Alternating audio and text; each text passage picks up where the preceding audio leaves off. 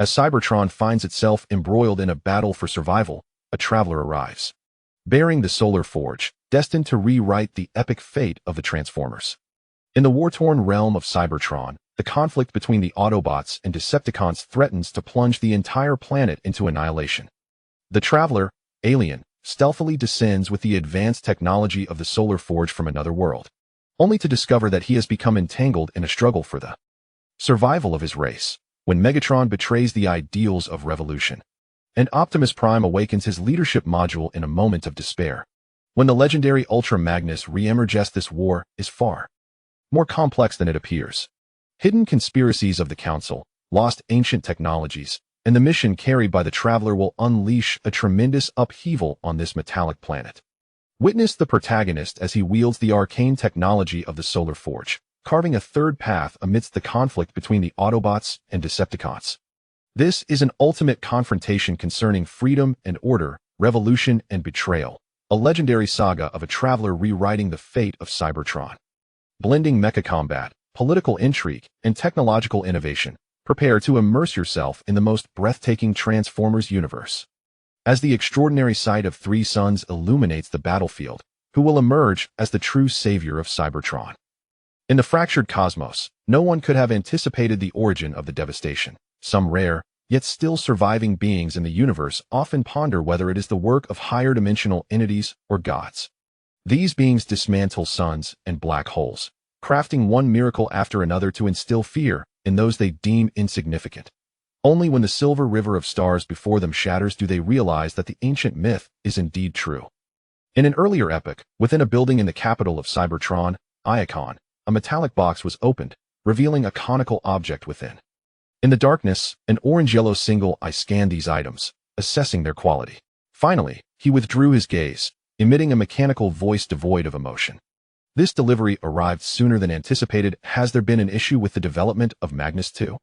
Before him stood a figure composed of blue and white metal, with uneven features, most of its face obscured by a mask, while a conical protrusion adorned its back.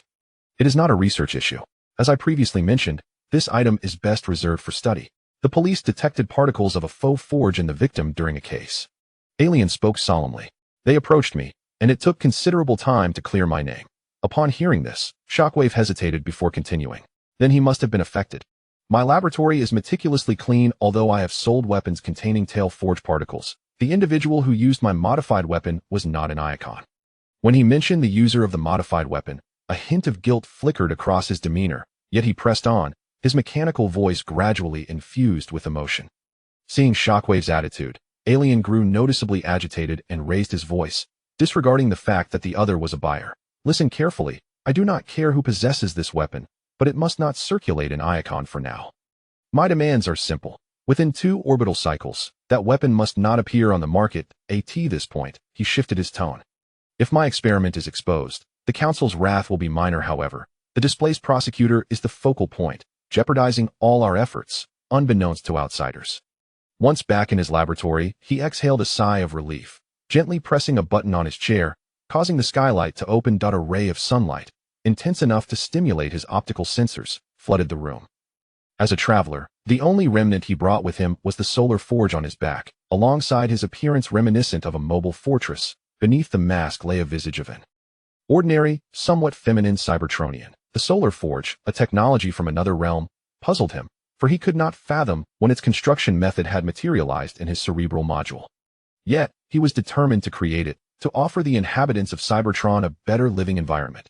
When he first manufactured those technologies, he too questioned whether the ancient technologies of Cybertron had simply manifested in the minds of its creators as they had in his. Driven by a sense of duty, he sought to disseminate them among the populace.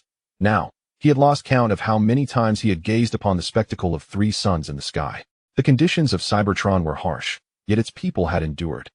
From the moment he emerged from the Well of Sparks, he seemed to have accepted his identity as a Cybertronian. Deep within his being, he pondered the existence of a deity and why such a being would subject its followers to such a harsh existence. One step at a time, he muttered, turning his attention to a vessel in the room, where a blue orb floated. After all, you taught me this. Time passed, though he was unaware of its passage. When Alien regained consciousness, he distinctly felt the electronic signals of various servos reconnecting. He could not recall how he had arrived there, but as fragmented memories returned, he remembered fighting alongside Bumblebee and others for the safety of civilians in Neon. Until he was gravely injured by his leader, that was the last image before his consciousness faded. The Protectors abandoned them, using them as a pretext to attack the Decepticons and eliminate dissenters. Now, he turned and encountered a familiar face. I never imagined I would be saved by a Decepticon. Upon uttering this, the orange-yellow single eye emitted a voice he recognized. Unlike the cold, numbed electronic tone he anticipated, this time it was lively, as if he had never endured the Autobots' punishment. All is well, Sheriff. Oh, by the way, I forgot you were promoted and then dismissed. What surprises me most is that you have something new on your chesto. Look at it, wrapped in a peculiar substance that seems to block detection. Aren't you curious about what lies within? Slowly rising, Alien clutched his head, feeling overwhelmed. He could not fathom why Shockwave had transformed into such a chatterbox, but at the very least, the fellow still seemed somewhat human. I don't know when this thing was implanted in my body, but I believe its hardness might help shield me from a bullet in a crisis, serving as a protective talisman. You are quite nonchalant, far more reckless than when we last met. Shockwave casually returned the metal piece to Optimus Prime's chest. At that moment, the familiar tone from the other sparked Alien's curiosity, prompting him to inquire. I thought you had become detached after undergoing that procedure, as rumored. That procedure was a unique punishment devised by the Autobots, amputating limbs, removing eyes, replacing them. The emotional module would be directly dismantled, transforming the punished Cybertronian into an entirely different entity. This punishment, primarily reserved for traitors, had also affected many at the lower echelons. As one strolls through the streets of Cybertron, it becomes evident that each Cybertronian, with eyes set in the center of their faces, bears the scars of persecution from the Council in times past. Before Shockwave could respond, a passageway abruptly opened before them. Has that Autobot awakened? In the outside world, illuminated intermittently by three suns, everything sparkled with brilliance, everything. That is, except for the ruins that had suffered devastation. The city of Voss epitomized this reality. Once the capital of Cybertron, it now stood as a mere shadow of its former self, consisting solely of crumbling walls and debris. He wandered alone amidst the ruins of Neon, and due to the harsh nature of survival, he had no choice but to detonate the bomb he had placed there.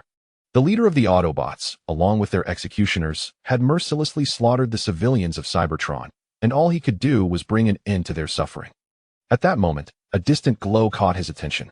With hope, he approached, yearning to unearth a life amid the rubble.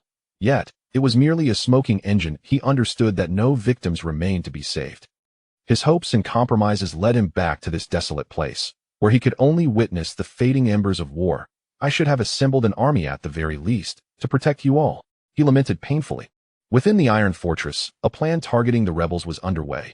The speech delivered by Optimus Prime filled Alien with revulsion, but he soon spotted a familiar figure amidst the crowd. Optimus Prime, he murmured, or perhaps it's someone else entirely. His instincts urged him to unmask the imposter from their armor, yet he believed it prudent to leave that choice to the true Optimus Prime.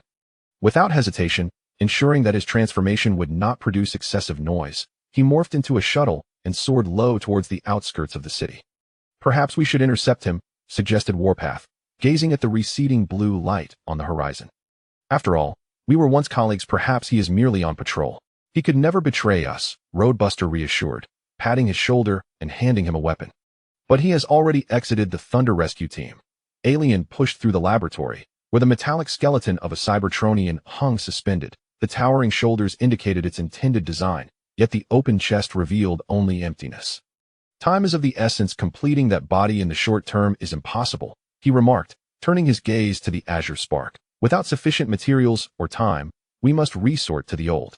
At this moment, within the Iron Fortress's Times Square, fireballs intermittently descended from the sky, and upon closer inspection, they revealed themselves to be Cybertronian technological creations. Some emerged from the ground only to be shattered by artillery fire. Moments later, those fortunate enough merely lost a few limbs, while others disintegrated before even touching the ground. The war between Autobots and Decepticons had ignited.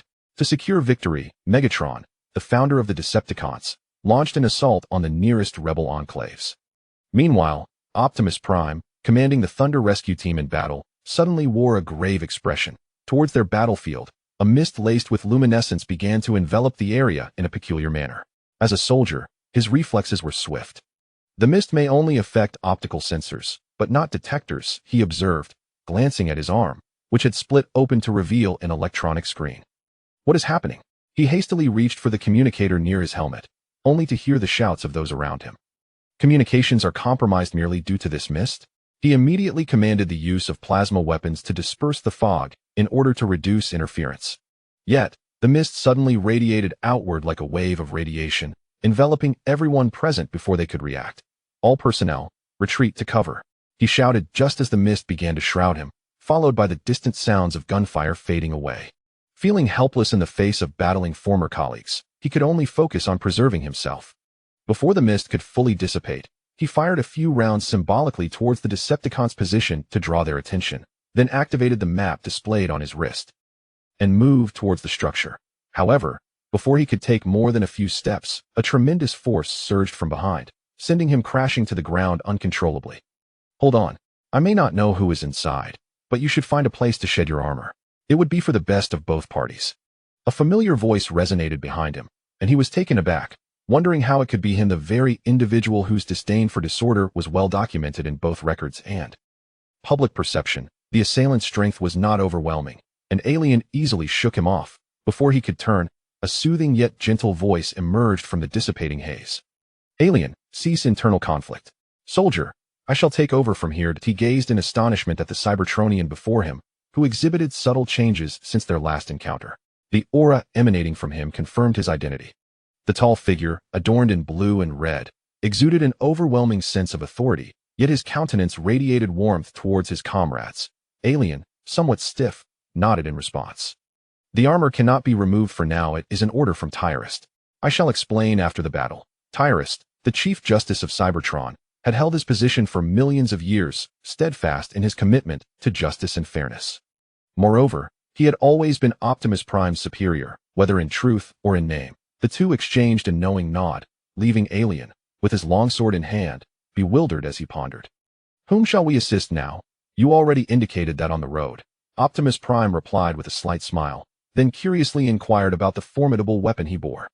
Did you construct this? The ammunition it requires exceeds my expectations. Perhaps I should have experimented with such items earlier. At that moment, a deafening explosion echoed from a distance, akin to the fall of a giant, as the cannon mounted on its head was torn apart from within, its once metallic sheen.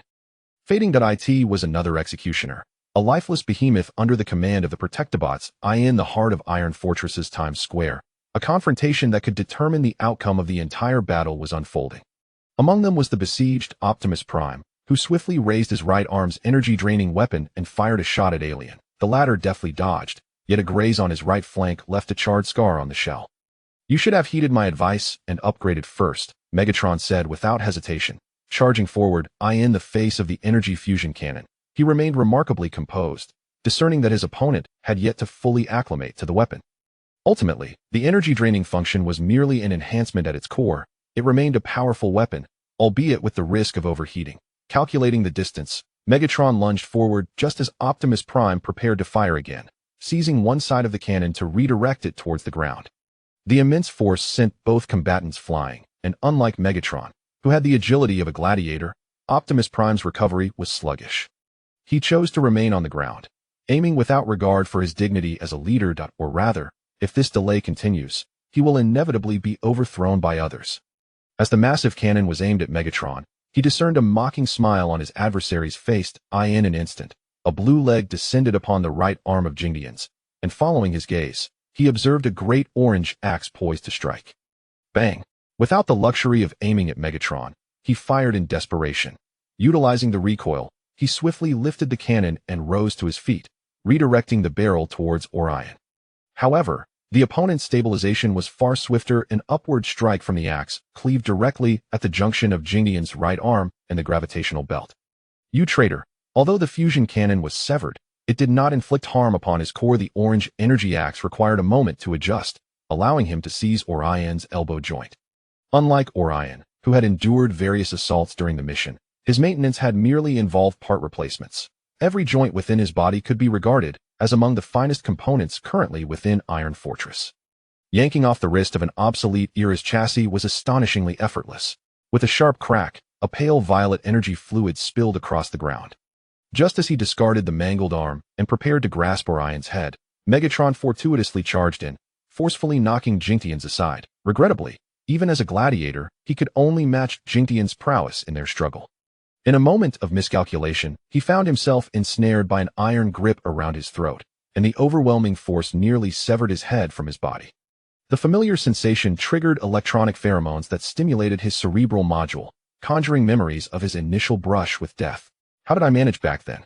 His thoughts abruptly shifted to tranquility before spiraling into madness. You should not have done this, leader. Just as Jintian's believed victory was at hand, a gleaming barrel was leveled at his forehead. No. Ultimately, the only response resonating across the land was the sound of cannon fire. While not far away, Orion slowly rose from the ground. The communicator embedded in his head delivered reassuring news. The reinforcements were en route and inquiring about his location. He gasped as he transmitted a coordinate via the locator, only to feel a searing pain erupt from his back. In disbelief, he turned around, only to find a comrade who had previously stood by his side now brandishing the fusion cannon against him. Megatron, why? This question was not his, it was the hurried shout of Shockwave, who, sprinting towards him, extended a hand and cried out, hoping to halt Megatron's assault. Unfortunately, fate took a turn for the worse as Orion struggled to turn, opening his remaining hand to demonstrate his inability to resist. His azure eyes, filled with confusion, gazed upon his former ally as he hoarsely inquired, "Tell me, why? You were once." Before he could finish, Megatron had already pulled the trigger. Boom. The high-energy projectile detonated explosively upon impact with his chest. He could not discern whether it was the shockwave or the severity of his injuries that caused him to collapse helplessly to the ground. Just before losing consciousness, he saw Megatron approaching him, wielding a meteor hammer poised to strike.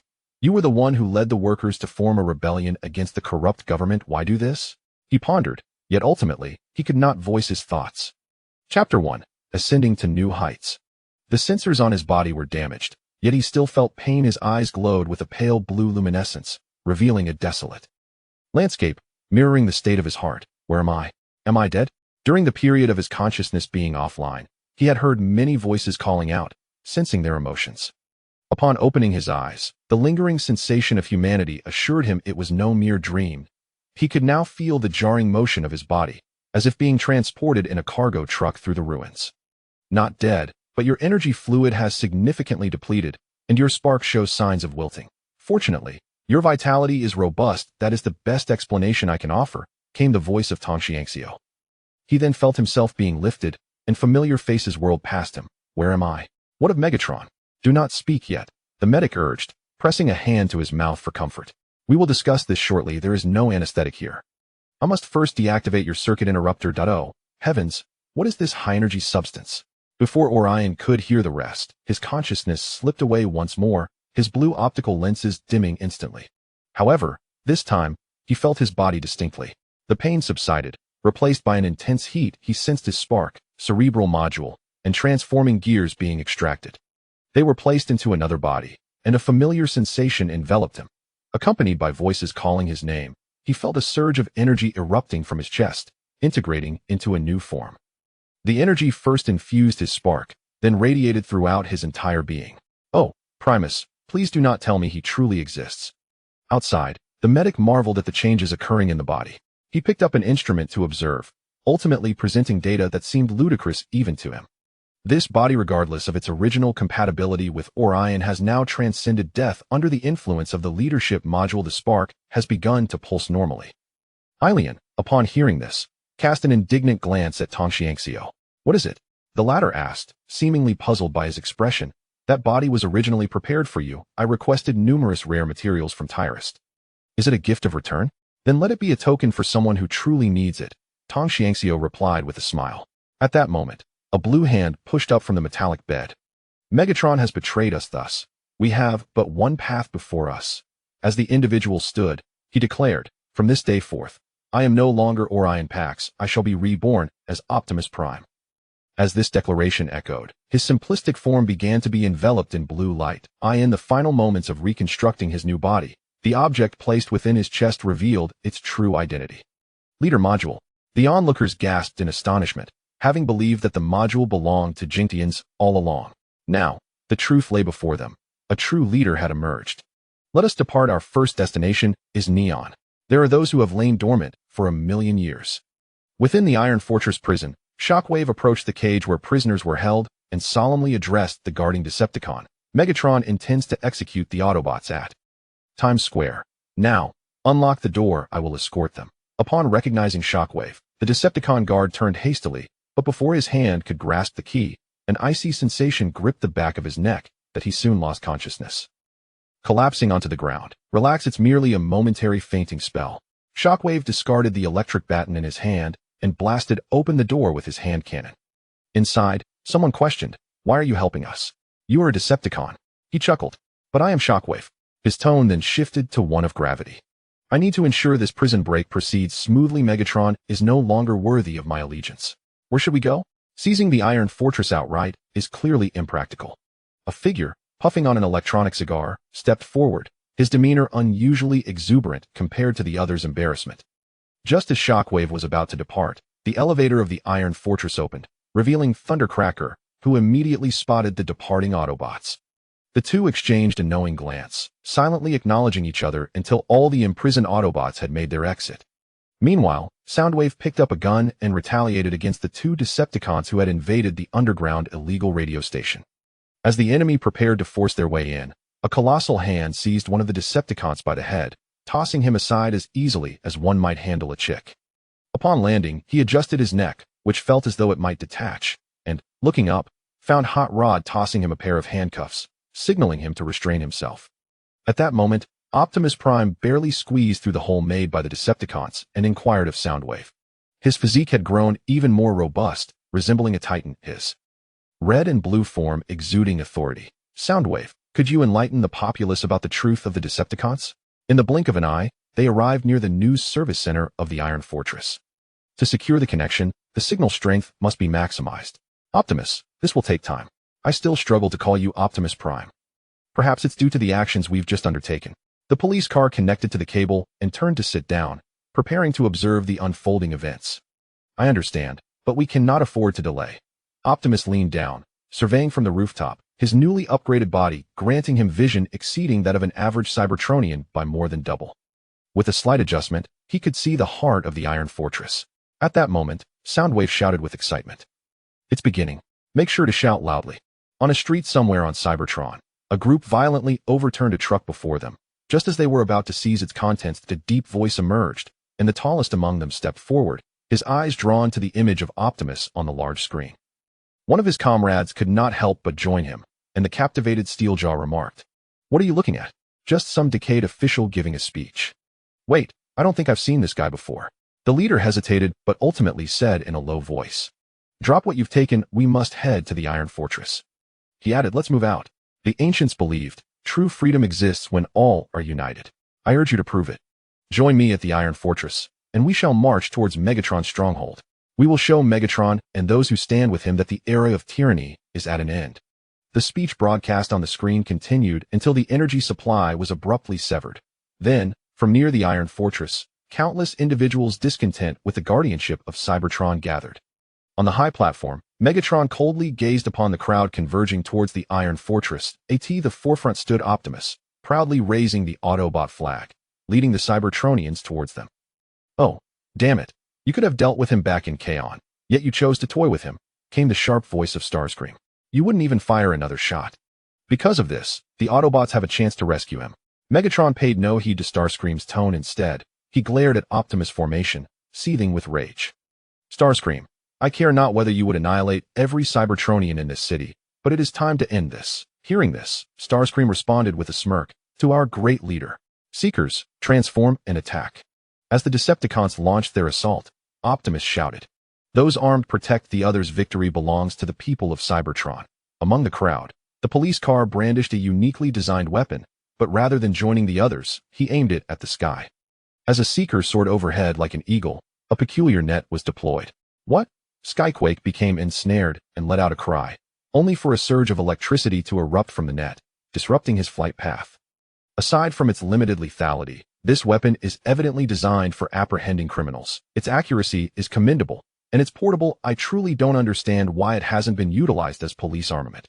The police car manually opened the barrel of his gun and reloaded fresh ammunition. Not far from him, Skyquake tumbled to the ground in pain, attempting to transform, but finding no escape. The net clung to him with an elasticity that rendered it unyielding. No matter how he contorted himself, causing him to writhe in agony.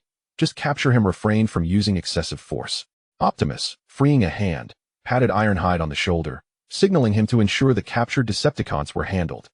Soundwave, deploy the fusion cannon. Fire. A structure beside Megatron cracked open, revealing a turret that unleashed a beam of red light upon the crowd. As the police car prepared to intercept other seekers, he swiftly discarded his equipment and transformed to flee. The red beam dissipated, and the police car gazed solemnly at the scattered limbs and debris. The game of life truly presents us with a dilemma. He manually pressed the launchers on his shoulders, aiming at the fusion cannon and firing. Simultaneously, a multitude of lights erupted from the crowd, tracing arcs across the sky. Ha ha ha, truly unaware of their own demise, deploying intercepting weapons. Just as Megatron confidently issued his command, a shadow suddenly drifted down from above the crowd. What is that? Startled, he immediately looked up, astonished to witness the object begin to transform. This startled him, causing his optical sensors to flicker. He had thought it was merely a simple warship. During the transformation, the fusion cannon fired several beams of red light, but each time they struck the massive form, they merely left white marks, making it appear even brighter. All Decepticons, arm yourselves and fire at the airborne entity. You cannot harm me, little tyrant. At that moment, the warship had transformed into a giant. It took 2 steps forward and effortlessly tore the fusion cannon and its base apart. Megatron was thrown off the high building by this overwhelming force, crashing to the ground. He lifted his head. Not far away, Optimus raised the flag emblazoned with the Autobot insignia and swiftly planted it into the ground. Then, the 2 optical lenses on the colossal body locked onto him. As Optimus Prime strode forward, causing the dust on the ground to rise in a swirling cloud. You have lost, Megatron, ever since you strayed from the path of justice. Megatron wiped the energy fluid from his mouth and raised his fusion cannon, shouting, Decepticons, attack. Humph. Our leader requires assistance. Suddenly, Starscream, who had been hovering in the air, dove down, deploying several missiles from his triangular wings aimed at Optimus Prime. In an instant, flames erupted into the sky as Megatron directed his fusion cannon skyward, firing a warning shot. I did not come here to play games with you, Starscream. Upon the scorched earth, a formidable figure remained standing. Optimus Prime grasped Starscream's wing with his bare hands, spinning around a few times before hurling him toward Megatron. No, this cannot be. There is nothing impossible, Megatron. Optimus Prime leapt into the air, delivering a powerful punch to Megatron's face. Meanwhile, Starscream struggled to rise from the ground. Witnessing his battered leader enraged, he issued a command through the communicator. Megatron fought valiantly against Optimus Prime, but during the struggle, his fusion cannon was wrenched from his grasp, and the cannon barrel struck his face with a terrifying force, sending him flying. He struggled to rise, but as he lay there gazing up at the circling pursuer, his expression shifted from anger to delight. Chapter 2. The Usurper, what are you laughing at? Megatron, you have reached the end of your road. No, it is you who is at a dead end. I still possess my life. Megatron sat upright, patted his chest, and then shouted, attack. Amidst the deafening roar of explosions, Optimus Prime lifted his head. Before him, missiles from the surrounding buildings struck, their trajectories calculated in advance, and scattered debris rained down upon him. We shall meet again, leader. Megatron swiftly transformed and responded through his communicator. Decepticons, retreat. As Optimus Prime saw Megatron about to flee, he raised his fusion cannon and fired twice, but only left trails of smoke beside the speeding war machine. He relinquished his weapon and turned towards the nearby flag. The battles among the other Cybertronians were far more intricate.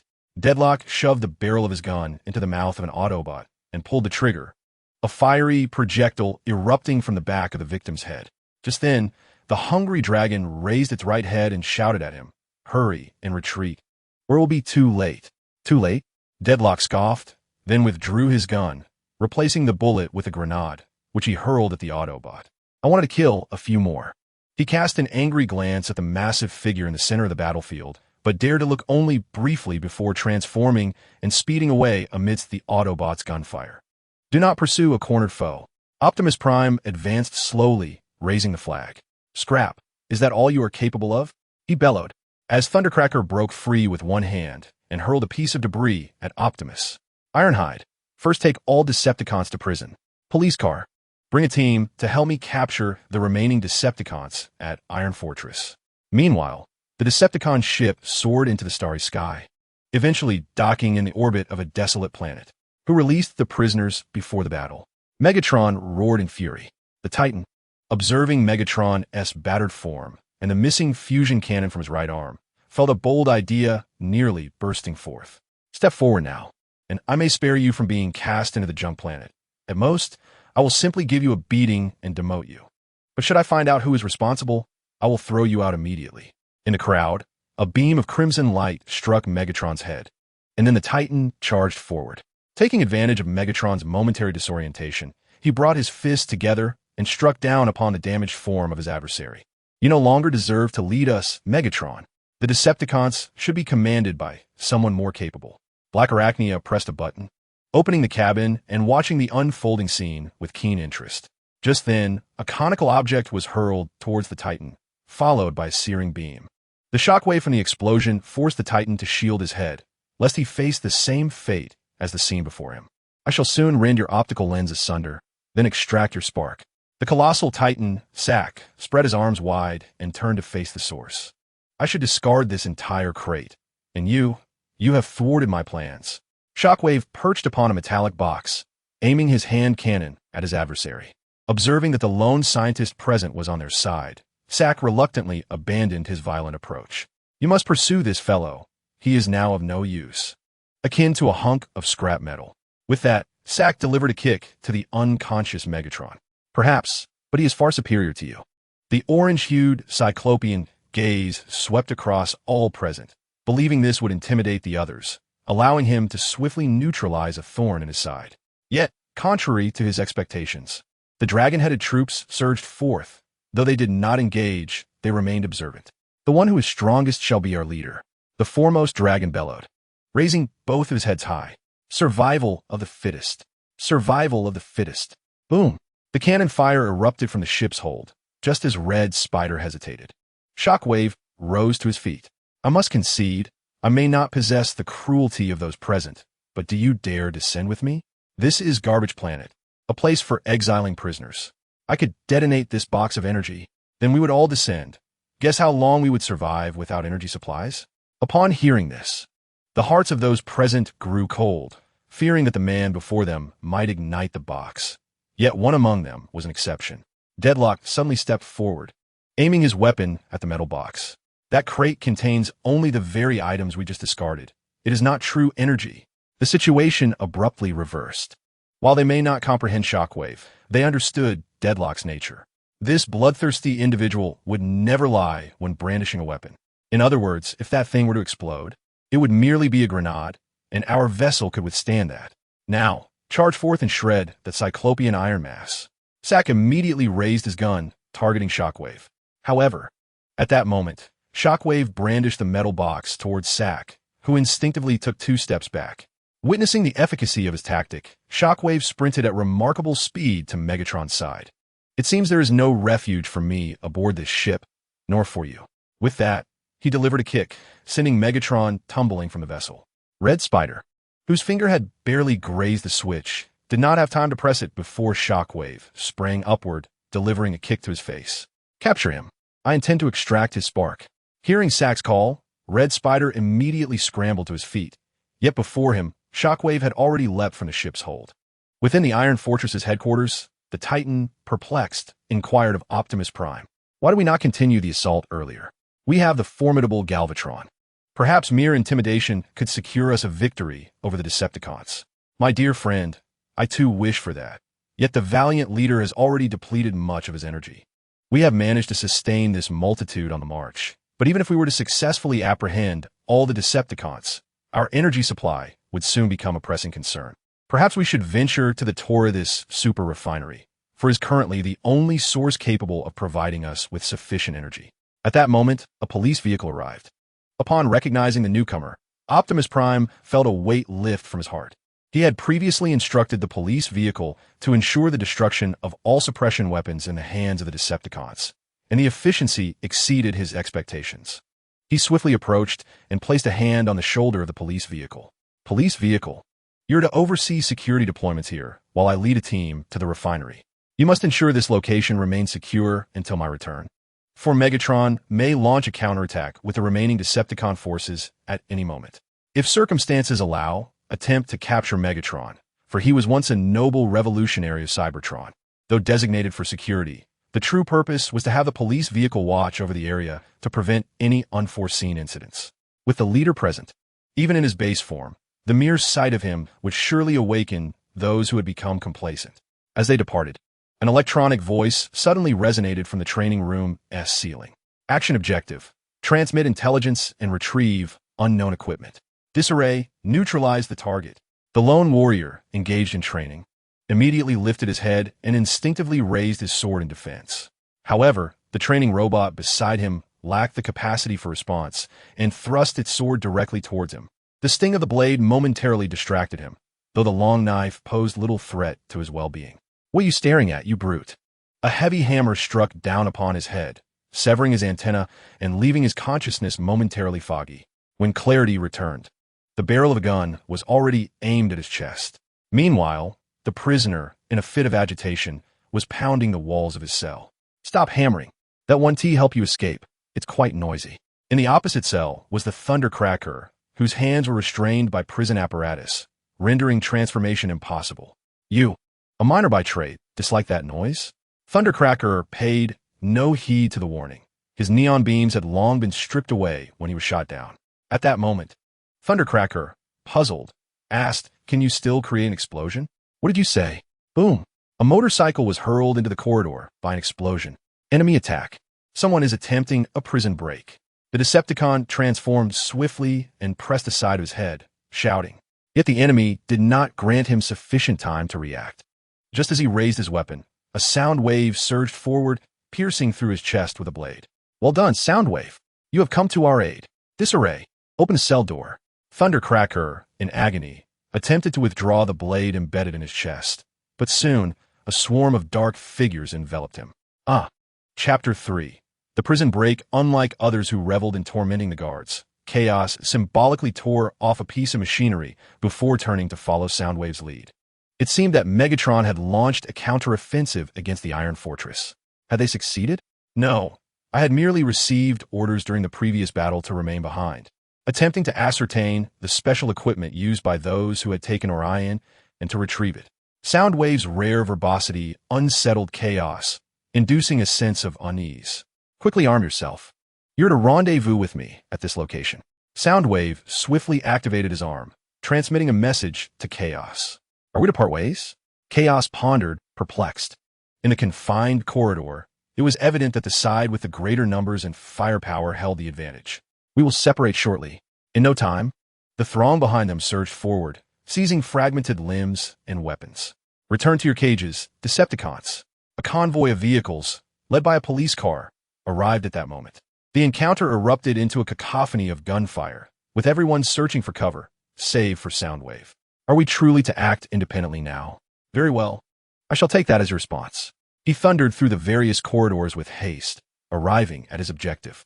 Violently, he tore open the door, only to find that all the weapons previously stored there had vanished. The occupants, having heard the explosion, had already armed themselves, compelling him to retreat. Yet, he collided head-on with an unwelcome figure, a hulking green adversary. "You come to the wrong place, Decepticon scum," he growled. "Rude," Soundwave retorted, and the three of them forcefully shoved aside the partition. "You shall pay for your actions. The Dawn Society will not spare you." His fists morphed into two circular hammers, crashing down onto the ground. "Why not test your metal against him?" Boomed Thunder. "Why don't you go?" Thunder retorted angrily at Mirage's suggestion. The two transformed midair before merging into Soundwave's chest. "The plan has altered. We shall change our objective," he declared, detaching the bomb from his waist and leaping to affix it to the ceiling. "Stop!" The partition yelled as it began to move. Boom! In an instant, flames erupted, and a wall of debris materialized before them. "You find another route. I shall create an entrance here." The partition, irate, transformed and raised its dual hammers to strike. Meanwhile, Soundwave, having regained his footing, felt at his waist. He realized the bomb he had acquired from the storeroom was now depleted. Given the current circumstances, he could not rely on another explosion to breach a door. He had no choice but to swiftly navigate the previously charted path, departing unarmed. At the end of the corridor, before a silicon-based window, a black-purple triangular spacecraft hovered nearby. Soundwave, we must hurry. In an instant, the sound of shattering crystals echoed. Yet before his hand could reach the tumult, a missile arrived between the two. I shall not allow your escape, Soundwave. The police vehicle roared angrily as it pressed its cannon against its shoulder. Meanwhile, the terrifying shockwave caused the two about to complete their exchange to shift positions. Soundwave tumbled several times on the building's protrusions, ultimately collapsing to the ground. Can you still move?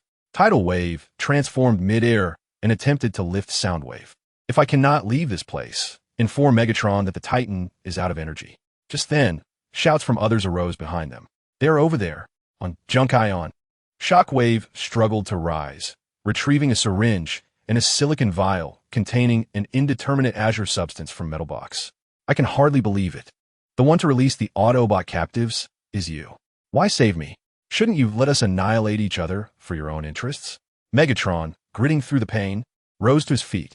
I was merely contemplating ways to mitigate the destruction you bring to Cybertron to an acceptable level. The Titan is nothing more than a reckless lunatic. The Decepticons should not be led by him. Moreover, I initially joined the Decepticons because I saw a reflection of my former self in you. I once led a faction that opposed the Council. He placed the contents of the azure glass vial into the syringe, glancing at Megatron. If you wish to leave this place, I believe we both require a temporary upgrade. Shockwave set down the syringe and retrieved two conical objects from the box. Where will you inject the contents of that syringe? The most effective site is the Matrix. I will quickly concoct a temporary elixir that can enhance the energy transmission speed within our mechanical arteries, but its effects are permanent. In other words, it should not be utilized until a crisis arises, correct? Megatron surveyed the desolate surroundings and inquired. What are the odds of our escape? 27%, provided they grant us the time. No sooner had he spoken than numerous pairs of crimson lights, resembling those of wolves, illuminated nearby. I never expected that in times of peril, the one willing to share my suffering would be a traitor to the Decepticons. Decepticons defend.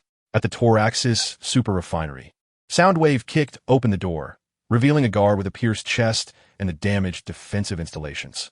Upon seeing this, he quickly crouched down to check for signs of life. Relieved to find no vital injuries, the damage was merely to the area near the Matrix, resulting in insufficient energy supply, and prior to this, the individual had already fainted. He is the only survivor found after such a long time. The others have either lost their heads or had their sparks forcibly extracted. At this moment, Optimus Prime stands atop the highest point of the refinery. What did you say? The Iron Fortress has been attacked, the leader is gravely injured, and the criminals have escaped. Hold your position. Do not pursue too far. We shall bring the energy shortly. As they converse, Optimus notices figures in the distance, transporting cargo, and immediately draws his weapon. Rushing towards them. There is no time. We must fill all the garbage trucks before dawn. Steel Cable approached, urging others to hasten. Just then a thunderous voice echoed, everyone, drop your weapons, and whatever you hold. I demand an explanation for the invasion of the refinery. Optimus leaped down from the platform, eyeing the individuals before him. Shatter glass? And what of it? Do you intend to arrest us? Iron Shard, irate, cast aside the flow meter without regard for Steel Cable's attempt to intervene. Wait, he is, bang. He skillfully caught it and proceeded with his introduction. I am Optimus Prime, the one who previously rallied you to assault the Iron Fortress. I wish to inquire. Are you Shatterglass? Indeed. Excellent. I am unaware of your motives for raiding this refinery, but considering the past contributions of Shatterglass to Cybertron, I require an explanation for your departure. Steel Cable sighed, intending to clarify when a massive shadow loomed over them. Decepticons! Blaster shouted. Everyone converged at the refinery's oil outlet. Soundwave, assist us in activating any operational defense systems. Speaking of Soundwave, he was dragging a comatose guard towards the control panel.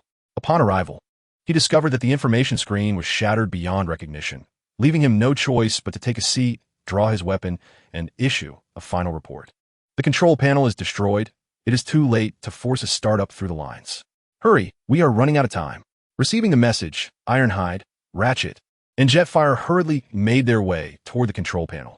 But in the next moment, gunfire erupted around them. Do not let the Autobots escape. Boom.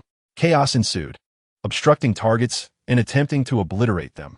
Upon witnessing the commotion as Megatron and Soundwave approached from the ship, the Titan excitedly commanded, "Let us descend and tear apart that group of Autobots." Chapter 4. Amidst the gathering storm, Ellian affixed a tripwire to the wall and then tossed a smoke grenade down the corridor to ensure they remained undetected.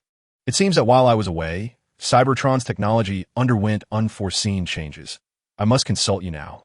Soundwave opened the casing, marveling at the sparking, severed components within. Do not gaze upon me. Reviving you has required extensive study of human engineering. Ellian lay prone on the ground, propping up his machine gun as he gazed out the door. Jolt, attempt to let some in.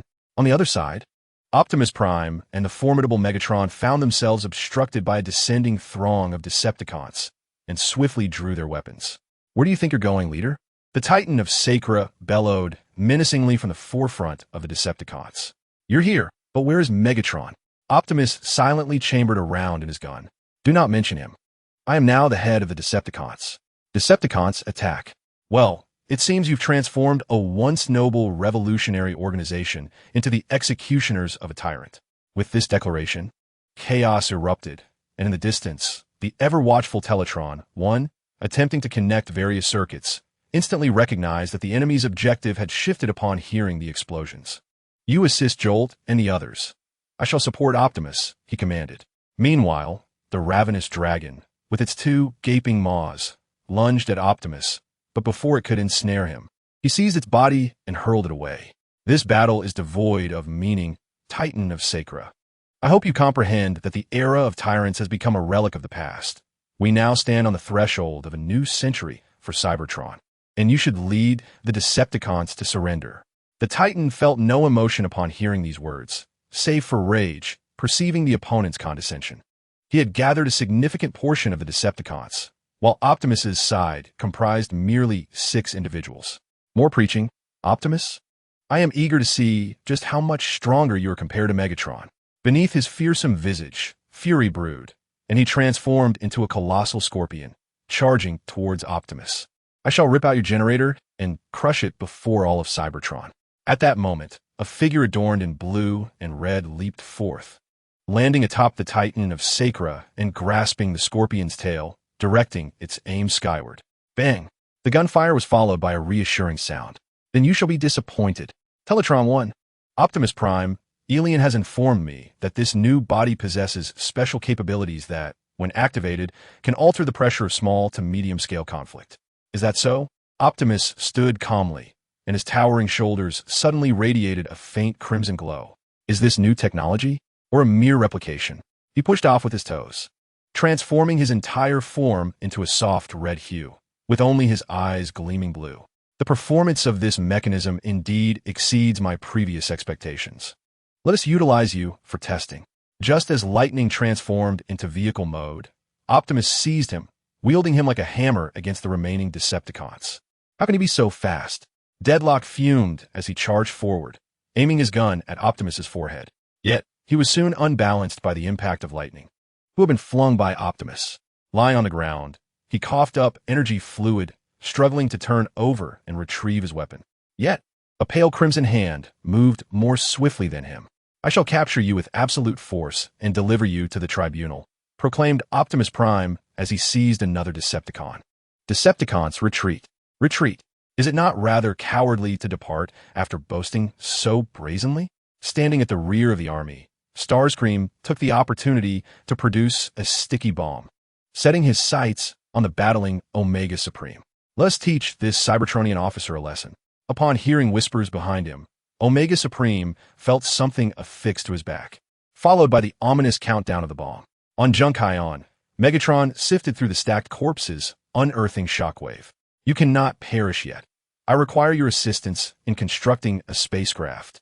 Do you truly believe you can eradicate us? Retorted Rescue Bot, his voice seething with anger. He was one of the rulers of Junkion, yet now, with Megatron's arrival, his army and long-standing authority lay in ruins. Megatron remained silent, meticulously inspecting the metal boxes they had brought, ensuring nothing was lost before dragging Shockwave away. Amidst the ruins, he and the awakening Shockwave encountered a peculiar creature. Ventus, is that what you're called? Shockwave inquired, stepping forward to observe the being with 5 faces. However, Megatron lacked such patience. He approached directly, employing what he deemed the most effective and swiftest method for dealing with the unknown entity. Enough of this idle chatter. I can sense something within him that we can utilize. What? What are you doing? No. The sound of metal grinding erupted, followed by a thunderous boom as a green spark was clasped in Megatron's grasp. Behold, energy, our hope for the return journey. Calculations suggest that if this substance is mixed with solar particles, it can propel us through space. Yet we require more energy to return to Cybertron. Do not fret, Shockwave. Once this acid rain subsides, energy will be delivered to us, slaves and soldiers from the alien races. Omega Supreme awoke from his stupor, immediately spotting the severed tail of the battling titan, now resembling a famished, shriveled crab. At last, you have awakened. Thankfully, not as before. I would not wish my old friend to slip into slumber once more. Optimus Prime continued to clash with the numerous Decepticons, his pale crimson aura gradually fading. How long was I unconscious? Asked Omega Supreme. From a moment you press your back against the Titan's tail until now. You have been unconscious for 1 minute and 6 seconds. Optimus Prime responded, tightening his grip around Starscream's neck and slamming him onto the ground. We must hasten to conclude this. He cast a glance at the 4 individuals approaching from the opposite side. Another faction of Decepticons had delayed us significantly, yet they still managed to escape. Do something, our new leader. Lockdown rose, directing a scornful gaze at the colossal sacker. He held this fellow in contempt, having anticipated that such a towering figure would harbor formidable strength, only to find him pitiably inept, even vulnerable to interruption during a sneak attack. Silence. The ashen sacker roared, his fury burning within him, yearning to annihilate his adversary, only to be struck on the forehead by Optimus Prime's rifle. But initially, I contemplated resolving you swiftly, which would also serve to intimidate others. But it appears even the Decepticons have little regard for you. Optimus's words struck a nerve within Sacker, igniting his rage as he transformed and lunged towards Optimus. You are merely relying on this modified new body. But I did not choose this, Optimus retorted, delivering a powerful punch to Sacker's jaw. The scene unfolded more smoothly than we had anticipated. Steel Cable dragged the starving dragon by the neck, proclaiming, "We return triumphant." Master Titanium would say so. Ironhide approached Sacker with a smile. Boring. Confusion, rumbling, create smoke. Letting one escape is better than none. Suddenly, a larger object plummeted from the sky, landing beside Optimus. Realizing an explosion was imminent, for this was an oil refinery, Optimus thought quickly and dashed to seize the bomb. Just as he was about to hurl it away, Soundwave pressed the button in his hand. In an instant, a deafening roar erupted around Optimus, and a violent shockwave rendered him unconscious. Flames billowed through the smoke as the others attempted to capture the fleeing Decepticons, but the outcome was ultimately dire. Awaken, Leader Optimus! Teletron cried out anxiously. When he saw the optical lens of his companion flicker back to life, a weight lifted from his core. Did they escape? Optimus inquired, propping himself up. Not yet, but they're certainly suffering. Steel Cable picked up a severed limb from the ground, shaking it symbolically at Optimus. Chapter 5. Dark currents approaching. Previously, within the intensive care unit of Iron Fortress, the Prime lay in a medical pod, struggling to sustain his life. A gaping wound marred his chest, yet one could consider it a stroke of fortune, for the medic had stated that had it been any larger, the spark would have plummeted from him. Meanwhile, Steel Cable was elucidating their previous circumstances to Optimus. So, your transformation has led to your inability to remain on Cybertron? Indeed. I must depart swiftly before further devastation befalls Cybertron. Steel Cable replied resolutely. To be frank, I wish for you to receive treatment first. The advancements in technology have evolved significantly, and we must certainly give it a try.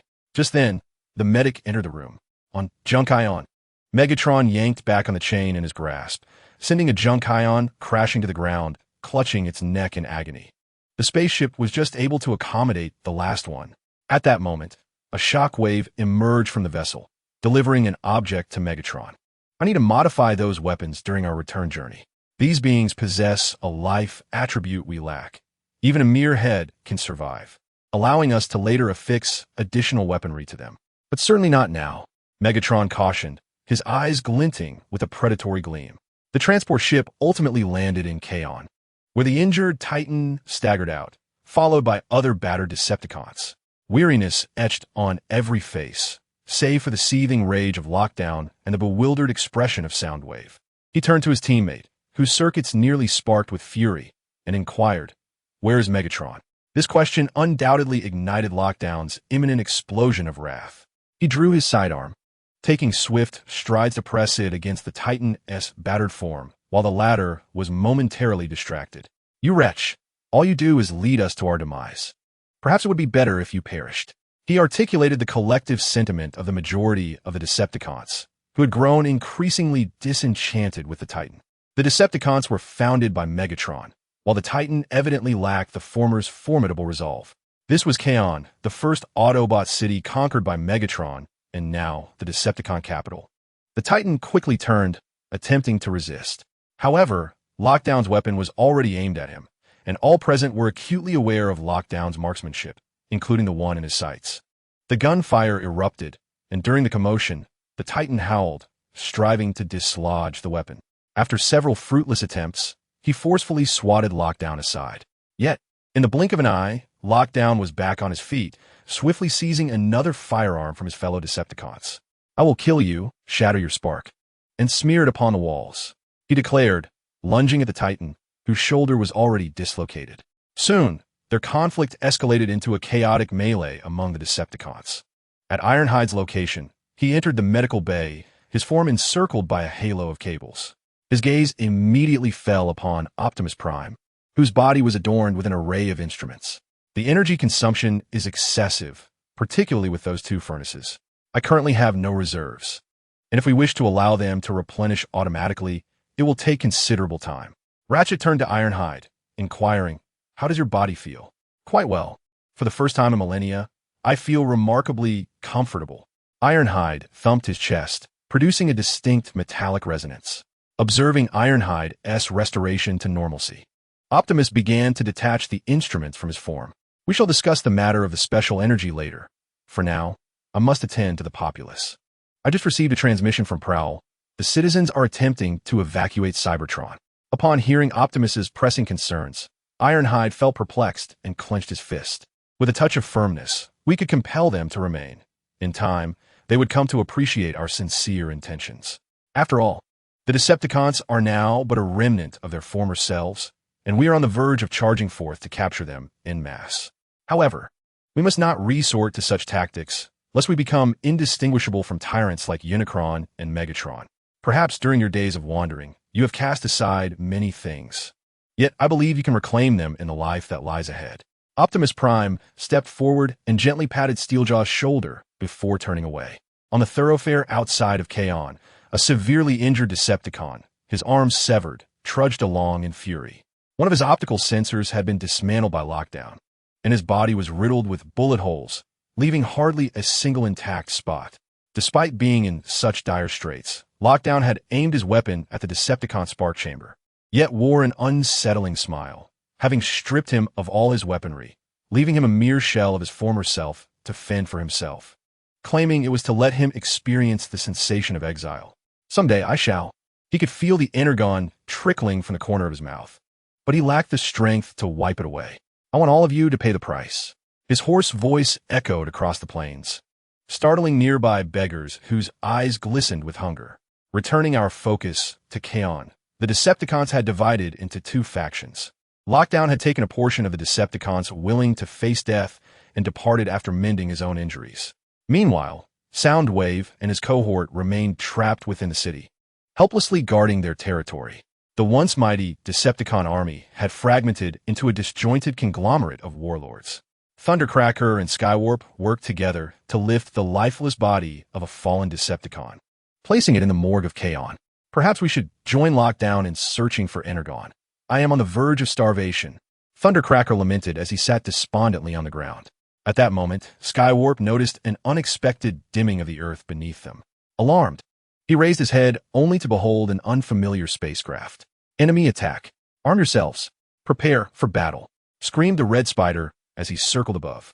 Just then, the spiraling vessel accelerated abruptly and landed steadily on the ground. The doors were kicked open, revealing a figure enveloped in red mist. "Decepticons, I have returned. The newcomer held a green spark in one hand and a chain in the other, his form faded and battered, exposing his inner workings. Yet, his arrival seemed to invigorate all present with newfound energy. Some time later, amidst the ruins of Cybertron, Silverbolt sifted through the debris in search of survivors. His heart sank as he discovered nothing beneath the rubble. He had already encountered heaps of corpses on his way here.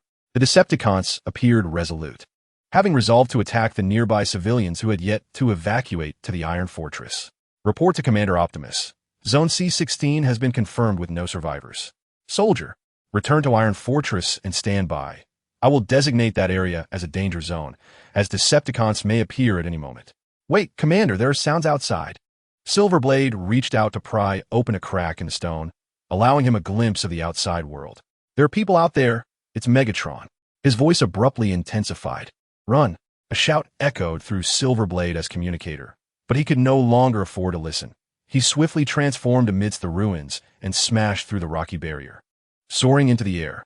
It's the Autobots. Lockdown drew his weapon, aiming to shoot, but was halted by Megatron. Let him return to relay the message. You must hasten to upgrade yourself. I have high hopes for you. Megatron patted Lockdown on the shoulder, then suddenly raised his right arm, brandishing a cannon while shouting, "Infiltrators, attack!" Meanwhile, as Silverblade shattered the rocky wall, he caught sight of a multitude of Decepticons flanking him. He felt that each of them could wield a weapon capable of intercepting him in the air. Stay calm. I will assist you in contacting the near Shatterglass team. Rendezvous with them, and I will report to Optimus shortly. Optimus' voice soothed Silverblade, who was previously noted in his personal file as a member of the garrison stationed in Carlin City. I hope I can hold on. Silverblade nearly maximized his thrusters, and in his line of sight, several aircraft began to rise behind him, followed by missiles. Scrap metal, take the alien experimental equipment back to Iron Fortress. I will assist Silverblade. Amidst the ruins, Steel Cable commanded the convoy behind him before transforming and departing. Silverblade deftly evaded several incoming missiles, grateful that only a few infiltrators were pursuing him, rather than the larger contingent of Decepticons he had previously observed. Yet he still lacked the ability to engage them. At that moment, he received a set of coordinates. Silverblade, this is Steel Cable. If you wish to shake off those few foes, come to this location. I have marked a cave with a column, from which you can fly out directly. Once you exit the cave, I will activate the explosives to buy you some time. How timely, Steel Cable. That place is not far from me. Silverblade abruptly altered his course and dove toward the ground. What is that Autobot doing? Red Alert wondered, but remained closely on his tail. Upon seeing the Autobot enter a cave, he immediately transformed, signaling the others to halt. I suspect that fellow intends to lure us in, Ruckus stated, turning to Red Alert for confirmation. Perhaps realizing there is no escape, we should seal this entrance. It might be a trap. Following a series of gunshots, several transformed and departed. Within Carlin City, sound waves slowly rose, two conical protrusions now adorning his back. An intriguing modification. These two are designed to ensure that you and your partner do not experience a deficiency in energy supply in the short term. The shockwave once again retrieved a conical object from the metallic box. The stockpile was dwindling. It should suffice for a critical moment of reversal. Chapter 6. Pre-war on Cybertron. It is universally acknowledged that Iron Fortress serves as the current capital, yet there exists a structure known as the Lighthouse, devoid of its intended function. As one traverses the spark fields, observing the luminous orbs absorbing energy from the Earth, many ponder their origin, or perhaps more aptly, reflect on their own creation. Accompanying the emergence of the Divine Forge and the cold construct lineage, the religious beliefs on Cybertron have reached a zenith. The former is deemed a product of divine creation, while the latter, in its nascent phase, was considered by scholars to be a blasphemous aberration wrought from the fusion of divine and leadership modules. For several hundred millennia, as the cold constructs gradually acquired the rights of Cybertronian citizenship, a hybrid was born, ultimately vanishing within the populace, awaiting the opportunity for awakening. Alien, if your intention is to cultivate a primitive form as a warrior, there's no need to bring me here at this time. Tian Shao followed his former subordinate to this place. Here, the sparks that had been transported were predominantly children, still in the process of shaping.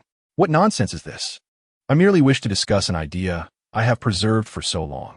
The two swiftly entered, only to find that most of the facilities had been removed, including a batch of sparks that had departed with the last transport vessel leaving Cybertron. Now, even the detectors for juvenile sparks were absent. Tian Xiao, with a sense of resignation, opened a cabinet, revealing only metallic debris, the remnants of primitive forms that had perished during the shaping process. He pressed his forehead in exasperation, fully aware that the individual before him communicated in a rather unique manner. Yet Alien was the only one he felt a semblance of affinity for on Cybertron. So, you summoned me because the notion is rather audacious, and you chose a place with fewer people. In response to Tian Zhao's inquiry, Alien waved his hand, exhibiting an unusual vivacity. No, it does relate to this place. It will in time. When I first conceived that idea, I intended to present it to the council. But the last individual who truly acted upon it has vanished along with his team. Vanished? Tian Xiao was taken aback, unable to comprehend how researchers connected to the original body could simply disappear. Who would dare to harm them? However, Alien's subsequent remarks not only dispelled his doubts, but also sparked new thoughts within him. Have you ever considered using one's own spark as a sample? To clone a new life in a manner akin to the cold constructs, perhaps even utilizing 2 or more sparks as sources to merge and grow into a new existence. Wait a moment, I see now. What you propose resembles the characteristics of organic life, and indeed, our current technology seems capable of achieving this. Tong Xiangxiu straightened up and gazed at the youth before him, then spoke again. But do you truly believe Optimus Prime would acquiesce? While it is conceivable, the followers can no longer endure the desecration of the leadership module. Perhaps so. I broach this topic now because the population of Cybertron has drastically diminished. Most have departed due to the ravages of war. Yet if we can weather this crisis, the realm of Cybertronian civilization shall undoubtedly expand. Moreover, Alien fixed his gaze upon Tong Xiangxiu's chest. Do you not wish to consider the prospect of having a child? I have the Thunder Rescue team, and that is sufficient. Tong Xiangxiu immediately turned and walked away slowly. I believe you ought to consult a psychologist. Jung might elucidate those impractical notions akin to organic beings. Though he spoke these words, he had already recorded the pertinent information, convinced that Alien was correct. This might be a viable solution that the Council had never contemplated to address the discrimination against the Cold Assembly. Perhaps they had considered it, but class hatred would not tolerate such thoughts. On Junkion, Soundwave disembarked from the transport ship. Upon landing, he quietly awaited the gathering of the indigenous populace before unleashing chaos and thunderous noise. Must you be so impatient? You could simply wait for us to descend. As the shadow made contact with the ground, Shockwave exited the spacecraft and leveled his cannon at the Junkions. In the Times Square of Iron Fortress, Optimus Prime was attempting to persuade the barricade and his comrades. I'm sorry, Optimus, but as members of the Dawn Society, we cannot partake in the war. At least not until the Primal is awakened. For now, we shall execute the orders he left behind, venturing forth to establish a neutral Cybertronian city. As the spacecraft gradually receded, ultimately vanishing into the sea of stars, a magnetic voice resonated in his ear. Are you anxious? Worried that you have erred? Optimus immediately turned around, astonished. Master Titanium, you delved too deeply into the past, burdened by apprehensions for the future. I perceive confusion in your eyes, stemming from the departure of the people. You need not fret over this. Your continued concern for them signifies a profound chasm between you and the tyrant. Hearing the wisdom akin to that of a mentor, Optimus's mind cleared, and he posed his question. I understand, yet I find myself at a loss as to what actions to take, or rather, how to confront the desolation of Cybertron after vanquishing Megatron. Since I discovered the leadership module inexplicably present within me, I initially received its guidance. However, following that, the voice ceased, and I fear that every subsequent action may be a misstep, potentially driving Cybertron into the abyss. To err is human. It signifies imperfection and reveals the areas in which we require refinement. The mistakes of those who came before us are numerous, yet they could not guarantee they would not err again, thus perpetuating greater sins. With these words, Master Titanium took a few steps forward. Your inquiries should extend beyond this. Should they not? Is it difficult to articulate? Optimus Prime slowly nodded, his reverence for Master Titanium unwavering. Allow me to recount a tale, one of my past transgressions, which culminated in a rupture. In the city of Kaon, Megatron summoned all Decepticons, instructing them to ready their armaments and calibrate their forms to peak efficiency. His physique had improved since the days on Junkion, now adorned with two protrusions akin to sound waves on his back and a formidable cannon on his left arm. He was poised to initiate the final war, a decisive clash that would determine the fate of Cybertron. He gazed skyward, lamenting their failure to thwart the Autobots from energizing Megatron. Should they not resolve this conflict, victory would elude them. Decepticons, I am Megatron. You are aware of our dire circumstances. The Titan has drained our potential, compelling us to confront the Autobots at their zenith. A fortress as impregnable as iron. A capital guarded by Titans. Such a target is nearly invincible. Yet, we possess the means to vanquish Optimus Prime, the commander of the Titans. Some among you have undergone Shockwave's enhancements, acquiring unique abilities and a physique stronger than ever. Now, you have the strength to rend Optimus Prime's exterior. And we are not alone in this battle. We have our enslaved forces. We shall launch a surprise assault on the fortress. Victory belongs to the Decepticons. As Megatron concluded his impassioned address, the crowd erupted in fervor. Within the fortress, Optimus Prime grasped the colossal sword handed to him by Steeljaw, securing it upon his back before lifting a uniquely designed rifle. Time is of the essence. Only by launching an offensive against the Decepticons, now, can we minimize the potential losses to our people. Should we activate the base's Titan? Steeljaw inquired. I would prefer to refrain from deploying such formidable force, but given the current circumstances, boom. Before Optimus could finish, cannon fire echoed from a distance. Jet fire. What transpires outside the city? The Decepticons have arrived, and this time, Megatron is among them. They have dispatched nearly all their forces. Their target is the fortress. The communicator crackled with indistinct voices, underscored by the ever-diminishing sounds of artillery. Police car, alert the other Autobot garrisons to attempt reinforcements and activate the automated turrets. Upon witnessing nearby structures begin to contort, Optimus shouted, Autobots, prepare for battle. He cast a glance at the nearby fortress, where Megatron remained in base form. He contemplated that in this conflict, the Decepticons had wagered everything, and if he could merely rouse Megatron, many lives might be spared. Outside, artillery struck the Decepticon convoy, prompting Megatron to issue a sudden command. All ground forces halt. Aerial units commence bombardment on the target. As Megatron beheld the rain cascading from the heavens, it struck the battlements, creating blossoms of plasma.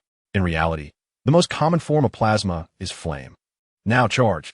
I shall not permit you entry, Megatron, the Autobot leader declared, raising his cannon and stepping onto the platform.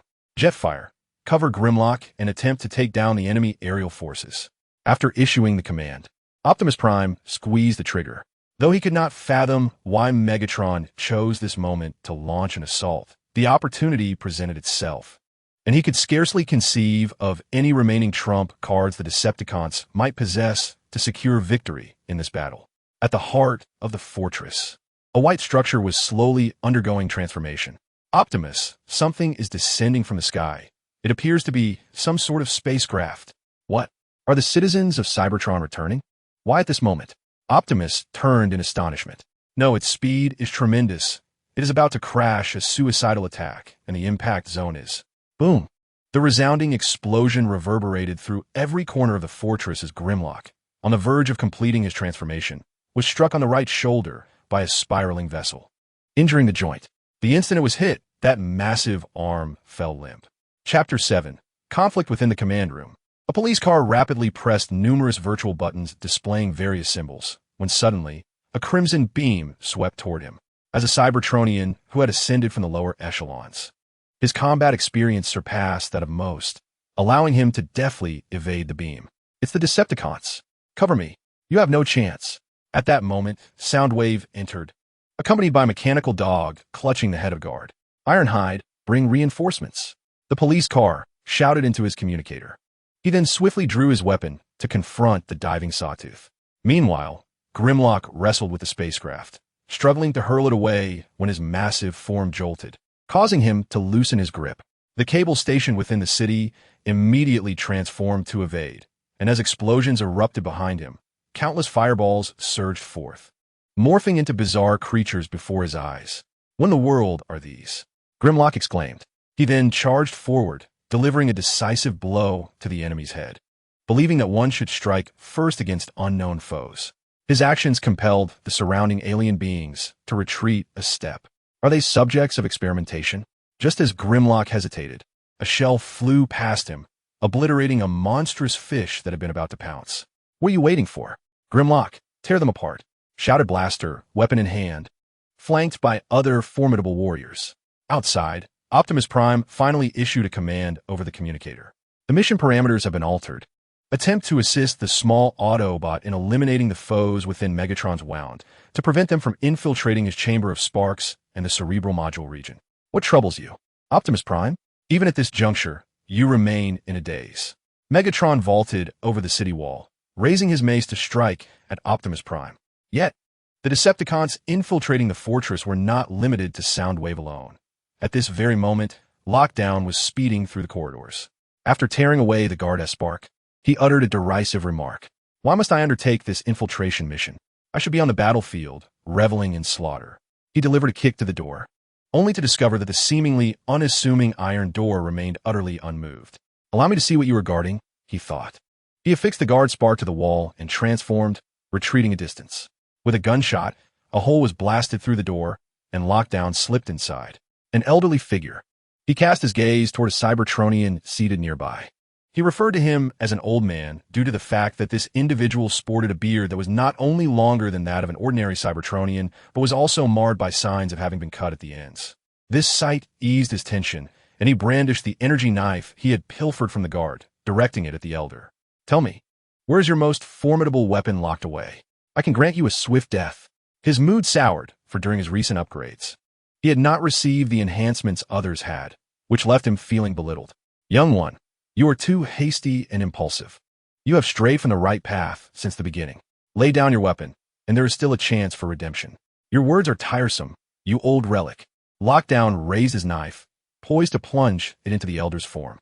Just then, a deafening clang of metal scraping erupted from behind him, as the great door was trampled to the ground, followed by a colossal hand seizing Lockdown. You have arrived. Have you finally decided to follow Optimus Prime? Master Ultra Magnus lifted his head to address the newcomer. Indeed, I have observed his strength, with his robust physique. He shall undoubtedly become the next leader to guide Cybertron toward glory. However, while he may instigate Cybertron's revival, I fear he may not align with your vision. Master Ultra Magnus remarked placidly. Perhaps so. The Fallen replied nonchalantly, then turned his attention back to Lockdown. I intend to pry out your optical sensors. Lockdown bellowed, striking his weapon against the Fallen's face. In a swift roll, he maneuvered beside Master Ultra Magnus, seizing him by the neck and threatening, Do not move. You hulking brute, or I shall shatter his spark. The conflict outside grew ever more intense, as the skirmish below devolved into chaos, making it challenging for Megatron's massive form to target any specific enemy. Optimus Prime, behold, I now possess energy technology akin to yours. Ah, and you have Megatron, who is presently unable to intervene in our affairs. With a fierce swing of his right arm, Megatron unleashed a meteor hammer, striking relentlessly towards Optimus Prime. The latter opted to suddenly crouch and then spring forth, delivering a powerful punch to Megatron's face. Is that so? Let me inform you, even in defeat, he shall ensure your obliteration. Cybertron cannot harbor a tyrant, and in your current state, you lack the capability to vanquish me. Is that so? Lying on the ground, Megatron suddenly produced a Cybertronian-style syringe and plunged it into his chest. Gradually, he rose, turning to face Optimus Prime, who held a cannon aimed at him. Surrender, Megatron. It is not too late. Do not err further. You fail to comprehend.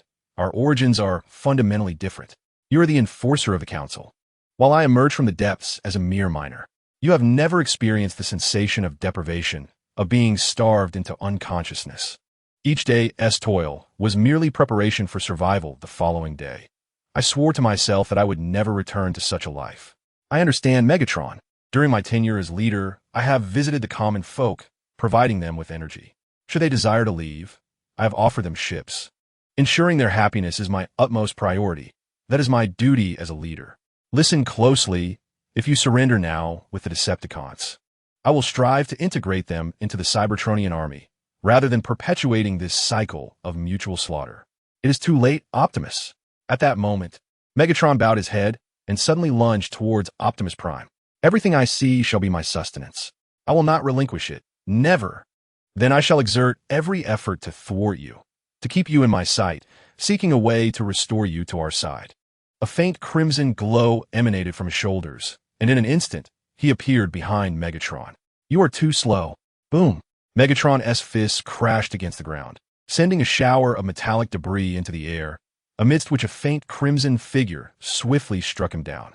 Your power has grown formidable, but it hinges upon energy consumption. You cannot sustain it for long. The radiance enveloping you shall eventually fade, Optimus, and I will tear you apart once your speed diminishes. With that, he charged once more at Optimus Prime, who shimmered with a faint crimson glow. Cool me. I shall defeat you. The two engaged in a fierce struggle, their weapons possessing far greater potency than those of others, with stray bullets and energy bursts capable of disrupting the course of battle. It was then that Shockwave hesitated. Glancing at them, with his remaining hand, he swiftly calibrated the power of his blaster. Should I reflect on this matter in the near future? I must make a decision that I shall not regret. He tapped his head, activating his makeshift targeting system, and then instantly transformed. Wow, Shockwave, it's your turn. The famished dragon, entangled with the steel cable, cast an admiring glance. What did you say? Steel Cable inquired, perplexed, as he followed Shockwave's line of sight. At that moment, Shockwave had already opened fire, unleashing a beam of energy radiating with a crimson glow. No, Steel Cable shouted, just as he attempted to break free from the dragon to subdue Shockwave, only to find that the latter had anticipated his move. Shockwave, you traitor! Red Spider suddenly descended from the sky, delivering a powerful kick to the purple cannon. After firing one last shot, Shockwave promptly transformed to confront Red Spider. Why?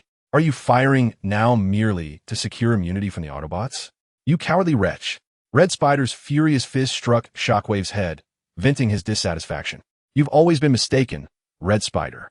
I was once a member of the Autobots, and I was even a member of the Council. You must know that. With great effort, he lifted his arm and fired a shot aimed at Red Spider's abdomen. The latter was propelled backward by the tremendous force, his stabilizers unable to withstand the impact, rendering him incapacitated on the ground for the time being. At that moment, Shockwave turned to look towards Optimus Prime as their battle slowly began to draw to a close. Chapter 8.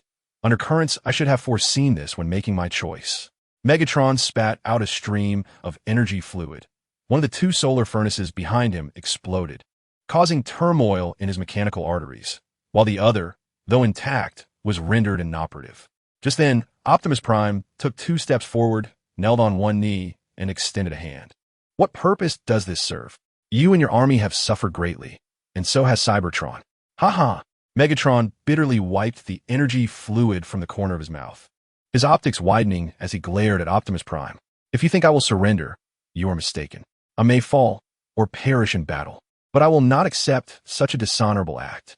He struck the opposing hand with a punch and, summoning his strength, rose swiftly to his feet. No matter my physical condition, I will fight you until the very last moment. He then shouted, Come on, Optimus Prime, kill me in this final battle. Hearing Megatron's cry, Red Spider struggled to turn around, attempting to use the neon rays from his arm for support, only to have a purple foot stomp down, shattering it. Do not prolong the suffering, Red Spider. The Decepticon army is at its breaking point. I refuse to accept that. Red Spider retorted, swiftly raising his other arm's neon cannon, firing in rapid succession, one shot striking Shockwave's head and shattering his orange-yellow optics. He swiftly rose to his feet, unleashing a barrage of punches upon the face of the opponent. However, before he could land but a few blows, the adversary, relying on superior physical capabilities, seized his incoming fist and flipped him to the ground. I warned you, this will only lead to increased suffering. The now upright figure brushed the shattered shards of glass from his face, revealing features aglow with a cerulean light, along with a more intricate mechanism beneath. At that moment, a mechanical bird, adorned in hues of black and crimson, soared above, transmitting all that it observed to the sound wave situated within the Iron Fortress's control room.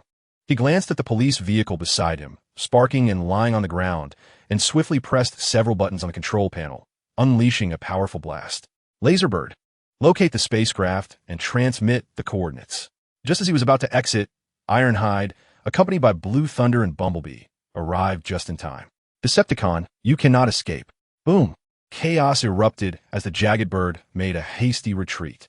Meanwhile, Deadlock and the adversary who had taken Master Tai hostage found themselves in a stalemate. The latter requiring the formidable knowledge that came with Master Tai's advanced age. What's the matter? Fire at me then.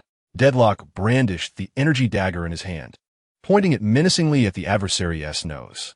You worthless scrap, the moment you loosen your grip, I will rip your generator out. Deadlock, make way. At that instant, Soundwave shouted, launching himself and landing a kick squarely on the adversary's face. Seeing this, Deadlock abandoned Master Tai and lunged forward, aiming to plunge his dagger into the opponent's skull. Yet, as his hand descended, it plunged directly into a massive circuitry. What? Where's the head? Capture him! Ironhide shouted. Deadlock glanced back and decisively transformed to escape, but he hadn't fled far when a hand latched onto his tire. What is this? A ghost? The sudden twist of events filled him with panic, prompting him to angle himself against the wall. The friction between the two metallic bodies sparked a flurry of flames, causing the adversary to be momentarily thrown off balance. Just as he prepared to rise, Blue Thunder, racing in from behind, lost control and collided with him. Both were sent flying, while Ironhide and Bumblebee came to a halt, remaining in place to assess their injuries. What on earth is that? A minicon? Deadlock inquires Soundwave, who clung to his vehicle. Target information: the adversary, eliminated by Megatron and Kaon. The reason for his appearance here remains uncertain. Indeed, it is a ghost. So what shall be our next objective? Proceed to the airport. Final destination, Junkion Base. Meanwhile, Megatron's fist struck Optimus Prime's chest, the latter remaining unyielding, only for Megatron to spill Energon upon the ground. Listen to me, this is utterly futile, yet perhaps I can devise another means to bring everyone to a halt. Megatron slowly rose to his feet, and upon lifting his gaze, he beheld Optimus Prime prying open his chest, extracting a glowing blue object. Since earlier, I had sensed his call, and now his voice resonated with utmost intensity. Optimus Prime, cradling the leadership module in his hands, chose not to detach it, but rather maintained its position. Within that golden container, a surge of energy penetrated directly into Megatron's chest. What have you done to me? I do not know, but I believe this will bring you some semblance of calm, Optimus Prime replied after stowing the leadership module away. At that moment, the combatants on the battlefield turned their attention in unison towards a singular direction, where a fiery eruption soared skyward, accompanied by the launch of 2 Cybertronian ships. Who would dare to depart at such a time? The remaining civilians are sheltering in their bunkers, and explosions are still occurring, murmured Optimus Prime, before pressing his hand against the communicator. Police units, report on the main control room status. He anticipated that the police would inform him of a ship exploding due to malfunctions, yet instead, he received a response from a metallic voice. Optimus Prime, the police units are currently unable to answer your inquiries. They are engaged with the Decepticons and are severely damaged. We're transporting them to the ambulance. Oh my God. Then those aboard the ship are my people. Megatron interjected swiftly. Optimus Prime, it appears you were unprepared for this battle. I have emerged victorious. Megatron immediately raised the cannon mounted on his left arm, aiming it at his adversary. No, Megatron, you have never truly comprehended whom you are battling against. Optimus Prime stepped forward, placing his hand on the cannon's muzzle, directing it towards his own chest. Boom! A series of explosions erupted. Those Decepticons who had undergone solar core transplantation sustained sufficient damage to significantly impair their mobility.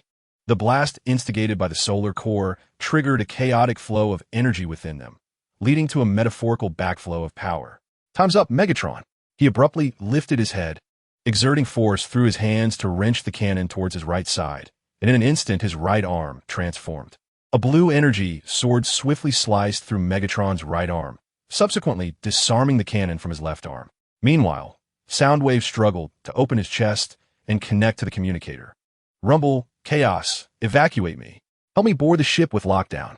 Ultimately, after the ship's catastrophic descent, the two of them aided Shockwave in rising to his feet. The remaining Decepticons, any capable of movement, followed suit, rushing towards the ship that was about to skim the ground. Your people have abandoned you, Megatron. A brutal and treacherous army is destined to lack true strength. When faced with challenges of comparable might, it will inevitably crumble. Optimus Prime lifted Megatron, removing the intact solar core from his back. Is this the trinket you intend to use against me? I once heard Alien explain that this is merely a shoddy imitation, toxic to all organic beings. After this battle, I shall retrieve all counterfeit solar furnaces and incinerate them. Upon finishing his statement, the deep blue hand clenched tightly, and amidst the eruption of crimson energy, ashen fragments fell to the ground. Is it truly toxic to all organic entities? Megatron silently noted this information, his crimson optics brimming with a hatred that intensified, yet when gazing at Optimus Prime, an enigmatic blue glow flickered within. The latter surveyed the surrounding debris. The number of Autobots still standing was dwindling. Had it not been for Shockwave's unexpected defection, he would have had no choice but to succumb in a mutual destruction amidst the onslaught. Galvatron, intercept that spacecraft. At that moment, Optimus Prime activated the communicator. At your command, leader. Galvatron struggled to reposition the cannon mounted on his frame just as it emitted a crimson light, nearing its critical threshold. A plume of black smoke erupted, followed by a series of explosions from the various cannon ports. Chapter 9. An ancient foe cease fire. They have lost combat capability. With Optimus Prime's final directive, the defense of the Iron Fortress came to a close. Shirogane, please assess Galvatron's damage. Ironhide, take a portion of the crew and escort the captives to the prison. I must step out alone. At this declaration, a glimmer flickered in Megatron's eyes, and he rose, allowing the others to restrain his wrists and add further bindings. The nearly immobile Decepticons around him seethed with anger, yet upon witnessing Megatron's composed demeanor, they regained their calm. Some among them were missing limbs, others had broken legs, and a few could barely move at all, merely clinging to life. Ironhide, I recall there should be higher-ranking officials among you. Shockwave inquired, patting Ironhide's shoulder. Indeed, but most are severely injured. Although there remains Perceptor, he likely lacks the time to address your matters. Ironhide pondered for a moment, yet just as he was about to activate the communicator on his head, Shockwave interjected. How may I assist? I am a scientist and have previously aided others in repairing their forms.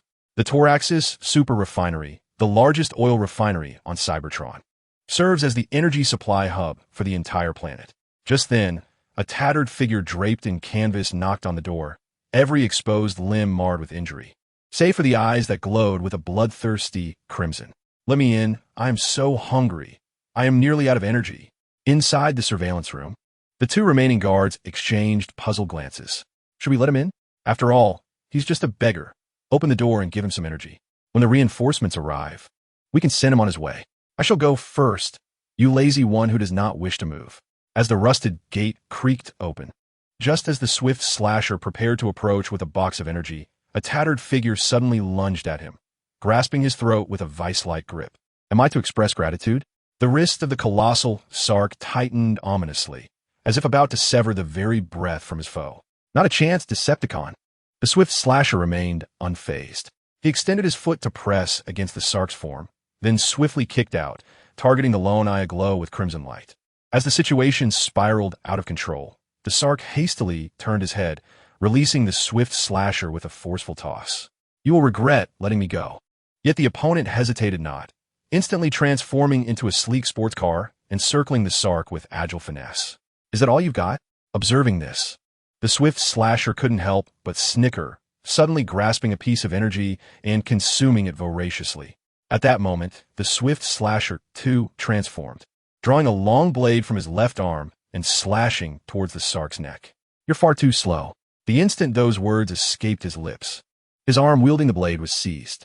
Subsequently, his head was caught in a grip of unimaginable strength, poised to be crushed within the next heartbeat. Release him. At that juncture, another Guardian emerged, brandishing a firearm and aiming it at the Sark. So you have an ally. Faced with such formidable firepower, the Sark merely tilted his head for a fleeting glance before hurling the swift slasher towards his companion. As the Guardian witnessed his comrade being flung towards him, he instinctively lowered his weapon, ready to catch the swift slasher. Yet in that very instant, the Sark snatched an energy block from the ground and charged forward, leaping to land upon the two Guardians. This remains effortlessly easy. He ripped away the transformation gear from the swift slasher, scrutinizing it in his grasp before crushing it into oblivion. Prior to his arrival, none had anticipated that this place would be perpetually blanketed in snow. With each step, The clumps of snow would strike against their faces.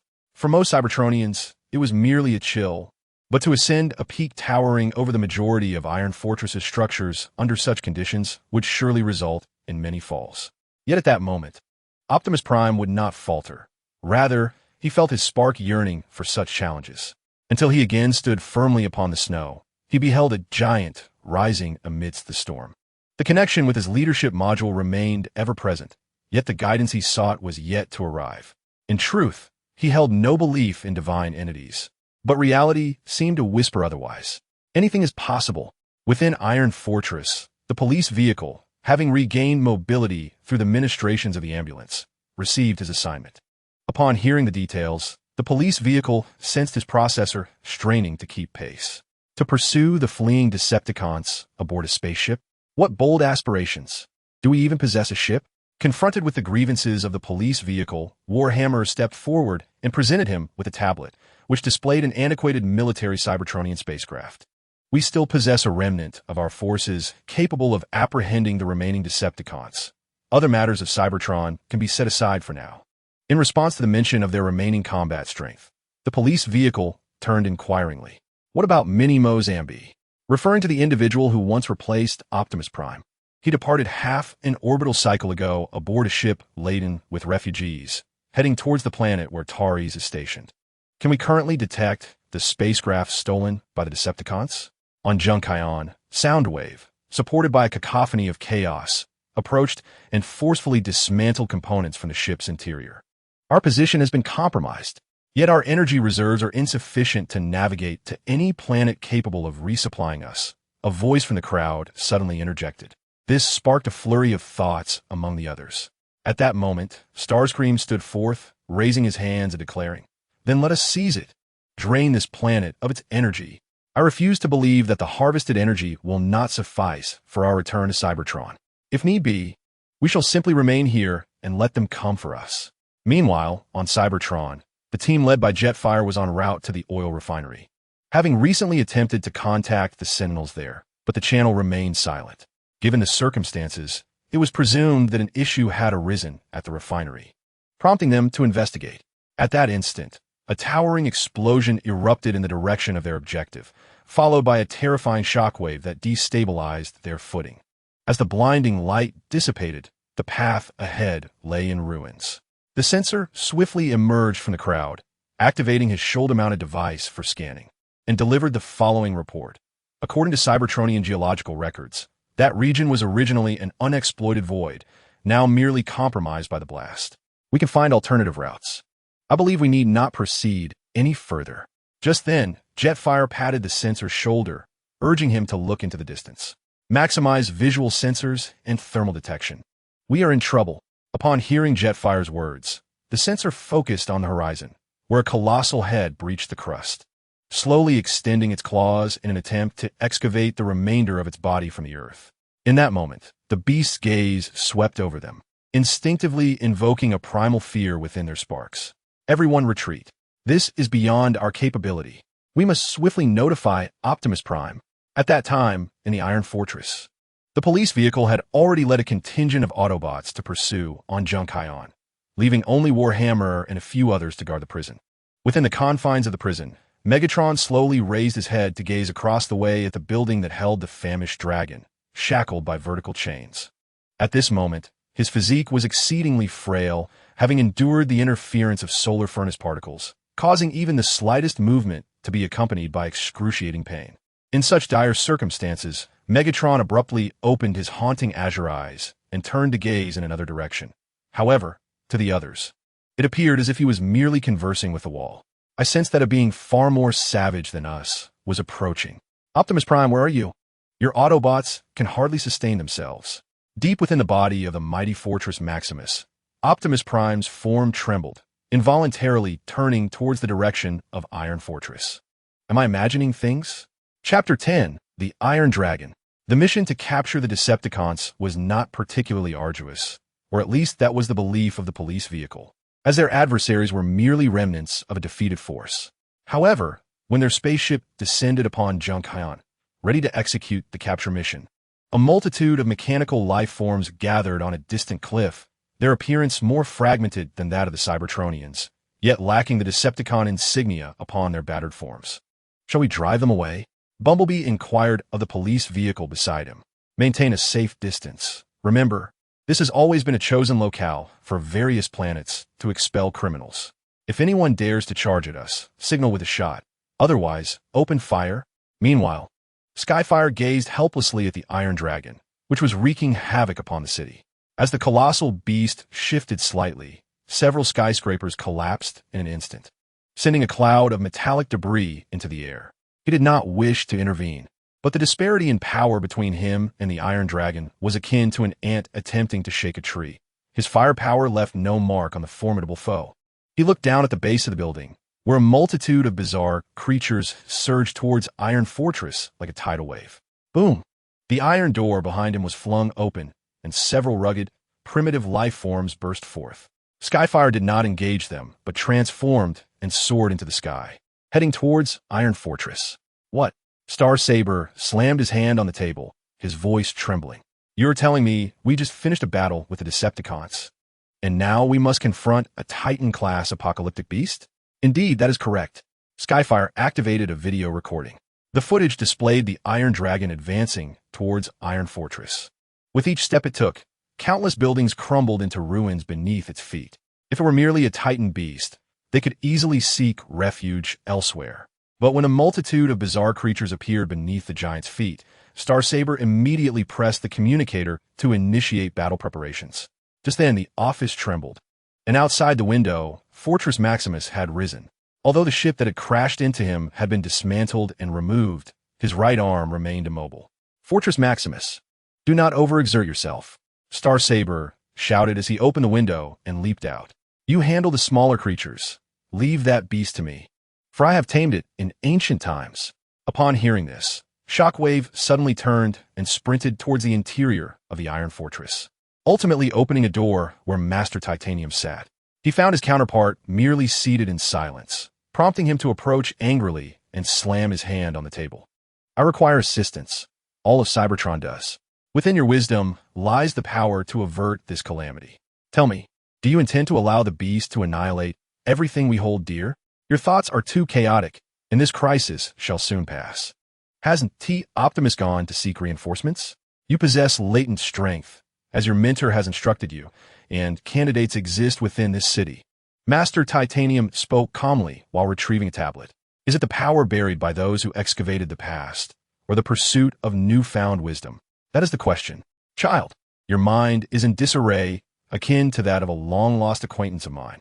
Shockwave dismissed his words, but when he heard the mention of his mentor's teachings, he was instantly reminded of the missing Ark 1 and its crew.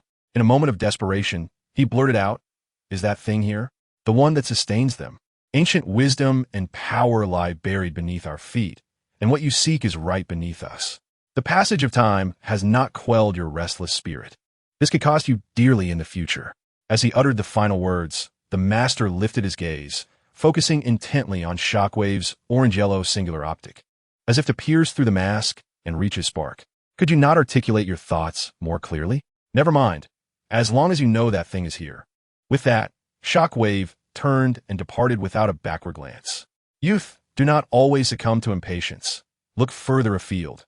It will benefit both your mind and spirit. Meanwhile, the omniscient leader, along with Spring and Alien, was laying landmines outside the city. "Sandstorm, set up the machine guns. Our objective lacks long-range, offensive capabilities. We shall exhaust them and then retreat." At that moment, the earth trembled, compelling them to turn and seek the source. Megatron strode directly alongside their front line, crouching to grasp a clod of earth in his hand. "Perhaps we have no more reinforcements. Wait, where did the Flying Guardian go?" Before anyone could respond, a cacophony of metallic tearing echoed from afar. The omniscient leader pressed the communicator and declared, "Shurajin Gang, open fire. Everyone return to your previously assigned positions, gunners. Wait until they trigger the mines before opening fire. Hold on, I recognize these creatures." Gongsu suddenly stepped forward, drawing his blade and fixing a piercing gaze upon the beings.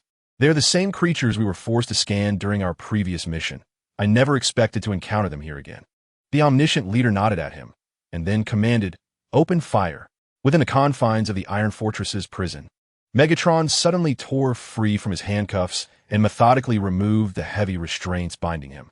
Across from him, the famished dragon, witnessing this, exclaimed with excitement, "Shall we make our escape?"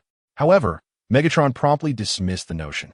"No, we are at a disadvantage wherever we go at this moment. It would be wiser to secure your commutation, thus ensuring the survival of the Decepticons." He then turned his gaze towards the corridor leading to the main entrance. The roles of the Decepticons and Autobots in this conflict had subtly shifted. We require a period of tranquility to restore the Decepticons to their former glory. As he spoke, his optical lenses shimmered with a dual hue, a blend of deep crimson and serene azure. "We must not err again. We are an army composed of Cybertronians. Infighting among our kind, the Autobots, will yield no favorable outcome." With that, he strode towards a door. Meanwhile, in another chamber of the Iron Fortress, the aerial bots lay in the medical bay, their forms unscathed. It was Shockwave who had employed an alternative method to render them unconscious. As he placed a larger object at the center of the aerial bots, one by one, he pressed their hands against it. The process of merging into a combined form did not necessitate the vivisection of individuals. Rather, it relied on their mutual understanding, and their wills must not be overly strong, allowing for a brief fusion of a new consciousness, one far more potent. This object merely served as a guiding tool. Do not disappoint me. If Bruticus falters, I hope you'll buy us time. With that, he connected various wires to the Autobots, though they did not fortify their forms. Then, he approached the control button for the connections and struck it with a powerful fist. "Come forth. You require strength, and I yearn for freedom." He turned to the figures crackling with electricity, their bodies uncontrollably transforming and merging. According to the experimental data from my mentor, the torso is typically formed by the individual with the strongest consciousness among the group or the one with the highest rank. Their reverence would render them the core of the assembly. It is time for me to depart. My old friend previously sent me coordinates. That location will serve as an excellent experimental base. With that, he exited, leaving behind those who once lay dormant, or perhaps a new giant who rose to his feet. "What transpired today?" inquired the ambulance, leaning against the wall in astonishment. Then, he beheld a familiar yet strange figure burst through the wall, striding towards the battlefield.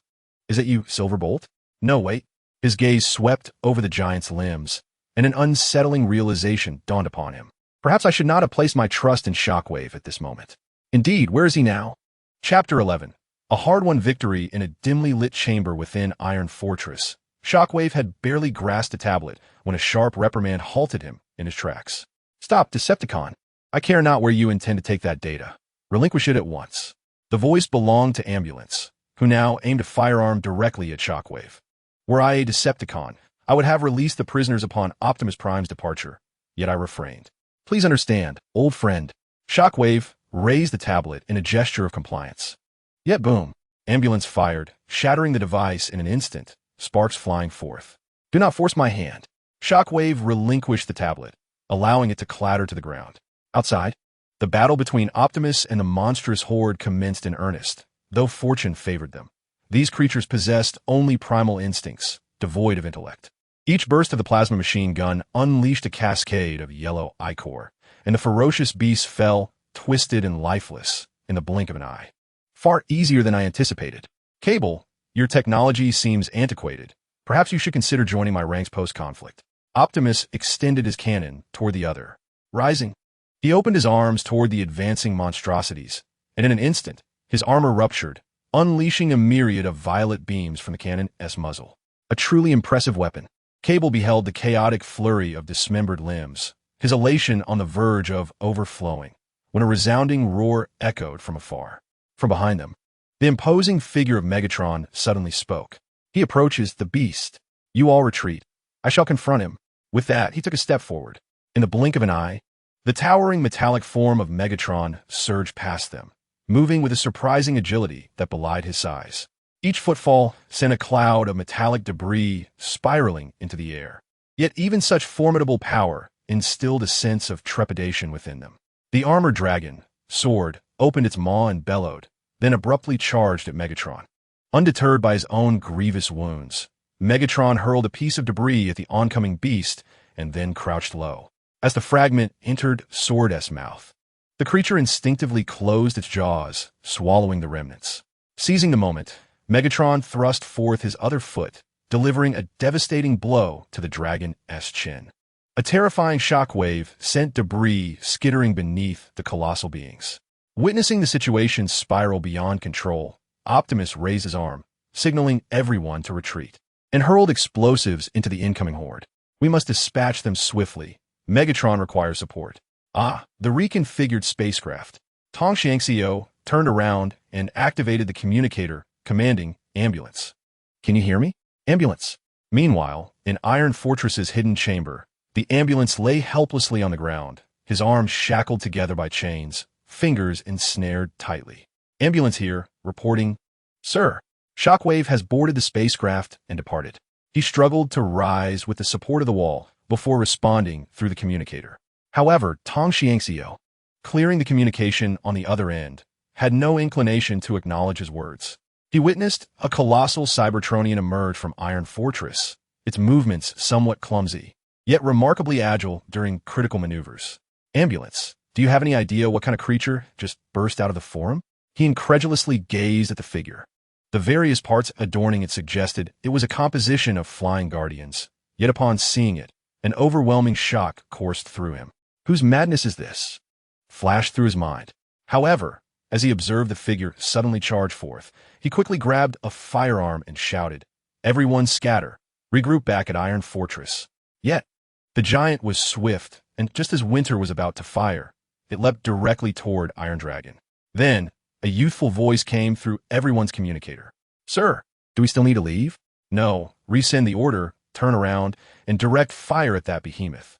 Upon realizing that the figure was not an enemy, but rather an ally, he pressed the communicator again to respond. At the launch pad of Iron Fortress, Shockwave glanced at the experimental apparatus behind him, confirming the quantity was accurate before he took his seat at the main control panel. A smaller star system, with a planet already teeming with life, and a nearby satellite suitable for use as a hidden base. His hand glided over the control board, bringing up a star map in the selection.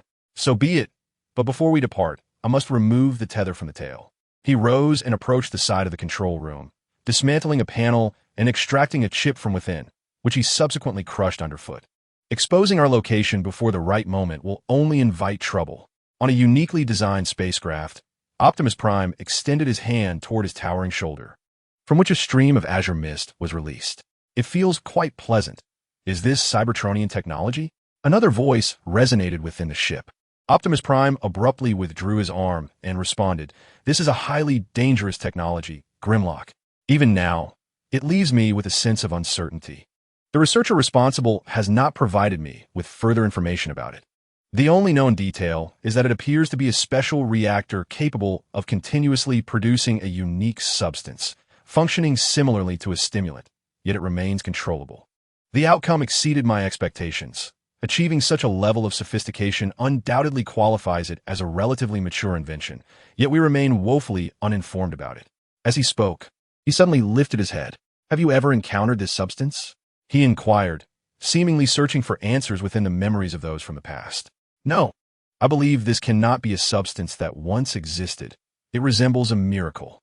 I have felt it when I approached the leadership module, replied the valiant warrior with a serious tone, his unwavering demeanor astonishing Optimus Prime.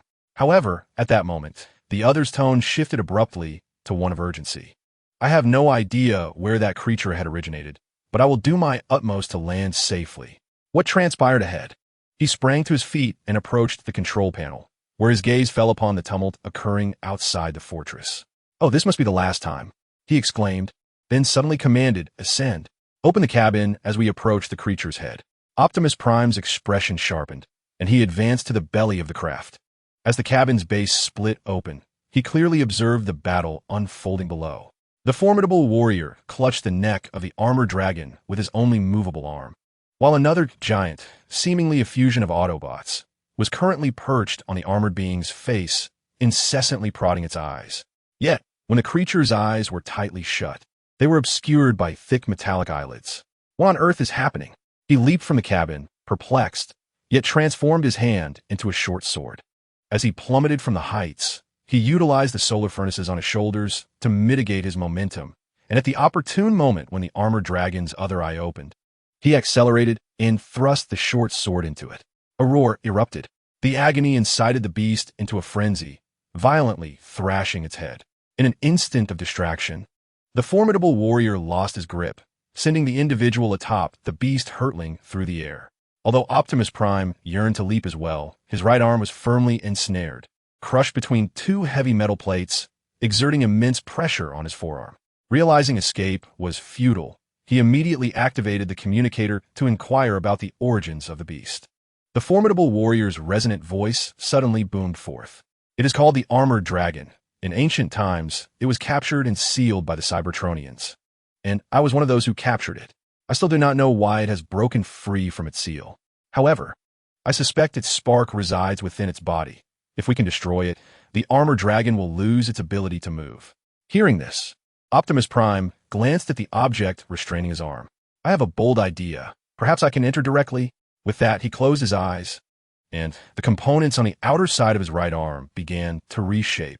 Then, with a thunderous sound, that arm was extricated, accompanied by a surge of yellow energy fluid. It seems I must hope that his digestive system is not particularly robust. He continued to lie atop the head of the armored dragon, swiftly shifting his body downwards. Seizing the opportune moment, he leaped into the dragon's gaping maw. Suddenly, the spaceship in the sky transformed, and the mighty Optimus Prime descended, crashing down upon the armored dragon's head. "You unruly beast, release him," he commanded, swiftly raising his cannon and aiming at the dragon's head. However, to his astonishment, the creature pressed its head firmly to the ground. The overwhelming force caused him to lose control for an instant. By the time he raised his head again, the armored dragon had already lifted a foot to stomp down upon him. In a moment of peril, the valiant Megatron extended his hand, grasping him and hurling him away.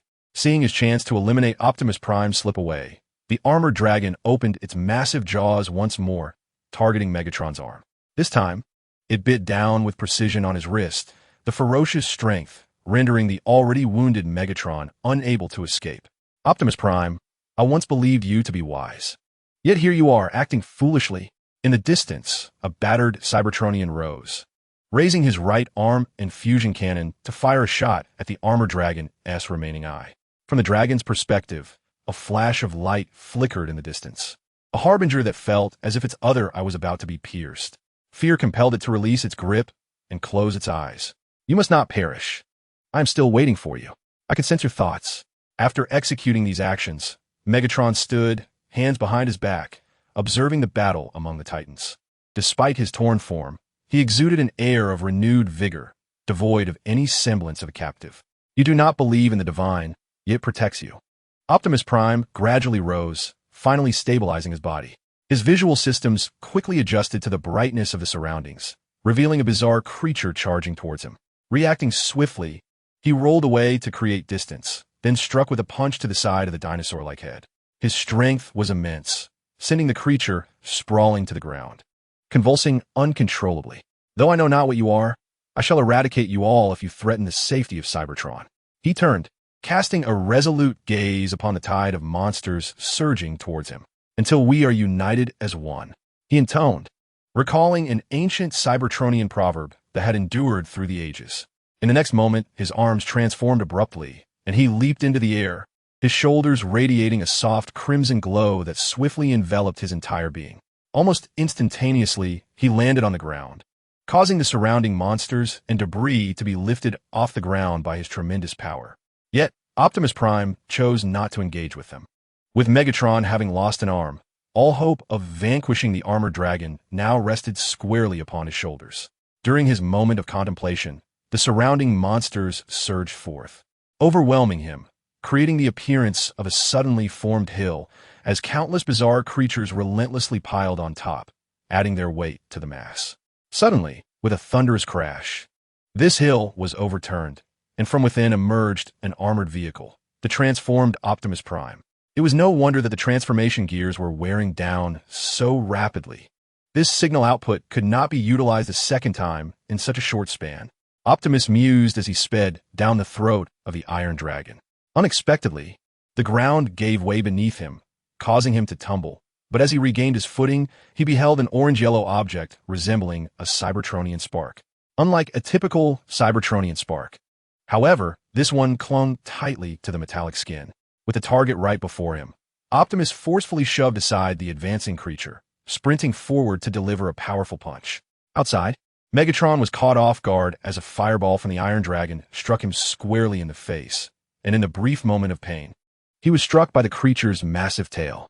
Struggling to maintain his balance, he found the Iron Dragon had already turned, advancing upon him and forcefully pushing him down, pinning him beneath its weight. Just as the metallic jaws were about to clamp down, the Iron Dragon's body suddenly halted, releasing a multitude of dragon-like creatures from its maw. Just when Megatron thought this was some hidden trump card of the Iron Dragon, the creature unexpectedly rose, shaking its body and emitting roars, seemingly enduring immense agony. Seizing the opportunity, Megatron swiftly repositioned himself and delivered a decisive kick, sending the Iron Dragon crashing to the ground, lifeless. You have finally perished. After bringing ruin to so many, Megatron did not rise, but instead sighed, collapsing onto the ground. Inside the Iron Dragon's body, Optimus was retracing his steps, when suddenly, a crimson eye illuminated the darkness. I warned you. I will make everyone pay. Chapter 12. The escape of the Titan and the imminent judgment struggling to pry open the Iron Dragon's jaws, a brilliant light burst forth. And Optimus stood firmly on the ground. Megatron, what brings you here? He inquired, immediately noticing his old friend standing with his hands clasped behind his back. Fear not. I merely stepped out for a stroll, and I harmed no one on my way here. To emphasize his point, he lowered his right arm, the fusion cannon standing upright on the ground. Quite a surprise. You actually managed to preserve it instead of melting it down. Keeping it in the armory, he remarked, gripping the barrel, though his eyes held no nostalgia. Seeing this, Optimus offered no further explanation, swiftly producing a pair of handcuffs and tossing them to Megatron. It's merely a weapon, whose hands it rests in is what truly matters. Now come with us. Alas, I find myself in the unfortunate position of an injured individual, with my body marred by numerous scratches and my mechanical veins exposed. Despite his grievances, he proceeded to follow suit, swiftly fastening the handcuffs. You are not destined to perish just yet, Optimus. Attempt to establish communication with the pursuing forces. On Junk Planet, the police vehicle observed the ominous artillery rising ahead, its expression gradually darkening with anger as he gestured for his team members to provide him with a more formidable weapon. Is this all there is? He inquired, taking hold of a cannon that was only marginally longer than his own body. Simultaneously, his gaze fixated on the dust-covered Bumblebee. We departed in haste, considering the limitations of energy and cargo space, leaving us with only this plasma rocket launcher, Bumblebee stated, gesturing towards the readings displayed on his tablet. Better than nothing. The police vehicle grumbled, internally lamenting Optimus's command to destroy those weapons, yet relieved nonetheless. Meanwhile, on the Decepticon front, Soundwave struggled to rise, attempting to cobble together a weapon from discarded parts. However, fate was unkind, as the contraption in his hands bore little resemblance to a firearm, incapable even of breaching his own exterior. Perhaps we should simply surrender or head directly to the next planet. At that moment, Thundercracker suggested, casting a hopeful glance towards his companions for agreement. He extended a hand to propose the idea, only to have it swatted down by tarantulas. No way. Even we who can fly would find it impossible to hover around the spacecraft. Its load capacity has reached its limit. Should we attempt to fly in this condition, our energy consumption would double. His tone was urgent, laced with a sense of despair. Deadlock observed the scene, suddenly noticing a button near the ship's entrance. Excitement spurred him to conceal his weapon and advance cautiously. Hey, what are you doing? Wreck-Gar turned his head, raising his arms to prepare to fire, but was struck down by Deadlock's shot to the head, collapsing instantly. Stop him. We cannot allow him to escape. Soundwave forcefully opened his chest, releasing the concealed tape troops for immediate action. Faced with the oncoming blockade, Deadlock recalled a special technique he had overheard at the Decepticon camp. While excessive use could damage his transformation gears, a single application would suffice for his escape. In a blink of an eye, to the astonishment of all, his form shifted, transforming into a sports car that sped toward the cockpit, only to revert instantly, delivering a powerful blow to the control panel, shattering the electronic display. Thundercracker attempted to intervene, but an explosion erupted from the turret behind him, and he felt his body crushed beneath a heavy object, causing him to cry out in pain. Hearing his comrade's distress, he instinctively turned, only to realize it was already too late. The hatch of the spaceship ahead had sealed shut, while the Autobots behind had breached their defenses, swiftly closing the distance between them. Let us resist to the bitter end. With arms raised, they aimed their weapons at the advancing hot rod. However, at that moment, a sudden obstruction appeared in the form of Soundwave, who stood tall between them. Stop! We surrender. He raised his hands to halt the two, causing the onlookers to collectively gasp in astonishment. Amongst the gathered crowd, few cast him disdainful glances, for the majority preferred the prospect of survival over the alternative of death. Thundercracker was the first to relinquish his weapon. Very well, behold our state. We are no longer capable of resisting, he uttered, his gaunt features betraying a sense of relief. Just then, a police car arrived, and he turned in shock to witness the spaceship ascending into the sky. Enraged, he raised his gun to fire, but the distance between them only widened. In a fit of fury, he discarded his weapon and waved his hand dismissively. Fall back, return to Cybertron. In the dim glow of the mighty Ironhide's optics, the silhouette of a giant was reflected. The giant reached out to touch the eye, fixated on his own reflection, acutely aware that he was not much larger than Ironhide. At that moment, a voice called out from behind him. Wait, I need to conduct a physical examination. Ratchet approached, supported by Jack. He slowly crouched down to gaze at the smaller figure, seemingly familiar with Ratchet. Are you Silverbolt or someone else? Ratchet's arm split open, projecting a beam of virtual light toward the giant. The latter opened his mouth in response. Grimlock. No sooner had the name escaped his lips than the junction of his torso and limbs split apart, transforming into familiar figures they all recognized. Ratchet, could you perform a medical checkup for us? Silverbolt inquired as he stepped forward. Of course, I am your physician. Just as Ratchet prepared to conduct health assessments on the crowd, Optimus Prime suddenly called out, Everyone, retreat. This creature is not yet finished. The onlookers gaped in disbelief as Ironhide's eyes glowed a menacing crimson, and he slowly rose to his feet. Witnessing the creature they had just vanquished stand once more, Megatron raised his fist and delivered a powerful blow to its head, causing it to stumble. Yet, after a few wobbles, Ironhide regained his balance, casting a baleful gaze upon each individual present. He then opened his mouth, emitting a voice that resonated with familiarity from Megatron. I told you, I will make everyone pay. Megatron, who stood below, was instantly incensed, shattering the handcuffs in his fury, and raised his fusion cannon. So it was you hunk of scrap metal. How did you survive out there? The fusion cannon upon his right arm emitted a continuous violet glow, yet his adversary appeared oblivious, fixated instead on the heavens. Suddenly, his form began to fracture, the colossal physique morphing before our very eyes. We shall battle again on another day. By the time the transformation was complete, he had metamorphosed into a vessel capable of traversing the cosmos, soaring towards the starlit expanse. Stop him. I shall wrench him from that form and tear him apart. Megatron bellowed, grasping Thundercracker by the shoulder. Observing his opponent's escalating fury, Optimus Prime hastily intervened. That is unwise, Megatron. We lack the strength to sustain another conflict.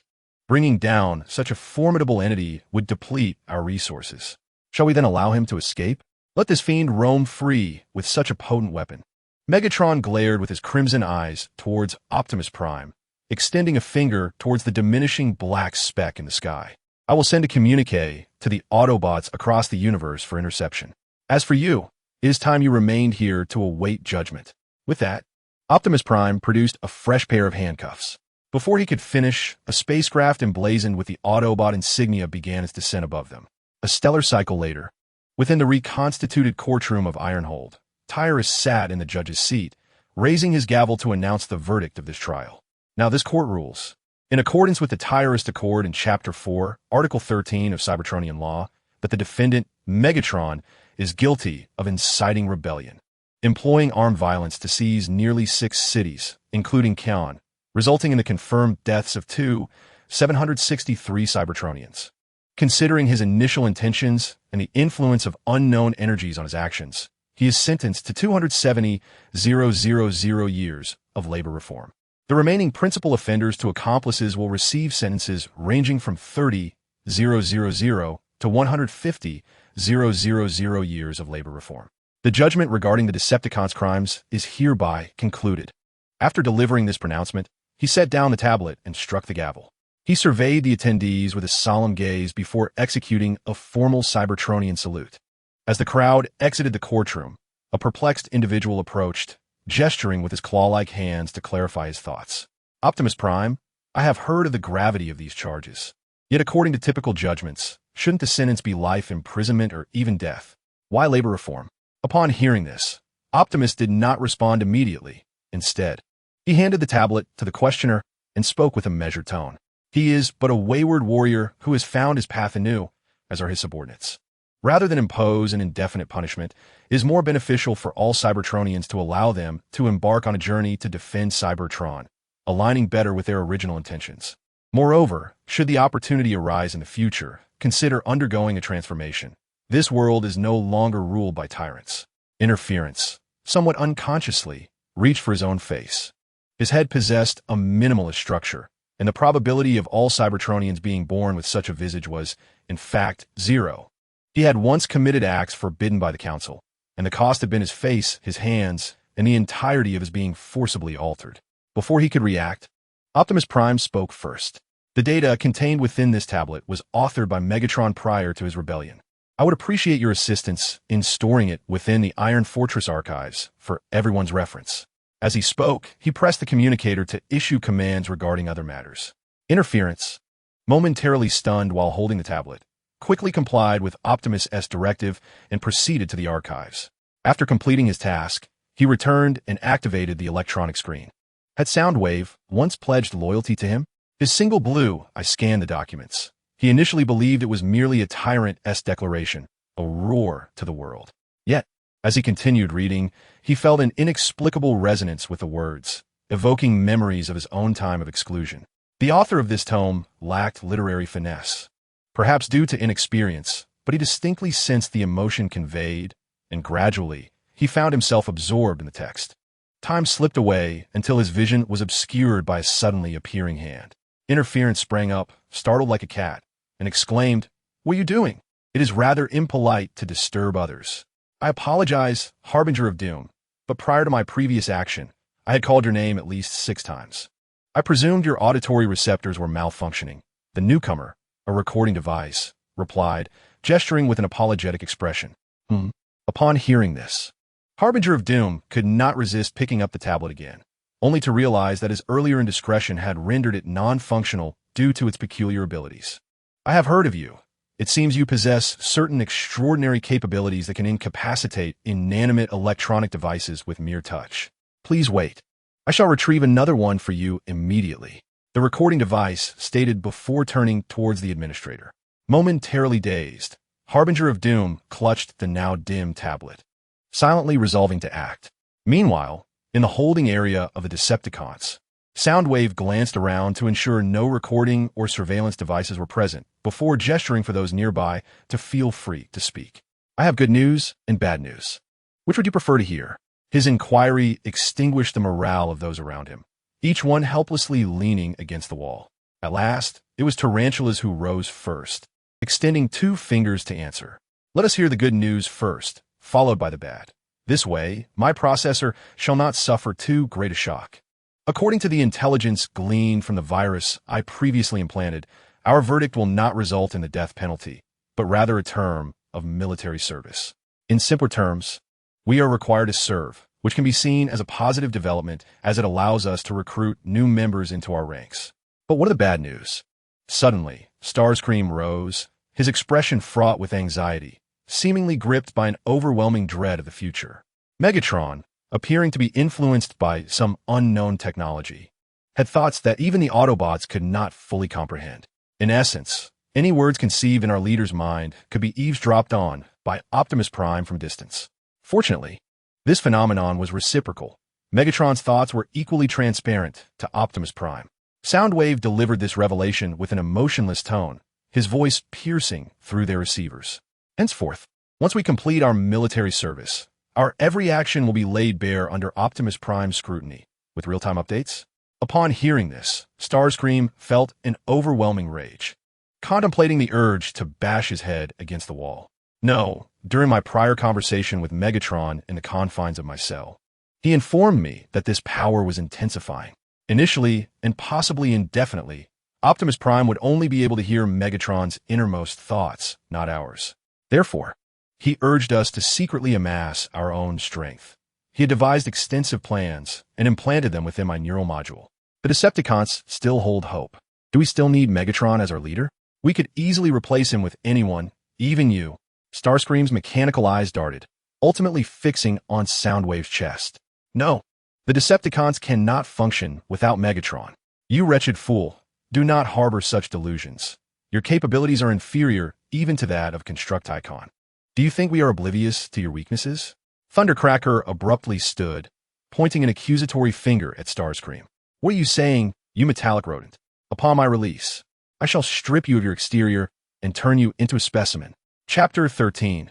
Tarn Soundwave raised his weapon, firing to provide covering fire for the rest of their team. Damn it. Ever since the sentences of Starscream and Skywarp were served, each mission assigned has been more revolting than the last. Their squad comprised fewer than 20 members, a diminutive force compared to previous engagements.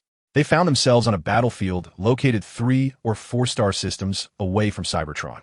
The objective was to reclaim a territory occupied by another civilization, specifically a fortress ahead, surrounded by trenches.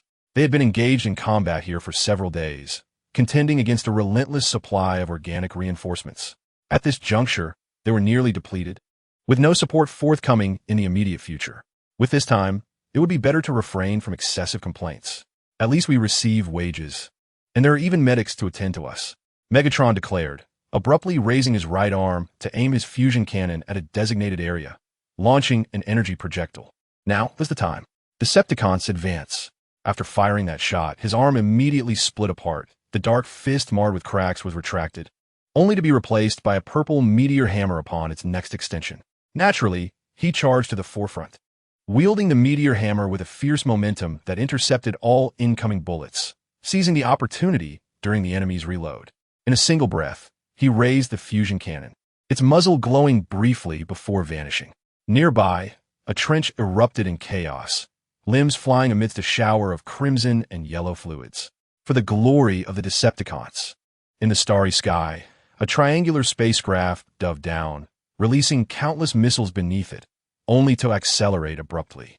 Just as it neared the trench, it transformed in an instant.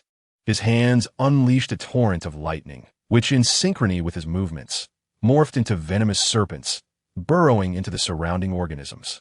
The glass visors of their helmets shattered instantly, revealing faces adorned with black tree patterns emanating ominous red light. Subsequently, their bodies were torn apart by an overwhelming pressure, ultimately becoming a pool of liquid, relentlessly drawn into the vacuum. Beside him, a tank transformed from Megatron sped forth, charging towards the bunker, its artillery relentlessly pounding the walls. In the end, it blasted a gaping hole through the solid metal structure.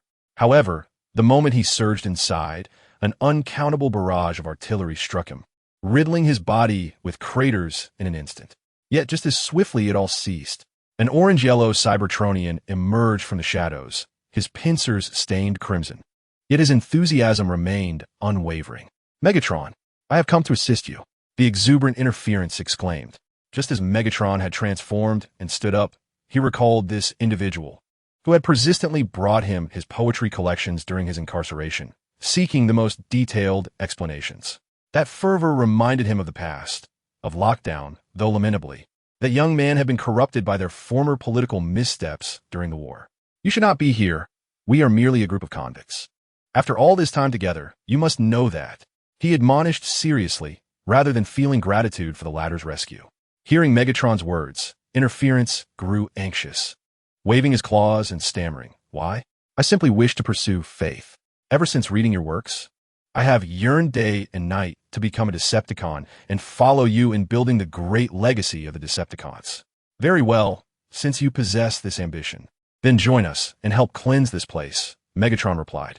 In a secret chamber on Cybertron, Optimus Prime extended a hand to caress a transparent vessel containing a blue spark. He sought to detect vital signs, eliminate errors, and minimize the number of necessary experiments. Just as he turned to depart, The vessel behind him erupted in a sudden explosion, sending a shockwave that toppled everyone present. After a considerable time, the ambulance, supported by Optimus Prime, rose to its feet and surveyed the shattered vessel, establishing the outcome of the experiment. The experiment had failed, seemingly due to the foundational code of the Spark, which believed itself to be a clone, thus triggering some ancient protective mechanism. "Give me some time, and I shall resolve these issues," he declared, stroking his chin before abruptly picking up a tablet from the ground to begin recording. However, it would likely take a while, for the green spark was rather unique and required certain experimental data as a foundation. "In that case, I shall pause my current endeavors. I need to meet with the returning refugees shortly. I hope you can assist them with a checkup," he added, and then exited, leaving the ambulance to sigh and call upon the others in the laboratory to clean up the mess. Thousands of years later, outside a medical room in the city of Karen, a vagrant curiously gazed at the information board on the wall.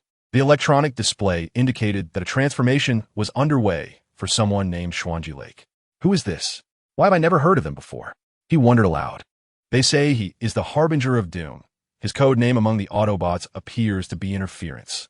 You should be familiar with that, right?" On the other side, a duo approached, munching on energy crystals as one spoke. Suddenly, a piercing scream echoed from within the room, abruptly silencing all in the corridor. Did this fellow not receive anesthesia? Is he being treated like a criminal? One of the duo remarked, picking up his snack, brushing it off, and leisurely explaining. This guy believes he joined the Decepticons too late, so he opted for a muscle paralysis drug and chose to endure the pain to strengthen his will. "What a madman!" the vagrant exclaimed, before transforming and departing.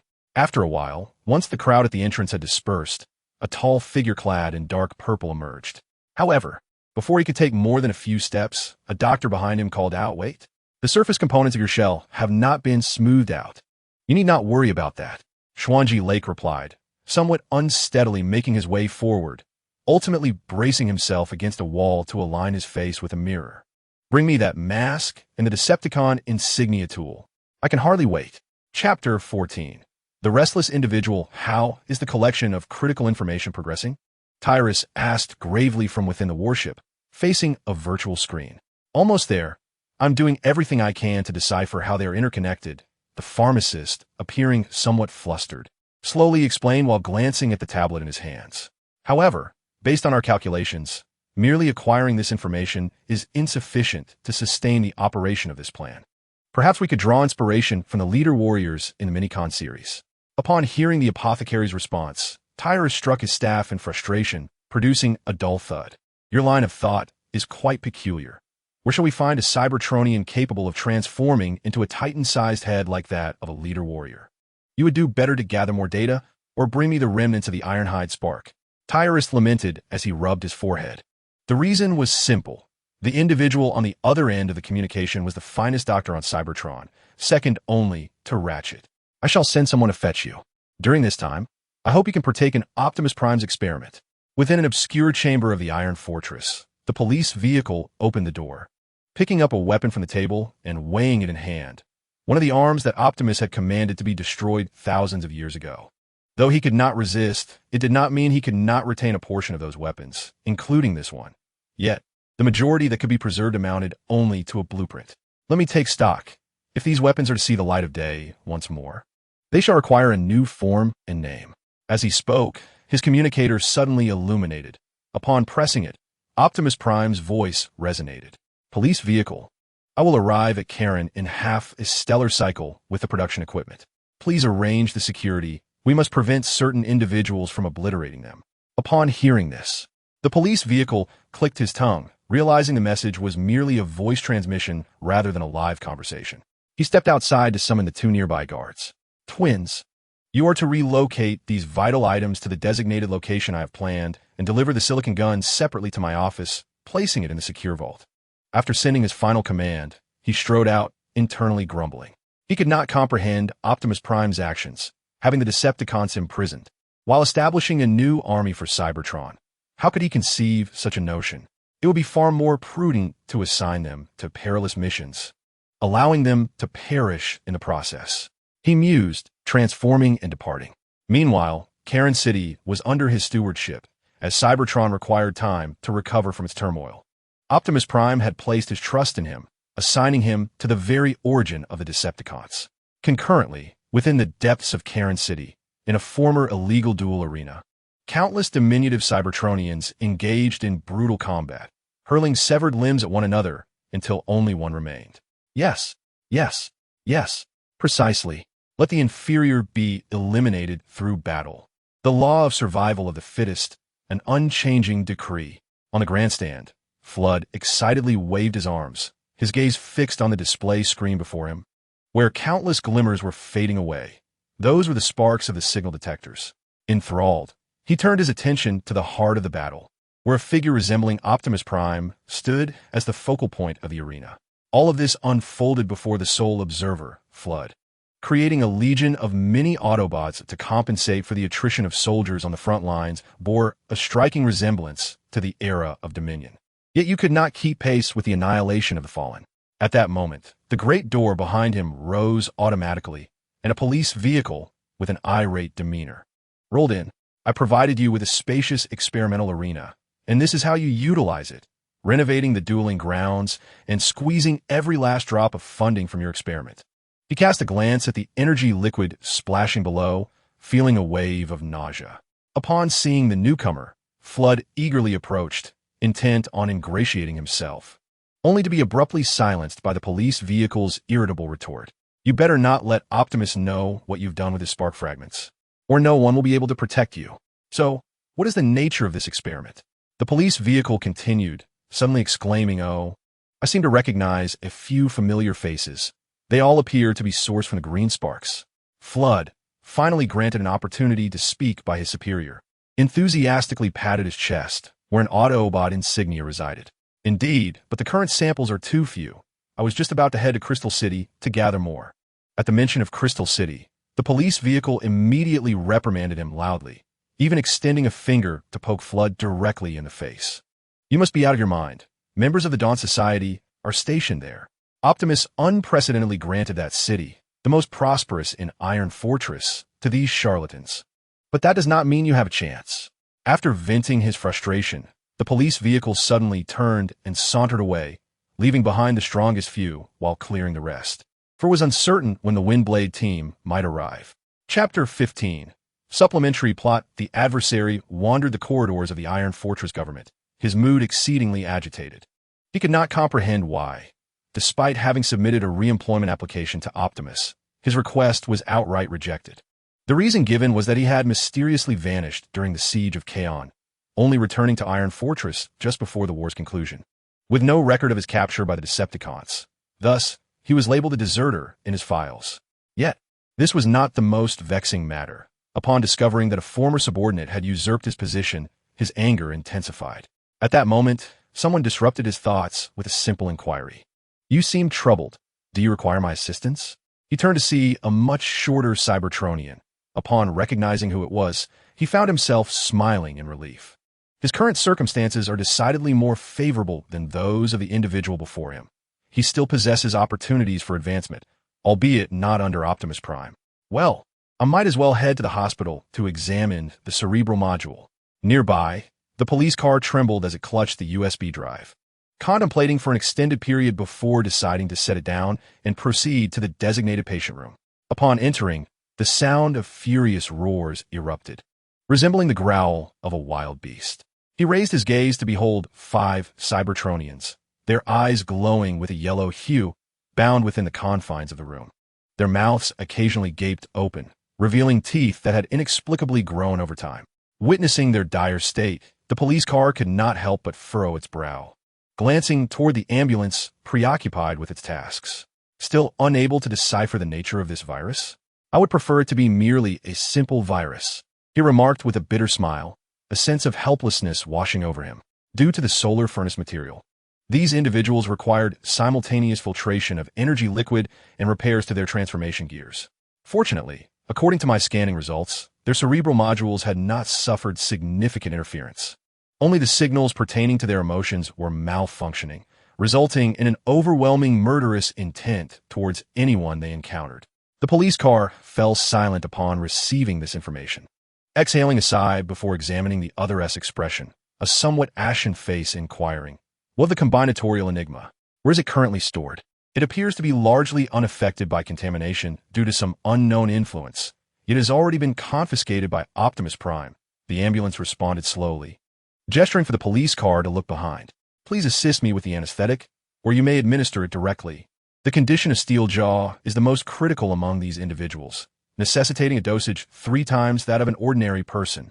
Time is of the essence. He regarded Steeljaw, whose optical sensors had taken on a sickly yellow hue, pondering deeply, before following the ambulance's instructions and inserting the needle into Steeljaw's neck.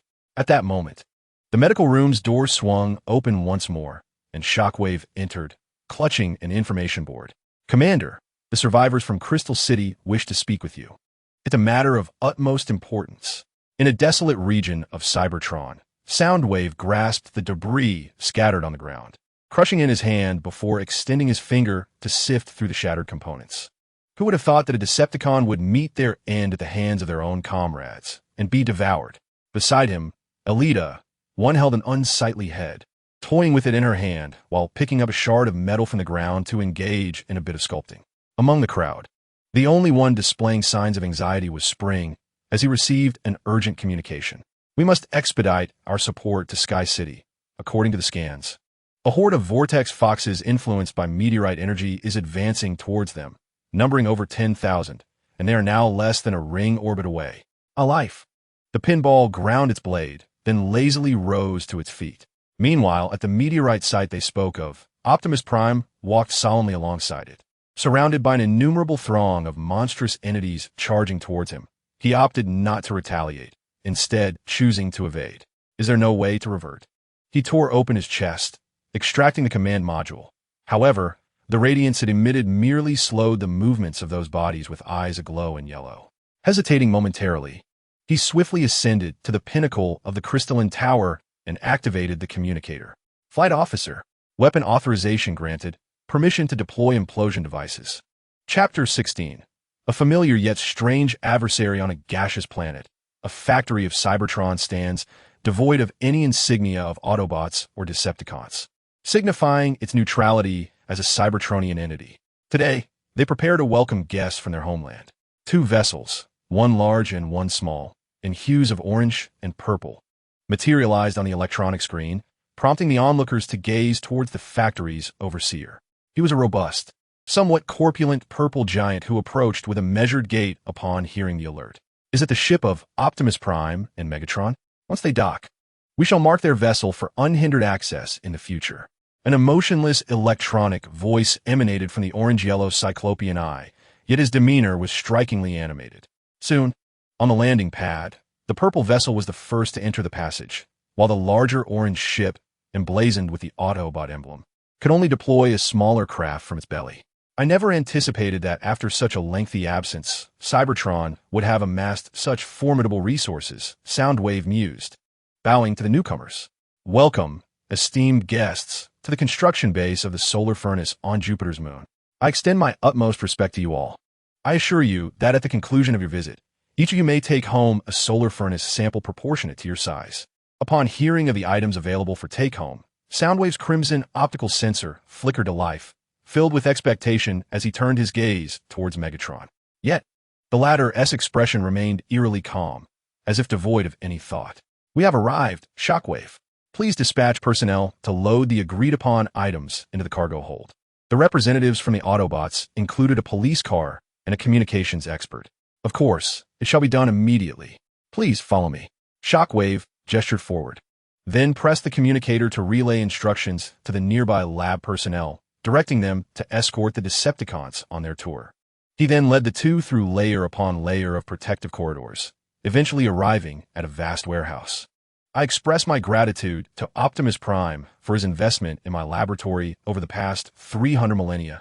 Thus, I have tailored this for your members. He placed the tablet down and proceeded to press a concealed panel on the wall. In an instant, the entire room was illuminated, revealing an array of meticulously arranged metallic boxes, lined up one after another. At the very back, 3 white cylindrical structures, comparable in size to spacecraft, were prominently displayed. Could these be the solar furnaces designated for the Titan-class units?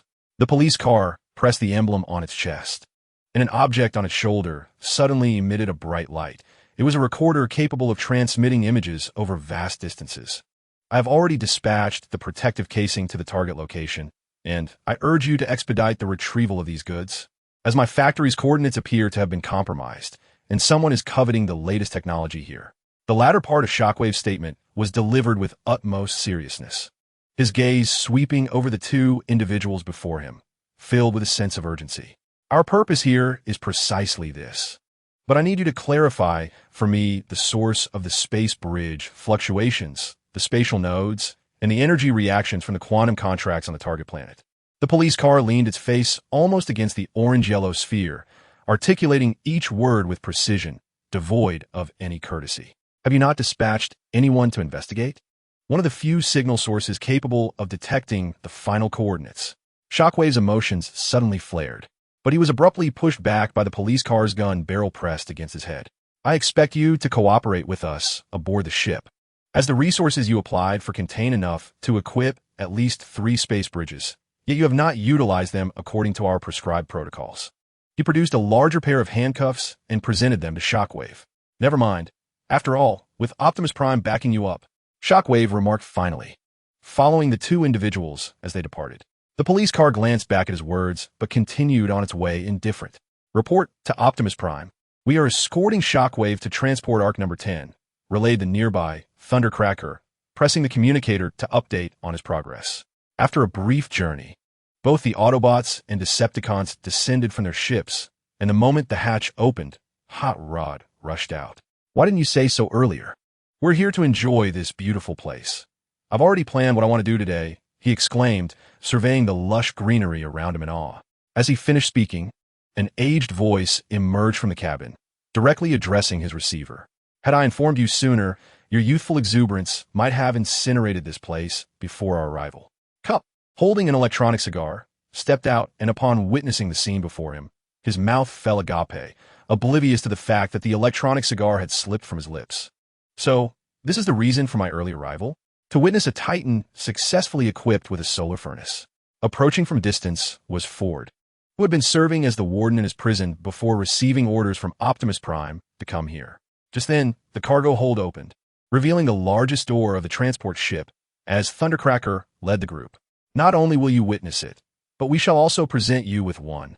In a light-hearted tone, Tong Xiangxiu jested, and everyone present understood that anything uttered from his lips regarding significant matters was far from trivial. However, Ford appeared unconcerned and, with a hint of curiosity, inquired, "Where is Optimus Prime?" Inside the Arc 10's experimental chamber, Optimus Prime gazed at the pale green orb before him, his expression grave. His form was no longer the one he had utilized in the reclamation of Iron Fortress. Rather, it was a restored version of his previously damaged body, now equipped with the enhancements derived from Solar Core.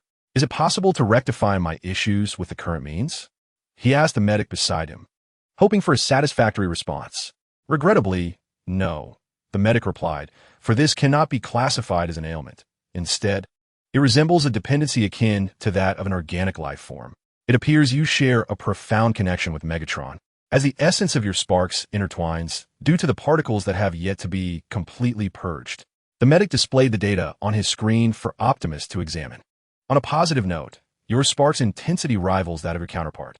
You are destined to be an exceptional Cybertronian in every aspect," the Jack remarked hastily, attempting to lighten the mood. Yet, Optimus responded with a bittersweet expression, "But I cannot tether a young, vibrant life to my fate, leading it to peril upon my departure."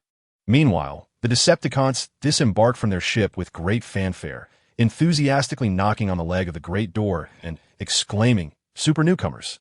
How fortunate to arrive at this splendid locale. Oh, look at that." Suddenly, Thunder clapped excitedly, pointing at a tree. "Guess what that creature is? I wager you've never seen anything like it. Hey, what are you doing?" In his astonished gaze, Ton raised his right arm, brandishing a double-barreled fusion cannon. Bang! A shot rang out, startling a myriad of colorful birds into a frantic escape. Soundwave stepped forward, capturing one in his grasp, scrutinizing it closely. Fragile and with a fleeting lifespan, why do beauty and fragility always seem intertwined? He murmured, then opened his hand to grant the bird the space and time to take flight. Yet, just as he hoped for the pure white feathers to soar once more. The creature flapped desperately in his grasp before suddenly succumbing, collapsing onto the cold metal surface. The internal aspects are no different. The process of organic evolution is truly repugnant. He flipped his hand, refusing to gaze at the impending fall of the delicate creature.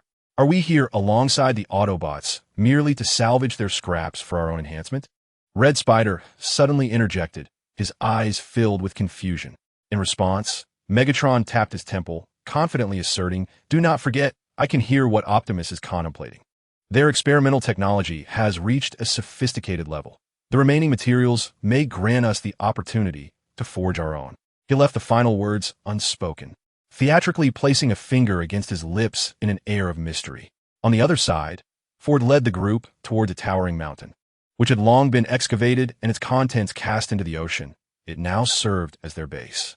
As one of the earlier arrivals among the Autobots, he had witnessed the construction process firsthand. He could indeed be regarded as an old friend to you, though I suspect some of the newcomers among you have only heard tales of him.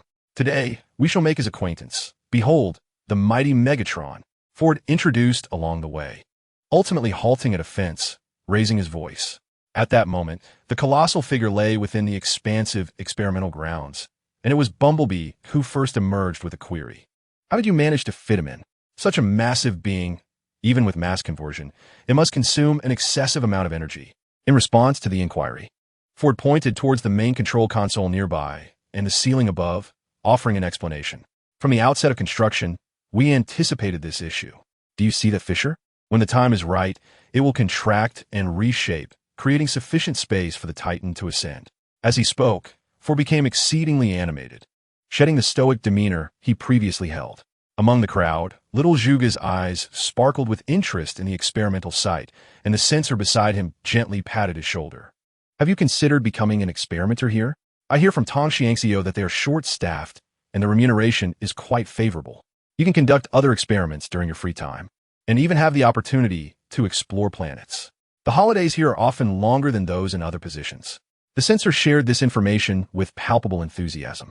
Little Zhuge's gaze slowly drifted towards the items behind them, only to retract swiftly.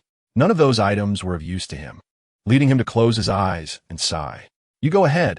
I prefer to travel. Being confined to one place is not in my nature. Suddenly, he opened his eyes, surveying the surrounding crowd with instinctive uncertainty, searching for the source of his curiosity, and ultimately, he discovered where his hot rod. I recall his incessant chatter. Why is it so quiet now? I don't know. Perhaps he's out enjoying himself. He'll return in due time. There is nothing on this planet that poses a threat to his life, unless he chooses to dive headfirst into danger. Cup flicked his electronic cigar, a red glow illuminating his face as he spoke. Meanwhile, outside, a red and yellow Cybertronian sports car sped along the beach, leaving behind 2 long ruts in its wake. This feels a bit lackluster. I should have brought some more potent oil. In a moment of distraction, he seemed to notice something, then suddenly transformed. In the distance stood a black and white Cybertronian. Upon recognizing the figure, he waved in confusion, asking, "Is that you, Sensor? Is there still a shop here for quick paint changes?" His voice compelled the other to turn back, and in that fleeting moment, he clearly saw the face of Sensor, though it was obscured by a mask that concealed his mouth and nose entirely. "What brings you to this attire? Come here quickly. I anticipated engaging in tedious scientific experiments there," Heatwave exclaimed with fervor. Suddenly, the Sensor drew forth a weapon aimed at him. "Your acting is utterly inept. Who are you?" "It has been ages since I participated in scientific endeavors after emerging from Cybertron, Decepticon." The adversary's tone was frigid and hoarse, as if he had crawled forth from a grave, evoking memories of the sensation Heatwave experienced prior to the armistice, when surrounded by Decepticons. "What is the matter with you? Can your processor even influence the color of your exterior? Is it electronic spray paint?" Heatwave, undeterred by the weapon pointed at him, continued to inquire loudly. Bang! The gunfire startled the nearby jungle, setting off a tremor. Heatwave clutched his shoulder in agony and collapsed to the ground, while the Sensor advanced slowly, akin to a leopard stalking its prey, assessing the condition of its quarry. He disregarded Heatwave's cries, seemingly reveling in the moment, drawing forth an energy blade from his person. At that instant, Heatwave, rolling on the ground, suddenly fixed a sharp gaze upon his opponent, He was not writhing in pain, but rather awakened by the shot, rekindling a long-forgotten combat instinct after 300 millennia. Yet, he merely wished to play, thus he lay on the ground, awaiting his adversary's approach. And since the mouse had approached the trap, he could ignite it. He extended a foot and kicked directly at the opponent's waist, then lunged forward, seizing the weapon and carelessly tossing it aside. The shot you fired was quite exhilarating, was it not? Heatwave's hand had long since released the smoking shoulder, which bore only superficial damage, devoid of any exposure to its inner workings. Chapter 17. The engine room destroyed, confronted by Heatwave pressing down upon him and the fists raining upon his face, the censor remained unperturbed, extending a hand to grasp Heatwave's chest. Heatwave looked on in confusion at the other's actions, his gaze trailing downward. The hands pressed against his chest had morphed into twin hand cannons, yet he refrained from firing, instead unleashing a powerful suction. A flash of red light illuminated the scene, and he could distinctly feel his body growing weary and indescribable discomfort slowing his movements. Seizing the opportunity, the adversary delivered a punch that toppled Heatwave. Just as he rose to retrieve his weapon and resolve the confrontation, a missile struck him squarely in the chest from a distance, the explosion propelling him away. Heatwave, what are you doing here? Jazz approached, wielding a capture net aimed at the slowly rising censor. Who is he? Witnessing the timely arrival of assistance, Heatwave felt a sense of relief and turned to inquire about the situation. I am unsure, but it appears to be a product of the Shockwave experiment, resembling a replica. Jazz explained in a grave tone. The Jack needs a sample for analysis, hence my presence. You're the replica, the enraged censor shouted vehemently, both hand cannons emitting a crimson glow, and with a thunderous roar, he plunged his arms into the grass. In an instant, it seemed as though the earth was laden with countless explosives, which then converged at a single point and detonated, sending shockwaves that toppled both individuals to the ground. When they finally managed to rise, the Cybertronian, who bore an uncanny resemblance to the earlier censor, had vanished without a trace. Heatwave immediately spotted the scattered earth, diminishing as it receded into the distance, undoubtedly tainted by the recent explosion. Let's pursue and capture it, Heatwave exclaimed as he transformed.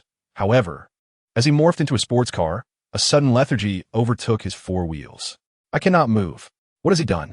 He cried in terror, while Jazz stepped forward, producing a device and affixing it to the hood of the car. It appears that the energy reserves within your system have drastically depleted. Just moments ago, I believe I recognize the weapon he employed, Jazz replied, studying the parameters displayed on the device before dragging Heatwave back. Hey, aren't we going to chase him? He surely cannot have gotten far. We merely need to detach his arm. Heatwave's wheels began to spin frantically as he attempted to break free from Jazz's grasp, only to be set down again. You are welcome to try, but your condition is rapidly deteriorating. In this state, rushing towards him would only render you a burden, Jazz remarked anxiously, gesturing toward the direction in which the figure had fled. We already have others heading that way for an investigation. I trust we shall soon have results. Aboard Arc 10, Optimus Prime reluctantly instructed Ratchet to transfer the spark into a body preserved within the ship, subsequently programming the brain module to transmit essential information. During this process, he opted to disembark and inspect the modifications being made to Bulkhead. Meanwhile, within the woods, 3 pairs of crimson eyes abruptly illuminated, with the leader raising the barrel of his left arm, a signal for their assault. We require strength. Since their leader has abandoned the ship, the remaining matters shall be left to us. In the control room, the police vehicle impatiently noted the incessant stream of data on the recording device, his mood exceedingly irritable. The case, which was originally designated for his sole investigation, had been assigned to Springload by Optimus Prime, who then descended from the ship with Shockwave. Such reckless behavior incited his discontent. At that moment, a nearby indicator light suddenly illuminated. As he cast his gaze toward it, he spotted 3 unfamiliar silhouettes on the monitor. Rivet, Launcher, and Transmission, you four are closest to the intruders. Proceed to Isolation Cargo Bay number 6 to intercept the target, and if conditions permit, capture one alive for interrogation. He swiftly issued commands based on the friendly signals within the cabin. Others moved to assist with utmost speed. As for the Autobots receiving the orders, Rivet lazily transformed and quipped, I forgot to check the calendar before heading out today. He swiftly traversed several corridors, and in less than 2 minutes, he encountered the incoming figures. He was a Cybertronian, entirely enveloped in shades of violet, adorned with a pair of silver horns atop his head. The slenderness of his adversary's form bolstered his confidence, for he stood as a towering figure among his companions. You alone dare to intrude upon our vessel, and even venture to act independently? I shall knock your transformation gears out and make you forget the very meaning of arrogance. Behind him, the gearbox arrived late, having been summoned by the sounds of conflict, and had already commenced his verbal onslaught before the battle began. Shall we join forces? Rivet, let us send this interloper to the scrapyard, and then indulge in a drink together. The first round is on me. Neither of them took the intruder seriously. Rivet even spread his arms wide, seemingly intent on using his formidable bulk to bring the opponent crashing to the ground. You reek of laziness. You are no worthy warrior. The purple figure replied with a dispassionate tone, as if devoid of any emotion, akin to the corpses buried beneath the earth. As the foe lunged, he nimbly leapt into the air, delivering a swift kick to Rivet's nape, sending him sprawling to the ground. Seizing the opportunity as Rivet rose, he snatched the weapon from his side. Upon glancing up, he noticed the gearbox also brandishing a firearm. Now I'm squarely at him. Don't move. My gun is calibrated specifically for those of your stature, the gearbox declared, one hand on his hip while the other maintained a steady aim, exuding confidence in his ability to fell the opponent with a single shot. Then give it your best shot. Boom! Before the words could fully escape his lips, a bullet, propelled with precision, struck him in the abdomen, causing him to stagger momentarily. See, this is how you take advantage of a fool. Just place the gun to their head, the gearbox remarked. However, the unfolding events soon surpassed his wildest expectations. Before his processor could register the occurrence, a gaping black hole suddenly erupted in his chest. The individual he had previously felled now stood upright, as if untouched by the chaos. At that moment, he aimed his own weapon at the gearbox's chest and raised his gun once more, firing another round. Rivet, upon hearing the gunfire, scrambled to his feet, intent on seizing the weapon. Yet, just as he turned, he caught a glimpse of the gearbox's head having been severed, energy fluid spilling forth from the gaping wound. I will kill you, you bastard, he roared, launching a fist towards the figure behind him. The opponent abruptly discarded his firearm, adopting a combat stance, and landed a punch upon Rivet's head, shattering his visor. What good is the power lying dormant within you if you cannot harness it? What significance does that pulsating spark hold? In the face of his fallen adversary, he chose not to reclaim the firearm, but instead advanced, grasping Rivet by the throat. However, his comrade was not so fortunate. He was an older figure, his visage marked by age, a beard adorning his face, and hands that appeared as if they had clawed their way from the grave. Yet his ghastly form did not grant him any significant advantage. Before him stood a blue figure, far more agile than he had anticipated. In order to facilitate his stealthy infiltration, he had shattered all the lights within the cabin, a decision that ultimately sowed the seeds of his own misfortune. His adversary, the marksman, skillfully concealed in the shadows, eluded his detection entirely. Suddenly, a bullet whizzed through the darkness, striking his wrist with precision and shattering the joints within. He attempted to raise his weapon in retaliation, but in the fleeting moment of aiming, a bullet from another direction struck his ankle, severely hampering his mobility. At that instant, he sensed a robust presence approaching from the obscurity, followed by the jarring impact of a rocket shattering his arm. Just as he believed his demise was imminent, a yellow figure was hurled beside him, identifiable as the one who had launched the rocket. More projectiles erupted from the darkness, not aimed at him, but rather targeting the surrounding cameras. You have disrupted my plans. We could have directly accessed the engine room, planted the explosives, and swiftly departed. The newcomer, seizing the opportunity while the fallen assailant remained incapacitated, fired again. Within the confined space, yellow metal fragments intermingled with blue energy fluid splattering the ground, leaving only a pair of blue footprints behind. Damn it, has it truly been too long since I engaged in real combat?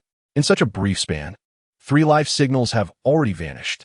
The control room officer anxiously scrutinized the display screen and, with no other option, issued a retreat order, directing his team to secure the vital cargo hold while he led a pursuit. Marksman, you and the other guards maintain watch over the engine room and keep me informed of their whereabouts. Ironhide and Steel, rendezvous with me beside the control room. Fastball and Phantom, bring the ambulance to Corridor 23 to meet us. Meanwhile, The trio of intruders had already regrouped. The leader suddenly gestured for them to halt, then spoke in a low voice, "Take him with you," to draw their attention. "I will proceed alone to sabotage the engine. We shall regroup and evacuate the ship at the agreed time." With a fierce crimson gaze, he commanded the two, then transformed into a tank, roaring forward and relentlessly firing orange-yellow shells at the surrounding cameras. The two behind him nodded in understanding and split apart, mimicking his actions. "Report, Commander." The three intruders are now acting separately. One is heading in your direction. The officer in the patrol car listened intently to the communication and gestured for Ironhide to ready the blast shield. "I'll take the lead."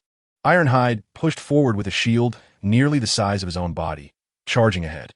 The individual with silver horns, witnessing this display, immediately drew his weapon and opened fire. But soon, astonishing events unfolded before him.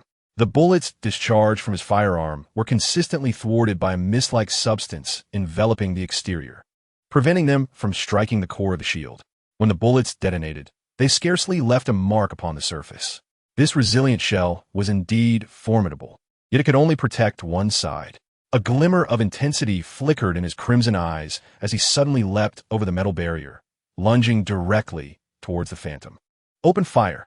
Reduce him to fragments." The police car commanded abruptly, pressing down on the dual artillery. Regrettably, the unexpected volley could not ensure that the bullets would hit their intended target. Two missiles whizzed past their mark, instead crashing firmly into the ceiling.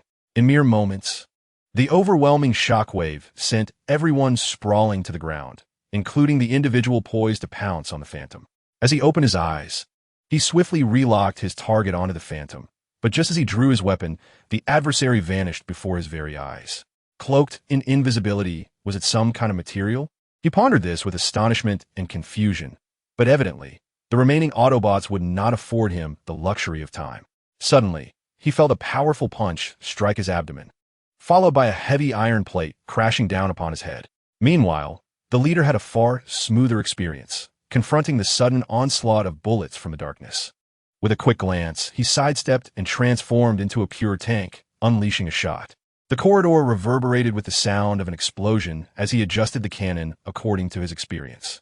The trajectory of the previous bullet had conveniently sealed off another route. "You have lost, defeated by your own speed and experience," he assessed. "Any data that can be calculated and measured, whether your reliance or your strengths, will become a crucial tool for others to orchestrate your downfall." With that, he fired again. Boom! This explosion resonated louder than before, as if something had been ignited, though he alone understood that it was, in fact, the spark of the Cybertronians. He transformed once more, but instead of heading toward the engine room, he crouched down to retrieve a fragment of blue metal. A respectable opponent. "Had you been born a few million years earlier, you might have walked alongside us," he remarked, discarding the fragment and reloading the cannon on his right arm. "Excellent. Phantom, now escort him to the secure area. The rest of you, join me in apprehending the remaining intruders." The police car directed its gaze toward the fallen enemy before issuing another command. Internally, he had accepted that their earlier defeats stemmed merely from the overconfidence of their team. At that moment, the entire spaceship shuddered. The restrained individual attempted to escape, but was swiftly subdued by the Phantom, rendering him immobile. "That direction, oh my, the engine room. Their objective is this." The police car exclaimed in astonishment. "What should we do now? Should we seize them all before they can flee?" Ironhide, holding his shield, stepped forward, looking somewhat perturbed. "No. Apart from the one we have captured, none of the others can escape alive." The metallic jaws of the police car seemed ready to shatter, as his azure eyes fixated upon the tablet in his hands, which was gradually being enveloped by red lines indicating all areas related to the engine compartment. The ambulance followed his gaze, exclaiming in surprise, "The power supply system is malfunctioning." The nascent spark in the laboratory had its brain inundated with data, and should this process be interrupted, it could inflict damage on both the brain module and the spark's functionality. Chapter 18. The Energy Titan. Everyone, put in more effort. The detector indicates we are not far from the target. In a cavern, Red Spider shouted while clutching the tablet. "Down here, there is assuredly pure energy. With such purity, several refining steps can be bypassed. No wonder the Autobots established the Titan base here." He gazed at the readings on the tablet with exhilaration. It was understandable why he was so thrilled, for beneath them lay what was likely an energy lake or perhaps an energy mine formed by matter. Regardless of which it was, it constituted a new natural granary for the Cybertronians. Regrettably, Megatron could not hear this. He might even believe it was collected from some remote planet. A sinister grin spread across his face, nearly reaching his ears, barely contained. Upon hearing Red Spider's exclamation, Thundercracker immediately expressed his discontent, abandoning his current task to voice his grievances. Could you not be a bit quieter? If you're not going to work, refrain from making such disgusting noises. His words pierced Red Spider's heart. Guess what Soundwave would do here? He would give you a punch. You scrap metal. Why didn't you get blown to bits by a rocket during your labor reform? The two were embroiled in a quarrel, prompting those nearby to cease their activities and stand idly by, watching the spectacle. At that moment, the Reaper, wielding a drill, walked in. Upon raising his head, he saw the two already locked in a struggle. Instinctively compelled to draw his weapon, he restrained himself and instead pulled out a stun gun. Yet, this time his aim was not as precise. A bolt of electricity grazed the two combatants and exploded against the wall like a water balloon, scattering electric arcs in a radial pattern across the surface. Damn it, did you crank the stun gun's power to maximum? Blender lamented, shaking his hands in agony. The others, leaning against the wall, echoed his discomfort. Turon, however, appeared even more perturbed, his crimson eyes fixed on the weapon in his hands. This is just an ordinary stun gun. I retrieved it from the armory yesterday. Perhaps the battery is leaking. He chuckled, stowing the weapon away. But before he could withdraw his hand, the cavern stone walls suddenly split, radiating a purple glow alongside the rocks beneath their feet.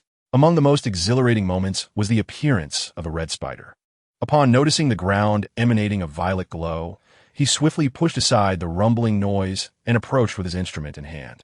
However, before he could meticulously analyze the data, a spark erupted from his hand, causing him to grimace in pain. The instrument seemed to have malfunctioned, likely influenced by high-energy radiation. Intuitively, this phenomenon appeared to be a unique high-energy crystalline structure that resonated harmoniously with our bodies, albeit exhibiting a slight instability compared to other forms of energy. Its shape, in terms of distribution, resembled something that had erupted from beneath the earth. He cradled his chin, adopting a contemplative stance, while the rumbling entity, just rising to its feet, suddenly formed a trumpet-like shape with its hands before its mouth. Your words are tantamount to silence. On the ground, the sound wave extended its hands, soothing the jagged bird resting upon it. At that moment, one of its wings was entirely severed, and its once bright eyes had dimmed, allowing only sporadic, anguished cries to escape its beak. Soundwave, what has transpired? The tumultuous one inquired as it approached with a medical kit, then sat down to converse with the Soundwave. The Jupiter factory has fallen. There are no survivors except for it. Soundwave's brief statement reverberated with devastation. The tumultuous one's hands trembled uncontrollably, causing the energy injector it had just retrieved to clatter to the ground. How can this be? Although it served as a secret base for the Autobots, its defenses were second only to our own Cairn City. The tumultuous one picked up the injector and handed it to Soundwave, speaking with a quiver in its voice. I understand this is difficult to accept, but I believe it would be safer for us to remain with the Autobots. Your speed surpasses mine. Please relay to Megatron that the spatial integrity of this galaxy appears to have been affected by an unknown force. Meanwhile, Jazz assisted Hot Rod in their slow advance. Their original plan was to return to Arc 10, but the police cars suddenly received a coded communication instructing Jazz to escort Hot Rod to a specific location. Before long, they encountered a door shrouded in vines, a quintessentially Cybertronian design. Here we are, Jazz exclaimed, taking Hot Rod's hand and pressing it against the wall before stepping forward to clear away the vines. A harsh metallic scraping sound echoed, seemingly a consequence of years of neglect. However, the present circumstances left little room for hesitation, and Jazz promptly lifted Hot Rod and carried him inside. I hope there is still some untainted energy liquid here. Forget about that. Just set me down. I possess enough strength to stand on my own. Hot Rod managed to indicate with a strained gesture. Jazz smiled softly, gradually lowering Hot Rod before turning to engage the door lock. I am currently encrypting the door lock, ensuring that anyone outside must contact us beforehand to gain entry. As Jazz spoke, the rusted iron door suddenly descended with a heavy thud. Hot Rod forced his eyes open just a sliver, and a blinding light illuminated the surroundings. It appears to be a laboratory, surrounded by various experimental apparatuses and mysterious objects contained within jars. This protective door seems to have remained sealed for nearly tens of thousands of years. Why have we only just now detected a signal? Jazz pondered, yet he did not forget his promise to Ratchet. Turning, he began rummaging through the clutter in search of something to replenish energy. At last, I knew that a Cybertronian laboratory would inevitably be equipped with a charging station in the leisure area. Jazz retrieved a long cable from amidst the debris and set it aside. He then lifted Ratchet and opened the latter's chest plate, directly connecting the cable to a compatible component on Ratchet's chest.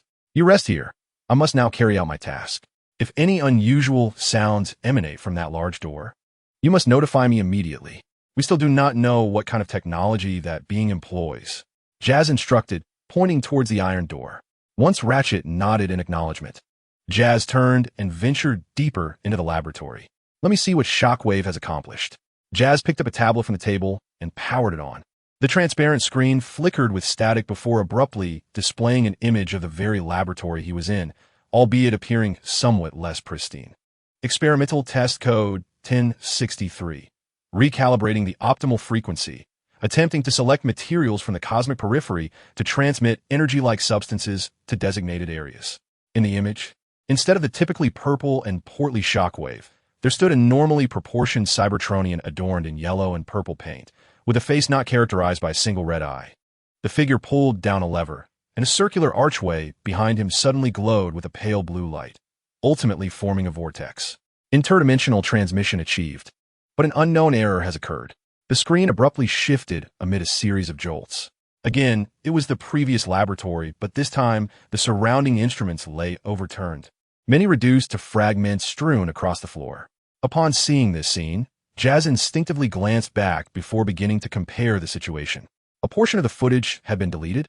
What remained was merely the surveillance from this time frame. His fingers glided across the tablet, incessantly adjusting the settings, but the final outcome left him perplexed. On the Ark 10 spacecraft, the police car led the others around the engine room in a desperate attempt to salvage it, but all they retrieved was a severely deformed metal shell.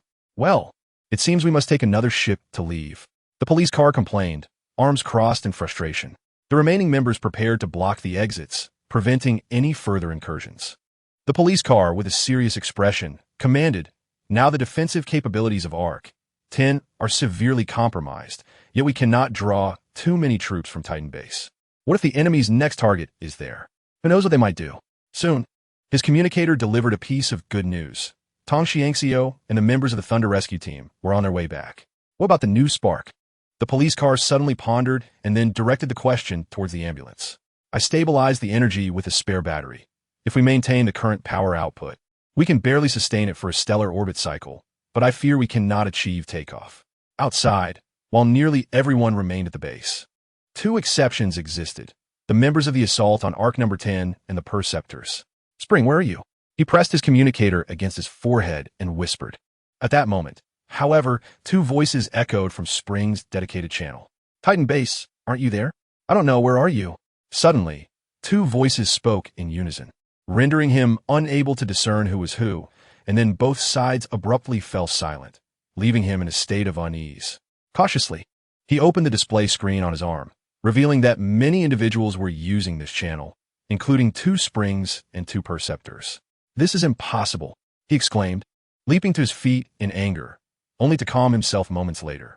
According to the screen's display, two Springs had been speaking simultaneously from two different locations, and both had ceased their dialogue due to the unexpected sound.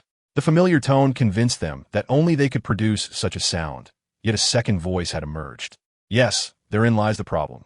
That portal, or rather the interdimensional cave, whatever its name, we must relay the message to the Iron Fortress."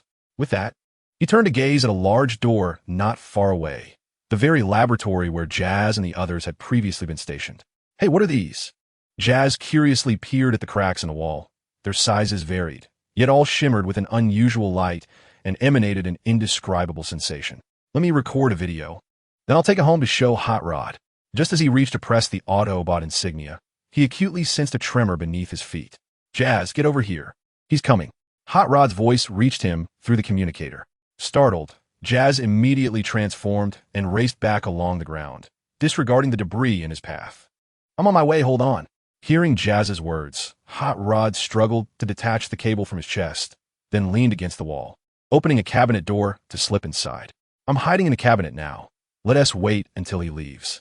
Regardless of whether he is a perceptor, he likely possesses the capability to eliminate both of us. After uttering this, Hot Rod nestled against the cold iron plate, waiting for the enemy to depart. Boom! A piercing explosion resonated, originating from the locked door, and Hot Rod speculated about what the next move of their adversary might be. Outside, the Perceptor scanned the corridor with its crimson eyes, scrutinizing everything in sight. "Someone came after I left." His voice had grown hoarser, and, as he spoke, the sound of gears turning emanated from his arm. "Come out. I know you are there. Let's engage in a living blind box game. You imposter." The increasingly excited electronic voice from outside the cabinet pierced the air, and the ember pulsating within my chest began to slow. With a thunderous bang, blood splattered everywhere. The sensor outside suddenly shouted, directing its left arm towards the cabinet door. To my astonishment, the iron plate was pierced by its fire, yet no explosion ensued. Instead, a fine, brownish-yellow sand began to flow out. "You're hiding quite well." The sensor sneered. "Can I guess which bullet will hit you? Come out now, and I might consider granting you a swift death, perhaps even adorn my waist with your eyes." As he spoke, he patted his body, and a sound of metal grinding resonated, as if many metallic spheres were colliding. "Oh, Primus, regardless of who arrives here next, grant me assistance," I prayed silently, just as another crashing sound echoed outside, this time mixed with the cries of the adversary. "Optimus Prime?" The menacing voice grew weaker, replaced by a gentler tone. "Who are you? Why are you disguised as a sensor? Where are Jazz and Hot Rod? You have 20 seconds to answer." Upon hearing the familiar voice, I flung open the cabinet door, but my body lacked the strength to support me, causing me to collapse to the ground. Before me, Optimus Prime stood, one foot pressing down on the deformed arm of the sensor, while the sensor's other hand pounded against his leg. "You are not them, imposters. You deserve to perish." The sensor's voice suddenly crescendoed, but before its other arm could complete its transformation, Optimus shattered it with a single punch. "If circumstances allow, I wish to merely disarm you," Optimus remarked as he crouched down and forcefully tore off the arm beneath his foot. As his optical sensors focused on the specific components of that arm, his spark jolted. "This is an energon weapon." Chapter 19. Captain of the Ark 1 at that moment. Jazz approached with a puzzled expression. "What is an energon weapon?" It is a type of crowd control weapon system that has long been destroyed, typically mounted on other weaponry to augment its power. He then handed over the item he was holding to Jazz. "Please destroy it. Ark 10 is currently ill-equipped to receive prisoners. Leaving it here may lure his accomplices." After speaking, he bent down and lifted Hot Rod into his arms. "Fortuitously, the residual energy within your body is sufficient to maintain the most basic functions." He exchanged a glance with Jazz, nodded, and together they stepped out the door. Boom! Just as Optimus crossed the threshold, an energy blast narrowly grazed his cheek, shooting straight into the laboratory. In a moment of urgency, he turned to check on Jazz, only to hear a sudden shout from the latter. "I'm fine, Optimus. Watch out ahead." Yet the warning came too late. He reached for his weapon to shoot, but Optimus had already been struck in the face, causing Hot Rod to fall to the ground. As his bodily functions dulled, he let out a painful wail upon impact. Meanwhile, Optimus found himself pinned beneath the assailant. "You should have ambushed me now." The fallen Optimus suddenly grasped the opponent's fist and flipped over, reversing their positions. In that fleeting moment of dominance, he landed a punch on the adversary's visor. However, before he could throw a second, a projectile struck his waist. From a nearby purple tank came a voice. He was a Cybertronian. "Greetings, leader, or shall I say, the current leader of the Autobots?" He transformed into humanoid form, aiming the cannon on his right arm at Optimus. But abruptly, he shifted his target to the fallen Hot Rod. "No!" Optimus shouted, swiftly throwing himself in front of Hot Rod. Aboard the Ark 10, in the medical bay, Prowl gazed at the unconscious figure of Hot Rod and inquired, "Are you certain that Intruder has departed?" His tone was laced with an unidentifiable rage, barely restrained by the remnants of his civility. "Though I cannot confirm his complete departure, I can assure you that my specialized experimental grenades affected him. His exterior must now be as fragile as glass, and I surmise his exposed internal components were compromised. Given he limped away, trembling and shedding debris. At this juncture, Hot Rod abruptly ceased his words. In the ensuing silence, he queried, "What about the transmission? Is it all right?" Upon hearing this, Prowl clenched his fists and finally uttered in a suppressed voice, "We are still in the process of saving him." After a pause, he exited the medical bay and made his way directly to his office. "What is wrong with me today? I would never act so recklessly," he mused, touching his face, only to discover pink threads on his hand. Alarmed by this, he began inspecting for wounds, but after cleansing his hand with a nearby inorganic liquid, it revealed no further traces. Could it be? Approaching the wall, he gazed through the smooth metallic surface, as if witnessing energy fluid seeping from his forehead, coalescing into a line across his visage. "This cannot be," he bellowed, raising his fist to strike the wall. "Is it Tyrus? No, under these circumstances, the implications from within cannot be correct. It must be the Decepticons." His gaze sharpened, returning to his desk where he pressed a button.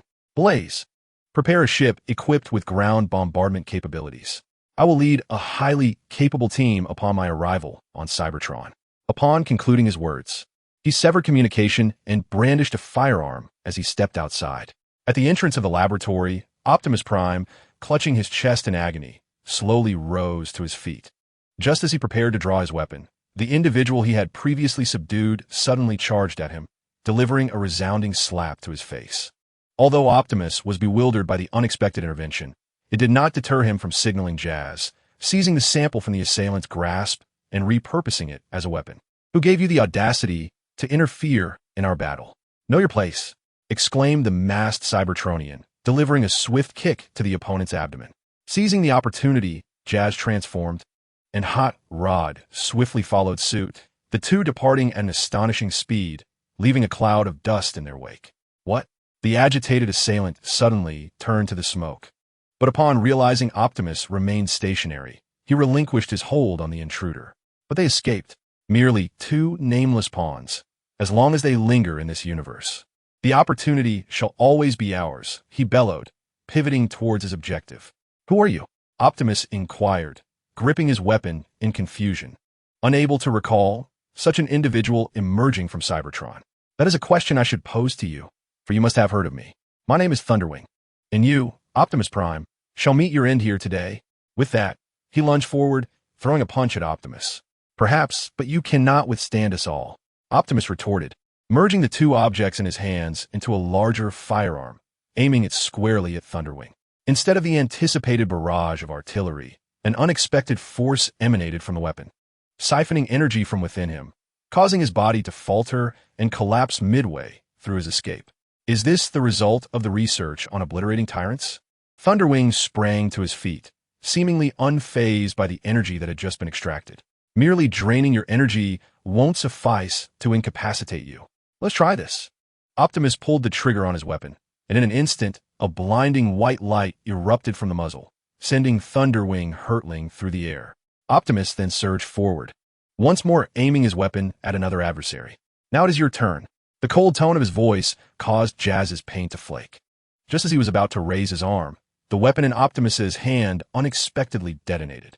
The terrifying force sent tremors through his hand, providing Jazz with the perfect opportunity to transform and retreat while firing at Optimus. Unfortunately, his barrage failed to suppress Optimus, as the explosions merely stripped away fragments of the outer shell. It is truly astonishing how little time has passed since Cybertron's resurgence, yet such a formidable leader has emerged. Jing Patian exclaimed, yet the cannon upon his back continued its relentless barrage, fearing that a moment's hesitation would allow Optimus Prime to charge forth and rend him asunder. In the face of the artillery's onslaught, Optimus possessed the capability to advance directly through the fire, yet he chose to rise with solemnity and stated, "I have heard of you. You vanished into the cosmos aboard Arc-1, and to this day, the people of Cybertron believe you lost. However, the truth reveals otherwise. Can you enlighten me on what transpired?" Optimus's tone gradually softened with sincerity, transitioning from a battle stance to one of attentive inquiry. In response to Optimus's question, Jing Patian immediately ceased firing and remained stationary. After a prolonged pause, he slowly replied, "Perhaps you should inquire about Thunderwing. If you delve deeper, You will discover he is our captain. Just then, without affording Optimus a moment to ponder, a long blade swiftly pierced his abdomen, causing a radiant, white energy fluid to seep forth. You should sever my head and extract my spark. Thunderwing's voice turned frenzied as he twisted the hilt of the blade and yanked it free. Sparks erupted from the site of his extraction, mingled with the energy fluid that pooled upon the ground. However, Optimus remained largely unfazed. In an instant, he pivoted and seized Thunderwing by the throat. I have heard tales of you from the mighty Grimlock. He lingered in the coldest and most desolate regions of Cybertron, awaiting your return to vanquish the tyrant. Which is you, Thunderwing? Optimus bellowed, nearly in a roar. Yet before he could proceed with his next move, countless sparks ricocheted off his form in a blink of an eye. He retracted one hand to shield against the fire, and through his narrowed gaze, he discerned a purple figure in the distance, weapon trained upon him. A spring? No, a counterfeit. Optimus realized instantly, but an unfamiliar sensation coursed through his hand. As if he had crushed something beneath his grip. Turning to investigate, he beheld a piece of black exoskeleton. Thunderwing had forcibly extricated himself, sacrificing the outer shell of his neck in the process. In that fleeting moment, while Optimus's arm was morphing, the spring suddenly retrieved a rocket launcher from the ground. This is troublesome, he muttered as he rolled aside, transforming amidst the cloud of earth and debris. After all, his objective had never been to capture these individuals, but merely to gather samples for evidence. Meanwhile, beside the Decepticon encampment, a police car approached, weapon in hand, as the vigilant civilian hurried forth. Greetings, Autobot. This is the Decepticon camp. Do you have a message to convey? He inquired with a composed demeanor, though the police car before him exuded a palpable tension. Release Soundwave, or I will breach your defenses, the police car declared, its emotionless tone causing the civilian's legs to tremble. He had heard veterans of the Decepticons speak of the Autobots' ability to amalgamate various technologies into a single individual, and in critical moments, such a being could unleash firepower equivalent to that of a tactical squad, if not greater. He was deeply concerned that the individual before him was indeed the subject of rumors originating from 300,000 years ago. What if the Autobots had already implemented this technology on a large scale? Such thoughts raced through his mind. However, the police car offered him no reprieve, instead brandishing a firearm directly at his head.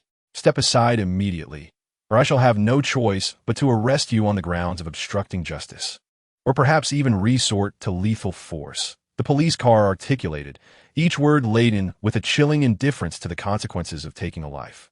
Confronted with this familiar demeanor, the vagrant was reminded of Tarn and, with a sense of understanding, complied, leading the police car inside. Yet, as they proceeded, he discreetly pressed a hidden compartment on his palm with his middle finger. Within the confines of the reprisals' secret chamber, the alarm light before Soundwave abruptly illuminated, emitting a piercing buzz. Had the experiment been discovered? But it wasn't even on this planet. He swiftly silenced the alarm, speculating that a powerful Autobot must have arrived. Entering the hall, he immediately spotted the police car standing next to the vagrant, who reciprocated with a knowing glance. After a brief moment of hesitation, he contemplated retreating, but the police car suddenly raised its weapon, as if it had identified target. Halt! Where do you think you're going? Its voice resonated, causing everyone present to momentarily cease their activities. The mere presence of an Autobot in the Decepticon camp was already an extraordinary occurrence. Tarn stepped forward, intending to issue a warning, but the police car merely shook the metallic sphere it held. It was unmistakably a weapon previously tested by the Autobots, originally designed for the rescue of civilians. However, when compressed and contained within certain enclosed spaces, it transformed into a deadly multi-grenade. Wait. Surely there must be some misunderstanding. Red Alert interjected, attempting to mediate, but was swiftly forced back by the police car's gunpoint. After a moment of silence, the police car turned its gaze towards Soundwave and began to speak slowly. I suspect you have illicitly obtained classified information from the Autobots. Now cooperate with my inspection to expedite your exoneration or risk imprisonment once more. Red Alert, who had been about to turn away, was taken aback by this declaration, pondering whether Soundwave's data was discovered. However, the police car's next statement directed its focus onto a particular celestial body in Red Alert's mind. You had better ensure that you have not utilized those weapons for unlawful gains. The police car continued coldly, just as a resounding voice echoed through the hall. What official business does this Autobot have aboard our vessel? If it pertains to apprehending criminals, I am more than willing to assist. I shall personally deliver them to Optimus Prime. Megatron entered, halting in his tracks before raising his voice further. If there has been a mistake, I hope you will vacate promptly. I shall not pursue this matter with Optimus Prime. Megatron's words instilled a sense of calm in the police car. He cast a glance over the assembled crowd, realizing that if he were to force the issue at that moment, the only outcome would be his demise, with perhaps the ability to take down a mere handful of Decepticons. With this thought, he holstered his weapon, yet the cloud of energy remained clenched in his other hand before he turned to depart. Once the police vehicles had left, Soundwave promptly leapt down and approached Red Spider, inquiring with curiosity about the status of their assassin experiment. Chapter 20, The Imminent Fall, Part 1. On a remote planet. A shadow lifted its gaze toward the central point encircled by 3 stars, murmuring to itself. This character is known as Shadow. When he pondered, might he return to Cybertron? His tone was tinged with melancholy, interwoven with a thread of excitement. Just then, a tank and an aircraft arrived beside him, merging together and beginning to transform. We must hurry back. Our bodies are about to undergo their final modifications, commanded Megatron, gripping Shadow's shoulder to help him rise. However, Shadow shrugged off the hand, directing his gaze downward. Do you remember why we initially joined the Decepticons? Shadow inquired slowly. Upon hearing this, Megatron burst into laughter, responding, I still recall your words that day. You said you wanted wealth, and so you allied with the Decepticons. I remember you tearing open your chest without anesthesia to remove part of your spark chamber, melting it down to create the emblem you proudly affixed to your torso. You were nearly in tears, just like this. Megatron gestured animatedly upon his face, resembling a mixture of anger and mirth. And after finishing, he laughed heartily, slapping his abdomen. Meanwhile, within a storage chamber in the Iron Fortress on Cybertron, Shrapnel stealthily entered, extending his hand to explore the walls until he finally discovered a hidden compartment that their optical scanners could not detect. The wall split open, revealing a metal panel that contained an ammunition box and a blueprint module capable of interfacing with Cybertronian computers. His eyes sparkled with barely contained excitement as he retrieved the blueprint, grasping its edges and pulling forcefully, revealing a semi-transparent blue screen between his hands. Only a direct hit to the brain proves effective, and it must maintain contact with the brain module to yield results. I had anticipated the Autobots would perform better. It seems I must return to devise a new plan. A fissure opened in his chest, revealing extra space perfectly suited for storing the merged blueprint. After accomplishing this, he pushed the metal panel back into place, and the wall sealed shut. It was then that he climbed to the ceiling and quietly made his exit. At that moment, the door swung open, and Minimus Ambus, clad in powered armor, strode in, heading directly to the spot where Shrapnel had been, activating the hidden compartment. Report, Officer, Bait Entry. On the Ark, 10 on Earth, Optimus Prime had just entered the command room, observing the crew busily dismantling the walls and linking various cables for adjustments. Commander Optimus, you have returned. Jazz seemed to have found his anchor, promptly seizing the tablet beside him and advancing. The tale unfolds at length prior to my return. The Ark's probes had detected it, and we attempted to establish contact, but received no response from above. Absolute pointed toward the object identified on the radar. And with varying technology, one could effortlessly construct an image of that entity, the solar furnace factory on Jupiter. But why? We had only just departed from there. Could we connect to the life detector station above? An attempt to hack into their signal receivers was made. Optimus Prime took the tablet, his hands trembling slightly. We have already tried, but this device may be malfunctioning. Our scans indicate there are no signs of Cybertronian life remaining. He replied, engulfed in silence. Should it collide with this planet, the impact would obliterate all surface life, and our vessel would endure severe turbulence. Jazz suddenly lifted his head, his voice quivering slightly. In stark contrast to the chaos within Arc 10, those outside appeared considerably more composed. Leader, there is no need to destroy that factory. With a few modifications, it could serve as our armament factory, providing a continuous supply of replacement energy for your forces.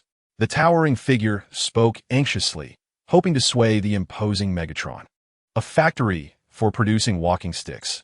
How could Optimus Prime even conceive such a notion after we had been gone for hundreds of millennia? Megatron bellowed in fury.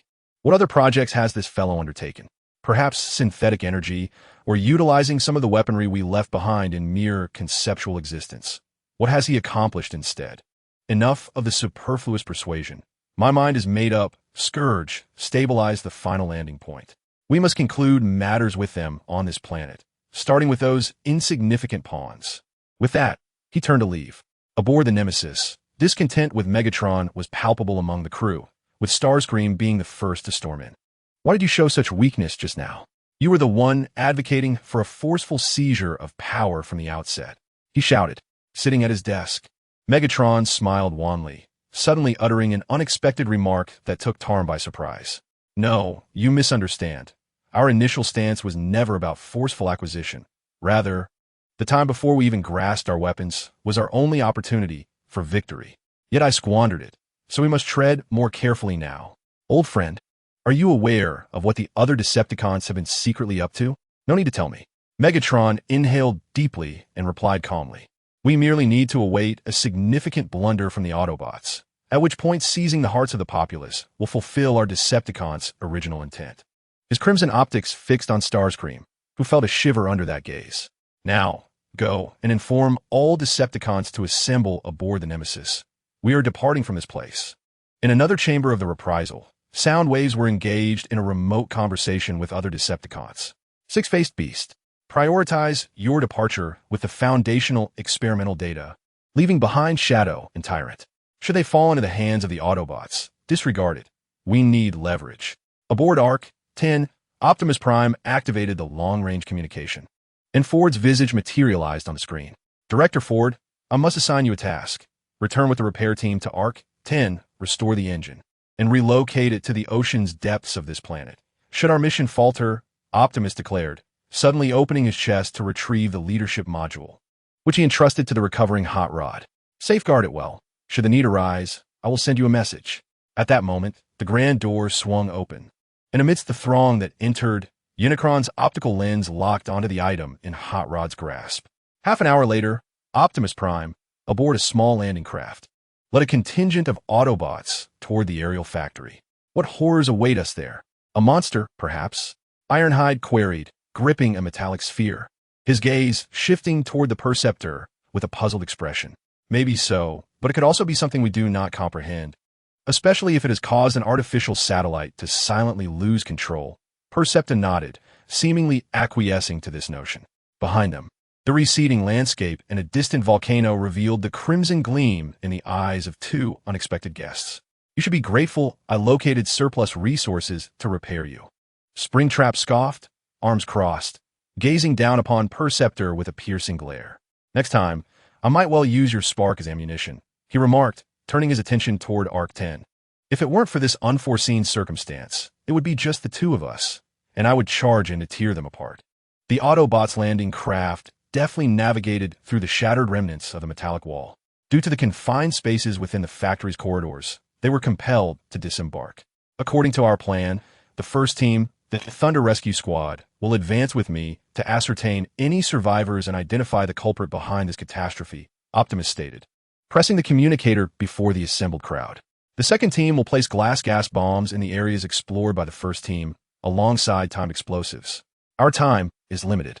If we cannot deploy the bombs before the countdown concludes, they must be discarded promptly.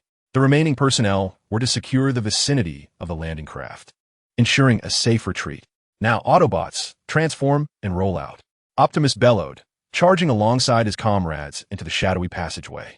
In the factory's surveillance room, 5 silhouettes observed intently, then converged, their bodies intertwining, folding, and twisting, gradually merging into one another, ultimately unleashing a primal roar. The beast is coming. Beside a load-bearing column in a factory, Hong first affixed a metal sphere to the surface. Then, on the opposite side, he used a weapon to carve out a hole, into which he inserted a metal box from his back. It seemed my objective has been accomplished. He sighed, then turned to retrieve the remaining explosives, preparing to depart. Do I have 3 locations left? How fortunate. I shall soon return to the ship for some well-deserved rest. He glanced briefly at the dismembered limbs scattered nearby, then quickly averted his gaze. How could the plot of a horror film unfold in my reality? This is, after all, the real world. With that thought, He activated the magnetic grip on his feet, allowing him to stand steadily against the wall. Tick-tock. He curiously reached to touch the liquid on his chest, seemingly dripping from above. He raised his gaze, only to discover that the gravity device had been inadvertently activated.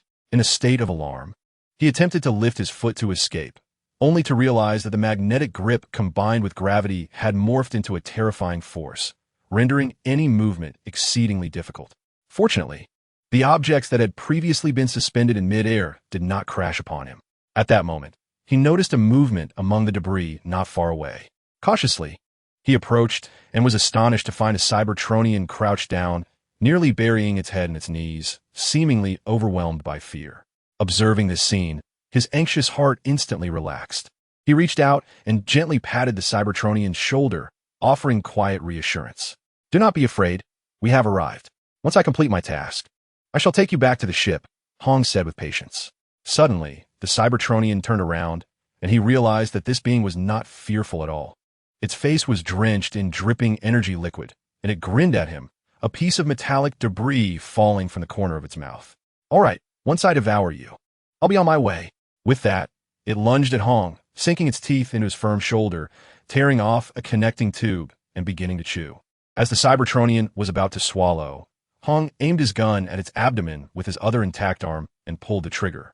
In an instant, the force propelled the frenzied Cybertronian away from him, granting Hong the opportunity to stand up.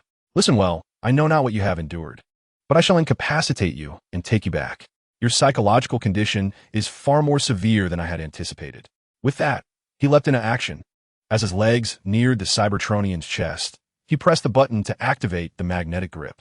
The combined forces of thrust, attraction, and gravity overwhelmed the Cybertronian, knocking it to the ground, its limbs contorting in pain as it attempted to crawl.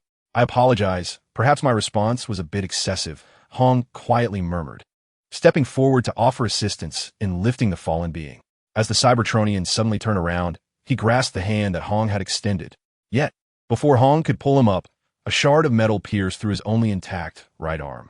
A sharp cry escaped him as excruciating pain compelled him to withdraw his hand, but the Cybertronian revealed a ghastly smile. In the next moment, Hong watched in horror as the creature yanked off half of its arm, following the wound. "You lunatic!" Hong trembled as he lifted his weapon, aiming it at the figure before him. "We will annihilate all of you." At that moment, the Cybertronian spoke, startling Hong. Suddenly, a long blade pierced through his chest, and he distinctly felt the cold object invade his spark. "Oh no, you are also a Cybertronian." Hong glared at his adversary, yet the ensuing scene shattered his fury. 3 more Cybertronians emerged from the shadows, bringing their total to 5. They converged, their body parts contorting and merging, ultimately forming a new giant. "By the pinnacle of the Iron Tower, I swear I have never encountered such a monstrosity. Please let me survive." In the face of death, he pleaded. However, the conclusion was that he was ensnared by a colossal hand. One by one, his limbs were severed from their roots, and when only his head remained, the entity opened its maw, filled with sharp fangs, and began to consume him. With each morsel it devoured, it closed its jaws, using its glistening teeth to crush his form. Ultimately, his dwindling spark was struck, and it slowly vanished into the void. Chapter 21. The Imminent Fall, Part 2. Within the factory's control room, the censor, after inspecting the equipment, turned to Optimus Prime with a regretful sigh. The thrusters necessary to maintain the trajectory had been damaged, leaving the factory satellite to drift solely on the kinetic energy accrued during propulsion. The plan to detach unnecessary cargo holds and retain the production line was now futile. He had previously shied away from meeting Optimus Prime's gaze, regardless of whether it emanated anger or sorrow. "It seems we must postpone the energy-saving initiative," Optimus declared, pressing the communicator atop his head. "Jazz, how much longer until Arc 10 can be moved to the sea?" "Roughly estimated." Forget it. This hunk of metal is ineffective even with a new engine. It's too heavy to budge. I've already deployed the ship's shield, and we are all confined within Titan Base," Jazz lamented through the communication. As Optimus turned to leave, he collided with the anxious figure of Ratchet. "Optimus, we've lost the life signals of 2 team members, both from the 2nd tier. It seems something has evaded our search." Holding a tablet before Optimus, Ratchet revealed the dimming icons of 2 Autobots. This information undoubtedly served as a clarion call for Optimus Prime. Those entities that besieged the factory are likely still lingering. Notify all Autobots currently engaged in missions, with the exception of those aboard the landing craft, to assemble near the factory's monitoring room. Collective action is imperative to avoid falling behind. In a shadowy corner, a monstrous figure seized an Autobot, tearing at it and stuffing its components into its maw. As the energon flowed from its chewing, it coursed through its digestive system, radiating from its core throughout its entire being. Suddenly, the forehead of the lifeless body emitted a sound, prompting the creature to press it against its ear. Toys. They have gathered. It chuckled ominously. Its communicator harmoniously chimed in. Monster, cooperate with Shockwave to eliminate the remaining Autobots. Leave Optimus Prime. He is my target. The stern voice of Megatron resonated through the communicator. The creature, munching on the components in its grasp, waved its hand in response. As you wish, leader. At this moment, two unwelcome guests infiltrated the perimeter of Titan Base. Move ahead a bit, cannon fodder, or I shall not hesitate to dismantle you and utilize you as spare parts. Springtrap admonished the figure before him, delivering a kick. The sensor turned its head, casting a venomous glare, which was met with a gray fist. Unclear of your standing, are you? Do not presume that discovering the transport channel first grants you promotion. There are many above you. After traversing several corridors, they peered through a glass window to witness a spectacle at the center of the base. Megatron lay there, his chest and all external plating splayed open, with a cylindrical object suspended above, seemingly poised for modification to be inserted into the recess of his chest. It seems the Autobots of this universe are even more deranged than we are. Springtrap's eyes sparkled momentarily before hardening. There can only be one Springtrap in this universe. Help me locate this version of myself. I must be here somewhere. As he spoke, his hands transformed and pressed against the adjacent wall. Let us embark on a grand endeavor. He cackled, the cannons on his arms now aglow with a violet luminescence. Ha ha ha. I cannot believe such a splendid opportunity. And you choose not to fire. Black Arachnia complained from her seat. What do you understand, Black Arachnia? If we open fire at this juncture, none of us Decepticons will survive. We would merely revert to being rebels, awaiting the emergence of another Optimus Prime. Megatron sat in the highest seat, propping his chin in contemplation, sighing silently. Before him, an electronic screen materialized, transmitted by Soundwave, who sat nearby. Upon calculation, the experimental factory requires only a single stellar cycle of operation to procure all the solar furnaces needed for the armored fortress. It seems someone has alleviated our significant concern. Soundwave, please check how long the MindLink disruptor has been operational. We must not allow Optimus Prime to discover these matters. Gradually, he refocused the optical lens onto the illusory factory before him. In reality, there, the monstrous creature disregarded the Autobots' artillery, seizing an individual and positioning their head within its maw.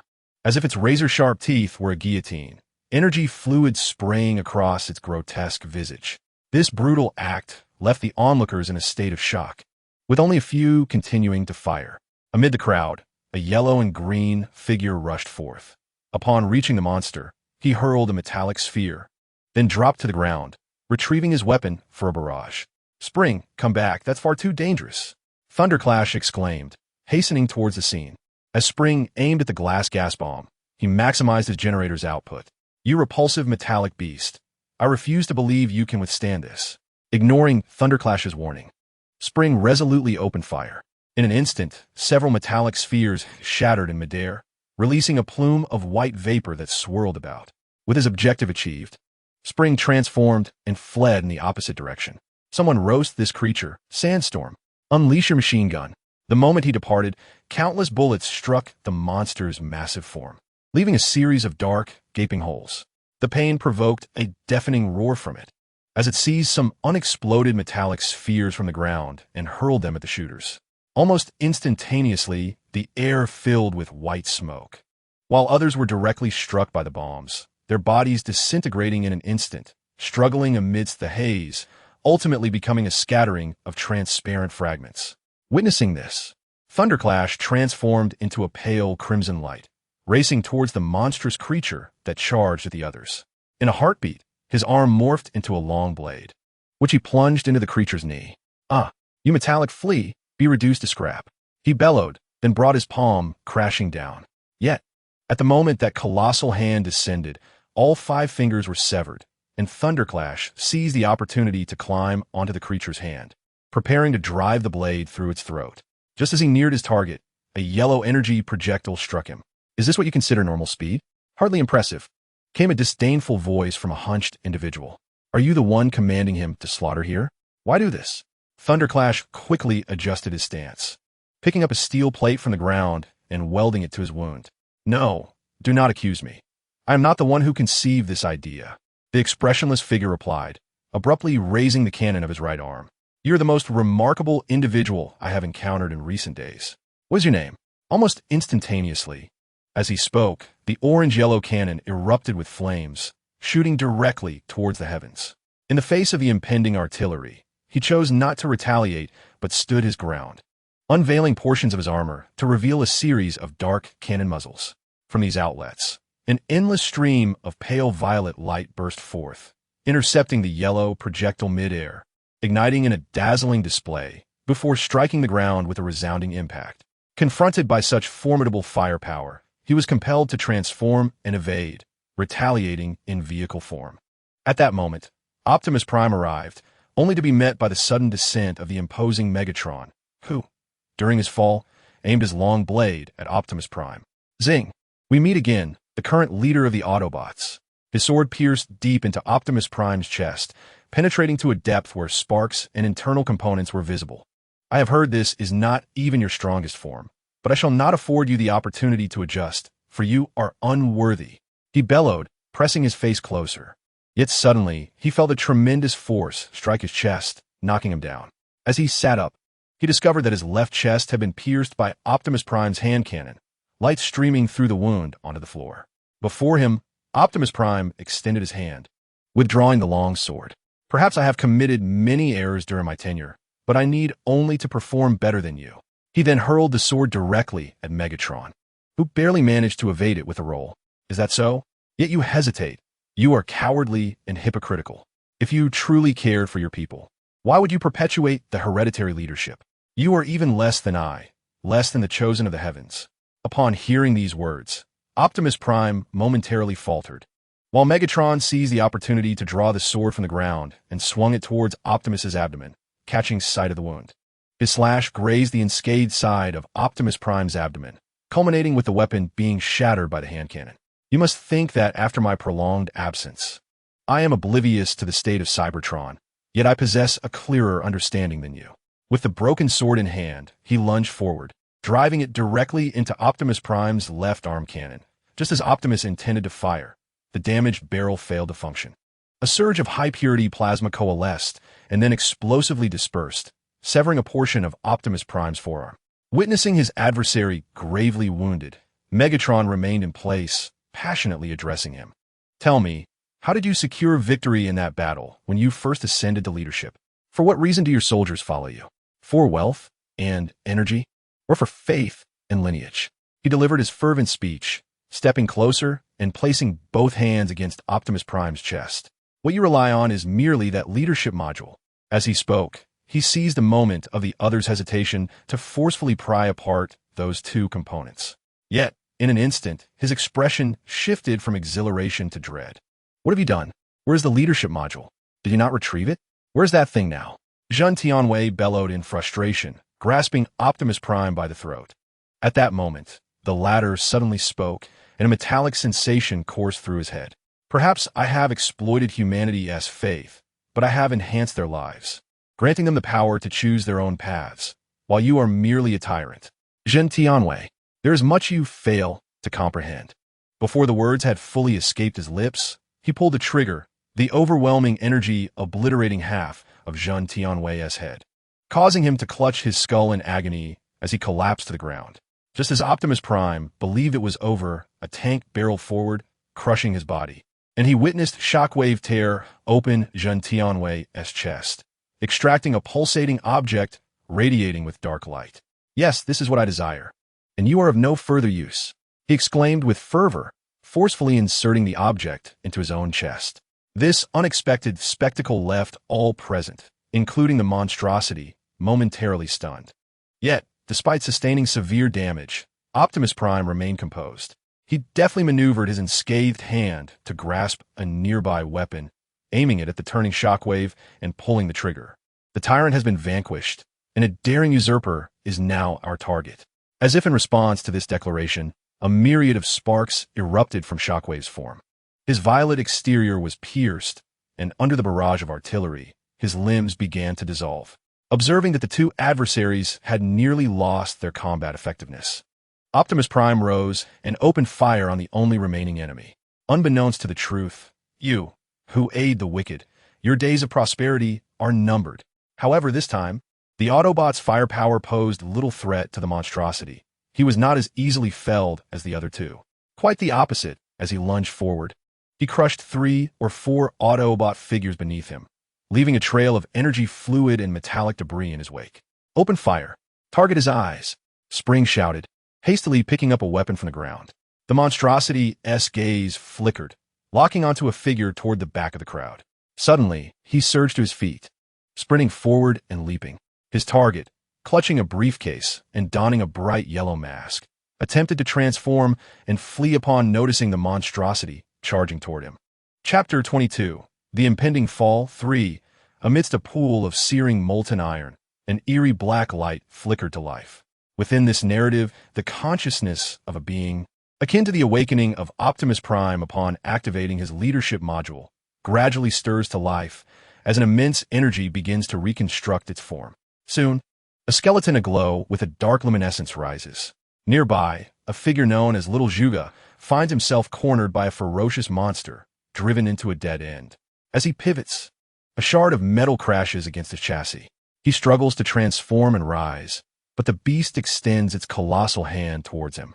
Realizing escape is futile, Little Juga resolutely raises his arms to adjust his stance, allowing the creature to firmly grasp his torso and legs, while he clutches a firearm and a briefcase in each hand. "You have forced my hand, monster!" he bellows, hurling the yellow briefcase toward the creature. Noticing the unusual behavior of the small figure, the monster's grip tightens. The briefcase becomes lodged against its body. A horrific force shatters Little Juga's external shell, piercing the internal circuitry.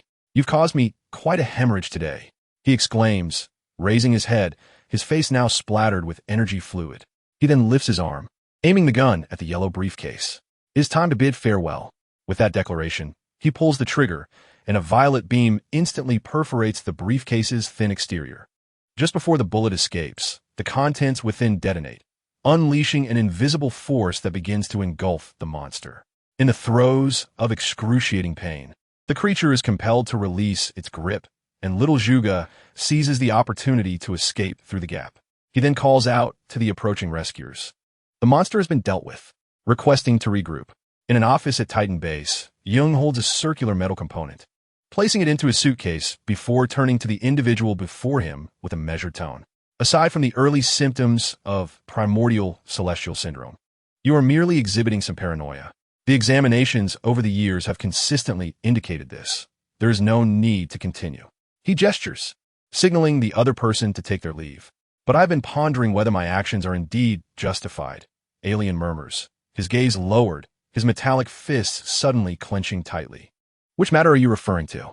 Jung replies, "Since the moment of your birth, you have been on the path of seeking psychological counsel. Yet you persist in concealing your true self." With a sigh, Jung picks up an object resembling a leadership module. Observing it for a moment, he chuckles softly. "Even now, I cannot comprehend who I originally was. In this regard, you hold the advantage, for you can openly express your innermost thoughts to the world. Look at me. I have chosen to become a psychologist." Jung suddenly points to his own eyes, his expression devoid of emotion. "Your solar furnace cannot be considered an innate organ, for since your emergence, no one has been born with such a gift. All are products of later modifications, much like the device I hold in my hand." After a moment's pause, Alien emerged from the office, lost in thought, only to collide with the individual before him. "Oh, who do we have here? You're still alive." The newcomer's exterior was a vibrant purple, and his crimson eyes were now fixed upon him. "Who are you?" Alien expressed some surprise, his body instinctively reaching for the dagger at his waist. "Me? I am Spring. I just returned from a fresh coat of paint. Do I look dashing?" The stranger suddenly burst into laughter, gesturing toward the Autobot emblem emblazoned on his chest. At that moment, a discordant voice interrupted his self-introduction. Spring? Weren't you on a mission with Optimus Prime? Ford abruptly stepped from behind him, a look of confusion on his face, then reached out to touch his face. Spring recoiled at this reaction and forcefully shoved Ford aside. How revolting. I'm done pretending. Your abilities are evidently lacking, and you can all be eliminated. With that, his forearms transformed in an instant, and he pivoted, aiming his purple cannons directly at the two. With a thunderous explosion, the corridor they occupied was obliterated, and Spring leapt down amidst the chaos. You're not Spring. Who are you? Raise your hands and surrender. Perhaps you might reduce your sentence in prison. Jazz turned in confusion, initially believing the stranger to be Spring. Yet the gaze of this impostor was unmistakably not that of the genuine Spring, who could emit such energy. And this individual was equipped with energy-draining weaponry, a blatant counterfeit. Everyone braced themselves as he lifted his weapon and shouted. Springs are blue. He waved his hand dismissively. Are you about to say fire? Like I will. Suddenly, he turned sideways, positioning his arm cannon across his abdomen. In an instant, a purple energy projectile surged forth, shattering Jazz's right arm. The pain compelled him to cry out, and he fell against the sturdy wall behind him. Fire! We must eliminate him. He is armed with energy-draining weapons that can siphon our strength, Jazz shouted, hoping his companions would heed the warning. Yet, contrary to his hopes, Spring leapt forward, pinning him with the barrels of his cannons, maniacally exclaiming, You're not wrong, but you've yet to experience the sensation of having your energy drained. Have you? I shall let you feel the agony of being instantly depleted of energy to the point of death. Just as the brilliance of his arm cannons was poised to ignite, his chest was pierced by a purple energy blast, though it did not threaten his life, merely causing him to collapse in pain. He glanced back along the trajectory of the blast, seething with anger. You're still alive. In the cosmos, a vessel belonging to organic beings was advancing, its surface a vivid yellow, yet devoid of any hair. At this juncture, an individual presented a message to their captain. There was a peculiar energy reaction detected within that diminutive star system, seemingly indicative of an experimental base belonging to a certain civilization. Course adjustments were made, and the new target was designated as Unnamed Planet 47, situated between the Orion Arm, the Perseus Arm, and the Sagittarius Arm. They set forth on their journey. Meanwhile, at their designated target, the entity, known as Shockwave, was slowly rising to his feet. His immediate intention was to rally his comrades, yet in the blink of an eye, the monstrous adversary had vanished. The formidable Titan, recently liberated from the grip of darkness, was gravely injured and rendered incapable of combat. Ultimately, he could only cast a resentful glance at Optimus Prime before shattering the factory wall and making his escape. Optimus Prime pursued him, and upon confirming that the adversary was retreating towards the starry expanse, he promptly activated the communicator to issue commands. The threat had been neutralized. The first echelon was to remain vigilant, while the second echelon was tasked with locating the lost explosives and expediting their installation. We must depart swiftly.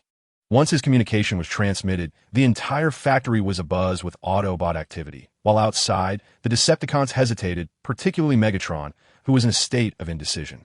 What is the hold-up? Are we not leaving? Remaining here serves no purpose, Red Alert exclaimed, unable to contain his frustration.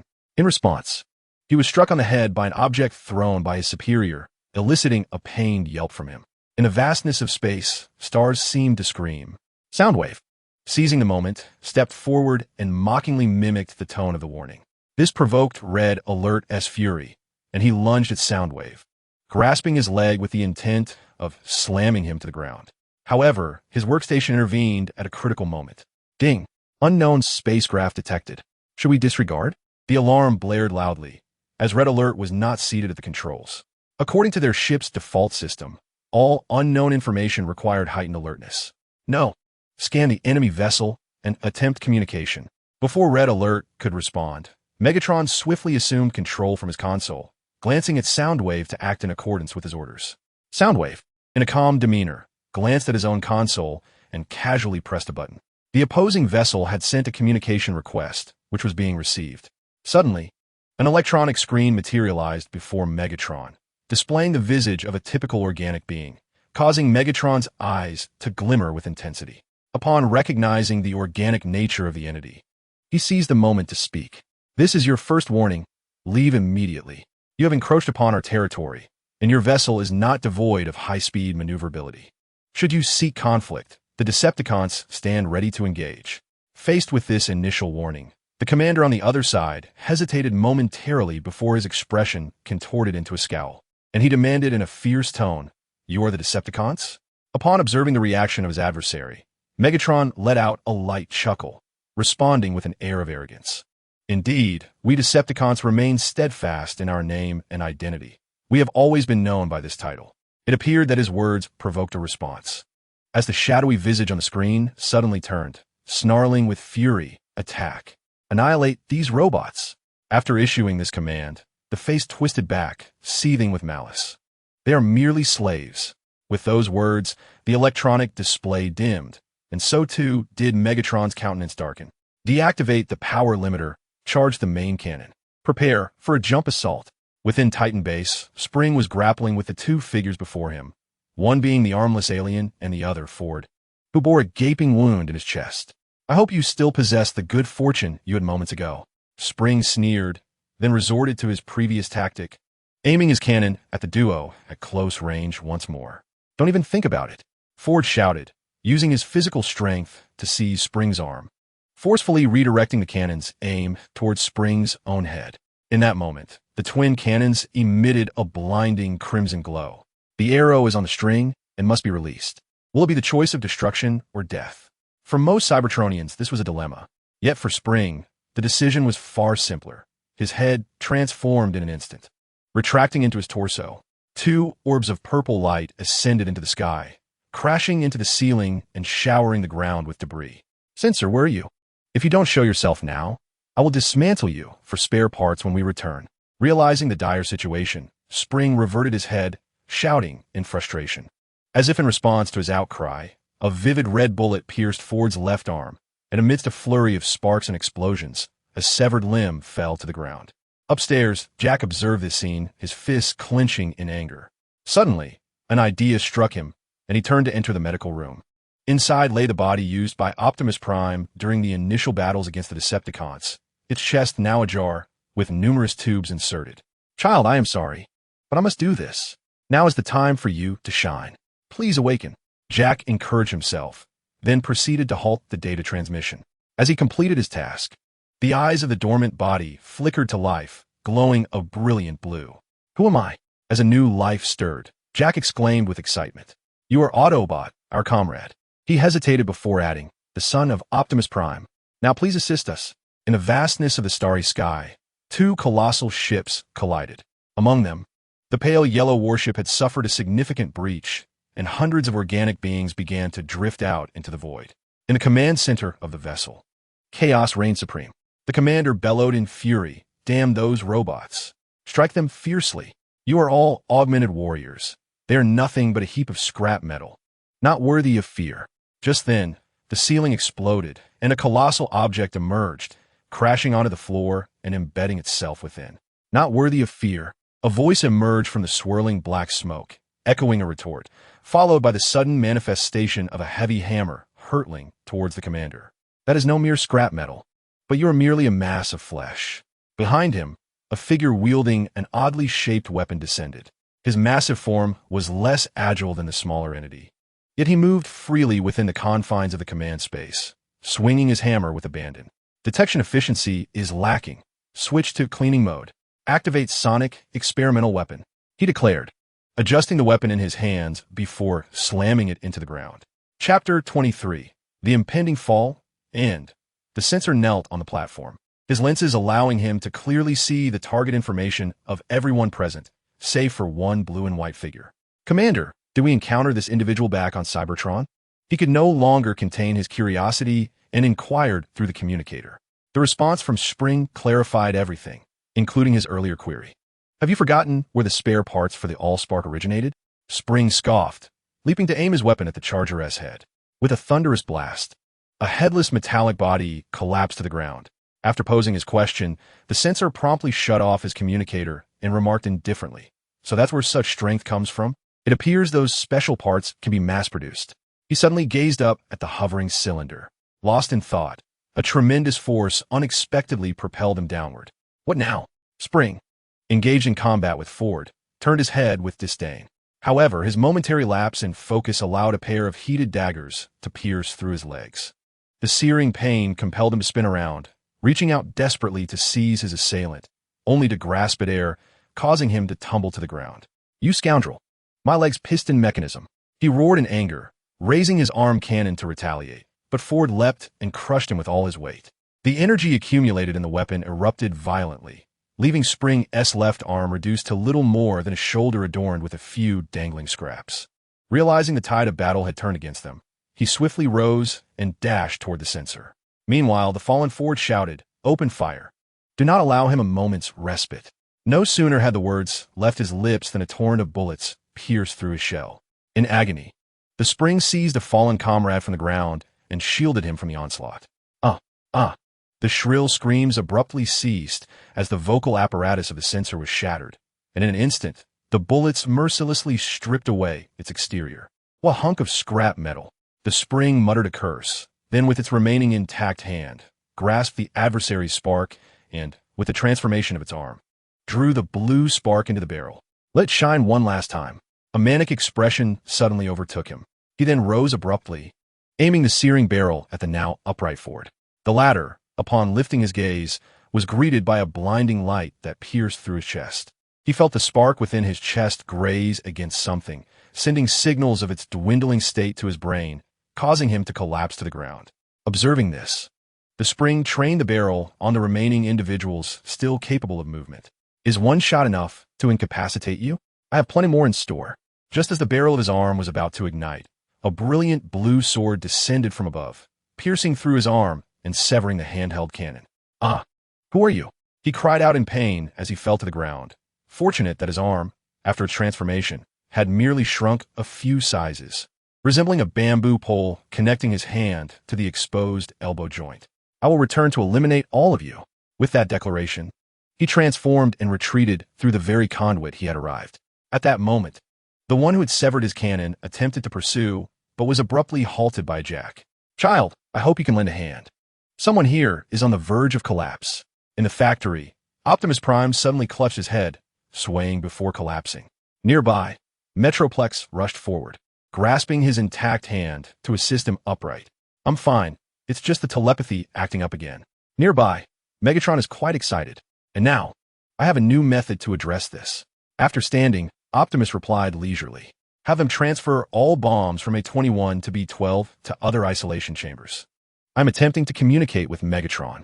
On the Nemesis, Megatron seemed to feel a prickling sensation in his body, suddenly touching his head and clicking his tongue. This sound caught the attention of Thundercracker, who was observing from the command platform, and he immediately turned with concern. "What's wrong, Commander? Are you feeling unwell?"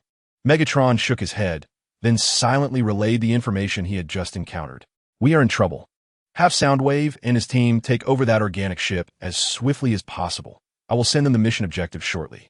On Earth, a purple vehicle traversed the main road, lurching unsteadily due to the absence of one wheel, causing its exterior to become encrusted with mud and flecked with bits of green foliage, all clinging to its violet facade. How utterly inept this sensor is. Not only is the energy of the spark pitifully low, but its frame is also so fragile. It lamented in frustration, and then, as if struck by a sudden thought, abruptly turned the vehicle around.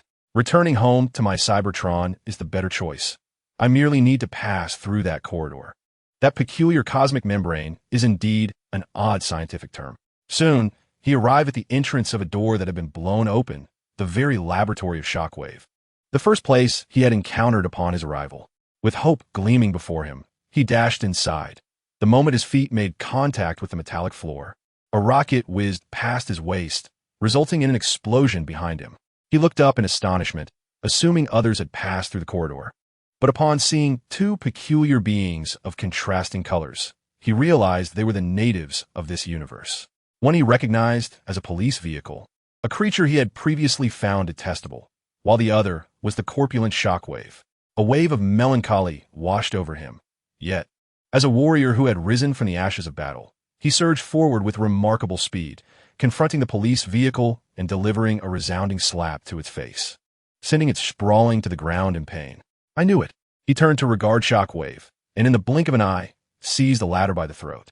You inhabitants of this universe are truly feeble, lacking even energy weapons. With that, his grip tightened instantaneously, his entire arm lifting the unfortunate being, whose flat head flailed amidst a torrent of energy fluid, until he was ultimately hurled to the ground. Having accomplished this, he chose not to dispose of the police vehicle, but continued his sprint towards the corridor. Just as he was about to reach the camera's frame, an alarming incident occurred. The rifts that had materialized from thin air had now transformed into a desolate wasteland. He could not comprehend the reason behind this transformation. Yet he understood one thing. There was no turning back now. In contemplation, he turned around, only to come face to face with the tardy police vehicle. "You worthless debris! I shall end your existence!" He shouted in fury, lunging forward to tackle it, then tightening his grip around its throat.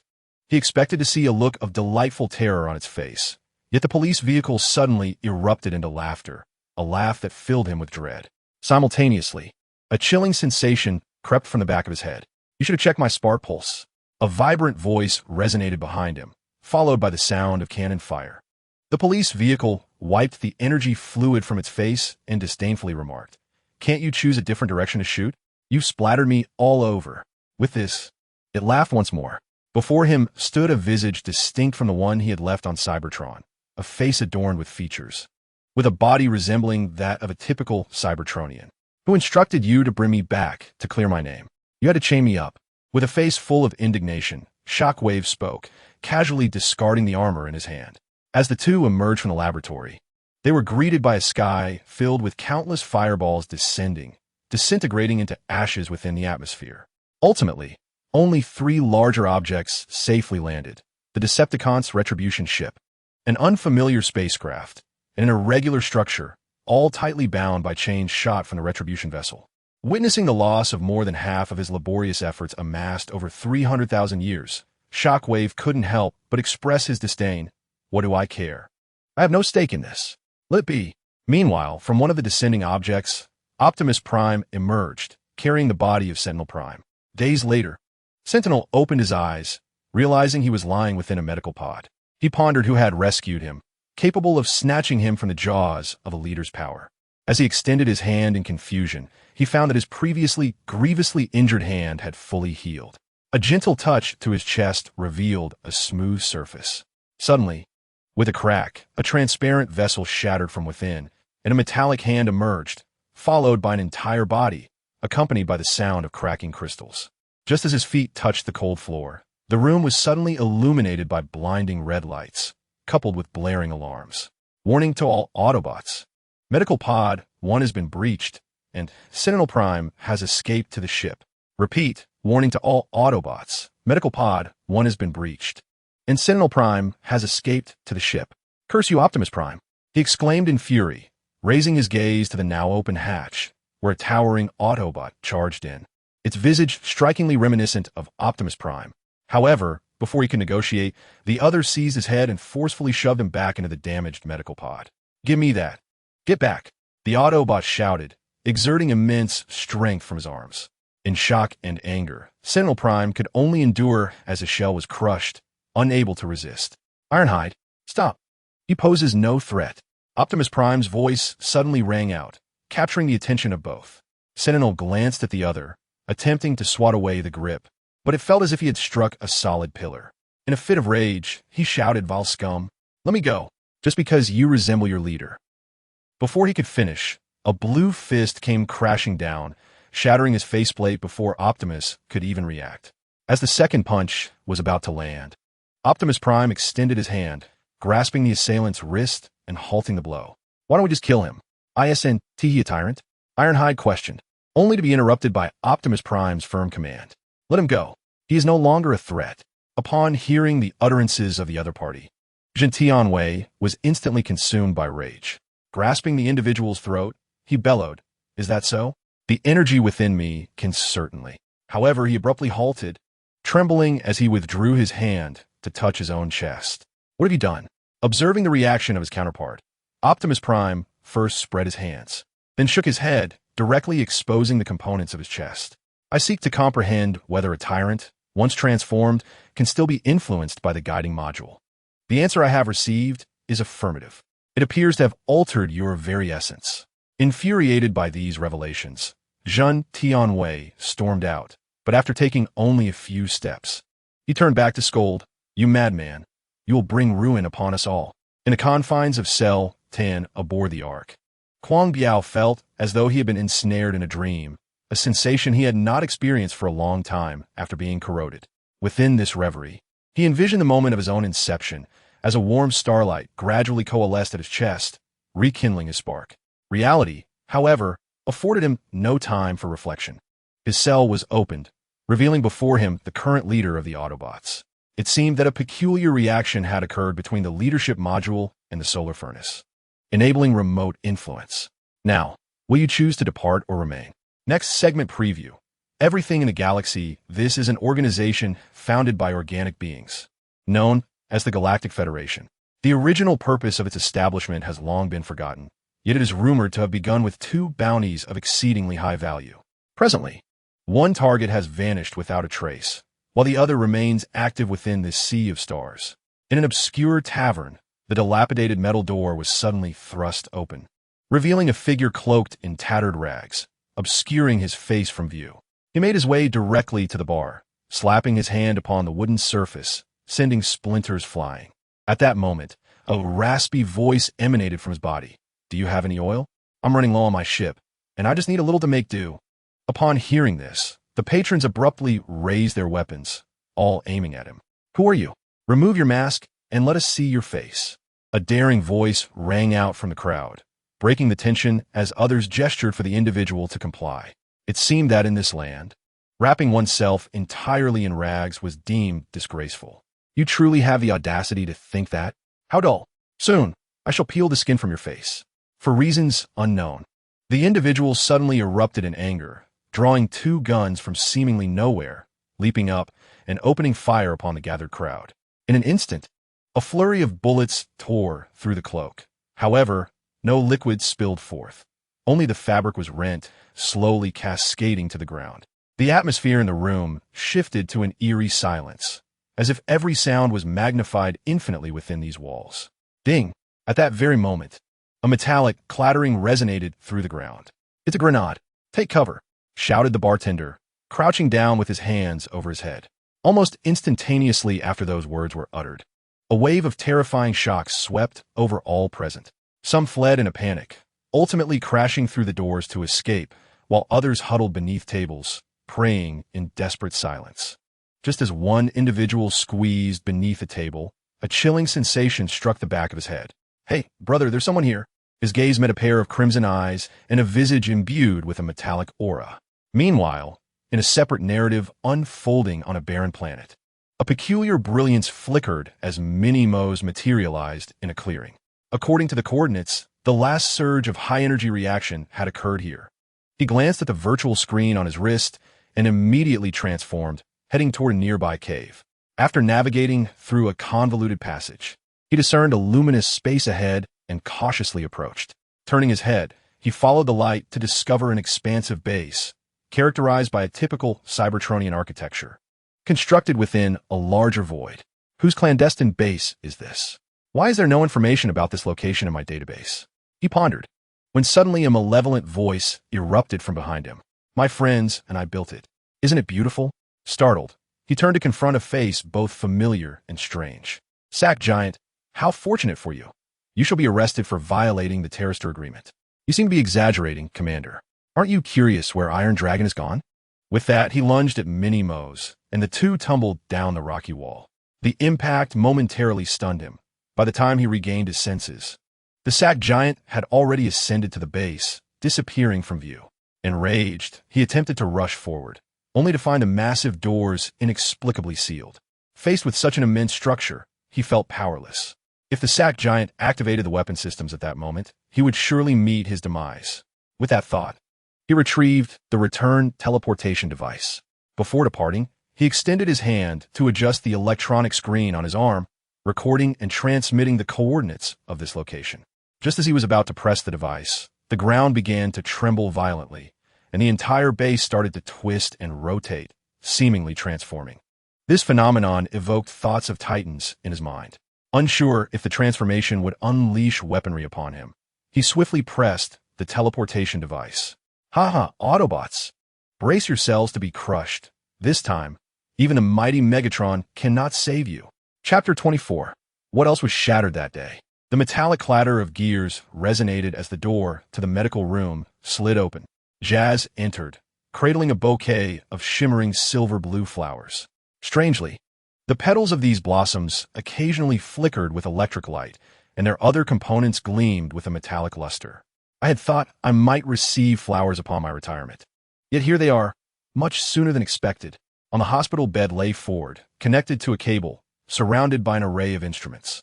I heard you have an affinity for the vibrant Cybertronian flowers. I selected these for you under the guidance of the paramedics, ensuring they won't affect your condition. Jazz playfully flicked one of the silver roots, causing a surge of blue light to dance up the flower stem, briefly illuminating the cluster of icy blue petals with a fleeting glow. Thank you immensely. During my tenure as warden on Glass 9, I had not seen reminders of my homeland for far too long. Please place them on the windowsill. By the way, do you have any plans? Ford's eyes glimmered, and he spoke with a smile. Jazz nodded, moving toward the blinding light at the window, carefully uprooting each flower and placing them into a black flower pot on the sill. It may be called a flower pot, yet contained not ordinary soil, but a multitude of scattered metallic fragments. The moment the roots were inserted, a glowing black substance enveloped them, binding them securely.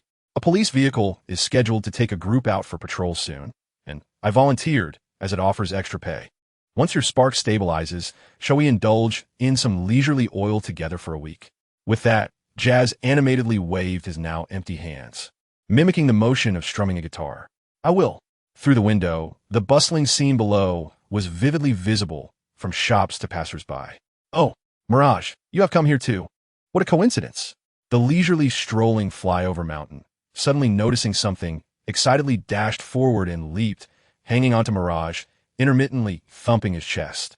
Wait, hold on while I pop into the store, he said, swaying slightly, and attempted to pull Flyover Mountain down.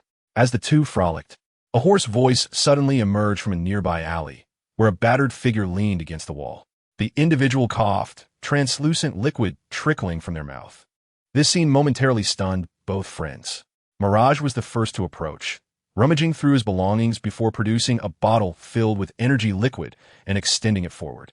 Upon seeing the bottle, the formerly hunched Cybertronian began to writhe frantically, inching closer to the bottle before seizing it and drinking deeply. As the individual sipped from the bottle, he suddenly placed it on the ground, gasping for breath. The specter cautiously approached and inquired softly, "It appears you must be quite hungry. Have you been without work for a long time?" Upon hearing this, the person instantly panicked, clutching the bottle to his chest. Only when he recognized the figure before him did he recall the events that had transpired, stammering as he returned the bottle to its original place. After a prolonged pause, he finally uttered, "What is work?" Within the confines of a medical room in Iron Fortress, a Cybertronian strikingly similar to Optimus Prime rose to his feet, the primary distinction being his lack of a mask. Runlai gazed at his palm with uncontainable excitement, marveling at the ability to control its opening and closing, a sensation previously foreign to his body, now belonging entirely to him. "I hope you can serve as a model to help me implement a new technology." The emptiness of the medical room afforded him little time to ponder, as a familiar voice echoed, resonating within his spark. Upon turning to face the newcomer, he exclaimed in surprise, "Haven't you reverted to your original form?" The question prompted a solemn silence from Optimus, followed by a grave response. "That can only be considered a weapon, my child. I hope you understand. I have retained it because, in the future, it will serve as a tool for peacekeeping." Runlai bowed his head in contemplation, seemingly struggling to contain himself, before slapping his face with a mix of exasperation and excitement. "All right, I don't quite understand. What technology are we going to implement?" "Create your technology to replace traditional cold assembly." Outside the door, Jazz, cradling a metallic base, paused in curiosity. Runlai, brimming with enthusiasm, exclaimed, "Are you going to join Soundwave at the concert? Take me with you." Noticing the youth's reaction, Optimus smiled and shrugged. It seemed the unveiling of the latest technology could be postponed for a few days. Perhaps there were still unresolved issues to address. Before him, two figures, one tall and the other short, gradually receded into the distance. Ultimately, They made their way to the bustling oil bar. At the entrance, Soundwave was gently stroking a sawtooth bird. Upon spotting the approaching trio, he immediately raised his hand, and the three exchanged high-fives before entering together. Within the vibrant atmosphere of music, they liberated themselves, with Jazz and Soundwave taking the lead on stage. One held the metallic bass while the other rhythmically struck a metal drum with two rods. Below, Rumble, clutching an oversized goblet nearly his size, began to drink heartily. Observing this, Renlai glanced at the goblet on the bar, attempting to step forward to grasp it, only to be abruptly stopped. Assuming it was due to his lack of payment, he quickly withdrew his hand and fumbled for some loose coins. However, he was taken aback when the other party posed an entirely different question. "Could you kindly present your identification card? This would facilitate my ability to escort you back to your residence once you have indulged." The newcomer smiled warmly, then abruptly turned to inquire of another individual beside him. "What about the recorder?"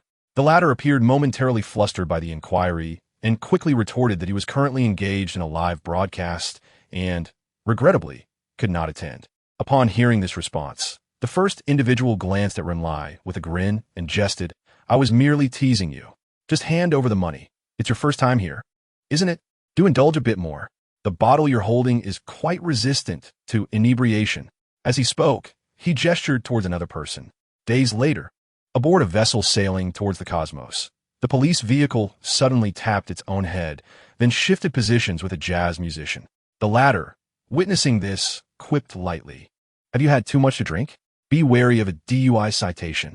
At this remark, the police vehicle instantly donned a serious expression, approaching and striking its head with a baton. "Ouch!" it exclaimed, clutching its head in pain. "We are on a mission to apprehend the violator of the treaty, so everyone, please maintain seriousness." After uttering this, it clicked its tongue and staggered, cradling its forehead before exiting through a coded door. Once the main door closed, Phantom leisurely remarked, "Aside from your earlier mention of intoxication, I suspect that during the previous mission, a bullet might have lodged itself in the cerebral module." He tapped his head, gesturing for attention. "Is that true? I've heard that most individuals struck in the cerebral module by bullets end up in a vegetative state." "No, it should be said that most of them have, in fact, little to no chance of survival." Within the medical bay of the spaceship, a shell smeared with energy liquid was cast to the floor. The police vehicle endeavored to maneuver the detection apparatus towards its own head, retrieving a pair of tweezers from a nearby shelf. With trembling hands, it aligned the tweezers to target a black dot on the golden component displayed on the screen. Snap! The sound of metal grinding echoed, accompanied by the police vehicle's anguished wail, as a deformed bullet materialized in its grasp. It hesitated to report this matter to Optimus Prime, nor could it disclose it externally. Contemplating this, it picked up the shell and pressed it against its forehead. After scanning the surroundings, it meticulously reconstructed all information and events before exiting to the incinerator, discarding the bullet within. Ensuring that all traces had been eradicated, it returned to the control room, reclaiming the seat previously occupied by the jazz musician. On the planet Brostar, Ton followed Soundwave's lead, tallying the remaining items to be collected from this world. As they passed the training room, he halted Soundwave and pointed towards the two individuals inside. "Why not take them as well? The expenditure that the Decepticons have invested in the two of them amounts to an astronomical figure, only for them to perish at the hands of the Autobots." His gaze was laden with questions and uncertainty. Upon hearing this, Soundwave responded with indifference. The Autobots would only find them of interest as long as they served a purpose. Beyond that, they could be discarded. As for the bullets carrying consciousness commands, I have already instructed the Insecticons to prepare them, ready at any moment to incite madness or self-destruction. This is not a matter for you to concern yourself with. Utilizing a perilous weapon to control another perilous weapon is a regrettable irony, for according to our original plan, they were meant to expand our territory. Tarn lamented, before suddenly expressing a tinge of irritation. Speaking of which, why should Starscream take center stage? The deeds he has committed in the shadows, if revealed, will be profoundly detrimental to us Decepticons. Someone must emerge as a paragon. Was he not just dispatched to execute a mission? If Megatron wished to eliminate him, it would be rather simple. His continued existence merely serves as a diversion. Suddenly, Soundwave's body trembled, and he promptly activated the communicator atop his head, stating, "Insecticons, Prioritize the destruction of the brain module of the sixth phase executor. Secondary objective. Depart this planet without detection by the Autobots. Upon hearing Soundwave's directives, Tarn immediately seized his weapon, excitedly nodding in agreement. Observing the other's demeanor, Soundwave solemnly asserted, "We cannot eliminate any Autobots, with the exception of those two weapons." In another corner of their base, a Decepticon guard was patrolling the corridor when, without warning, the ceiling above him shattered and an enormous orange sword descended, cleaving him in two from the head down. "I did not expect to find you in the isolation chamber." The voice of Flyover Mountain echoed from within the conduit, leaping down the path of steel. "The police vehicle had requested our assistance. Thus our presence here is imperative." Following Flyover Mountain were the Seekers and other Autobots. Must we truly kill them? After landing, Flyover Mountain gazed in shock at the pool of energon on the ground, fear evident in his voice. Before Jazz could rebut, the police vehicle retorted in frustration. Today they dare to secretly manufacture weapons of mass destruction. Tomorrow, they will dare to revolt.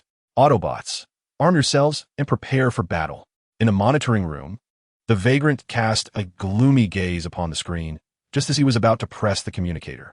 Suddenly, a pair of hands seized his neck, and with a tremendous force, he was yanked from his chair and violently slammed to the ground.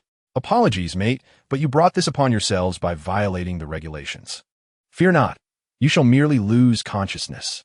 The vagrant struggled to rise, but Jazz held his head down, and as he attempted to shake off his assailant, a stun baton struck the back of his skull.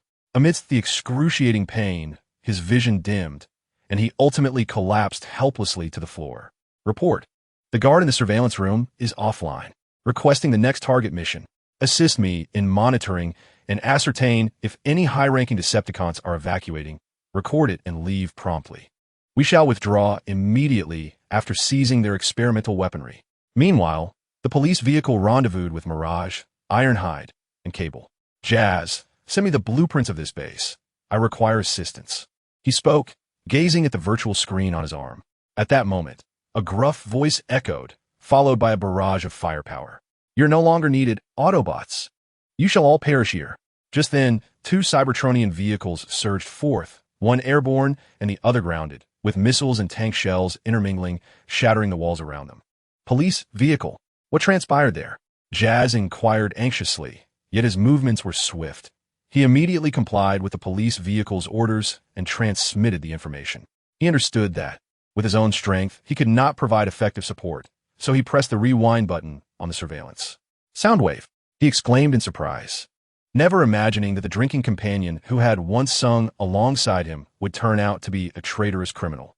In a fit of rage, he pushed open the door and transformed, racing towards a landing pad. Chapter 25. What else was crushed that day? Part 2. Jazz chased after him with all his might, well aware that Soundwave's second form moved even slower than his humanoid state. As long as he pursued relentlessly, he could confront him directly. Soon, he arrived at a locked identification door. With no other option, he retrieved a bomb from his possession, affixed it, and activated the camera on his helmet. Outside the airport, Soundwave was leisurely departing with a sizable briefcase in hand. Behind him, the metal gate collapsed with a thunderous crash, and a white sports car burst forth, scattering debris. "So fast, he has already caught up. Allow me to handle him. Rest assured, I shall spare his life." Tarn turned to face the newcomer, excitedly raising his fusion cannon. However, Soundwave pressed it down, and just as Tarn felt puzzled, Soundwave suddenly handed over the briefcase. "Let me take care of him." Having said that, he charged forward alone, drawing his weapon and firing repeatedly at Jazz. Yet, each bullet merely dented Jazz's exterior, failing to penetrate. Why? Why would you engage in such experiments? Jazz bellowed in fury. He then lunged forward, tackling Soundwave and forcibly seizing the gun. "I thought you understood." Soundwave replied with a hint of indifference, his knees suddenly merging together as he bent. He delivered a swift kick to Jazz's abdomen. A force originating from his waist propelled Jazz back several steps, but he halted there. "As a being of automotive origin, you possess resources that far exceed our own. Even if your form is slightly shorter than mine, it could easily overpower my strength." Soundwave, clutching his shoulder, slowly rose to his feet. "So, are you feigning ignorance or attempting to draw closer? Speak plainly." As his voice echoed, his chest cavity opened, and 4 objects soared out, transforming beside him into smaller Decepticons. Laserbeak and Ravage engaged the target. With a resounding roar, they launched an assault on the legs of Jazz. Faced with such a scene, a whimper escaped Jazz's throat, and he finally shouted, "This shouldn't be happening. I was merely upgrading in accordance with the standards of the soldiers." Yet, when his fist struck the face of the disoriented foe, the transparent visor shattered instantly, revealing a pair of crimson eyes within. In a moment of desperation, he grasped Soundwave's wrist, only to hear a sharp crack. As his vision sharpened, it appeared as though his hand had fused to Soundwave's wrist, seemingly stuck there. Yet when he opened his hand, it effortlessly withdrew. "What do you think that factory on Jupiter is for?" Upon witnessing Jazz retract his hand, Soundwave, clutching his crackling arm, spoke with a hint of derision. "That factory has been in operation for at least 200 millennia. Where do you think all the solar furnaces produced during that time have gone? Do you believe your exterior was crafted from thin air?" He bellowed, extending his intact hand towards his waist to retrieve a peculiar weapon. "Disorient, return to the Peacebringer immediately," he suddenly shouted, pressing the gauntlet-like weapon directly against Jazz's chest. A cloud of dust swirled up, rhythmically vibrating against Jazz's torso. When Soundwave withdrew his hand, a corner of Jazz's visor was shattered. An energy fluid began to uncontrollably seep from his mouth and various parts of his body. Ultimately, he weakly knelt forward and then suddenly collapsed to the ground. That was quite ruthless. If it had been just a second longer, that fellow would have perished on the spot, TRN remarked with a smile, excitedly reaching for his dual-barreled fusion cannon. "We must leave at once, or we shall be too late." Soundwave gathered the incapacitated Laserbeak and Ravage, and hurriedly pulled the immobilized Rumble towards the ship's cabin. Meanwhile, a shadow cackled maniacally, tearing off a leg from a mud-covered figure, and hurled the severed limb at the oncoming Ironhide's forehead. In an instant, energy fluid splattered across the corridor. Nearby, Steeljaw supported himself with one arm, rising to his feet, and picked up the large sword that had fallen beside him. This foe's exterior is far too resilient. Fly over the mountain and turn his shell into glass. As the voice of the steel cable faded, the shadow cast aside its feeble illusion and charged directly towards him. "Are you referring to glass gas? I am familiar with that substance. Can you imagine the consequences if it were to be ingested?" He toyed with several metallic spheres in his hand, holding one between his thumb and forefinger, shaking it lightly. In an instant, he lunged towards the steel cable, aiming a blow at its right arm, which had vanished without a trace. The shadow's target was precisely the exposed circuitry at that moment. Without hesitation, he crushed one of the wires, then suddenly retreated, tearing out an entire energy conduit along with several components.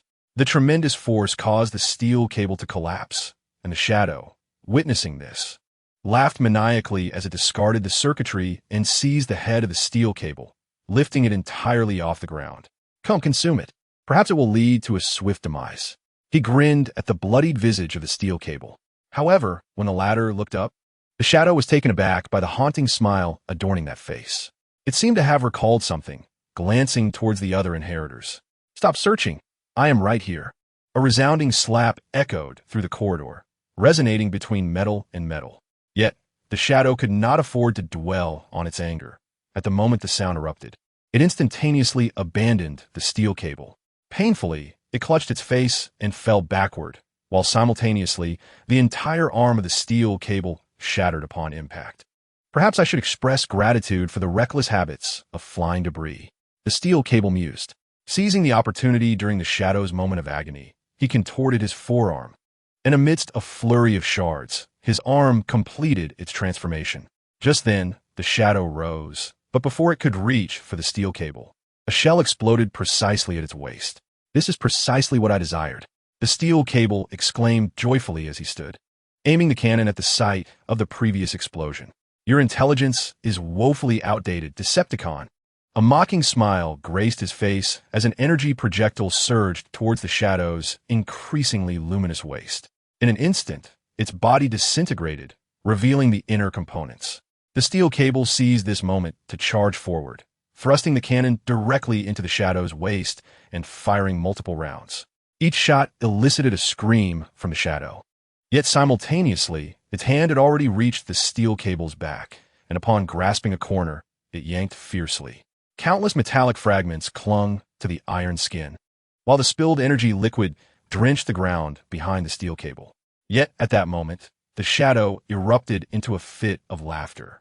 My skeleton is crafted from the core of an extinguished neutron star. Before the words had fully escaped its lips, the steel cable's optical lens widened in shock as the shadow's hand pierced through his abdomen. When the shadow withdrew its hand, a still warm, deformed gear was left discarded on the ground. What a thrilling experience, is it not? I find myself quite intrigued by how those former executioners manipulated the cerebral modules to maximize suffering. The mere thought sends shivers of excitement through me. He once again grasped the steel cable, then picked up a rebar to affix it to the wall. Hey, wake up. An exhilarating event is imminent. The shadow extended its hand and struck the cable's face. Although it exerted little force, the crimson visor was shattered beyond recognition. Indeed, an electrifying moment was about to unfold. Suddenly, a piece of debris was hurled into the air, revealing a police car positioned nearby. In its grasp was a long firearm, aimed directly at the shadow's head. Upon witnessing this scene, the shadow laughed with exhilaration and lunged forward, seizing the police officer's gun and aiming it at his own temple. What sort of bullet could such a tiny barrel possibly fire? Can it pierce my formidable exterior? He scoffed, then bellowed, "Fire! Go ahead and fire!" Bang! With the sound of a gunshot, silence enveloped the surroundings. Only the shadow remained animated, its mechanical eyes nearly bulging from their sockets as it fought to suppress the energy fluid threatening to spill from its mouth. However, in the next instant, its hands unconsciously moved to its neck. Crack! With a resounding crash, a lifeless body collapsed to the ground. At the junction of the shadow's head and torso, the throat had been stripped of its metallic casing, exposing severed wires within. Is there anyone left who can still move? The police officer weakly rose and approached the cable. I have failed. I could not ensure everyone's safe return. He suddenly raised his head, gazing toward the end of the corridor. There stood a towering Decepticon, observing them.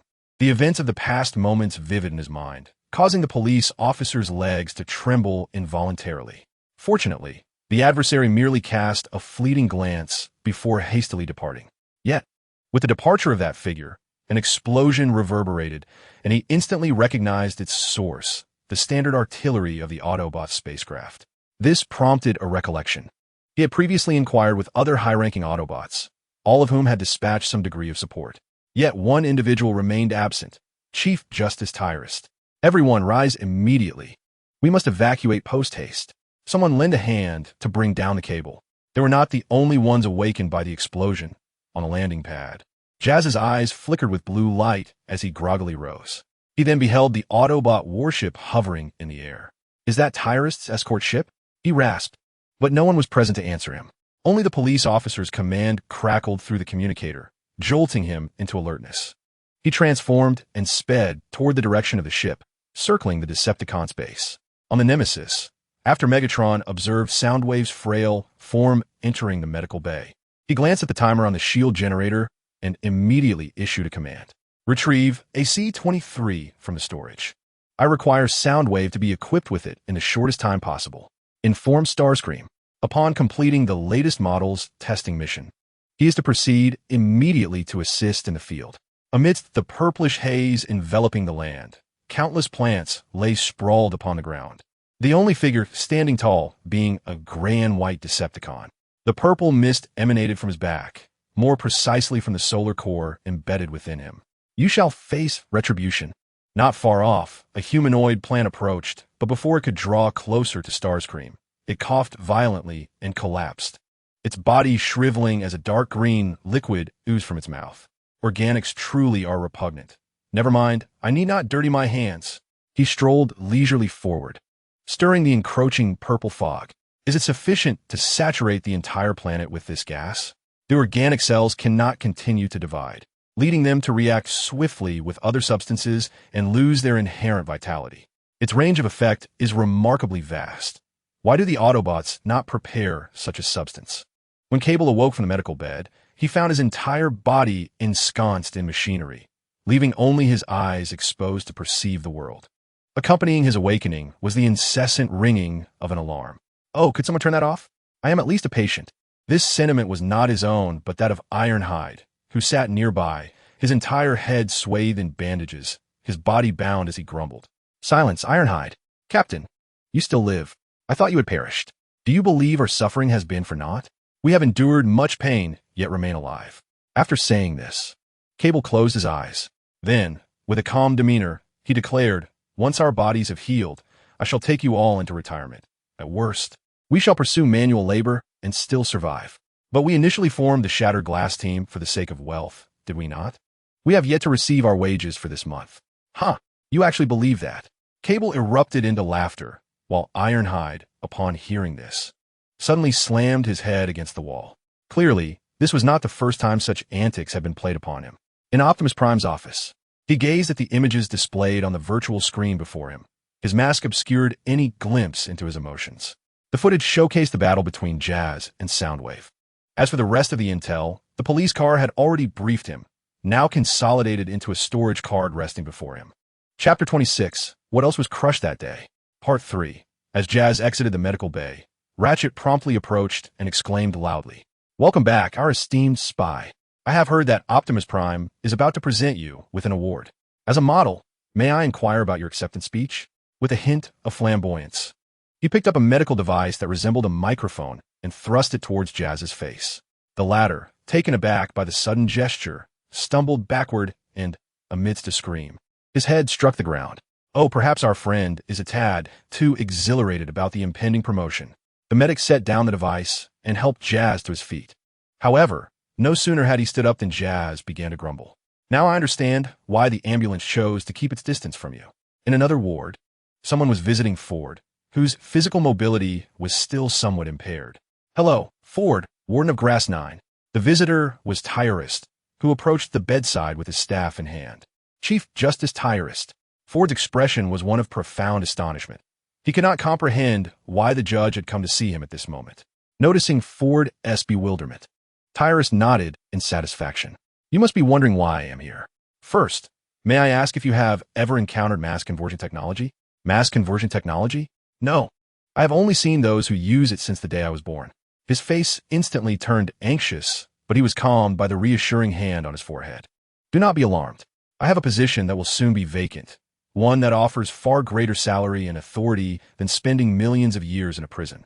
However, the prerequisite is that you must learn this technology and adapt to it. Upon hearing about the new job, Ford's demeanor immediately softened. But the realization that he needed to master mass conversion technology and adapt his body to meet the requirements flooded his mind with countless questions. The relevant regulations can wait until you recover. You can come to my warship. As soon as he finished speaking, the ward door swung open, and Jazz enthusiastically pulled the medic inside. Ford, I heard from the doctor that your condition is improving, but the spark requires some stimulants for activation. In 5 days, let us go to the bustling oil bar to celebrate your discharge, shall we? He exclaimed, excitedly strumming a mechanical bass, only to be abruptly pulled away by the medic towards the door. I hope you will consider this carefully. It will bring you unimaginable prestige, Tyrus concluded, feigning a look of regret as he moved to the door and pulled the medic along. We must take our leave. As the door closed behind them, Jazz finally set down the mechanical base. Behind him, Ford, with a somber expression, patted Jazz on the shoulder. Do you remember the Battle of Crystal City? Of course. That was the most brutal battle on Cybertron since Megatron's capture. It is said that it remains a dead city to this day. What is the matter? Do you truly believe that fellow has perished? Ford inquired with an impassive demeanor. A week later, the Times Square of Iron Fortress was thronged with people. The once spacious area, capable of accommodating several warships, was now filled to capacity. At the forefront, closest to the Iron Fortress government, Optimus Prime stood upon a platform, addressing the crowd. Fortunately, our valiant warriors have uncovered the insidious conspiracy orchestrated by the Decepticons and their heinous experiments, granting us precious time to prepare. He proclaimed, Next, I shall honor those who participated in this mission. Those whose names are called, please step forward. Now let us welcome the leader of this operation, Jazz. As Jazz cheerfully patted the other's chest, he could sense no joy reflected in the recipient's expression, compelling his hand to retreat slowly. Next, the deputy commander of this operation, Jazz. Upon hearing his name, he eagerly ascended the stage, saluting Optimus Prime before a resplendent golden emblem was affixed to his chest. Elated, he stood beside the police car, awaiting the announcement of the next honoree. Suddenly, Optimus Prime's hand, reaching for the box, halted. Almost simultaneously, sparks erupted from his torso, followed by a flickering blaze that radiated from his surface, the force of which sent him crashing to the ground. The startling incident left the crowd in shock. Some still frozen in place, unable to react. Security, hurry over. Where's the doctor? The crowd erupted into chaos. Jazz instinctively rushed forward to shield him, but was silently pushed aside by Optimus Prime. Then, he extended a hand to the podium, bracing himself to rise, his gaze piercing as it fixed upon a distant building. He is there. In the fleeting moment before consciousness waned, he endured excruciating pain, pointing towards the still glimmering location. Following his line of sight, Thundercracker swiftly activated his communicator, commanding, "Flying Guardians, proceed to the marked point and apprehend the assassin. Ironhide, Bumblebee, lead your teams to seal off the building. Ensure no one escapes." Upon receiving the orders, Silverbolt was the first to ascend the building. He surveyed his surroundings, but found no trace of the long-range weaponry previously employed. Filled with doubt, he crouched down, brushing his fingers against the floor, then rubbed his index finger against his thumb, ultimately arriving at a conclusion. The area had recently been cleaned using a volatile cleaning solution, which, when sprayed on the ground, caused moisture to evaporate, thereby dislodging other substances from the dust. Typically, this would occur during the final stages of cleaning. However, he quickly devised a plan, a rapid method of discernment. After all, the adversary's objective is the assassination of a leader, undoubtedly employing the most advanced technology and meticulously crafted plans. This is likely just a reflection of their foundational capabilities. A slingshot, a glider. Bring some liquid form fire extinguishing spray, specifically the one with the most froth. In a moment, spray it directly down from the building. The rest of you, follow me as we enter from above for a thorough inspection. On the ground, the artillery led the Whirlwind Squad to commence encirclement from the first floor. Is Optimus Prime all right? Jazz cast a worried glance toward the ambulance nearby. Meanwhile, the adversary remained composed, manipulating their hands to transform, with devices extending from each finger, sifting through the fiery chest. They tossed piece after piece of metallic fragments onto a nearby metal tray, while the police vehicle was the first to seize a round and employ instruments for detection. It is a spiraled armor-piercing round circulating in the black market, just as I suspected, considering the unique circumstances of a secondary explosion upon entering the target's body. It is a specially crafted C-26 explosive. Is it the Decepticons doing? Jazz anxiously stepped forward to inquire, but the police vehicle merely patted his chest, pressing its lips to the receiver beside him. There is a possibility, but they would surely act with greater severity. Let us keep this under wraps to avoid alarming the enemy. At that moment, the day's sole piece of good news arrived. Excellent. His consciousness has reconnected. In the first second of regaining awareness, Optimus Prime immediately clutched his head in agony and asked, "Have we captured that fiend?" The police vehicle was quick to approach, supporting Optimus Prime while expressing concern. "Not yet. Shall we first escort you away? What if that scoundrel hasn't strayed far and is still aiming at this direction with a sniper rifle?" "No, the ceremony must be completed. Otherwise, it would dishearten the warriors. First, assist me in obtaining the list and call them all here." In response to the police vehicle's care, Optimus Prime grasped a nearby box containing the remaining metals, which, once gleaming with gold, now appeared dull and lackluster, overshadowed by the masses. At that moment, Optimus Prime attempted to rise, but just as he leaned against the podium, the police vehicle's slightly anxious voice suddenly reached him. "Mirage, where are you?" "This is the fourth inquiry."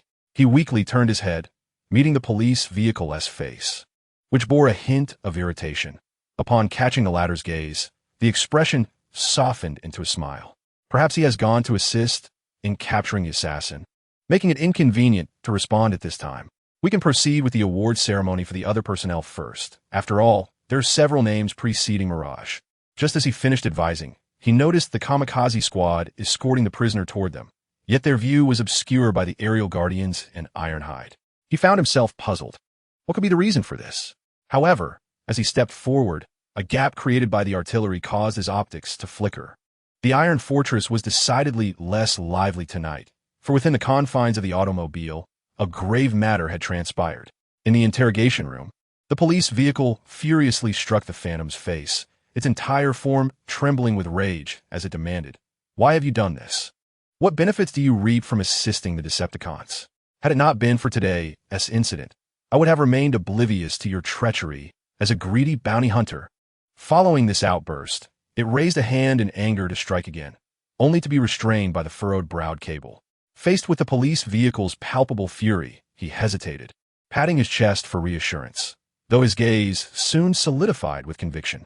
"I trust in his character. Perhaps there are other motives at play. It could be that the Decepticons have developed a weapon capable of manipulating consciousness." At this point, he abruptly paused. "Moreover, we, the Shura Transformers, were bounty hunters ourselves in the past. When our wages fell short, we would take on side jobs. Perhaps the Decepticons have capitalized on this aspect." Hearing Cable's words, the police vehicle clenched its fists, then forcefully pushed open the door, shouting, "Then place your trust in this traitor." Once the police vehicle departed, Cable promptly closed the door and, with a sincere demeanor, sat down to engage the battered Phantom in a heart-to-heart. "I believe there must be compelling reasons behind your actions. Tell me, who is responsible for this? I have assessed the weapon's efficacy. It would not yield fatal results if used against Optimus Prime." Suddenly, Cable halted, rising to lean closer to the Phantom's face, asking, "Surely, this was commissioned by some high-ranking Autobot, was it not? In my 300,000 years of dealings with the Decepticons, I have come to understand their nature. If it were they would not employ such ammunition." Seemingly moved by Cable's words, the Phantom bore 2 trails of liquid down his cheeks, ultimately whispering, "But is this of any use?" Meanwhile, the police vehicle arrived at the storage site for the contraband, swiftly scanning the area before fixating on the sniper rifle and the fragments contained within the transparent vessel. With purpose, it approached, pouring the fragments into its leg compartment. It then retrieved similar-looking fragments from a seam in its chest and added them to the collection. After completing this task, it let out a quiet sigh, casting a despondent gaze towards the ceiling. "I am beginning to understand you." The following day, Optimus Prime sat at his desk, somewhat weakened, as he received the tablet from the police vehicle. "We have reason to suspect these events were instigated by the Decepticons. This is what we discovered upon examining the Phantom's body yesterday. Here is the video recorded from that day." He regarded the confident police vehicle with skepticism, then picked up the transparent vessel containing a slightly damaged bullet. It is apparent that the bullet does not contain any form of energy or explosive material, but rather a silver-gold electronic component. According to the available information, this should be a riot control weapon manufactured during the reign of the Guardian, capable of transmitting a powerful command to the victim's head, compelling obedience. Just then, the police vehicle seemed to recall something and moved forward to adjust the tablet. This was recorded during our apprehension of the Decepticons 300,000 years ago. Due to the extraordinary circumstances, it has been preserved until now, and the Decepticons may have concealed the blueprints of this weapon in a secret location during their occupation of Iron Fortress, only to have recently reconstructed it. The police vehicle continued to speak, but was abruptly interrupted by Optimus Prime's gesture. "Wait a moment, police vehicle, pause. Head over to the landing pad. Megatron has arrived, and he is alone." Having said that, Optimus Prime struggled to rise. If they were indeed responsible, he clearly had no reason to come to his demise. Outside the office, Jazz repeatedly attempted to reach for the doorknob. However, each time his fingertips brushed against the cold, solemn door, he instinctively withdrew his hand, until the police vehicle pushed the door open and stepped outside. Chapter 27. What else was crushed that day? Part 4. With a suspect firmly established, or rather a suspect in custody, Mirage was swiftly taken to the detention center immediately after being pulled from the interrogation room. Here, he was engulfed in confusion and anguish. The reality was that he had pulled the trigger, purchased the bullet from the black market, and orchestrated the entire incident. He let out a resigned breath and lay quietly down. Just then, a familiar yet strange voice resonated from the adjoining room. "Newcomer, do not worry, at most. You'll be confined for another year before you can emerge." Upon hearing the comforting words, he instantly sprang up, leaning close to the door and cautiously inquiring, "Who are you? Why do you think I only need to stay in prison for a year?" In another cell, there was a Cybertronian predominantly colored in white and blue, who was keenly pressed against the wall, responding loudly, "I am known as Little Juga. In my previous mission, I was in possession of weapons containing prohibited substances. some of which were even classified as unknown in the records, thus leading to my imprisonment. He chuckled bitterly and then removed his mask, his eyes as blue as gemstones, fixating intently on the insignia on the opposite side. During my interrogation, they uncovered an even larger matter concerning me. I was nearly sentenced to several centuries of confinement. However, Optimus Prime decided to release me, for I am a scientist who participated in significant experiments. By the way, we encountered each other during our journey to Titan Base, when I was competing with you for a charging station, yet you hesitated, fumbling with the cables without uttering a word. In that moment, he suddenly broke into hearty laughter, then immediately extended a hand to pat the wall, inquiring, "What brings you here?" I attempted to assassinate Optimus Prime. I used a sniper rifle from atop the building and pierced his chest. At these words, the laughter of the young strategist came to an abrupt halt, replaced by the sound of metal scraping. "You cannot be serious?" came a questioning voice, followed by an urgent, angry shout. "You fool! Do you even comprehend the gravity of your actions?" Meanwhile, at the government office in Karen City, Renlai, accompanied by the kamikaze squad, forcefully kicked open the door of the police car office. Upon entering, Renlai rushed to the desk and instantly pressed the barrel of his gun against the forehead of the officer. "I demand a reasonable explanation. Tampering with evidence is not the conduct of Autobots." Faced with the ominous gun barrel and the youth's inquiry, the officer managed a calm smile. His legs, concealed beneath the desk, subtly tapped a hidden compartment, producing a faint sound. "Shouldn't that question be directed at me? As a newly emerged Cybertronian, though you've been an Autobot since birth, you have never engaged in battle against the Decepticons. You lack understanding. Some matters cannot be resolved solely through regulation." No sooner had he finished speaking than smoke suddenly descended from the ceiling, accompanied by the crackling of electricity and the sounds of a scuffle. Ultimately, Renlai refrained from pulling the trigger, and neither did the artillery and his team. When the smoke cleared, they found themselves handcuffed by the arriving guards, with Renlai pinned against the desk. It was at that moment that the officer stood up, leaning close to the youth's receiver, whispering, "Trust me, I will ensure that everything proceeds smoothly from here. You will merely be detained for a few days to avoid disrupting our plans." He then raised his head and commanded the guards, "Now, take them to the confinement room."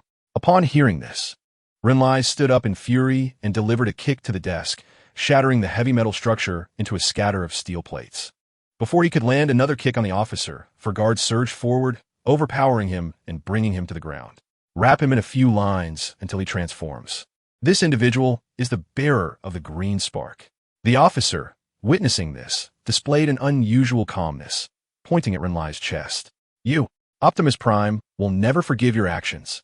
Just before being dragged away, Renlai shouted in anger, but at that moment his body was already ensnared in chains, rendering his limbs immobile. As he was escorted to the confinement room, Steel Whip glanced eagerly at the officer ahead.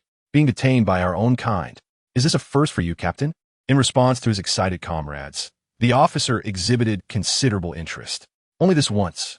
Hey, you must be the captain of these guards. What would happen if we resisted arrest?" As he spoke, he pressed his forehead directly against the so-called opponent, the terrifying force knocking the other to the ground. At the moment he fell, the members of the kamikaze brigade, including Renlai, burst into laughter. "I see you wish to be beaten. Weren't you all handcuffed? What significance does such a statement hold?" The guard, infuriated, rose and brandished his baton, poised to strike at the cannon's head. Yet, the cannon had already extended its hands forward, deftly using the connection point of the handcuffs to block the blow. "Do you know why we are named the Kamikaze Brigade by Optimus Prime?" Before the guard could react, the cannon delivered a swift kick to his abdomen, then forcefully pulled, snapping the handcuffs apart. Simultaneously, the other members of the Kamikaze Brigade launched their assault on the guards, and in an instant, the ground was strewn with their fallen forms. At that moment, the cannon chose to draw his energy blade to sever the handcuffs of the others. When he beheld Renlai, tightly bound by iron chains, his hand hesitated. "Oh my, I thought they had merely entangled your joints with something else." Facing the astonished cannon, the youth exhibited a degree of irritation. "I would prefer you said ironclad artillery." Soon, within the government hall of Karen City, a resounding roar sent everyone scattering in panic. The artillery is coming. Just as the guards anxiously raised their weapons towards the source of the sound, a Cybertronian, completely ensnared in iron chains, was hurled towards them. They looked questioningly at the man's face, some even bewilderedly exclaiming, "Optimus Prime?" Mistaken, it was Renlai, he shouted, then instantly transformed, the chains binding him disintegrating into metallic fragments. Flung away, his appearance successfully diverted the guard's attention, and at that moment, the kamikaze brigade surged from the corridor, swiftly incapacitating the guards before they could react. "They are fugitives. Open fire." Time was of the essence. They hadn't yet made their escape when the guards on the second floor turned their weapons towards them. "Wait! Optimus Prime is over there," a voice in the crowd cried out. Upon witnessing this, Steel Whip rushed forward, placing a knife against Renlai's neck, commanding loudly, "Drop your weapons. Otherwise, we shall sever his head." Almost simultaneously, the guards threw their weapons to the ground. This sudden turn of events left the cannon momentarily stunned, but he quickly regained his composure, signaling Steel Whip to maintain his stance as they prepare to leave. "Now's the time. Run quickly. If those idiots catch on, we'll be done for." In an alley of Karen City, a petite Cybertronian was weakly crawling toward a corner, while in the opposite direction loomed a figure with a rather menacing appearance. "Do not fear. I shall guide you out of here." What is a miniature transforming robot doing in this place? The wolf spider stealthily advanced, extending his hand to gently lift the other. Just as he believed he could successfully lead the creature into the sunlight, a tremendous noise erupted from the ground nearby, startling the child in his arms, who instantly transformed and began to lash out with claws and teeth, tearing at everything around. This sudden turn of events left the wolf spider momentarily bewildered. However, he quickly pressed the orange-yellow creature down, gripping its head to prevent its teeth from inflicting harm. Having done this, he turned to gaze at the source of the noise, where a tall figure with eyes wide open was slowly rising. "Oh, hello. Do you know where?" "Wait a moment. What are you doing?" Before the wolf spider could react, the figure lunged at him in the blink of an eye. You intend to sell him, don't you, trafficker?" "I shall not allow it." Facing the accusations from Renlai, the wolf spider, somewhat irked, extended his hand in response. "Wait, you misunderstand. Look at his condition. He is extremely weak and has been starving here for quite some time. Moreover, you have frightened him." Upon hearing these words, Renlai felt a moment of confusion. But as he glanced at the miniature, transforming robot charging towards him, everything began to make sense. "Wait, he is coming at you," the wolf spider suddenly shouted, reaching out in an attempt to push the creature away. However, upon contact, his hand felt as though it had struck a pillar. "I can handle this." Renlai turned around, grasping the child's claws firmly in his hands. "But you must answer me one question. Is there a place in this city where one can evade the guards?" Meanwhile, in the office of Carlin City, the police vehicle was irritable as it dealt with its current tasks. It was not that he was unwilling to dispatch more personnel to apprehend Renlai and his group, but the current circumstances did not permit them to escalate matters. He set down his electronic pen and rested his chin in contemplation. "They have discovered my alteration of the cartridges. I completed the surveillance coverage modifications within an hour of my exit. Could it be that individual? I must select a highly efficient Autobot. The fewer the better. Ideally, someone with connections to tireless subordinates." At that moment, a bright light suddenly flickered on the monitor before him, accompanied by an unfamiliar notification sound. "They dare seek me out at this time?" And, through an unknown channel, he pressed a button to receive the message. As he read the first line, a chill seemed to seize his spine. "I have the recording. Bring me the head of the 6th-tier assassin. Come alone." He quietly read through the message, and upon reaching the coordinates, he promptly muted his communicator. Just then, the somewhat battered door swung open, and a gentleman entered quietly, saluting the police vehicle with a military gesture. "I believe that Phantom never truly contemplated the act of killing Optimus Prime. Haven't we already examined the bullet? Such damage is insufficient to inflict a fatal wound upon our leader." In response to Jazz's inquiry, the police vehicle retrieved a tablet from the table and handed it over. "Your suspicions are indeed valid. According to my analysis, the fragments stored in the evidence room have been tampered with. Furthermore, all prior information regarding the examinations has been expunged." Who possesses such audacity? They aim to frame Phantom. Upon hearing the police vehicle's words, 2 new questions instantly flashed through his mind. The relevant video files captured by surveillance have been replaced and deleted, leaving us with no means of investigation. However, the individual with the most motivation for the crime is likely terrorist. Observing the other's reaction, the police vehicle continued along the thread of conversation. "As we currently lack definitive evidence, I require you to take the flight over the mountains for an investigation. He is a friend of Phantom and would be willing to stand up for him. Shifting the focus back to Renlai, he and his companion awaited the awakening of the Mini Primus in a dimly lit corner of the Karen Black Market. Yet, such waiting was contrary to Renlai's nature and would only stifle his temperament. Oh, I can hardly bear it. He has clearly been fully charged, yet he continues to slumber. If you ask me, let's tap his head gently. Perhaps he will awaken. Fear not, I shall not apply excessive force. Upon hearing the commotion, the arachnid turned and immediately rushed forward to obstruct, admonishing the other. Have you exhausted all your spark energy merely to sustain your limbs? Look at the injuries upon him. We discovered these while assisting him earlier, and you should have been more observant. In the face of the rebuke, Renlai chose not to endure as he initially had, but instead extended a finger to inquire upon the other's chest. How am I to know what thoughts occupy your mind? Your words are clearly incongruent with the insignia upon you, Decepticon, and your very appearance evokes a sense that your exterior reflects your inner self. Not everyone is born with the visage of a leader as you are, and this is not my original form. Have you heard the 5 punishments? As the two continued their dispute, the beast-like Cybertronian, who had been submerged in the background, suddenly opened his eyes. Upon seeing the 2 towering figures before him, he recoiled in terror, only to collide with the cold wall behind him. No, do not kill me. Chapter 28. What remains of that which was crushed? Part 5. Upon witnessing the Mini Primus awaken, Renlai promptly pushed aside the arachnid blocking his path and approached. He bent down, slowly transitioning into a squat, and extended his hands in a gentle gesture of comfort. You are safe now. We are here. May I ask why you have endured such prolonged hunger? In contrast to Renlai, the arachnid began to grumble. Without a doubt, he is merely a beggar without work. I ought not to concern myself with such matters, as today is supposed to be my day off. Upon hearing these words, Renlai felt an urge to turn and strike, but he was momentarily taken aback by the voice that whispered near his ear. Do not fight. Huh? In the command room of Iron Fortress, Optimus Prime gazed sternly at the assembly before him.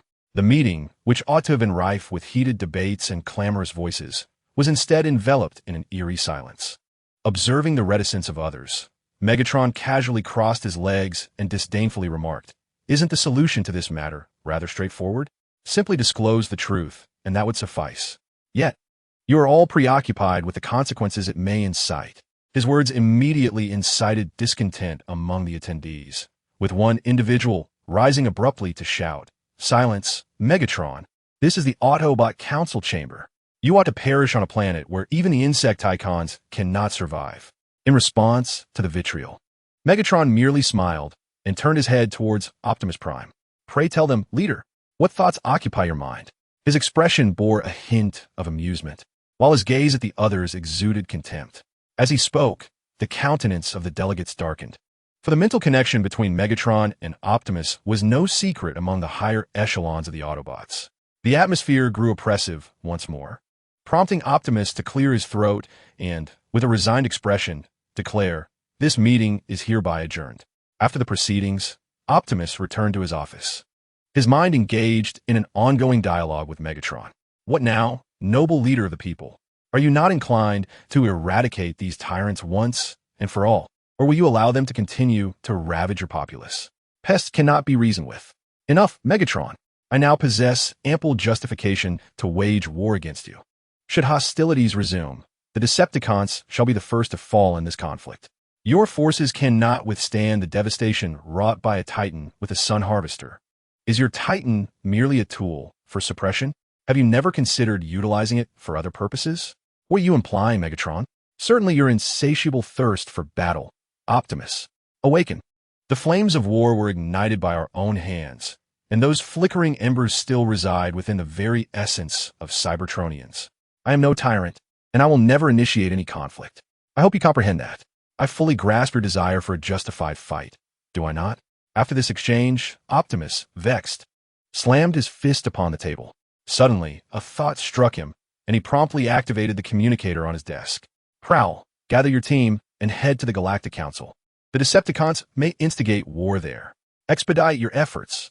In stark contrast to the somber atmosphere at Iron Fortress, the distant city of Kaon buzzed with activity. The members of the Seekers convened in a relatively secure location to deliberate their next course of action. Captain, what should we do? We have received no directives prior to our operation. If captured or returned to the government, we will face repercussions. In comparison to the anxiety exhibited by Ironhide, the tone of the artillery specialist, Cannon, appeared much more composed. I am indeed aware of this, Steel Whip. However, our current focus must be on discerning who, if not the police vehicles, is orchestrating the orders behind the scenes. Presently, the Autobot faction is not devoid of malefactors, even within the higher echelons. Unless we can induce them to act with caution, we already know their objective is to instigate a war against the Decepticons and eliminate dissenters. Consequently, they must possess ample military strength to perpetuate their influence throughout the conflict. As he spoke, he extended a finger and traced a circle on the map, designating the area within Kaon City that is most sparsely populated. Regarding sufficient military might, given the current technology and systems on Cybertron, if they were to secretly amass soldiers, they would undoubtedly lose command of their forces once hostilities commenced. This would not align with the interests of the individual in question, suggesting he has likely conducted clandestine research, potentially even involving the police vehicles. We can leverage this as our point of entry. At this juncture, the thought process of the artillery specialist crystallized, and he seized an energy dagger from the table, plunging it into a marked structure on the map. According to earlier investigations, this underground space had once served as a duel arena for Megatron. If it is unoccupied, it could serve as a temporary stronghold. If occupied, it would likely harbor experimental weaponry that we could utilize to arm ourselves. This could also provide us with an opportunity to approach Optimus Prime and relay our message. But where's the entrance? We cannot simply confront the guards head-on, Steel Whip pondered, glancing at the map with uncertainty. Why not just drill our way in? The drill bot exclaimed, pounding his fist in excitement. Keep your voice down. We might be discovered, but I find the drill bot's suggestion quite promising. On the map, the area they had marked was marked by several rusted chains that were being pulled up, accompanied by a piercing voice reverberating through the space. Come forth. This is the last battle you will engage in here. Once today has passed, you will enjoy a brief respite, followed by combat for the glory of Cybertron. Cataclysm stood exuberantly on a raised platform, gesticulating wildly as he pressed a button.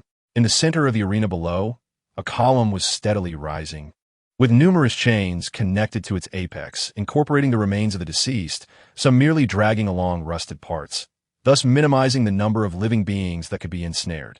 Observing that those who could still stand were being drawn into the arena, Cataclysm excitedly announced, "In the past, I would have allowed you to fight for a set duration."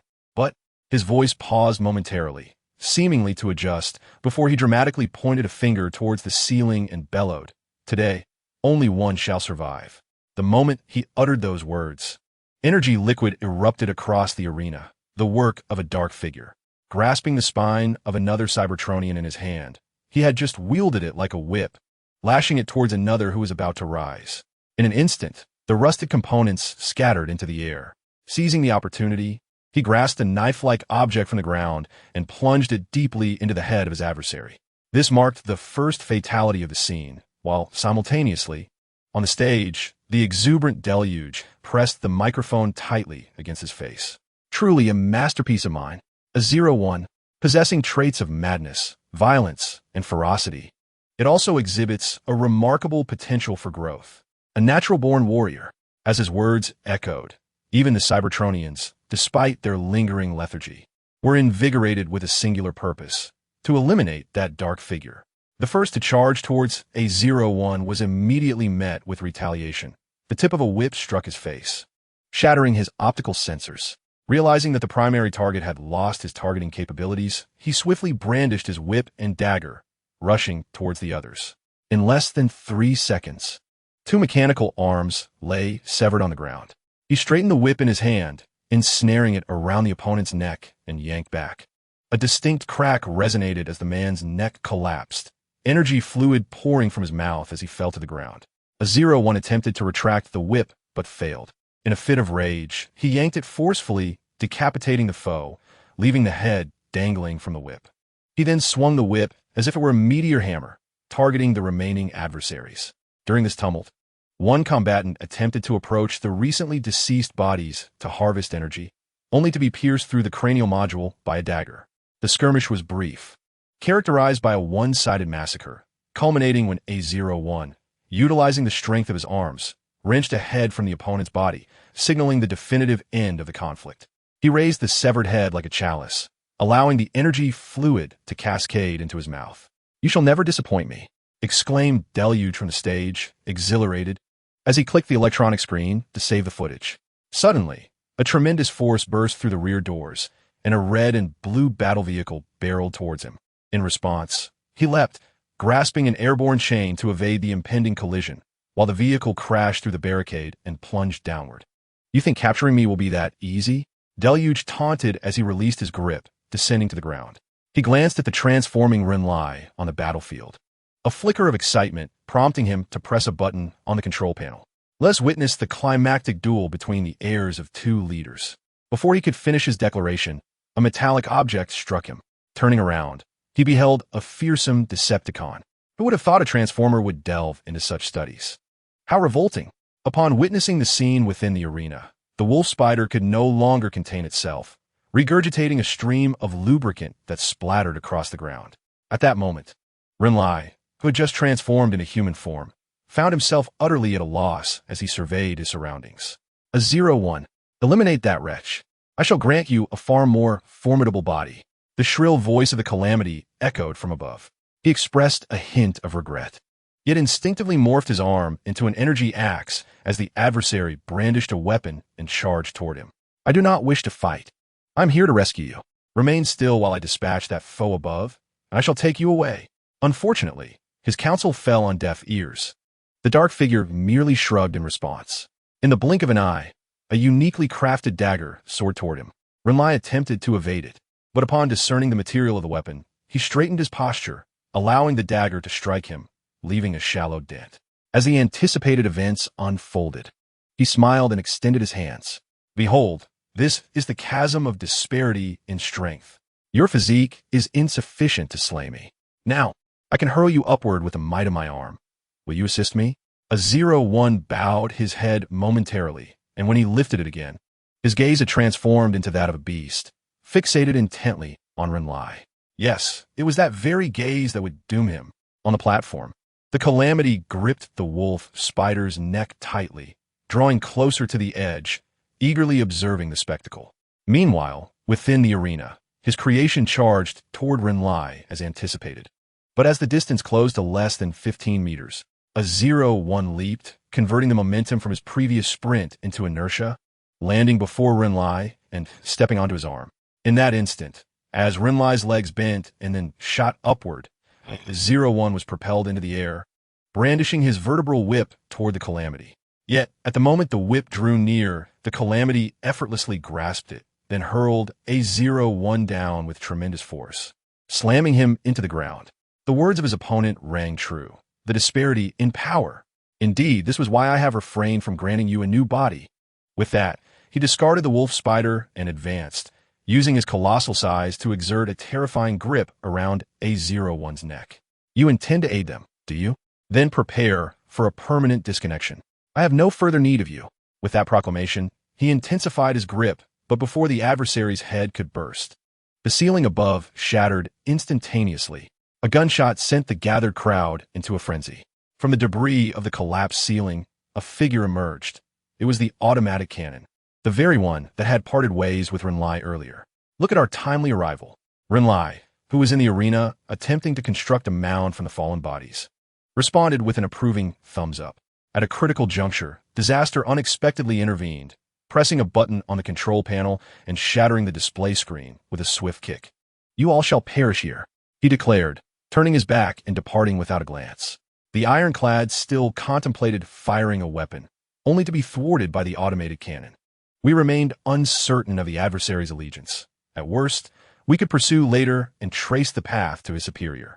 With that, he abruptly turned, lifting the weakened A01 into his arms, and solemnly stated that our primary objective was to escort this individual to the Iron Fortress, for with him, everything would become elucidated.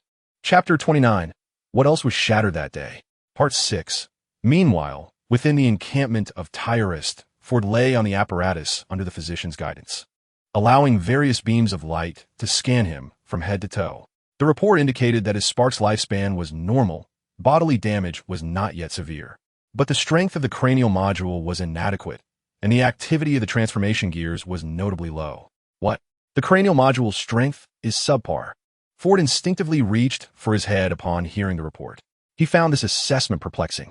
While he understood the low activity of the transformation gears, an organ seldom utilized, he was aware that if the neural currents in his cerebral cortex lacked sufficient conductivity, he would scarcely be able to stand. Observing his anticipated reaction, the alloy shield patiently elucidated, this is not the kind of strength you comprehend. In fact, the conductivity of your cerebral cortex and the spinal connection strength exceeds the average among Cybertronians. However, it still falls short of our requisite standards. But fret not. We have fundamentally devised a new solution.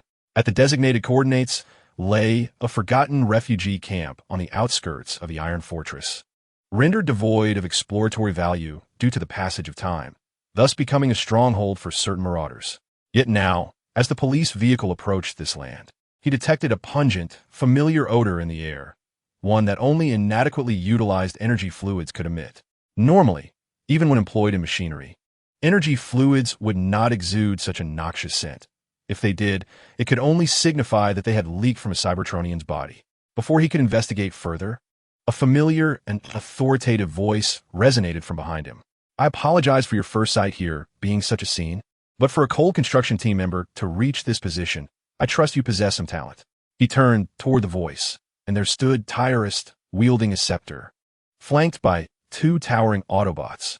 He gently placed the briefcase on the ground and fixed his gaze intently upon Tyrus' eyes. I have brought what you requested, but before that, I must pose a question. At this declaration, the 2 Autobots beside Tyrus prepared to advance and seize the briefcase, only to be halted by Tyrus' hand. Speak freely, as long as we do not delve into certain more sensitive matters. I can divulge one piece of information, but only one. Observing the reaction of his counterpart, the police car's tone shifted to one of cautious inquiry, and he lowered his voice. Is the resurrection technology employed on Tongxiangxio genuine or merely a facade? In the face of this incisive question, Tyrus responded with poise. It merely revived the brain module using a spark of life. The police car, momentarily puzzled by this answer, soon grasped its meaning and promptly kicked the box on the ground. In response to the police car's action, Tyrus merely smiled, understanding his guardian's intentions, and deftly caught the box with his foot before bringing it closer. The moment the box was opened, Tyrus' expression transformed into one of astonishment. I had thought you had completely eliminated him. Within the box lay the severed head of Cybertronian, from which a cable emerged, connecting to a luminescent blue spherical container. The entire cable radiated a blue glow, and residual purple energy fluid lingered on the head. How intriguing. Now it is time for us to part ways.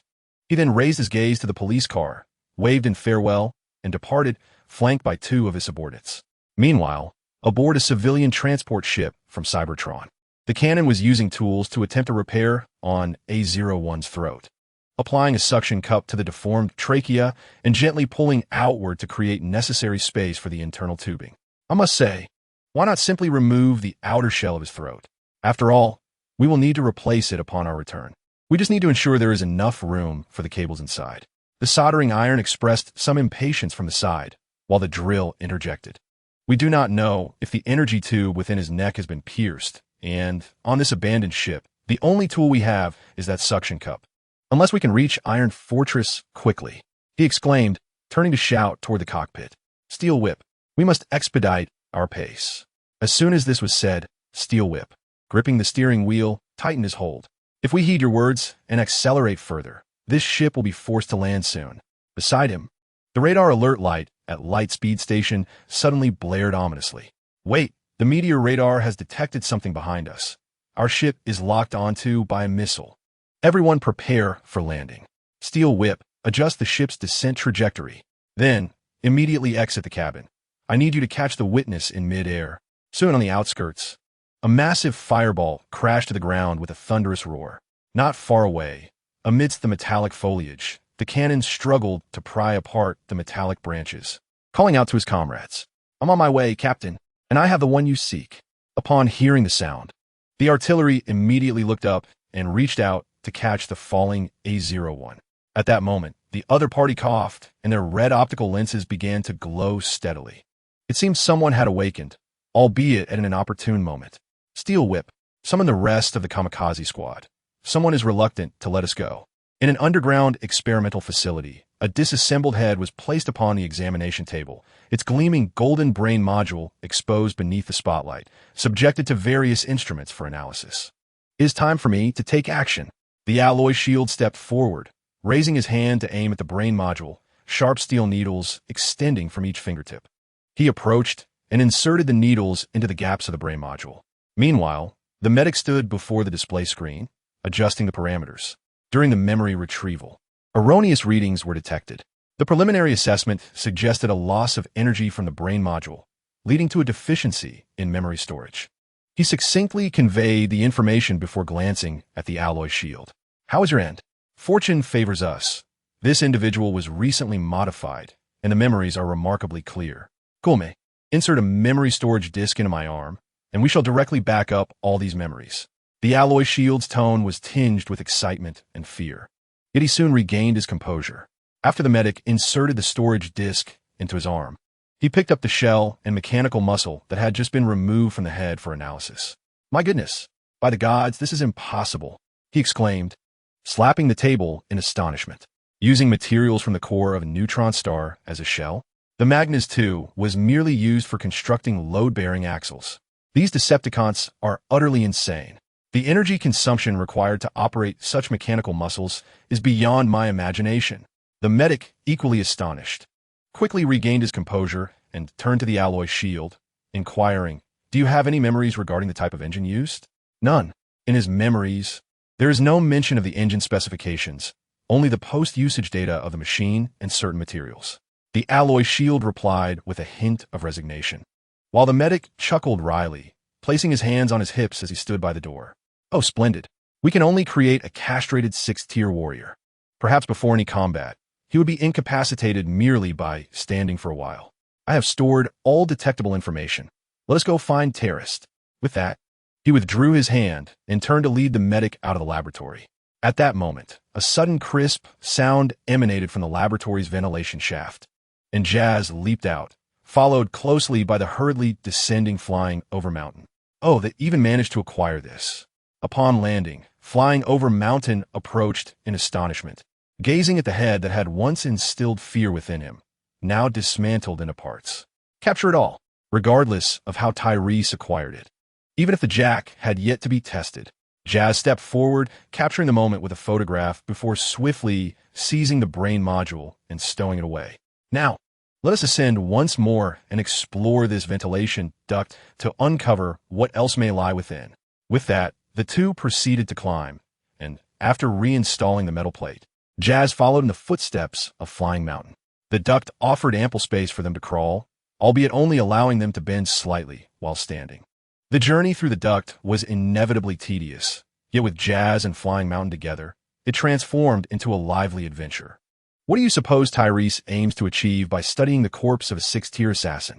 Is he attempting to create our own 6th-phase executor? Upon hearing Flying Mountain's inquiry, Jazz responded in detail. Regarding that, Flying Mountain, you might recall that Optimus Prime once single-handedly decimated the Decepticons. Not only have I heard of it, but I have also witnessed this very body being utilized by the Autobot reinforcement during our return to Cybertron. Flying Mountain spoke with enthusiasm. Suddenly, he caught sight of something below the ventilation duct, rendering him momentarily speechless. Oh my Jazz, come quickly and take a look at this. Chapter 30. What else was crushed that day? Part 7. They are actually attempting to construct one. Observe this outline. What does it resemble? Flying Mountain endeavored to manipulate his file's transformation, creating space for Jazz to glimpse the unfolding scene below. A Cybertronian skeleton? No, this size belongs to a Titan. Jazz's gaze pierced through the steel plate's crevice, revealing a metallic framework being assembled below, countless sparks erupting and cascading to the ground like a void. They have completed the entire lower half of the Titan's body. Look, is that the Titan spark? Wait a moment, where have they taken a brain module? At the mention of this query, the two exchanged knowing glances, instinctively arriving at the same conclusion. It surely requires adjustment. Perhaps they have stored the brain module elsewhere. Let me capture a few photographs first. and then I will join you shortly. With that, he pressed a button on his helmet to begin recording, ensuring he documented every detail. Eventually, he caught sight of several familiar figures in the corner. The medic, that fellow is within reason. Wait, alloy shield. In an instant, he comprehended why the head of the 6th-tier assassin had been separated from the brain module and connected to the spark. Because alloy shield can only retrieve memories through the brain module while the target is alive. At that moment, he spotted another individual. Ford. After a considerable time, the two arrived at an unoccupied room, where Jazz took the lead, approaching the corner to switch on the light. As the light swept across the room, the two individuals were momentarily taken aback. The space was filled with an array of weaponry, with firearms meticulously arranged on shelves, saturating the entire area. It was inconceivable that such an arsenal could be confined to a single room. At that moment, another figure emerged from the ventilation shaft. Upon hearing the sound, the two instinctively drew their weapons, only to find that the newcomer was a blue entity. Soundwave, Jazz exclaimed, somewhat astonished. Just as he was about to extend a greeting, the ever-vigilant flyover mountain had not lowered his weapon since Soundwave's descent. With fierce determination, he shouted, "Decepticon, how dare you infiltrate the Autobot base? You must be seeking your demise." He prepared to pull the trigger, but Jazz swiftly grasped the gun, lifting it upwards. Bang, bang, bang. The resounding gunfire shattered the ceiling lights, plunging the room into a profound silence. The distant shouts of guards outside were distinctly audible. "Well done. You put us all in jeopardy, Autobot," Soundwave remarked coldly from the shadows. He then hastily pulled the two into the innermost part of the room, urging them to arm themselves and remain ready for battle. "What brings you here?" Jazz inquired as he leaned closer to Soundwave's receiver just before the door was about to open. Soundwave, showing no signs of concealment, quickly explained and aimed his weapon directly at the gaping door. "Retrieve the Shadow's head, or eliminate it outright. Wait, don't shoot, or else," before Jazz could finish his warning, Soundwave had already squeezed the trigger. Boom! A burst of flames erupted from the direction of the door, and they were abruptly yanked upwards. Soundwave spoke in a tone only they could hear. "I didn't hit a vital area. However, they will undoubtedly prioritize rescuing their injured comrade. Now is our chance to escape through the ventilation shaft." As soon as he finished, Jazz swiftly scooped up the smallest of them, Flyover Mountain, and tossed him into the ventilation shaft. He then silently turned to Soundwave, who was unleashing a barrage of fire towards the door while deliberately avoiding the injured individual. Sensing Jazz's gaze, Soundwave promptly discarded the two weapons in his hands, grabbed a nearby shelf, and kicked it towards the door's edge. He then retrieved a grenade from his waist and hurled it forward. "You go first. That individual cannot pull me up alone." Upon hearing this, Jazz sprang into action, grasping Flyover Mountain's hand with one hand while the other clung to the side of the ventilation shaft, straining to climb upward. Beneath them, a surge of terror swept through, and Jazz felt a sudden push at his feet, propelling him instantaneously into the ventilation duct. "Flyover, hurry! Let's pull him up together." At this critical moment, Jazz issued a proposal, preparing to lie down and extend his hand to grasp Soundwave, only to be thwarted by Flyover, who forcefully opened his hand from the other direction. Following the direction of the intervention, Jazz observed Flyover, who was seething with anger, urging him, "Are you out of your mind? He is a Decepticon. I have seen the footage. He was the one who injured you and forced you into the medical pod. Have you forgotten?" Jazz disregarded the harshness of Flyover's words and replied calmly, "I am truly sorry, but I cannot abandon a former friend. I cannot even begin to fathom what might transpire if he falls into terrorist hands." With that, he immediately bent down and grasped Soundwave's outstretched hand. "I truly cannot comprehend you," Flyover lamented helplessly. Nonetheless, he chose to assist Soundwave, and together with Jazz, they hoisted him up. Just as Soundwave's feet grazed the wall of the ventilation duct, the guards surged into the room. The three of them promptly crawled in another direction. In front of Soundwave, Jazz and Flyover formed a Cybertronian-style vehicle in the confined space. Meanwhile, after a moment of indecision, Soundwave clenched his fist and transformed himself into a compact audio player, wedged within the crevice of Jazz's form. Upon realizing that no energy droplets had fallen after unleashing their firepower into the duct, the guards promptly activated their communicator. "Report to Judge Terrorist. Unknown personnel have breached our Weapon Vault 6. The target has yet to be apprehended. We request additional support." Hearing the voice from the communicator, Fort turned his head in confusion and inquired, "Is there a Decepticon that has infiltrated here?" In response to Fort's bewilderment, Terrorist waved his hand, signaling him to remain where he was, then turned and strode away with an air of authority. "This matter does not concern you. I shall handle it. For now, adhere to our agreement and attempt to practice inputting your third form." "I would like to," Fort replied, his gaze fixated on the electronic screen nearby, which was displaying the transformation process. "Doctor, I wish to consult you on a professional matter. Can I merely manipulate my body to mimic the transformation and record it in the transformation gear to achieve the third form?" In response to Fort's inquiry, the doctor's expression transformed into one of rare tranquility. He extended his finger, stroking his chin, and answered slowly, "According to medical records, this is entirely feasible. I will guide you through your transformation, helping you avoid potential issues to prevent any parts from jamming during the process. And now, the only issue that remains is..." Fort began, but then paused, concluding, "Never mind. After all, we have Optimus Prime." Above their base, the artillery gun gently patted the drilling machine, which had transformed into a drilling form, encouragingly saying, "It's all up to you, my good friend. The rest of you, ready your weapons and prepare for the assault." Just as the rapidly spinning drill bit was about to make contact with the ground, Steel Whip hesitated and asked, "Wait a moment, Captain, are we truly allowing Renlai to return with a witness? What if he gets intercepted along the way?" At this point, he fell silent, gazing into the eyes of the artillery gun. "Steel Whip, I comprehend your concerns. Yet, we can only hope that his face, strikingly similar to Optimus Prime, will bring him good fortune, enabling him to reach Iron Fortress with ease. Now let us proceed. Kamikaze Squad, transform and set forth." In the blink of an eye, a swirling cloud of metallic dust enveloped their figures, and when the last fragment settled, all that remained was a bottomless pit. Meanwhile, on the side of Terrorist, he arrived at a grand door and activated the scepter in his hand while murmuring 1986. As he completed the code, the great door slowly opened, revealing countless pale yellow bodies within, resembling a cold manufacturing assembly, lifeless and devoid of spirit. The personnel responsible for this experimental zone immediately approached him upon recognizing Terrorist, blocking his path. "Wait, Your Honor. The code for the Enforcer robots is still in the testing phase. If we activate too many at once, we may face an uncontrollable riot, and the consequences could be catastrophic. Not too many, Quark. I only require the activation of 10. With that, he struck his scepter upon the ground, and pairs of orange-yellow eyes began to shimmer in the dark space of the storeroom. Just then, his communicator was connected by an anxious guard. "Judge Terrorist, more intruders are approaching. They're attacking towards the replica assembly."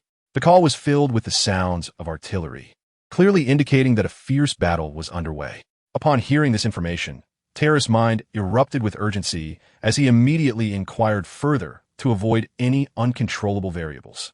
"What?" "Soldier, respond. How many are there in total? Enforcer robots, follow me," he shouted, yet the communication processor only emitted a crackling sound. Chapter 31. What else was crushed that day? Part 8. In the corridor, where sparks flew, the artillery gun delivered a powerful punch to the guard's head, then seized a tranquilizer gun. Taking advantage of the momentary daze of the assailant, he accurately shot the weapon into the opponent's neck. Fortunately, along this route, we have only lost limbs. There have been no fatalities. He turned to glance behind him, where a multitude of Autobot guards lay sprawled on the ground, their heads intact, save for a few with minor bullet wounds or missing an arm. Just as he believed, he could smoothly locate the person in charge here. A steel whip flew from the opposite end of the corridor. "Captain, the anesthetics we retrieved from the medical room are nearly depleted." He paused for a moment, deep in thought, before promptly pressing his communicator. "Notify all team members to assemble at my location. Since we cannot find him, let us not search any further. Let him come to us." Having said that, he dashed deeper into the corridor and transformed into a turret, unleashing orange-yellow lasers towards the distant wall. On the bustling streets of Iron Fortress, a red and blue battle vehicle maneuvered swiftly amidst the passing traffic, with a figure cloaked in black Cybertronian armor perched atop it. This action quickly drew the attention of the police, and soon 2 patrol cars appeared alongside him from seemingly nowhere. "Citizen of Cybertron, please halt immediately and comply with the inspection. You are exceeding the speed limit. I will return shortly to collect your citation. But right now, there are more pressing matters at hand. Forgive my abrupt departure." As soon as the words left his mouth, the magnetic tires of Renlai accelerated dramatically, transforming into a streak of black and purple light as it raced towards the Iron Fortress government. How is this possible? At this speed, could he be an illegal modifier? One officer exclaimed, before discreetly connecting to the police communication channel. All units on Iron Fortress Oil Steel No. 1 Street. An unidentified illegal modifier is racing through. Primarily red and blue, with a black mini-Optimus affixed to the vehicle. However, before other officers could respond, Renlai's voice echoed first through the channel. Wait a minute. I just need to delay my return to collect the citation. It's not necessary for the entire city to be on the lookout for me. Yet, in the next moment, the channel was filled with a chorus of voices. The suspect has hacked into our communication channel, requesting backup. A suspect? Renlai pondered with slight confusion. But he accelerated his engine nonetheless. Just as he was about to reach the government of Iron Fortress, a multitude of patrol cars lined up across the road ahead and suddenly transformed. It seems they have secret channels too, he mused, quickening his pace. Some bystanders, upon witnessing this, were frightened, with many instinctively stepping aside, wary of being struck by someone with such terrifying ground speed. After all, they could not guarantee that a Cybertronian with such velocity would not be equipped with additional armor. In fact, as he approached within 100 meters of them, a sudden transformation occurred. The mini-Optimus that had been clinging to him was flung off by inertia, only to be caught mid-air and pulled back by the fully transformed Renlai. In the next instant, the two of them swiftly soared over the heads of the astonished officers, with Renlai securely cradling A-01 as they landed gracefully on the ground. I believe this will suffice. Under the watchful eyes of the officers, one side of his waist suddenly warped, and an abundance of shunny coins poured forth. Surely, this should suffice for my speeding ticket, right, officer? He inquired loudly before promptly turning to sprint toward the government gates. Wait a moment, why do you look like that? Just like Optimus Prime. Suddenly, someone in the crowd posed this question. Upon hearing it, Renlai instinctively halted, turning to respond, because I am my father's child. At the terrace base, Soundwave struggled to tear open a sufficiently large opening in the door for the three of them to pass through, leaving his hands in a state of disrepair. Are bombs ineffective? Flying over Mountain queried, raising his gun to target other parts of the door, only to see it merely splatter white marks. At that moment, Soundwave began his explanation. This door is powered by a solar furnace. Unless one utilizes materials generated by the solar furnace, the potency of any weapon will be significantly negated upon contact with this door. To breach it, one must employ the solar furnace for optimal efficiency. Listening to his explanation, Flying Over Mountain hesitated before securing his gun at his waist, while Jazz looked on with concern at his arm. You don't have to go this far, he urged, only to receive a cold retort from Soundwave. We fight our own battles. You owe me nothing. Perhaps when we meet again, we may be adversaries. The three took turns slipping through, only to discover a uniquely designed generator directly ahead. The main structure resembled a horizontally positioned pillar, adorned with a multitude of solar furnaces, while a dense greenish mist enveloped the room, obscuring their view of the interior. Do we need to proceed further? Jazz asked with trepidation, confirming as Soundwave suddenly raised his fist, surrounded by a purple aura, before he rigidly directed his empowered punch toward the central pillar. Boom! A resounding crash echoed. A gaping hole formed on one side of the pillar, releasing a gas denser than the hydrogen outside, which knocked Soundwave to the ground. The mist then swiftly filled the room, thick enough to nearly take on a corporeal form, rendering their surroundings nearly invisible. Soundwave, Flying Over Mountain, moved quickly, Jazz shouted. Yet, amidst the impenetrable fog, only Flying Over Mountain responded, while Soundwave's fate remained uncertain.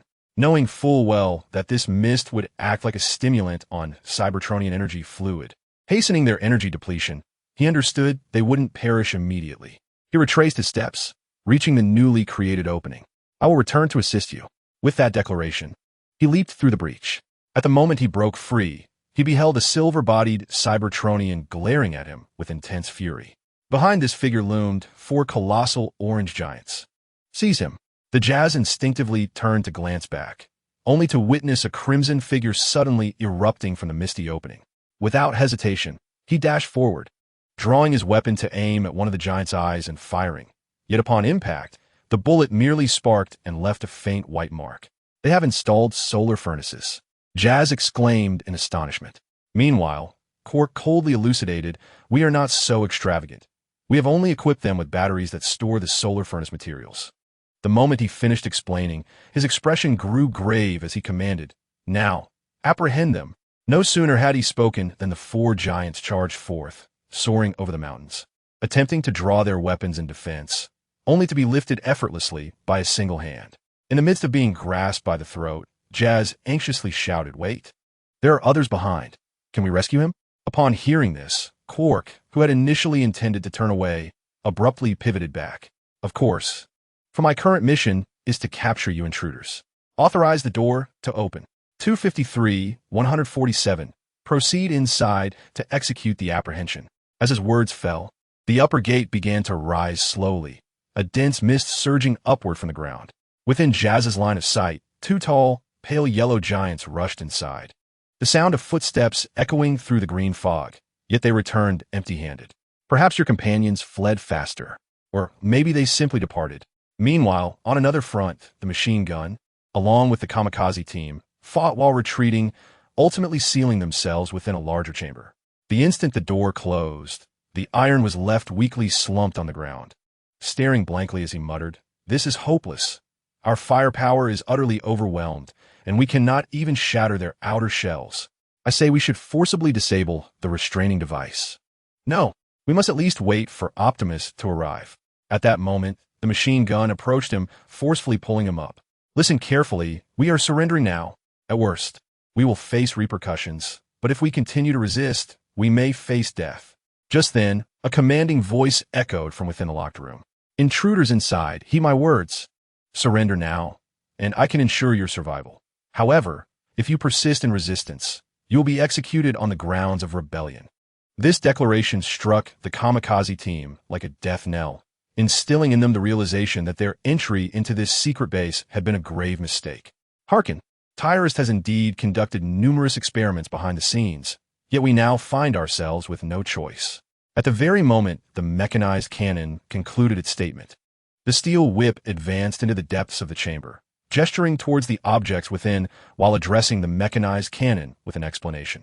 "However, I believe we have discovered new alternatives. Captain, come and see what this is." Outside the door, Tyrus' expression grew increasingly grim as he furiously interrogated the guard beside him. "Why, even allowing them access to that artificial puzzle room is preferable to granting them entry into this genuine chamber, isn't it? How did you force them inside?" The guard stood frozen, stammering, unable to utter a single coherent word. Tyrus' electronic gaze grew colder still.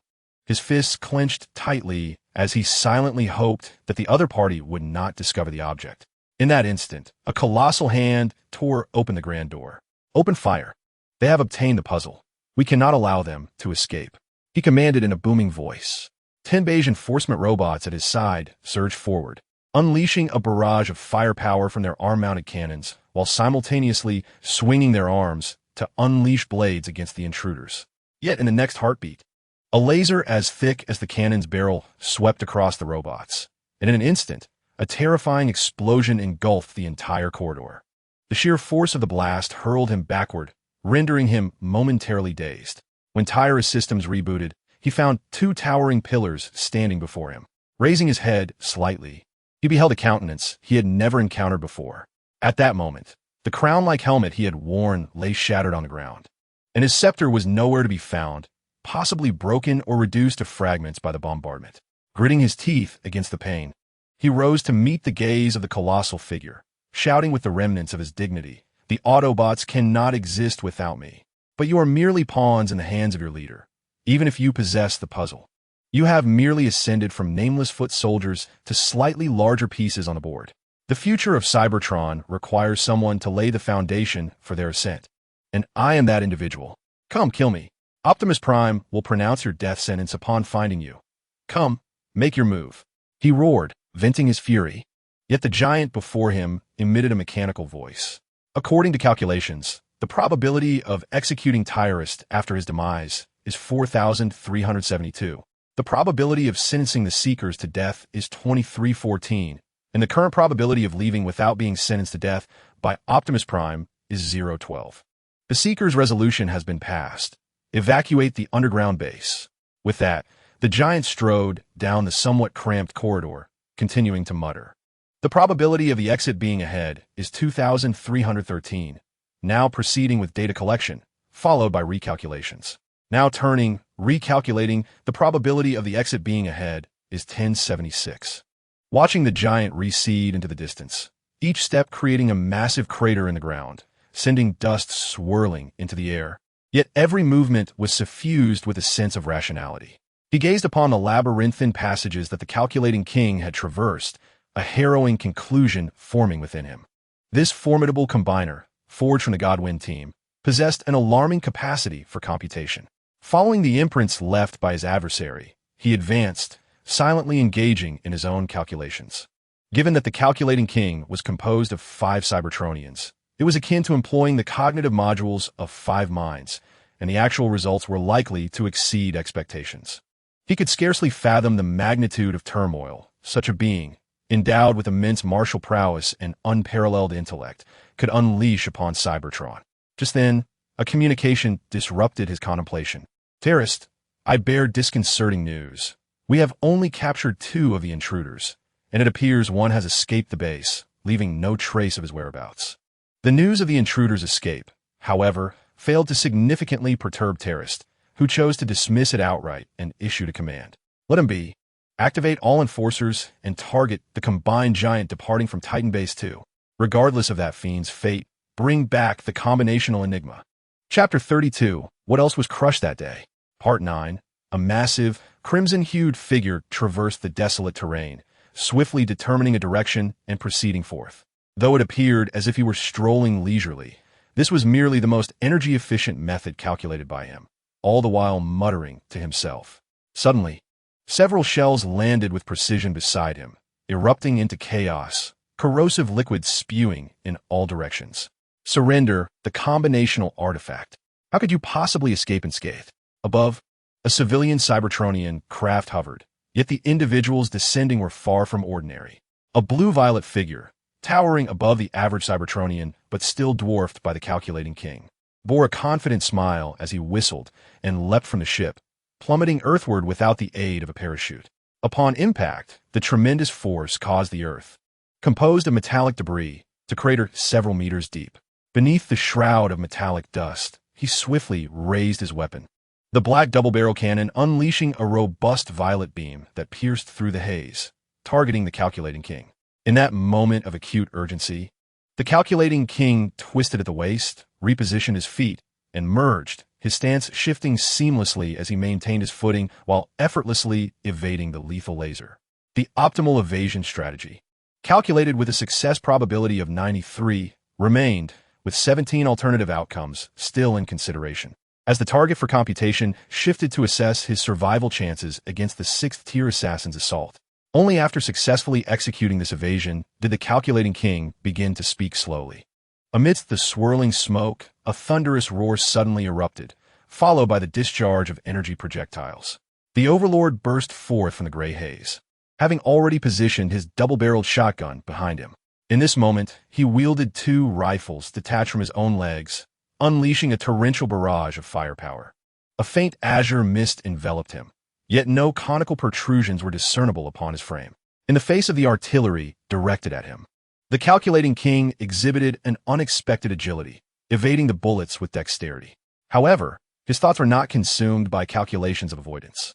The target bore a compressed canister, and he was engaged in preliminary estimations of the remaining substance within. He sought weapons capable of penetrating the adversary's armor, but none were found. The Overlord bellowed in frustration.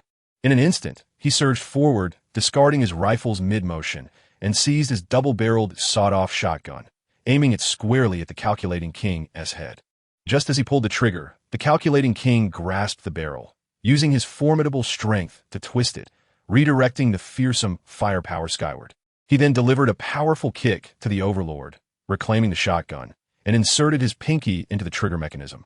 The Overlord, now targeted by the weapon, merely smirked in mockery. Suddenly, before their eyes, the double-barreled shotgun morphed, its muzzle transforming into legs that kicked the calculating king squarely in the face, leveraging the force to retreat swiftly to the side of the Overlord. The moment he vacated the space in front of the calculating king, A mask sprang forth from the latter's face, while a massive silver barrel on his back contorted, shifting to extend alongside his right waist, aiming menacingly at them. Witnessing this spectacle, the six-faced beast felt an involuntary shiver run down its spine. Such a creature could be effortlessly manufactured, outpacing the efficiency of their own six-tier assassins. Moreover, the conditions for its assembly remained unknown, which compounded the urgency of their mission. Indeed, the combined diamond was proving to be a formidable foe. Under the constraints of their agreement, it appeared that they must seize the combined artifact today. With that declaration, the six-faced beast transformed into a war chariot, its cannons continuously unleashing firepower upon the calculating king. Meanwhile, the Overlord chose to retrieve his firearms and charge forward, engaging in a barrage of fire. Faced with this situation, the calculating king recited incantations, flexed his knees, and then leaped into the air, recalibrating the threat level and survival probability of the target. Kamikaze Squad, forcibly disable the limiter. As the command was issued, the six-faced beast's artillery struck the calculating king mid-air. However, his towering form descended safely, landing a kick squarely on the Overlord's face. The immense mass generated significant kinetic energy, sending the Overlord reeling, causing him to expel energy liquid in disbelief. How is this possible? How could a mere combined diamond be so resilient? The fallen Overlord exclaimed. The intelligence was erroneous. A swift resolution is imperative. The six-faced beast shouted vehemently, revving its engines. And as it accelerated, every cannon opened fire, unleashing a barrage of projectiles towards the calculating king. Following a thunderous display of artillery, the calculating king emerged from the smoke, its massive form revealing a significant layer of its dark red paint chipped away, exposing the silver metallic skin beneath. Was it merely a layer of paint? No, that was not the case. This creature had violated our agreement. The six-faced beast gasped in astonishment as it observed the two small arms and the rear of the calculating king, where a greenish gas began to emanate, an unmistakable sign of a solar furnace installation. Most Cybertronians, even those equipped with material compression tanks, would never waste the resources produced by a solar furnace unless it was directly integrated into their being. Realizing this, it swiftly transformed back into a fighter jet and soared into the sky. Meanwhile, the calculating king paid no heed to its flight. Instead, it focused on the Predacon before it, adjusting the cannon on its right side for targeting, calculating the target's evasion trajectory. Fire. Before the calculating king could articulate the measured data, the Predacon made its move. However, as soon as it advanced a single step, a beam of azure light pierced through its left shoulder. The outer shell was obliterated by the artillery, exposing the intricate mechanical structure within, yet the onslaught continued, forcing the Predacon to evade further. Soon, as it assumed another position, another shot struck directly at its chest, sending it hurtling backwards. In the sky, as the calculating king prepared to engage its second adversary, the six-faced beast had already unleashed all the missiles it had stored, completing a second transformation mid-air. Its form twisted and turned until a colossal mechanical wolf materialized before the calculating king. As the missiles approached, the calculating king evidently lacked the time to maneuver its massive body, so it extended an arm to shield its head. In the midst of the missile barrage, the six-faced beast successfully descended, clawing at the calculating king's back, tearing through its outer shell and revealing 3 elongated silver grooves. Its crimson eyes glinted as 2 rows of wings suddenly unfurled from its back, propelling it forward and swiftly arriving beside the calculating king's head. It then struck a claw upon the creature's cranium, severing a tube atop its head, and opened its maw to bite down on the metallic neck. Yet, before it could channel energy to enhance its attack, the calculating king's arm silently reached out, grasping the beast's body and flinging it to the ground, where it was promptly subdued. All of this transpired within a mere 8 seconds, and in the following moment, the calculating king delivered a fist to the wolf's head, causing a burst of pale violet energy to erupt forth. As the next punch was about to land, the six-faced beast beneath the calculating king suddenly transformed, its body rapidly diminishing into the form of a transport vehicle, evading the impending foot just before it could crush him. It then reverted to its human shape, its mouth, revealed beneath the shattered mask, uttered a phrase that filled it with shame, yet it had no choice but to speak. The mission cannot be completed. We must retreat. I have recorded everything that just transpired. Upon hearing this, the struggling overlord managed to rise, but as he gazed up at the transport vessel, a beam of yellow light, tinged with azure, pierced through it instantaneously. Following the trajectory of the light, he saw that the calculating king had repositioned its cannon to its shoulder, enabling it to launch precise projectiles skyward. Transform quickly. I'll support your lower half. Boom. Before the six-faced beast could finish its sentence, a barrage struck its chest, propelling it backward. Before it could regain its composure, the calculating king had taken merely 2 steps to close the distance, then stomped down. However, the alert six-faced beast managed to block the blow with its arm, its body trembling uncontrollably, clearly indicating that the opponent's strength had exceeded its threshold of endurance. Meanwhile, the alert overlord also transformed, yet instead of fleeing, the tank and aircraft that had separated from him opened fire together against the calculating king. The colossal figure turned its head to glance back, then executed an action that instilled terror in both onlookers. With a resounding crack, the calculating king tore off its right arm and hurled it towards the sky, aimed at the aircraft formed from the overlord's upper body. Steel whip, branding iron, distract the target. Upon uttering these words, its right arm fell away, transforming into a high-speed, 2-wheeled vehicle. At this moment, having lost both arms, the calculating king lifted its leg and stomped down again. Despite the reduced weight, the six-faced beast found itself unable to escape, as its entire form was nearly buried in the dust, leaving no room for transformation. Consequently, the calculating king disregarded it, opting not to use the shoulder cannon against the immobilized beast and instead fired at the tank on the ground. In an instant, a terrifying shockwave sent the tank soaring, only for it to collide with the oncoming vehicle and crash to the ground. Then, the cannon was aimed at the aircraft pursuing the iron whip, and another shot was fired, but this time the calculating king finally spoke. Calculate the target speed while in flight. Machine gun, fire. The next moment, a beam of golden light pierced through the aircraft's wing, causing it to smoke and descend helplessly. At that moment, the fallen overlord's body suddenly transformed again. But due to the disarray, when his eyes beheld the scene before him, he realized that his lower half was struggling to rise in another location, only to be knocked down repeatedly by the swiftly approaching war vehicle. This is unacceptable. I could truly perish. I am a 6th-tier assassin, the tyrant bellowed, his defiant voice resonating within the receiver of the six-faced beast. At that precise moment, the calculating king unexpectedly lifted his foot. Upon witnessing this, the tyrant immediately prepared to transform and flee, but then saw his opponent raising his left foot, preparing to strike him down from a kneeling position. He clearly observed the left 7 brandishing a drill aimed directly at him. In a final, desperate race against death, he triumphed, paying the price of transforming into humanoid form and folding his wings behind him, which were brutally punctured in the process. Choosing to act swiftly, he morphed into a cannon and fired at the connection point of the calculating king's core. As the flames dissipated, the giant S-form fragmented into 3 pieces, collapsing onto the ground. The tyrant then witnessed the 2 Cybertronians, who had relentlessly assaulted him, finally cease their attacks and slump motionless to the ground. Seizing this opportunity, he maneuvered his lower half to join with his body. After completing this, he approached the iron brand and delivered a powerful kick. With a resounding metallic crash, the 2-wheeled vehicles were sent flying, their wheels igniting as they soared through the air towards the six-faced beast. The steel whip behind the tyrant followed suit. The six-faced beast glanced at the body that was reassembling in front of him, exchanged a brief look with the tyrant, and together they transformed and departed amidst the chaos of their reassembly. Almost instantaneously, the calculating king rose once more, his azure optical lens fixating on the tank that was retreating from the moon, and he fired his cannon. At that moment, he could no longer see the tyrant. Just as he prepared to turn away, a billowing cloud of smoke erupted behind him.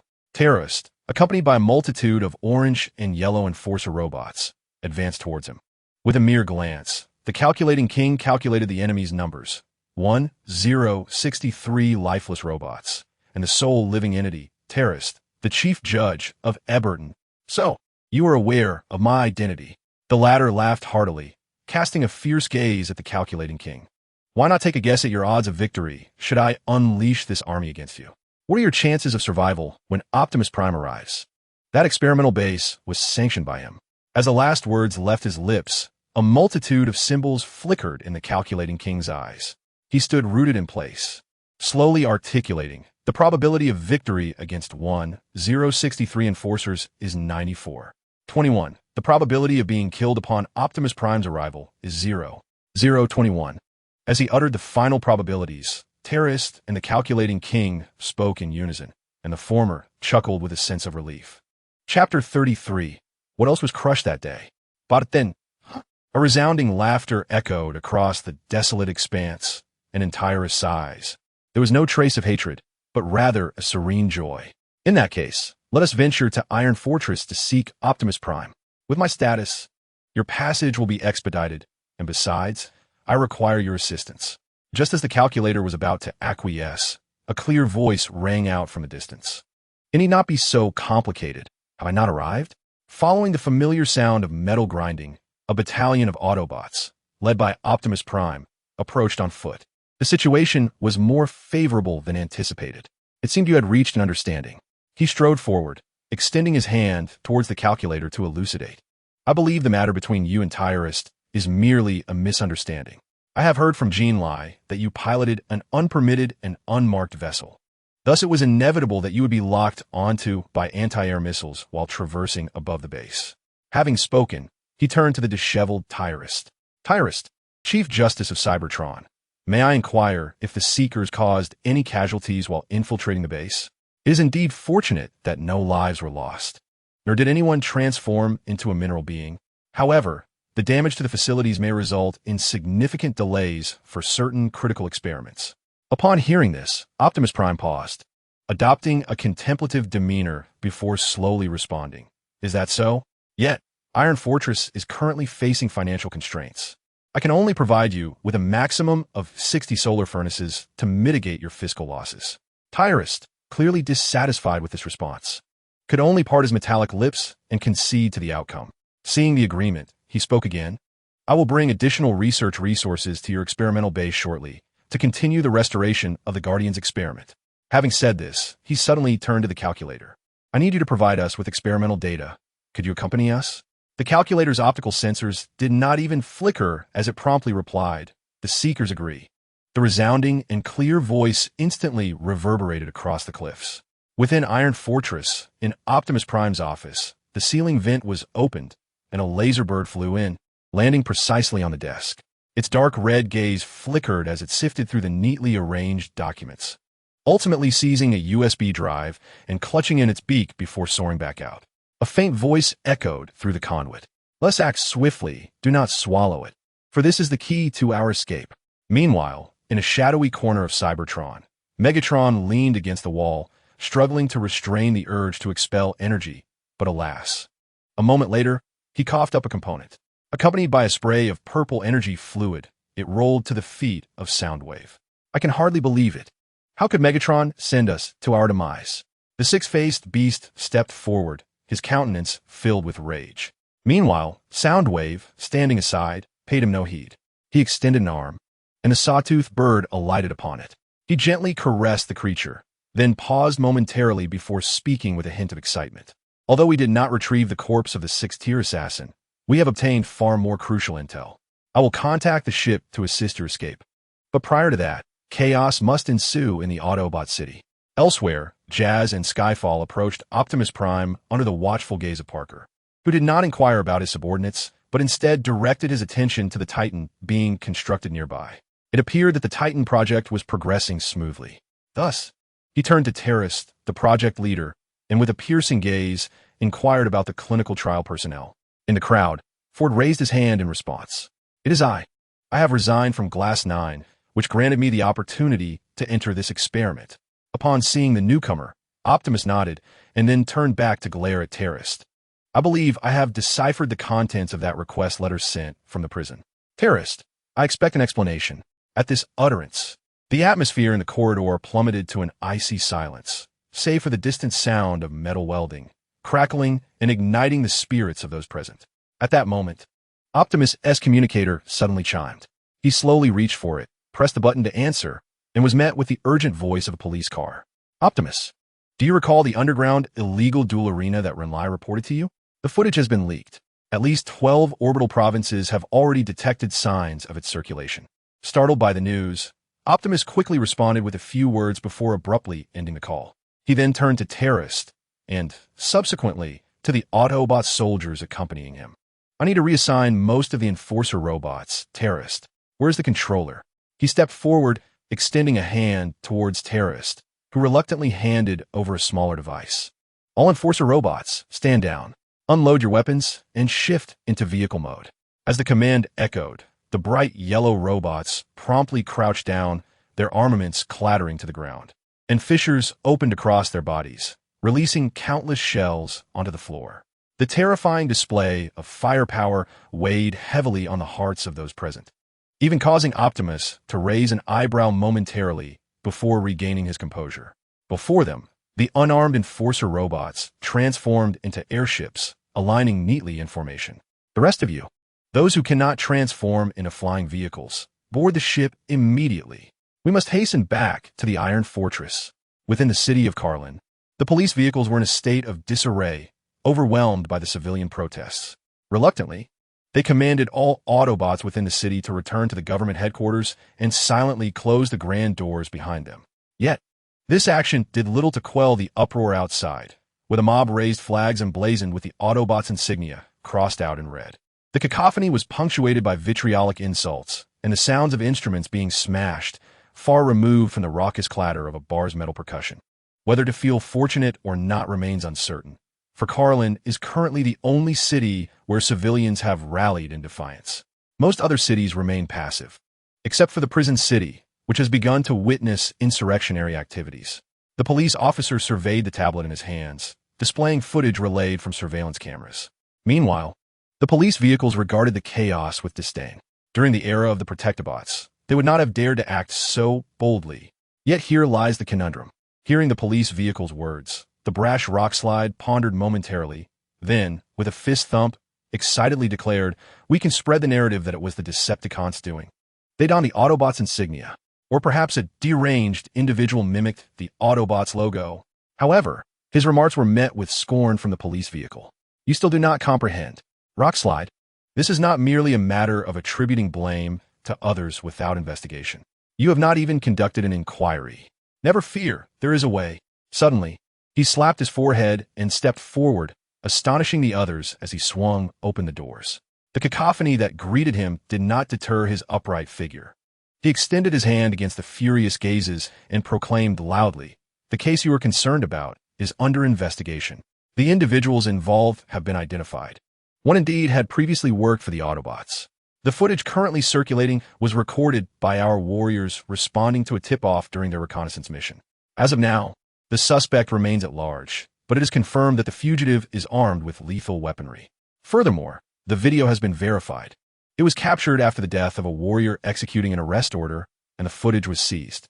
I apologize for the panic caused by our staff's negligence. I assure the citizens of Cybertron that we will solve this case and apprehend the perpetrator." Suddenly, a voice from the crowd shouted, "It is rumored that the illegal duel showcased in that video involved unauthorized modifications to the bodies. Is this true?" The police vehicle smiled faintly before responding. "We have confirmed that the suspect's mental state is unstable, including but not limited to abuse, dismemberment, and even forcing individuals to kill each other for energy. What is termed modification is nothing more than a haphazard assembly of body parts on the ground without any medical oversight." Soon, the previously agitated crowd began to quiet, exchanging glances and inquiries among themselves. Gradually, as the first individual departed, the once massive procession, founded on a substantial crowd, swiftly dispersed. Upon witnessing this scene, the police vehicle heaved a sigh of relief, grateful that the opposing group had merely been a hastily assembled entity. The reason for the parade in Karen City stemmed from a past insurrection that had taken place here. Ultimately, although the insurgents managed to infiltrate the Iron Fortress, they were ultimately defeated, yet they left a lasting imprint that lingered in every corner of Karen City. Meanwhile, within the atmospheric expanse of Cybertron, an unmarked spacecraft glided silently through the skies. Thus, we returned empty-handed. At most, it would only tarnish the reputation of the Autobots, but should they unveil our recordings, it would be we who faced defeat. The six-faced beast gazed quizzically at Soundwave, who was quietly caressing the sawbird, only lifting his head after a considerable pause to speak slowly. I have acquired the data to replicate the combinatorial devices. Upon our return, we shall create our own Gestalt warrior. Now, the gap between us and the Autobots shall gradually diminish. At that moment, within the Iron Fortress, Jazz descended from the spacecraft and, before all present, dashed straight towards Optimus Prime. Optimus, I believe I have devised a means to swiftly resolve our public relations crisis. I could release portions of the footage from the Terracon base, where Soundwave was present. As a Decepticon, the revelation of our collaboration would undoubtedly have repercussions for those behind the footage. Hearing these words, Optimus hesitated and turned his head. But at what cost? I cannot allow my innocent warriors to bear unfounded accusations. A commanding gaze pierced through Jazz's optics, rendering his speech somewhat halting. Setting aside the aerial pursuits, we can conjoin recent events. Mirage can no longer evade suspicion. Thus I shall assume the role of the principal offender, conspiring with the Decepticons in orchestrating this entire incident. Upon observing Jazz's demeanor, Optimus stepped forward and firmly placed a hand on his shoulder. Understand this, soldier. The tragedy of the arena and the assassination attempt on me are two entirely unrelated matters. On the fourth day, following the exposure of the recording, Jazz concealed himself in a shadowy alley. He had succeeded, yet in some respects, he had also failed. He caressed the mechanical base in his hands, feeling grateful that Mirage had emerged safely and that his charges had been mitigated. The individual known as Cataclysm remained at large, with neither capture nor corpse found. However, this was not his primary concern, for Optimus had offered him an alternative path. He produced a Decepticon insignia from his person, though it was merely an electronic spray paint. He would replace his Autobot emblem and activate it. In an instant, his appearance and the patterns upon him transformed, and he joyfully grasped his mechanical base, striding towards the verbose oil bar. The conclusion of the entire affair came as he segmented and released his footage, excising the parts featuring Soundwave and many others. The evidence left behind unequivocally establishes him as the principal perpetrator of the assassination, driven by dissatisfaction after being coerced by his superior in a police vehicle, which sparked a desire to wreak havoc upon it. Consequently, he enlisted the services of a mercenary, only to discover that the individual was a complete lunatic. Thus, he opted for Mirage, drawn in by the allure of the bounty offered, which was simply irresistible. This led to the fateful assassination incident. As he stepped into the bar, the patrons momentarily paused in surprise before turning away, resuming their conversations. He navigated through the cacophony of the crowd and swiftly located Soundwave, who was surrounded by several smaller Decepticons. At that moment, Soundwave was gently cradling an energy drink while petting a mechanical dog. Overjoyed at the sight, he approached and clapped a hand on Soundwave's shoulder, only to be met with a puzzled glance and the question, "Who are you?" This inquiry left Jazz feeling perplexed. Despite his altered appearance, his voice and physique remained unchanged in fundamental ways. 3 days prior, he had extended an invitation to Soundwave, hoping to engage in an offline conversation with an old friend. Soundwave's response, however, caused a pang of pain in his spark. He struggled momentarily before presenting his mechanical base directly before Soundwave. Nearby, the raucous Thundercracker, upon seeing the instrument, excitedly reached out, only to be swiftly subdued by frenzy. Meanwhile, the mechanical dog glanced over before lazily scratching its neck with a hind paw. The perspective shifted to Soundwave, who, with a look of confusion, accepted the mechanical base and set it aside. This action incited Jazz's enthusiasm. He promptly reclaimed the instrument and leapt onto the bar, ignoring the gazes of onlookers. He strummed the strings, and the pure mechanical speakers emitted a familiar sound that instantly captivated the crowd. Just as Soundwave, having retrieved a musical instrument, observed the unfolding scene with urgency, he hastily discarded the object in his hands and attempted to pull Jazz down. However, Jazz kicked him away, and amidst the crowd, someone suddenly recognized the distinctiveness of his voice. A transparent vessel was hurled from the throng. With a resounding splat, oil splattered across his face. Yet it did not alter in color upon contact, a phenomenon that drew the attention of the crowd back from their initial intentions to accuse him. It's electronic spray paint. Look at his physique. It's the wanted Jazz, the traitor Autobot. I'll dismantle that scrap. The cacophony of insults erupted around him, yet Jazz remained unfazed by the warning. In the next moment, someone yanked him down from the platform. In the ensuing chaos, he felt his body being struck by countless heavy objects. Sensory feedback overwhelming his neural module with a torrent of pain. Yet this sensation paled in comparison to the turmoil of the preceding events. Until the mechanical base in his hands was forcibly taken away and shattered before his very eyes. Chapter 34. A preview of what is to come. A new beginning. When Jazz awoke once more, he found himself lying in a hospital bed. The phantom pains within his body serving as a grim reminder that the events in the oil bar were indeed real. Beside him, a Cybertronian figure, predominantly adorned in hues of blue, approached with palpable urgency, inquiring, "Are you all right?" I apologize for not being able to manage the unruly patrons. However, the processor of the Cybertronian was preoccupied with thoughts that diverged from concern as it suddenly seized the other's arm and shouted, "Where is my mechanical base?" At this outburst, the bartender was momentarily taken aback, uncertain of how to respond, for he was among the few privy to the true nature of Jazz's predicament. This awareness bred a profound sense of guilt within him, rendering him speechless. After a prolonged moment, under Jazz's expectant gaze, he finally mustered the courage to speak. "It's gone. Following that incident, I scoured the entire bar, and there wasn't even a single similar component to be found." He refrained from fabricating a lie about purchasing a new one, knowing all too well the significance of that item to Jazz, as well as the irreplaceable traces it bore. Upon receiving this disheartening revelation, Jazz's expression dimmed, and the flicker of life within the nearby apparatus visibly slowed.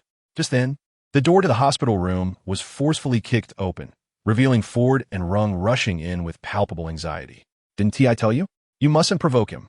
This could disrupt his emotional processing and consequently hinder his recovery," Rung exclaimed, immediately pulling the bartender aside and approaching the bedside, retrieving his portable device to assess Jazz's condition. Meanwhile, in Iron Fortress, Relay entered Optimus Prime's office alongside a Cybertronian of similar stature, yet entirely shrouded in darkness. The moment they stepped inside, Optimus, who had been engrossed in paperwork, lifted his gaze. "Ah, you've arrived," he remarked, pausing his tasks to rise and approach them. "I presume you have received the notification. Your disconnection from Cybertronian society is far too severe, and considering your youth, I must send you to a Cybertron military academy." Upon hearing this, Relay responded nonchalantly, "Father, I think you're being overly concerned. It's merely a matter of experience, differing slightly from that of ordinary individuals. There is no need for military school. And the notion of being too disconnected from Cybertronian society is utterly preposterous." "Is that so?" Optimus inquired, his tone tinged with skepticism. "But I've heard that previously you received nothing more than a speeding ticket, and you actually paid the fine with all your money." His voice gradually took on an accusatory edge. "The police vehicle, under duress, took you to retrieve what was rightfully yours. Do you still believe this is impressive? In Cybertron, there are still many who suffer from hunger. Our relief funds are wholly inadequate to sustain their lives. Yet you squander so recklessly. Do you not think you ought to attend military academy?" After educating the first individual, you turned to Shangyun. "And what of you? Do you have any opinions?" "Child." Upon seeing Optimus Prime turn his gaze toward him, Shangyun's black form hesitated, then spoke. "I hope to attend military academy." Chapter 35. The Iron Fortress Murder Case, Iron Fist. "Why have you arrived so late today?" Outside a rather unprofitable oil bar, Blazemaster waved excitedly at a shorter Cybertronian, drawing him into the establishment. With a beaming countenance, he inquired, "Do you remember the modifications I reserved for that ion blaster? I wish to know the progress of the enhancements." Upon hearing this, Iron Fist, in the midst of removing his mask, paused abruptly, his expression turning somber. "Aside from the limitations imposed by law on its power, the modifications are nearly complete. However, the texture you requested is quite time-consuming, and the recoil might be too much for you to handle." Just as Blazemaster was about to respond with a grin, a metal rod struck him sharply on the forehead. The assailant was the bar's owner, whose countenance was decidedly grim. Hey, do not discuss such matters in my bar. Moreover, we are about to close." As he looked at Blazemaster, who was clutching his head in dismay, Iron Fist contemplated diffusing the situation with a few words. "We were merely discussing work-related issues. This should be acceptable." In the next moment, the rod jabbed into his side, causing him to jump. "Get out of my bar. Now, immediately at once." With a thunderous shout, Blazemaster swiftly grabbed Iron Fist around the waist, and they hurriedly exited. After traversing a narrow alley, he glanced back at the bar, still shaken. No wonder this establishment is Iron Fist's least profitable. With a temper like that, every customer is bound to be struck. Meanwhile, Iron Fist, still in Blazemaster's grasp, struggled to free himself before landing on his feet. After stretching briefly, he turned to Blazemaster with some indignation. "Can't you be a bit bolder? Must you be so afraid of him?" Although he had to leave, it was unnecessary to be so timid. As the two conversed, they began to walk down the narrow alley. Suddenly, a sound akin to stepping in a liquid startled Iron Fist, causing him to lift his feet repeatedly. Unfortunately, this resulted in Blazemaster's lower half being splattered with a purple substance. "Wait, Iron Fist, stop. This stuff has covered me entirely, and it reeks." His optical sensors widened in alarm, an inexplicable fear prompting him to restrain Iron Fist. "You are from a scientific background. The olfactory system should indeed be more adept than mine. I cannot shake the sensation that what lies upon the ground resembles some form of energy liquid." Speaking of energy liquid, Iron Fist, upon glancing at the ground, diverted his gaze. He discerned what appeared to be a humanoid shadow upon the pavement, and thus followed the direction of the light source.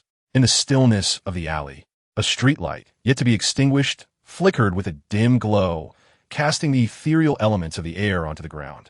"Ah!" Iron Fist exclaimed in terror, only to be swiftly pulled aside by Firestorm. "Fool!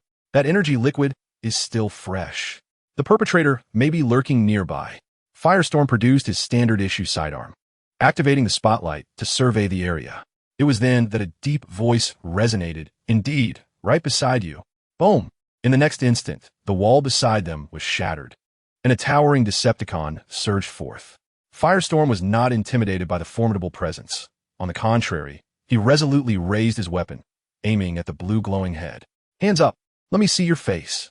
Seemingly incensed by the latter's words, the figure irritatedly responded before abruptly extending a hand, seizing Firestorm by the face. "Noisy," he declared, utilizing his terrifying strength to lift Firestorm and then hurl him to the ground, causing the grip on his weapon to loosen helplessly. At that moment, he glanced down at the quivering Iron Fist. "Are you a coward?" After uttering this phrase, the figure strode away, and as he passed the suspended corpse, he thrust his fist into it, extracting the internal components. Was this the entirety of the incident? Hotshot, retrieving a notepad, turned to Iron Fist, gesturing for him to continue. Indeed, however, as I approached, I noted that Firestorm's sparks still flickered, yet the cerebral module had sustained severe impact, rendering him unconscious to this day. Iron Fist trembled as he spoke, then accepted the energy drink from the paramedic and took a swig. "Excellent. This marks the 4th incident this month. Fortunately, we have established the target of the assailant." With that, he turned to observe the recently acquired body, which bore Decepticon insignia upon its shoulder.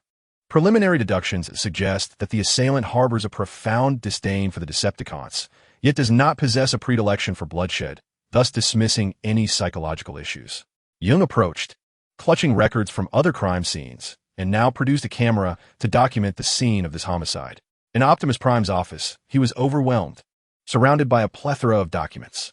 All of this stemmed from the prior Jazz incident, and in any case, after that individual released the edited footage, tensions between the Autobots and Decepticons escalated. The populace anticipated Decepticon assassinations of Autobots. However, the reality proved to be quite the opposite. Those who were once captured and tormented during the war, many of whom sought vengeance against the Decepticons. It was quite simple. They were skeptical of Jazz's assertions, firmly believing that the events in the arena were orchestrated by the Decepticons rather than a genuine Autobot. With this thought in mind, he pressed the communicator to the armory, notifying Ironhide to expedite the search for weaponry. Cases 1 and 3 involved restricted ammunition, which could not be procured from the black market. The adversary certainly had access to our armory. Soon, a troubled voice responded, laced with resignation. "We have identified at least a dozen suspects." "What?" Optimus Prime halted, nearly severing the call, before urgently inquiring, "How could this be possible? The Autobots who borrowed the explosive round should all be registered, their usage documented, even recorded. How could there be so many?" Ironhide's response resonated with a hint of despair. "Since the ceasefire, we have dedicated our manpower and resources to restoring civilian life. which has led to a reduction in oversight in other areas. Consequently, warriors faced fewer restrictions when utilizing weapons. Once a mission target was identified and deemed sufficiently dangerous, they could be deployed immediately. Currently, I estimate that at least 20 individuals did not utilize these weapons during their missions. "Oh, Primus," Optimus lamented. He needed to provide the public with an explanation in a very short time, declaring that such incidents could not occur again. Any further delay would complicate matters. Perhaps this was the only course left. He needed bait.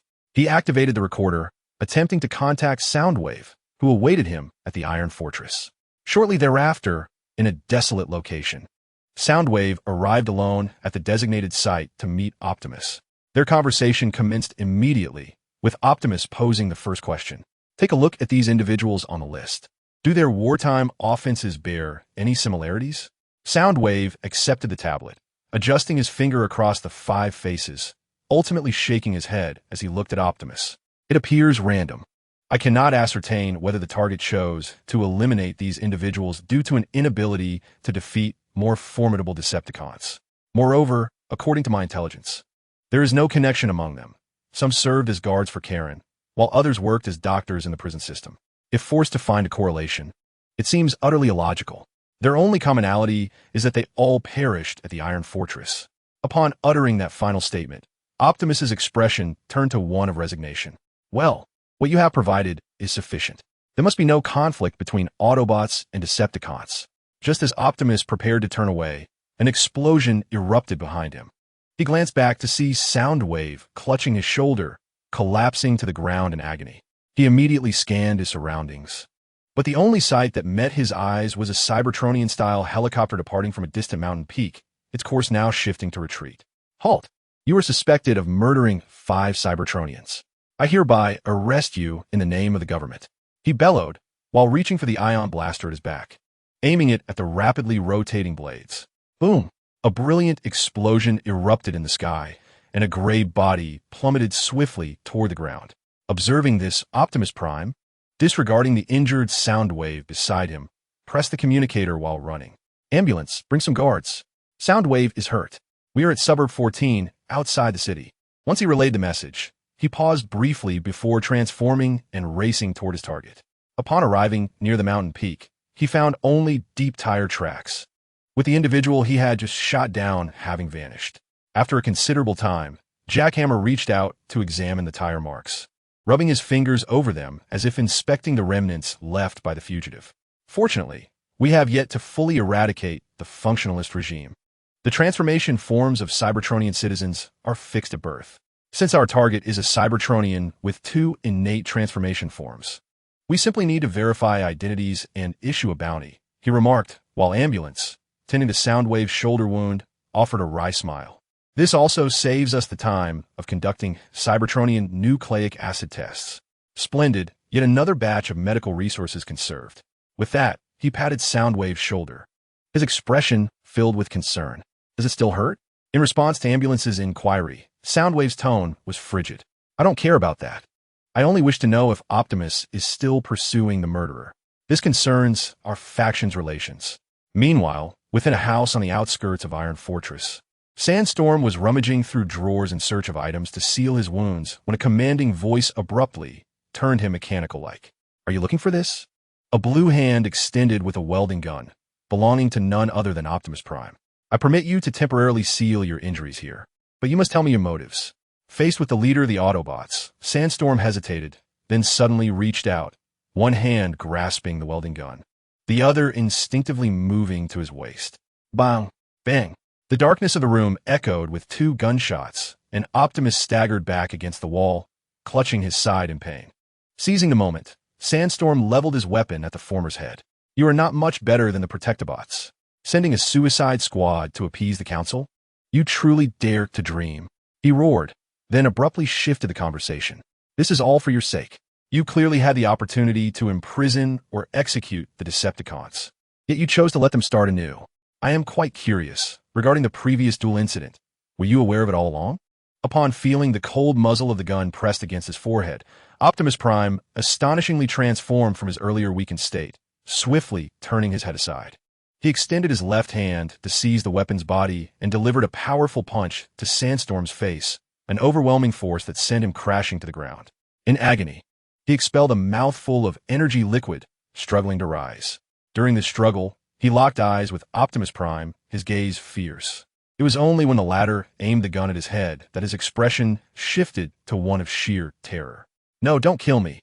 I certainly will not take your life. You must face the judgment of the law. Now come with me. If you resist arrest, I am entitled to shoot you as you attempt to flee. Your actions have already crossed a political red line." Soon, Sandstorm found himself seated in an interrogation chair, facing Ironhide, who wasted no time in delivering another punch to his face. "Tell me, with all your might, your true motives and the identities of your accomplices. Who are they?" As he uttered the final words, Ironhide slammed the table with such terrifying force that the metal creaked ominously. Even the sound of components breaking could be heard. After a long silence, Sandstorm's weak voice broke through. "You didn't even ask?" Smack! The sound of metal striking again echoed, this time unmistakably the sound of slap. "I did not inquire about that. Tell me, who are the ones behind you?" "Stop. Ironhide, our capture of him was purely a stroke of luck. Leave the rest to Alloy Shield." The police vehicle turned, signaling for a transformer with steel spikes extending from his fingers to step forward. As he approached Sandstorm, he swiftly plunged the steel needle into the back of his neck. Soon, Alloy Shield's consciousness was transported to a battlefield where he recognized many figures. Spring, Puncture, Alien, Spinout, and Double Drill. This was the Thunder Rescue Team. Scenes from past missions flashing before him. Just as he prepared to recalibrate his memories, he beheld the unfolding scene. Puncture was viciously stabbing a Cybertronian with his steel needle, the latter unarmed, pleading for mercy. Then, under Puncture's bloodthirsty gaze, he was dismembered, transforming into a pool of purple liquid and scattered parts.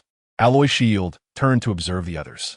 Spring was desperately trying to stabilize the situation due to the captain's absence, while Spinout and Double Drill were shrieking in terror. Cowering in the trenches and unleashing firepower at the distant enemy, their faces smeared with dirt. At that moment, a pool of purple liquid coalesced before him into a flower, at the center of which rested a Cybertronian's head. It was Alien, brandishing 2 daggers, surrounded by a multitude of severed limbs. Before him stood countless terrified Cybertronians, their hands devoid of weapons, and the fear evident in their eyes was unmistakable. Yet, Alien swung his dual blades with abandon, and even the metallic shield failed to react, as one vibrant life after another fell. Each time a head, marked by dread, was severed.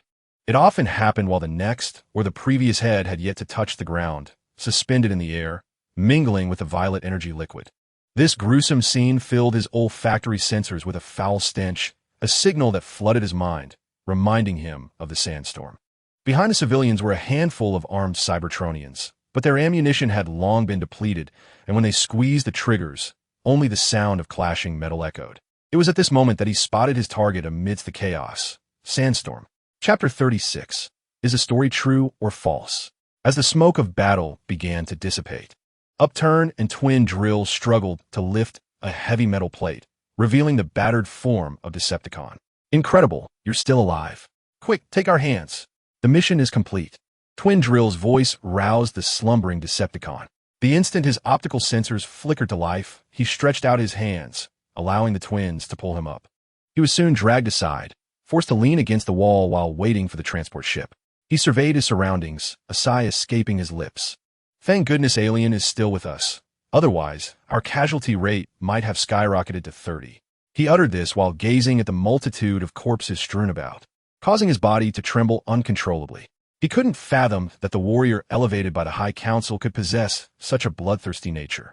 As he attempted to turn and locate Alien, he indeed heard the roar of Sandstorm. Why? Many of those you killed were civilians.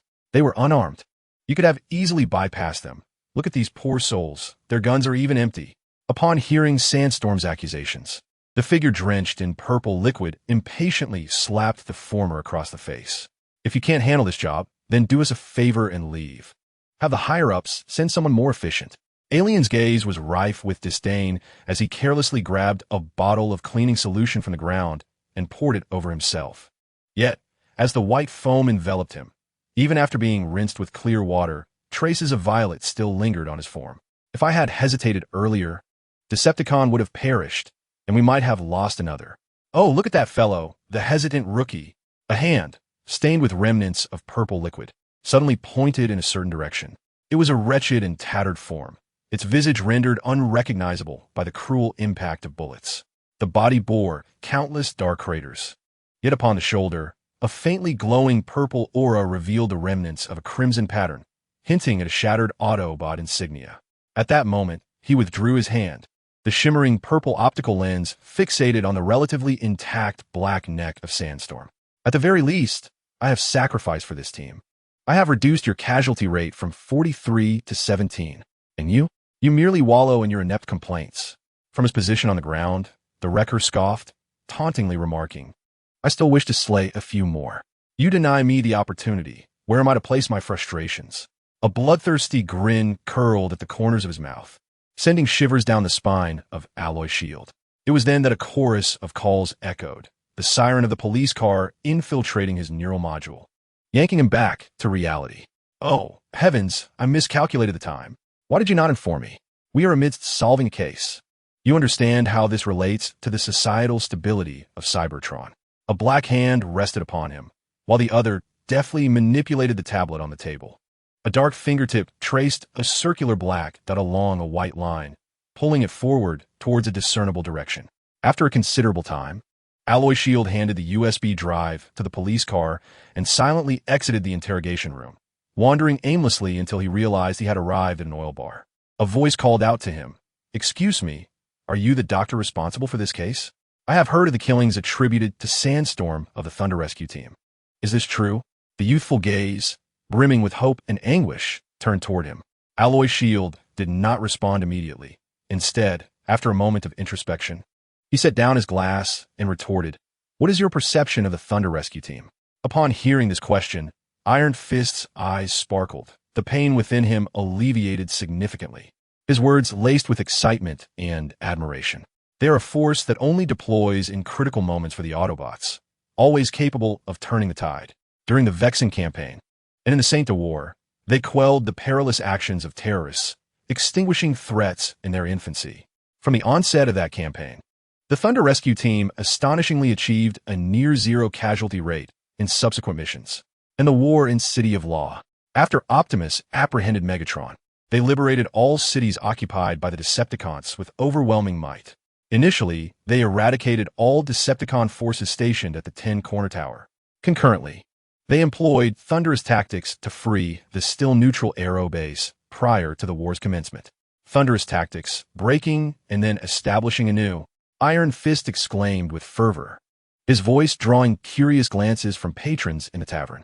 Observing this, Alloy Shield could only smile and wave his hand, signaling the onlookers to redirect their attention. Before leaning closer to Iron Fist and inquiring with curiosity, Wait a moment. You seem to possess a profound understanding of the tale of the Thunder Rescue Team. Might you elucidate the intricate details of the Battle of St. D Square? This encounter epitomizes the team's adaptability in the face of adversity. On a somber evening, as three suns simultaneously descended, the entirety of St. D Square relied solely on the flickering streetlights for its scant illumination. Led by the formidable leader, Bolt, the Thunder Rescue Team received orders to investigate a suspected hideout of insurgents. To shield innocent civilians from harm, Bolt, accompanied by Alien, ventured forth to negotiate, leaving the other team members outside to establish a defensive perimeter against any sudden assaults. However, the terrorists harbored no intentions of peaceful discourse. A bomb was detonated in the corridor, aiming to leave the Thunder Rescue Team leaderless. The team outside only heard the thunderous explosion reverberate through the walls. With shield in hand, Alien rushed out alongside Bolt, and chaos ensued. The insurgents, a coalition of terrorists from various cities, ambushed them from the periphery of St. D Square. Road Bully sustained grave injuries, and Splash was struck by artillery during their retreat, his body left in tatters. Realizing they were ensnared in a desperate struggle, Bolt reluctantly relinquished command to Spring, while he and Alien fought their way out. Both were adept combatants, one a captain risen from humble beginnings, the other a naturally gifted warrior nurtured by the esteemed Tong Tian Shao. Their synergy allowed them to eliminate the advancing foes as they assisted Road Bully, lifted by Shang Xian and Shuang Zhuan, preparing for a retreat, with Spring covering their escape, shouldering the responsibilities of a captain. They sought refuge in a corridor, but amidst the onslaught, Road Bully's legs were shattered, leaving him on the brink of death. Unwilling to abandon his comrade, Spring stationed Shang Xian and Shuang Zhuan to guard their position, while Sandstorm ascended to the upper floors to man a machine gun, striving to buy time for his teammates. Yet, the dilapidated building offered scant advantage, its defenses weaker than the hastily assembled sandbags they had previously constructed, as enemy fire rained down once more. The crumbling edifice could not withstand the overwhelming onslaught, disintegrating into dust. The first to rise from the ruins were Bolt, Alien, and Sandstorm. Sharing a brief yet resolute glance, they swiftly determined their next objective. Should the terrorists excavate the debris burying their fallen comrades, they would inevitably lose their valiant allies. In a moment of critical urgency, Alien relinquished his machine gun to Sandstorm, instructing him to provide cover for the others to rise. The remaining duo, determined to protect their teammates, expended the majority of their ammunition in support of Sandstorm, engaging the enemy with their close combat weapons amidst the hail of gunfire, carving a bloody path and successfully granting their companions a moment to breathe. Thus, the battle raged on. The Thunder Rescue Team laid down the final weight on the scales of victory, securing their triumph in this battle. What followed was a protracted war of attrition, the entire conflict extending nearly until the first star once again graced the sky. The streets lay strewn with debris, a testament to the conclusion of this fierce engagement. In one breath, Iron Fist recounted the entire tale, his excitement prompting him to raise his goblet and drink deeply in one swift motion. Meanwhile, Alloy Shield remained silent, trembling slightly, a myriad of questions swirling within him, yet only managing to utter a single inquiry. Is this information something you found in official records? Have they disclosed details about the Thunder Rescue Team? In response to his confusion, Iron Fist propped his face on his hands, maintaining a contemplative expression. I might not have conveyed it very well. This is my first time sharing such tales with strangers. As for the materials, I requested them from above. As I am a researcher, perhaps they recognized my enthusiasm and granted me access to historical battle information regarding the Thunder Rescue Team. However, many sections remain classified and have never been disclosed to the public. The moment he concluded his statement, a large hand clapped down on his shoulder, Firebrand, whose wounds had already healed. At that moment, he bore no traces of just having emerged from the hospital. Rather, he had the energy to jest. That's because they fear you might write too swiftly. They need you to ponder your thoughts. After all, you're a researcher, not a true writer. Writer? A puzzled voice emerged from next door, belonging to a youth whose voice was raspy. With a shadowy countenance adorned with two crimson eyes, he regarded them. The fierce gaze, coupled with a frigid demeanor, rendered them speechless, each too timid to utter a word. Only Firebrand, mustering his courage, attempted to speak, but was met with a glare that silenced him. Shang Yun glanced at the tablet in his hand before suddenly fixing his gaze on Iron Fist. Are these stories true? Those thrilling battles? A band of comrades bound by unwavering trust. His tone was somewhat awkward. Iron Fist, clearly recognizing him, immediately stood and inquired, "Are you the new student who arrived at the Cybertron Military Academy a few days ago?" Before Shang Yun could respond, Firebrand rushed forward, grasping the other's hand and scrutinizing him closely. "Wow, look at this detail. You're just like Optimus Prime. Could it be that your transformation form resembles the leader's?" He examined Shang Yun thoroughly for some time before feigning composure and abruptly standing tall, bombarding him with several questions. "So what on earth are you doing?" Suddenly, a sound echoed, the shattering of silicate materials. From the source of that noise emerged a transformer strikingly similar to Optimus Prime. The individual wore a look of surprise, scratching his head as realization dawned upon him. Abruptly, he released his grip and lunged toward Firebrand. "You let him go. He is my brother." Before the blazing fire could offer an explanation, the latter struck him squarely on the forehead with a punch. Youthful, vibrant, and robust, it seemed that a new era for Cybertron was on the horizon. At that moment, a weathered Cybertronian seated not far away commented, his face adorned with a smile unbefitting of his age. Master Titanium promptly rose and approached the hesitant Shang Yun, who was contemplating whom to assist. "Have you not considered donning a mask? As you are now, your thoughts are easily readable upon your countenance." and you clearly do not possess a disposition inclined towards social interaction. On that gentle visage, Shang Yun felt no trace of aversion. He instinctively replied to the inquiry. But that resembles Optimus Prime too closely. I do not wish to be a mere replica. In response to the youth's refusal, Master Titanium smiled. Before you lies a gem that gleams like the stars.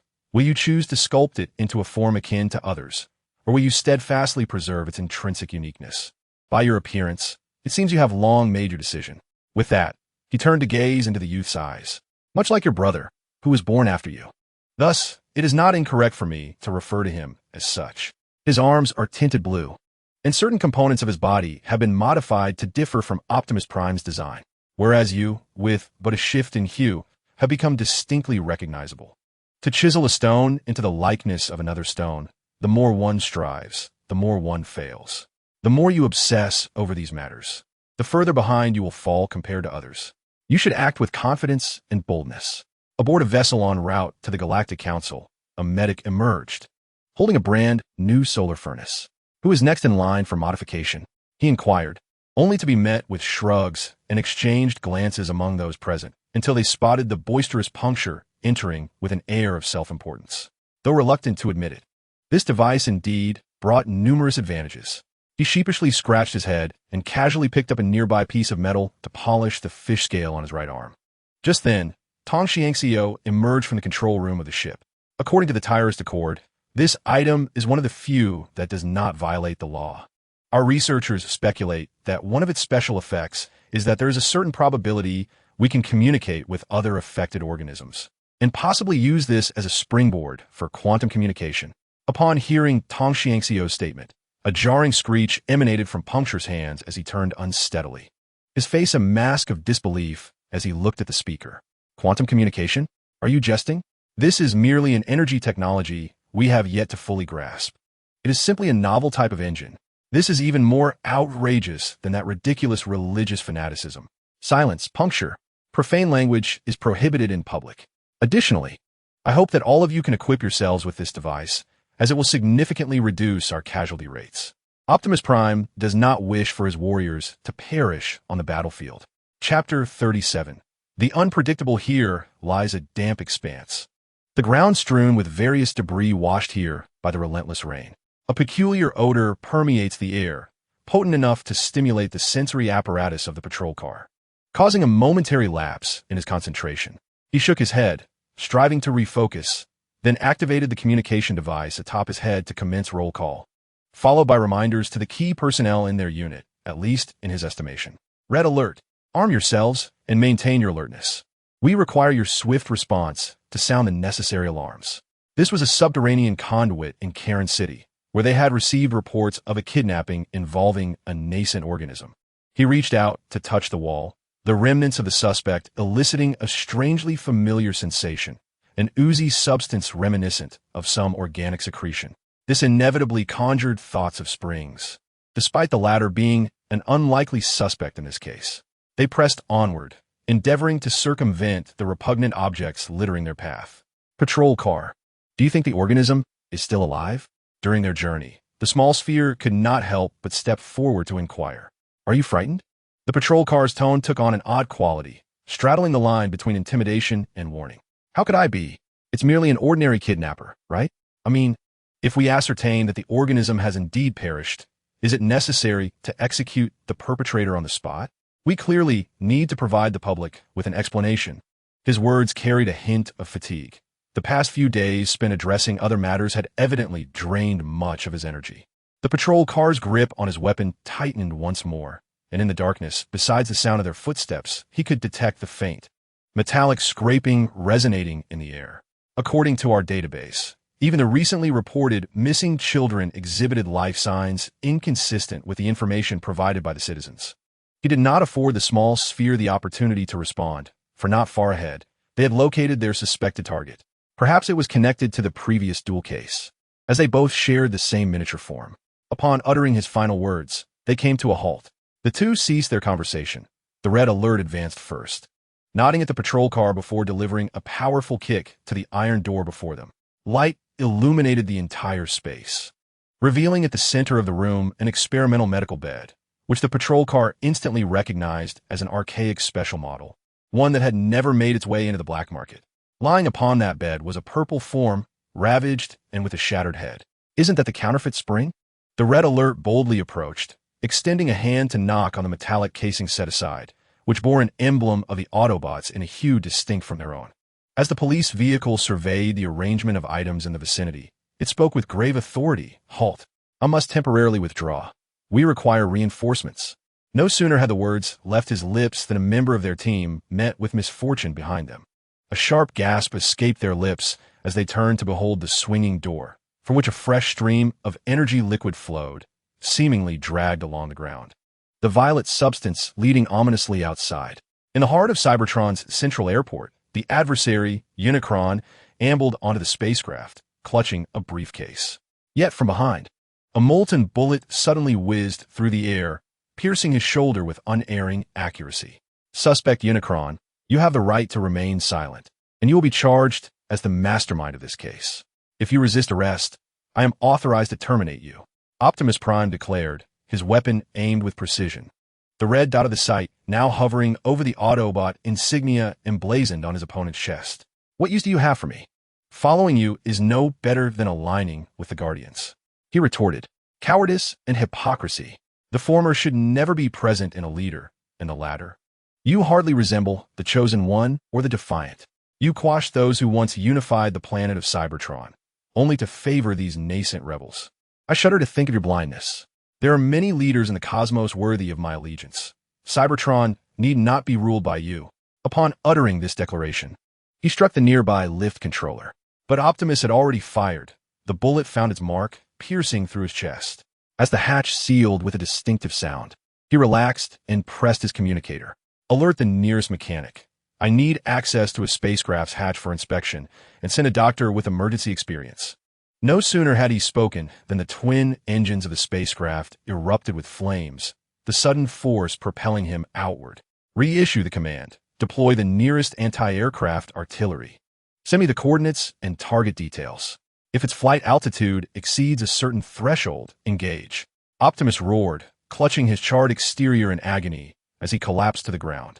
Meanwhile, the police vehicle had finally located the missing team member, yet what lay before them was a heap of shattered parts and scattered metallic debris. The police vehicle sifted through the remnants, withdrawing a hand stained with violet liquid, turning to his comrades with a somber expression. His brain module and spark have been extracted. Red alert. We must vacate this area immediately. We stand no chance of apprehending this brutal individual. Just as they prepare to turn back, the small sphere, tightly clenched in a fist, suddenly released its grip and grasped the shoulder of the police vehicle. We cannot leave. He will undoubtedly abduct others again. If we fail to capture him today, many more may suffer. Faced with the scornful gaze of the police vehicle, it nearly snarled through clenched teeth. If Optimus Prime were here, he would act likewise. Upon hearing these words, the previously listless and dispirited team members seemed to be invigorated, as if imbued with a potent stimulant. Their expressions hardened with resolve. The police vehicle, witnessing this transformation, found itself at a loss for words, yet could only muster a stern warning. This is the only chance. Should we suffer further casualties, we must withdraw. Furthermore, remember not to separate. In the darkness, a shadowy arachnid creature stealthily crawled, expelling a spark it had held in its maw and storing it within its abdominal compartment. Meanwhile, in the laboratory, the Crimson Alert stood guard at the door, his own confidence wavering, for the circumstances had left him uncertain of the adversary species.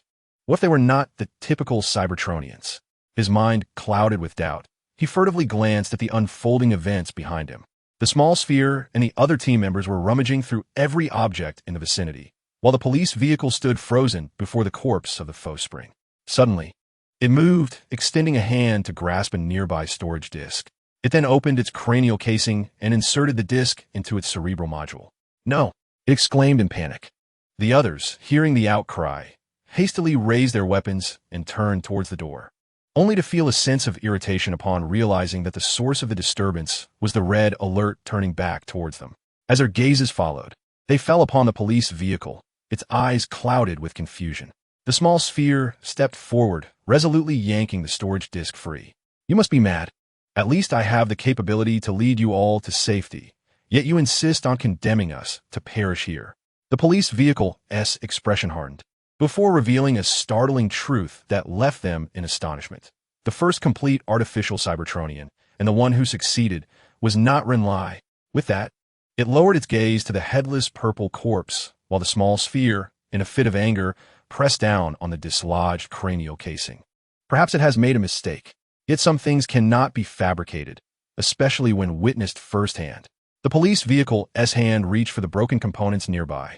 Grasping a fragment of tinted glass, seemingly dissatisfied, it sifted through until it extracted a metallic eyeball. Setting it aside, it connected the component to the laboratory's energy cable. A brilliant blue light flared to life, and the police vehicle's fury intensified alongside the radiance. You have led us to ruin. Observe the hue resembling the leadership module's blue. It must have changed due to the cessation of energy supply upon death. If this individual possessed a normal energy supply, then they are undoubtedly alive, and this individual is the true spring. It proclaimed, turning to Bello. Perhaps they perceive us as false, but to that being, they are not. All team members, gather around me now. A crimson alert echoed throughout the vast laboratory, urging everyone to gather their belongings for an immediate evacuation. Alas, before the command could be fully articulated, the harrowing wails of the alarm reverberated through the air. As they turned to investigate, they beheld a figure desperately clawing at the door with all his might. Pursue him and open fire, the police commander ordered. Meanwhile, the crimson alert, his face contorted in agony, cast a desperate glance at the chaos behind him before drawing his sidearm and aiming it at his own leg. Bang! Bang! With two resounding shots, he collapsed on the ground, relief mingled with pain washing over him. At that moment, a small orb darted from the shadows, unleashing a barrage of fire towards the dark figure. Yet, the adversary's speed far exceeded his expectations, vanishing through an unseen passage in the blink of an eye. Who could transform into a truck? Now transform! Orb, assist me in lifting him up. The crimson alert was hoisted aloft, a firearm thrust into his grasp. We must ensure our firepower is at full capacity. Retrace our steps. The police commander kicked the bumper forcefully and turned to grasp the rocket launcher slung over his shoulder, firing a projectile that blazed with a fierce white light. Run, he shouted, detaching a grenade from his waist and tossing it behind him before sprinting back toward his team. The crimson alert, perplexed by the scene behind him, questioned, "You seem exceedingly tense. What about that individual? Have you encountered him before? He is a lunatic obsessed with developing inhumane weaponry. I can't guarantee he is coming unarmed." The police commander replied emphatically, transforming as he followed suit. However, lurking behind them, a pitch-black spider lunged forth, sinking its fangs into the police car's bumper. The immense force drastically reduced his speed, and a sickening crack echoed as metal began to splinter. In the next instant, a long, hairy leg pierced one of his tires, causing it to emit smoke and fail spectacularly. Just when everyone anticipated the spider would seize the police car, it spoke, "You accomplice, why are you so merciless? That child is innocent. She is still young, brimming with vitality and enthusiasm." Creaking and grinding, the metallic sounds grew louder as the police car transformed into a humanoid form. Yet one leg became ensnared in the limbs of others during the metamorphosis, rendering him numb from the knee down. His gaze towards the spider was devoid of remorse, filled instead with fury and scornful words. What can you possibly offer her? To cultivate her into a madman or a grotesque abomination? Surely, you don't believe that staying by your side would lead to a favorable outcome. Upon hearing the siren of the police vehicle, the figure extracted his arachnid limbs and transformed into a humanoid form. But this metamorphosis was not born of benevolence. Rather, it was fueled by fury. Better to perish than to succumb to your whims. I have searched for her for over 200 millennia. I scoured the entirety of the planet Cybertron. Yet, when I finally received news of her, what greeted me was naught but a lifeless corpse. In the next moment, the arachnid raised his arm, lunging towards the police vehicle's chest, as if to eviscerate his foe. However, the police vehicle was swifter, placing his hand upon an unactivated rocket launcher first. A deafening explosion erupted from the darkness, and a sports car emerged, billowing black smoke as it swayed forward. On a planet nurturing organic life, a towering giant, accompanied by the setting sun, strode towards a nearby village. Beneath his yellow-purple exterior, formidable and menacing muscles bulged, soon followed by a tremor coursing through his body, culminating in a roar that sent the nearby indigenous people fleeing into their homes. Witnessing this scene, the giant smirked and raised his weaponized right arm, charging towards the nearest dwelling. Gradually, his form became encrusted with the planet's matter. Dust settled upon his knees, snowflakes alighted on his shoulders. Yet they failed to obscure his bloodthirsty gaze. Unbeknownst to him, he had already dissected countless lives on this planet with a weapon on his arm. But such was his nature, one he felt no desire to suppress. The last rays of sunlight dipped below the horizon, illuminating the distorted red emblem upon his chest. I'm called Puncture. Chapter 38. The Countdown to Oblivion. Brushing off the dust from his form, Spring finally felt a sense of lightness envelop him, and he lifted his gaze to survey the surrounding area. He recalled that they had arrived at the Galactic Council even before the Decepticons. Yet the inhabitants there had not welcomed them, despite the presence of some willing to engage in discussions with the Allspark.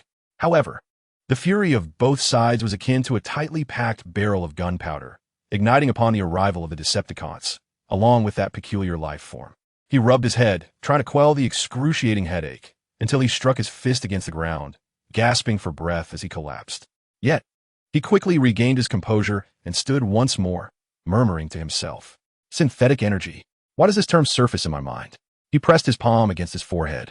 Visions of flames consuming life flashing before him. The imagery was fleeting, and as if responding to an inner calling, he turned to glance behind him, spotting a smoking hill and the metallic debris strewn about the vicinity. Following the glow of the fire, he approached the nearest metallic object, prying it open to reveal an indistinguishable figure charred black. Picking up a stone, he began to manipulate the contents within, only to discover that the form was astonishingly humanoid. "This is certainly not one of my comrades." Somehow, that phrase escaped his lips. Organic life? He spoke with a hint of confusion, for he did not believe this object to be technology from Cybertron. Rather, it resembled the escape pods described by Cup. Reflecting on it, he indeed recalled how Cup had once pulled him from a similar contraption, albeit that one was considerably larger, and he had seemingly leaked oil prior to that incident. It seemed he had inadvertently mentioned something embarrassing while musing to himself, as he shook his head, forcing his thoughts to wander elsewhere. Why am I here? Just moments ago, I was on that space station. How splendid it would be if it were night. I could navigate by the stars. He reached out to inspect the escape pod, extending a finger from which a metallic rod emerged, incessantly poking at the adjacent screen. The territory of the Galactic Council? Not too distant. His optics blinked several times, and suddenly a virtual screen materialized from his arm, which he scanned with mild perplexity, discovering a life signal from an unmarked Cybertronian. An unmarked Cybertronian refers to those who have not aligned with either the Autobots or the Decepticons. The majority of their civilians fall into this category. However, encountering a fellow countryman in a foreign land did not elicit joy. Rather, his expression grew grave. Soon, a silver-red light streaked across the sky, diving toward the ground and transforming into a sports car, racing toward him. As the figure morphed into humanoid form, Spring sprung forth a sword concealed at his back, while simultaneously a cannon emerged from his other arm. "Stay back. Tell me who you are," he bellowed. The Cybertronian before him, who bore a female resemblance, was momentarily taken aback, her expression even more bewildered than his upon awakening. "I am Starfly. Do you not remember me? We just saw each other at the space station." "Space station?" Spring repeated, puzzled, suspecting a malfunction in his memory storage. Yet, he recalled Cup's words about how a Cybertronian's brain module, if subjected to certain forms of electronic intrusion, could lead to memory loss or even trigger protective mechanisms that would erase all memories. With this in mind, he deduced that the individual before him was not an enemy, and thus chose to lower his weapon, adopting a posture of authority as he inquired, "Have you found the others?" Starfly almost instantaneously replied, "No, but you should be aware that before the space station disintegrated, your companions seem to have been infected by a mimic phantom. If you encounter one of your comrades exhibiting abnormal transformations, I recommend you," before she could finish her sentence, Spring waved his hand dismissively. "Mimic phantom? What is that?" He rubbed his chin and carelessly remarked, "Never mind. Since we both possess flight capabilities, it would be more efficient to search separately. Here, take my short-range communicator." After saying this, he transformed and departed. Within the atmosphere of this planet, A vessel emblazoned with the Decepticon insignia was hurtling towards the ground at breakneck speed. Must we truly descend with such velocity? Scammer, seated in the pilot's seat, gripped the steering wheel with trembling hands, his words directed towards the figure of Red Spider standing nearby. That object is immensely precious. This operation must be executed with utmost swiftness. Our objective has shifted, akin to the maneuvers of Soundwave and the Six Changers.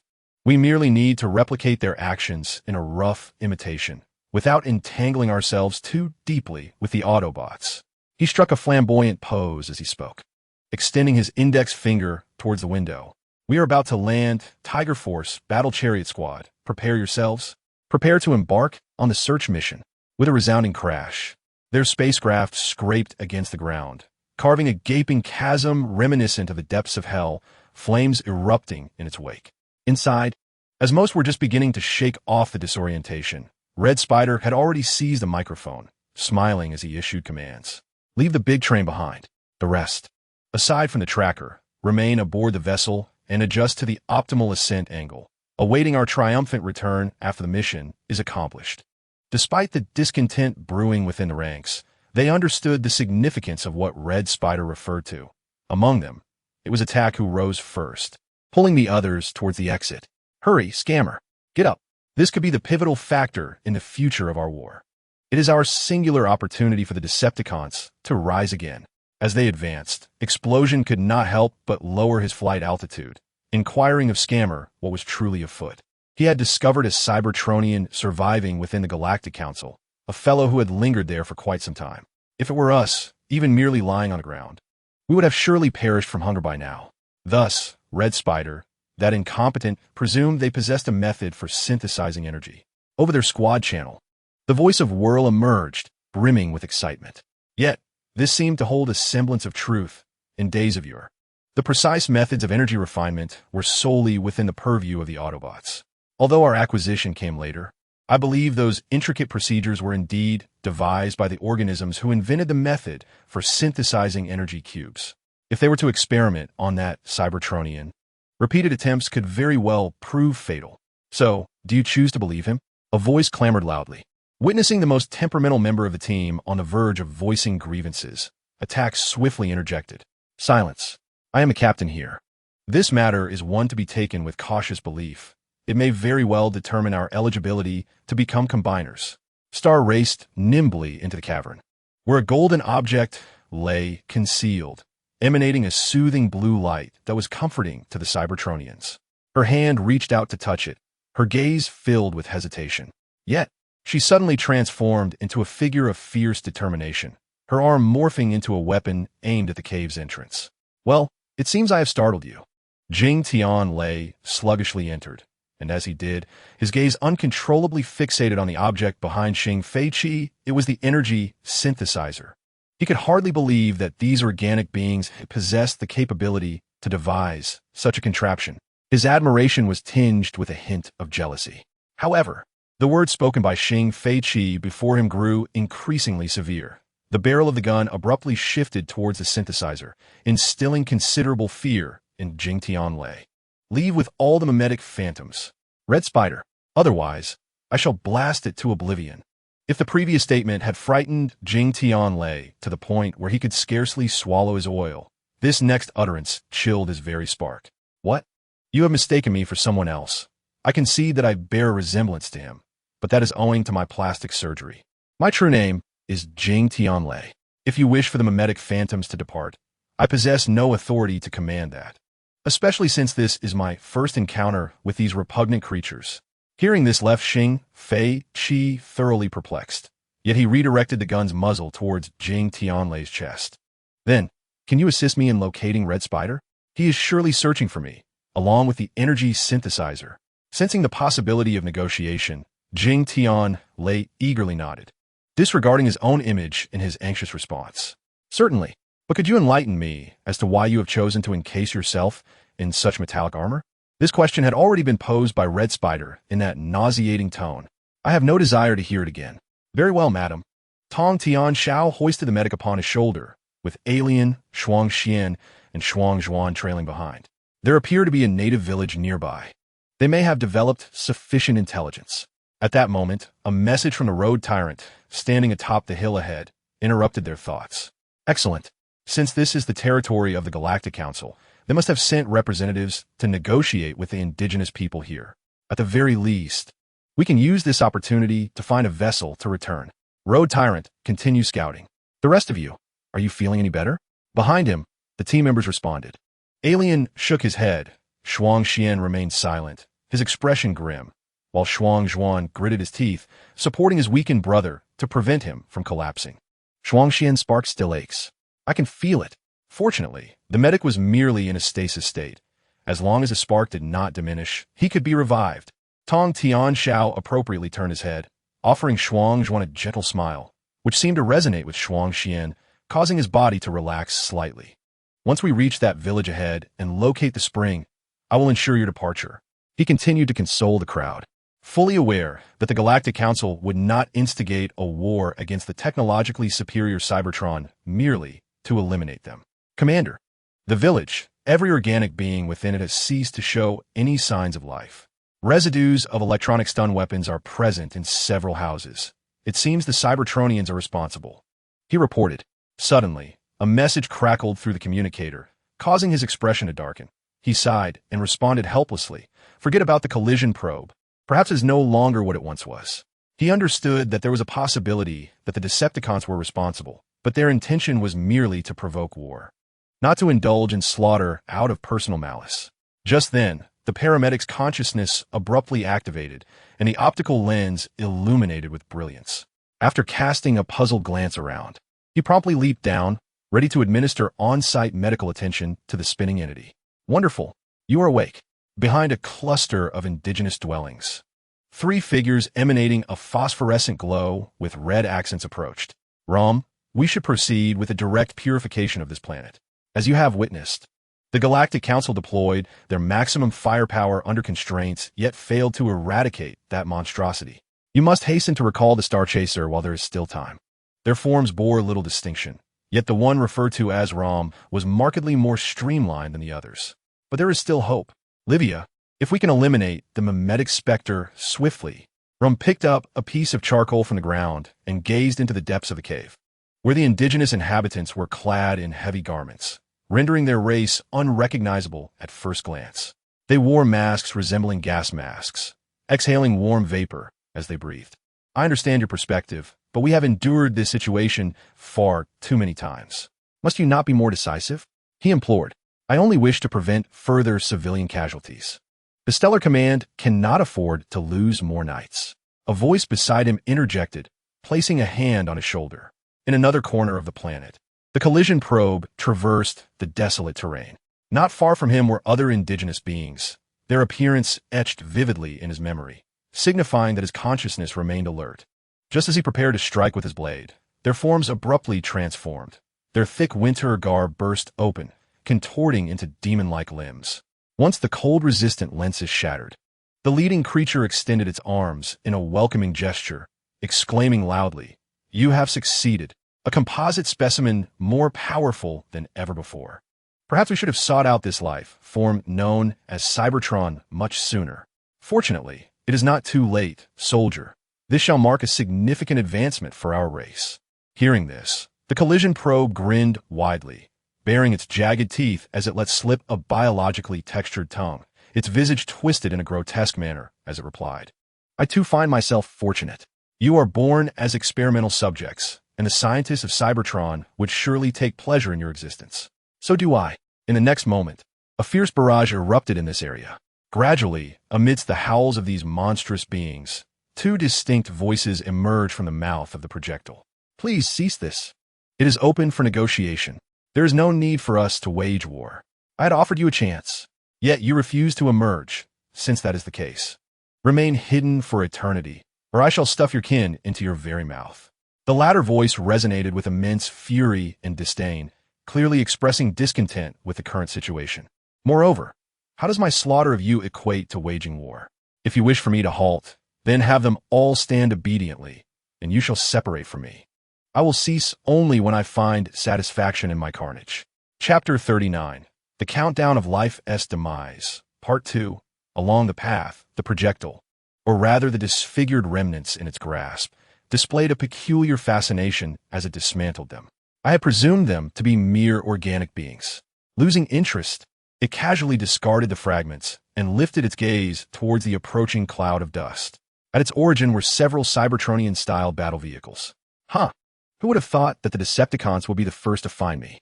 Let us engage in battle, it proclaimed, raising its electronic pulse rifle and firing at the oncoming vehicles.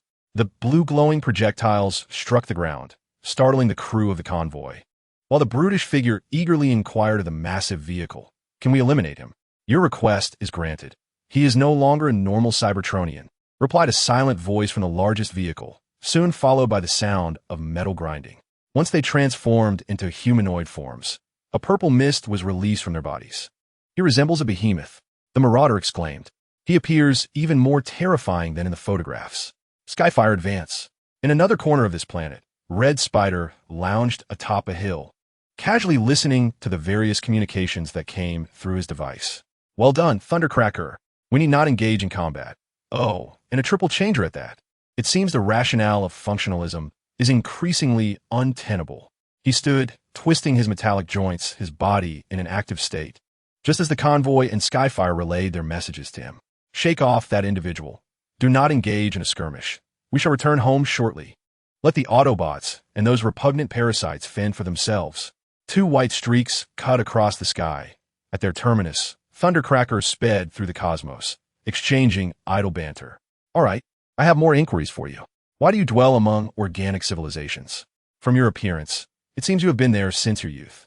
The two individuals engaged in a dialogue, with Starstream revealing everything without reservation.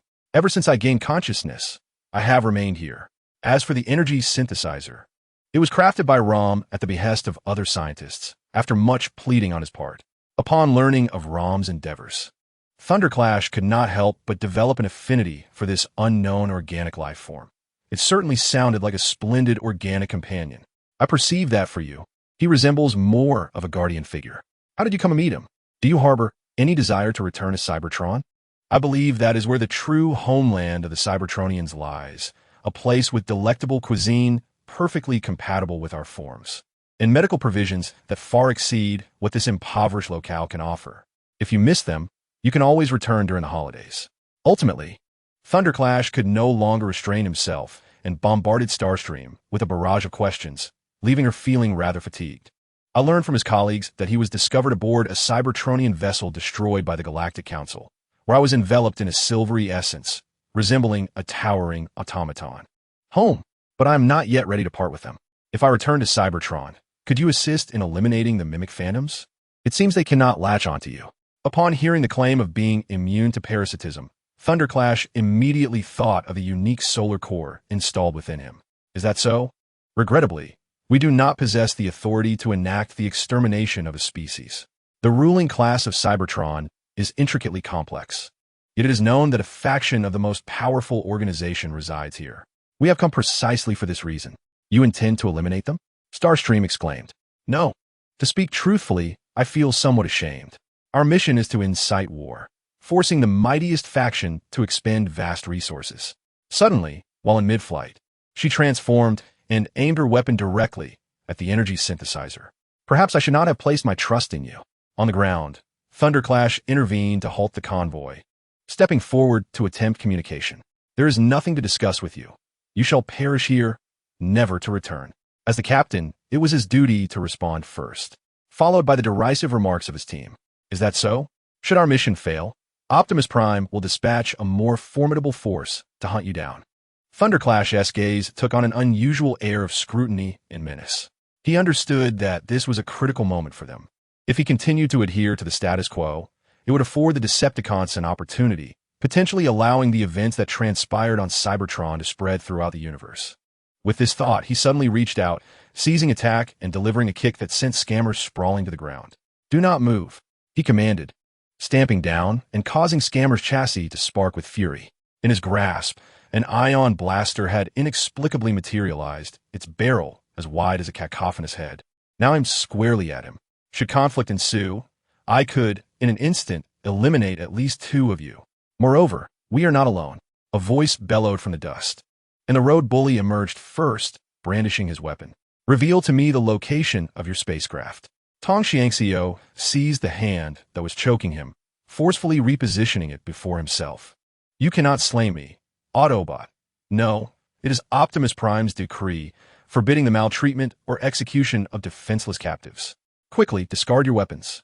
The assailant, as if premeditated, declared, and the other team members, in silent accord, relinquished their arms. Is it truly that simple?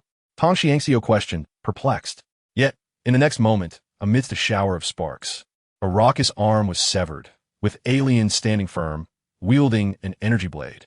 For Spring, seeking his companions on an alien world proved to be a vexing endeavor. Yet he possessed a list. Soon, within his line of sight, a landing craft adorned with the Decepticon insignia was poised against a mountainside. Although it was not his intended target, it was close enough. He mused that the Decepticons might provide him some assistance. Swiftly, he approached the vessel, transformed beneath it, and pressed the bell at the hatch. He recalled that the Decepticon ships were designed in such a manner. In a moment, the belly of the craft abruptly split open, and lightning leaped out, weapon drawn, aimed at Spring. We do not welcome you, Autobot. You may as well contact the Galactic Council now. Observing Lightning's steadfast demeanor, Spring extended a hand to his thigh's exterior and drew forth a dagger. He feigned a sprained ankle, tipping to the left and skillfully flinging the knife, which struck Lightning's optical sensor. He screamed, clutching his eyes, stumbling backward, and Spring seized the moment, leaping onto his adversary, toppling him to the ground, and retrieving the weapon that lay there, now aimed at Lightning's face. Speak to me of your purpose here. I grant you 5 seconds. Once the time elapses, I shall obliterate your cranium. His fierce countenance instilled terror in Lightning, who, accustomed to a life of comfort, dared not gamble with his existence. Reluctantly, he acquiesced, uttering, "It is an energy synthesizer." Red Spider discovered a long-surviving Cybertronian at the Galactic Council space station. Before Spring could interject, a shadow obscured the light descending from above. Lightning, what are you saying? You traitor! A booming, gravelly voice resonated as Big Train suddenly appeared overhead, accompanied by other Decepticons. The figure, the Needle, tinged with a sense of solitude, sat on the ground, clutching a segment of gray arm that intermittently sparked, illuminating the purple liquid sprawled across the floor. Truly remarkable speed. He muttered to himself, then removed the Decepticon insignia from the arm, crushing it in his hand. The familiar texture confirmed it was crafted from the essence of the forge. He chuckled with excitement, then limped forward, following the tire tracks on the ground. How I long to recreate the scenes of yore in the City of Justice, where corpses piled high. 3 silver-red lights streaked across the sky. Rum, have you pinpointed the exact location of Star Racer? The serial port suddenly adjusted its flight trajectory closer to the other, inquiring loudly. Almost there, I found her at that location. Rum pointed towards a distant hillside. I thought you would pull up the terrain map. Let us retrieve her now, shall we? What do you say, Livia? Once we return, we can purify this planet. You may proceed as you wish, but efficiency in action is paramount.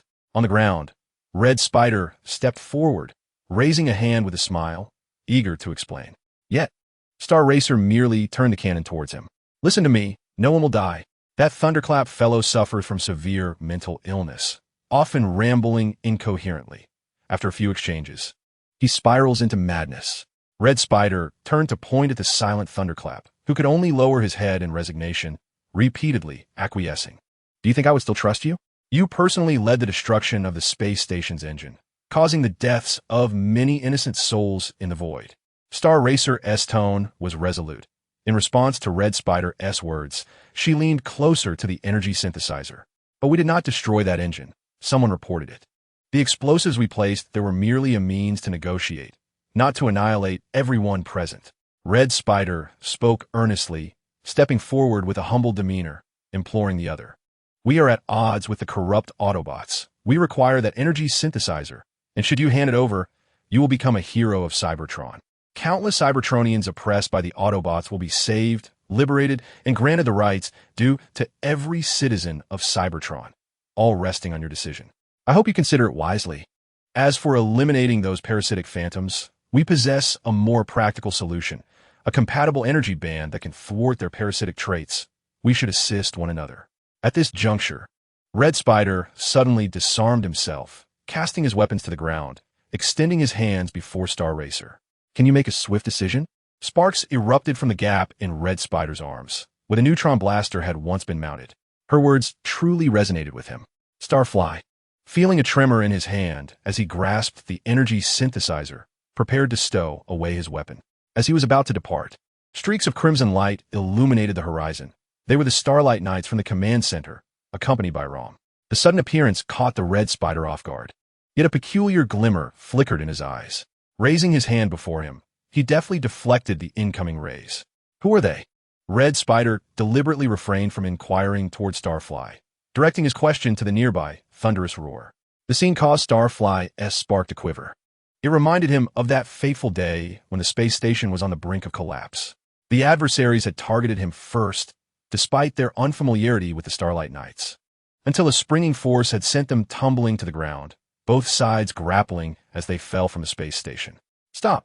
They are not enemies, Starfly shouted, urgency lacing his voice. Among the trio, Livia clearly bore an ill disposition. She immediately turned to Rom, questioning, "Are you not going to manage your pet? Look at whom he is aiding." Starfly's expression froze at her words, his body trembling. In that moment, a missile from the serial port veered off course, heading straight for her. Red Spider transformed at a critical moment and shielded her. "I do not comprehend how you have survived these years among them. That is how they refer to you. I suspect your mind may have been implanted with a control chip, and your memories could very well have been altered. Otherwise, how could their demeanor be so?" Red Spider reverted back to his original form and weakly knelt on the ground, turning his head with a series of jarring sounds. He gazed at Starfly with eyes as striking as rubies. In a moment of instability, Starfly suddenly aimed his cannon at Rom. "Stop. I implore you." Pain etched across her features. Witnessing this, Rom felt a wave of frustration wash over him. He intended to clarify, but Livia swiftly intercepted, positioning herself before him and unleashing the cannons on her frame. "Lower your weapons. You robots ought to be eradicated entirely. Only then can the cosmos find peace." He bellowed fiercely at those present. Red Spider, struggling on the ground, secretly chuckled but swiftly regained his composure, covering his mouth as a cough escaped him. When he lowered his hand, both his face and hand were stained with a purple energy fluid. He gasped for breath, uttering with difficulty, "I believe this is a misunderstanding." Chapter 40. The countdown to oblivion. Across the boundless expanse of the Earth, the springing forces weaved through the artillery fire erupting from the ground, while behind him, dozens of Decepticons unleashed a torrent of firepower in his direction. Fortunately, the enemy merely sought to drive him away. As long as he did not confront them recklessly, his life would remain unthreatened. Yet, a more perplexing question now occupied his mind. Throughout his recollections, he had always believed that should either the Autobots or Decepticons develop an energy synthesizer, it would dictate their actions. If it were the Autobots who created it, the Decepticons would not expend such effort to arrive here. Conversely, if the Decepticons were responsible, they would certainly not bring it to this location. He harbored doubts about the Galactic Council, despite deeming it improbable that they had any motive to develop synthesizing technology. In the blink of an eye, the barrage of fire around him ceased. Deep in thought, he transformed into an aircraft and fortuitously beheld three figures advancing towards the Decepticon ship on the horizon. Starstream? How is he associated with the Decepticons? Upon uttering this thought, Spring leaped forward to intercept them, yet he refrained from initiating direct armed conflict and instead politely inquired, "Once again, Starstream, have you gathered any news about my companions?" His sudden appearance left the trio momentarily stunned, but as no confrontation ensued, Redwing bore the situation with quiet restraint. To uphold the facade of his earlier deceit, he preempted Starstream's response. Addressing Spring, they attacked the convoy and captured them. I had intended to negotiate for their release. However, Spring was evidently unconvinced. He recalled the records detailing the Decepticons' past transgressions. "Are you referring to those traitors who betrayed the Cybertronian government? After enduring forced labor, they are here plotting to incite war. Am I correct? Oh, by the way, Redwing, do you have any idea how many innocent Cybertronians you've harmed? You colluded with Megatron to slay the guards in Kaon, and that record has been preserved in Ironhide's archives." He spoke unreservedly, confident that Redwing lacked the courage to retaliate. It seemed the only recourse was to activate another plan. Thundercracker, engage. With a swift motion, a blue-silver figure landed atop Starstream, causing him to momentarily lose his balance. Rather than inflicting harm, he reached to remove the device bound beneath Starstream's frame. Simultaneously, Spring's chassis erupted with a multitude of missiles aimed at Redwing, who nimbly evaded them with a deft maneuver. "You came all this way for that. I expected you to obliterate a few space stations instead," Spring remarked casually, though his movements were anything but slow. His arms were the first to complete their transformation, and he drew a sword from his form. As the transformation reached its final stage, he struck Redwing's chest with a decisive blow, shattering the yellow silicon object.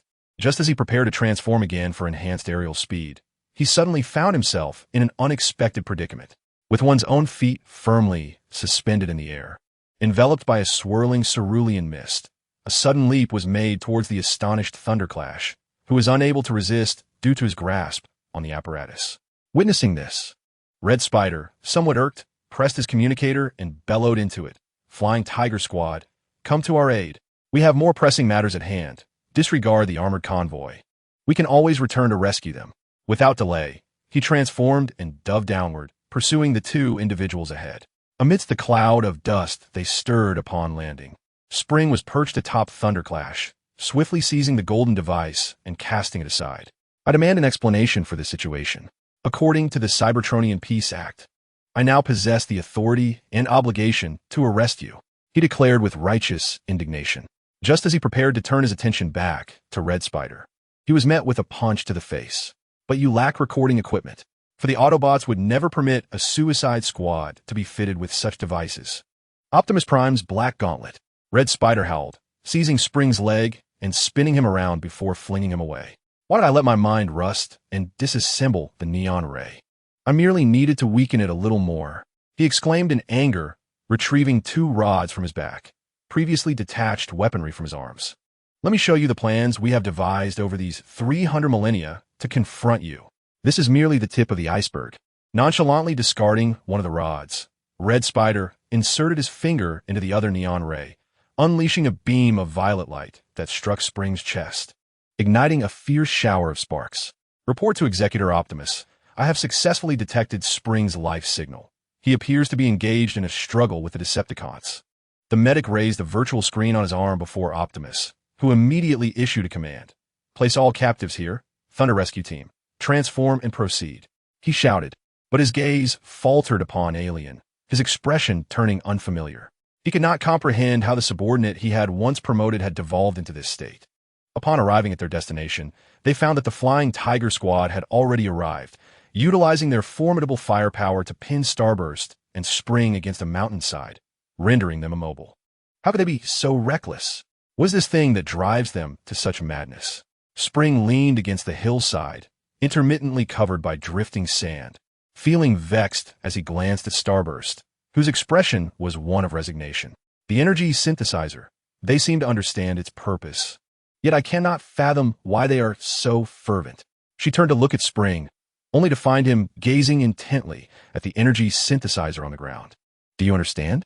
If someone from our Cybertron were to invent this remarkable device, they would undoubtedly etch their name in the annals of history, becoming a paragon of the scientific community and receiving the highest commendations. Our leader would personally bestow the medal upon their chest." As he witnessed the stars racing by, he seemed somewhat perplexed, yet he pressed on with his explanation.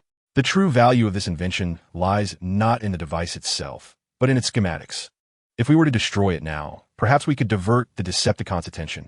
Let's proceed with that plan." Upon finishing his words, Spring immediately bent down, grasping the energy synthesizer, preparing to hurl it towards the Decepticons. "No, if this device were to explode here, half a planet would be obliterated." At the mention of such devastation, Spring's poised stance abruptly halted, and he reluctantly returned the energy synthesizer to its place. "You must be serious." Fear and confusion flickered in Spring's eyes. He could not confidently assert whether this device could annihilate him. However, he believed he could sabotage it before the Decepticons arrived. Just then, a familiar voice boomed from afar, amidst the pivotal moment. It was Quentin. The newcomer had followed the trail of the airborne tigers, and with his weapon raised, he unleashed a torrent of bullets towards the Decepticons' rear.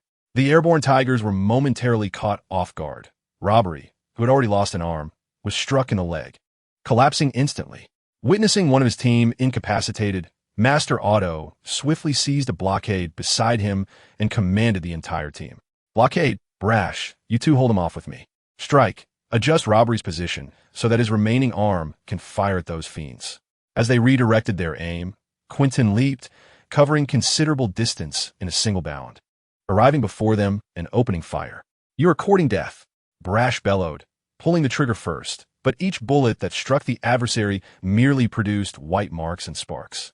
After merging with that creature, his exterior had become extraordinarily resilient, yet I refused to believe his strength had amplified to such a degree.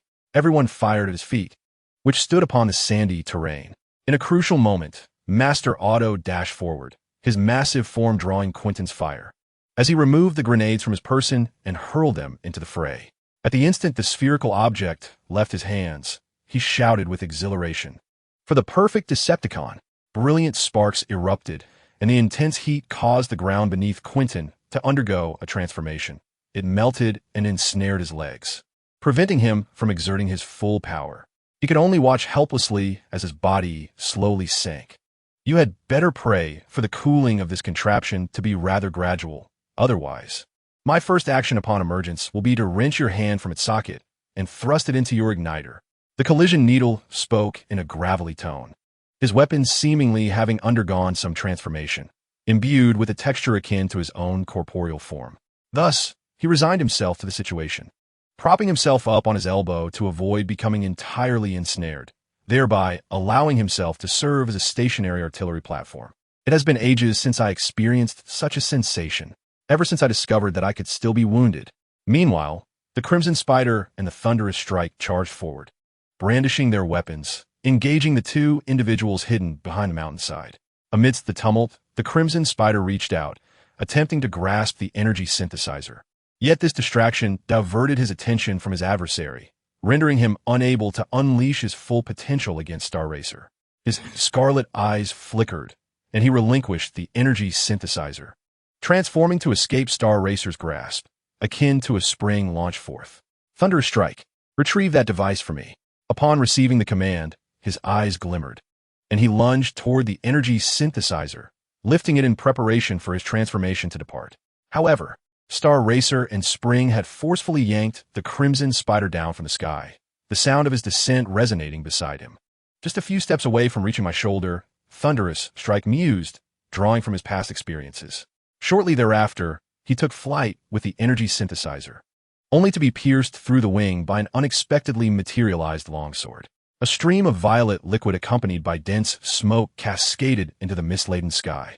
Spring clung desperately to Thunderous Strike's wing, occasionally delivering punches to the opponent's monitor. The latter, seemingly irked, hurtled toward a nearby cliff. Pressing the side, Spring clutched against the rocky face at high velocity. The moment their bodies made contact, a violent friction ensued, igniting fierce sparks upon Spring's back, causing him to cry out in pain. Consequently, Thunderous Strike's speed diminished abruptly.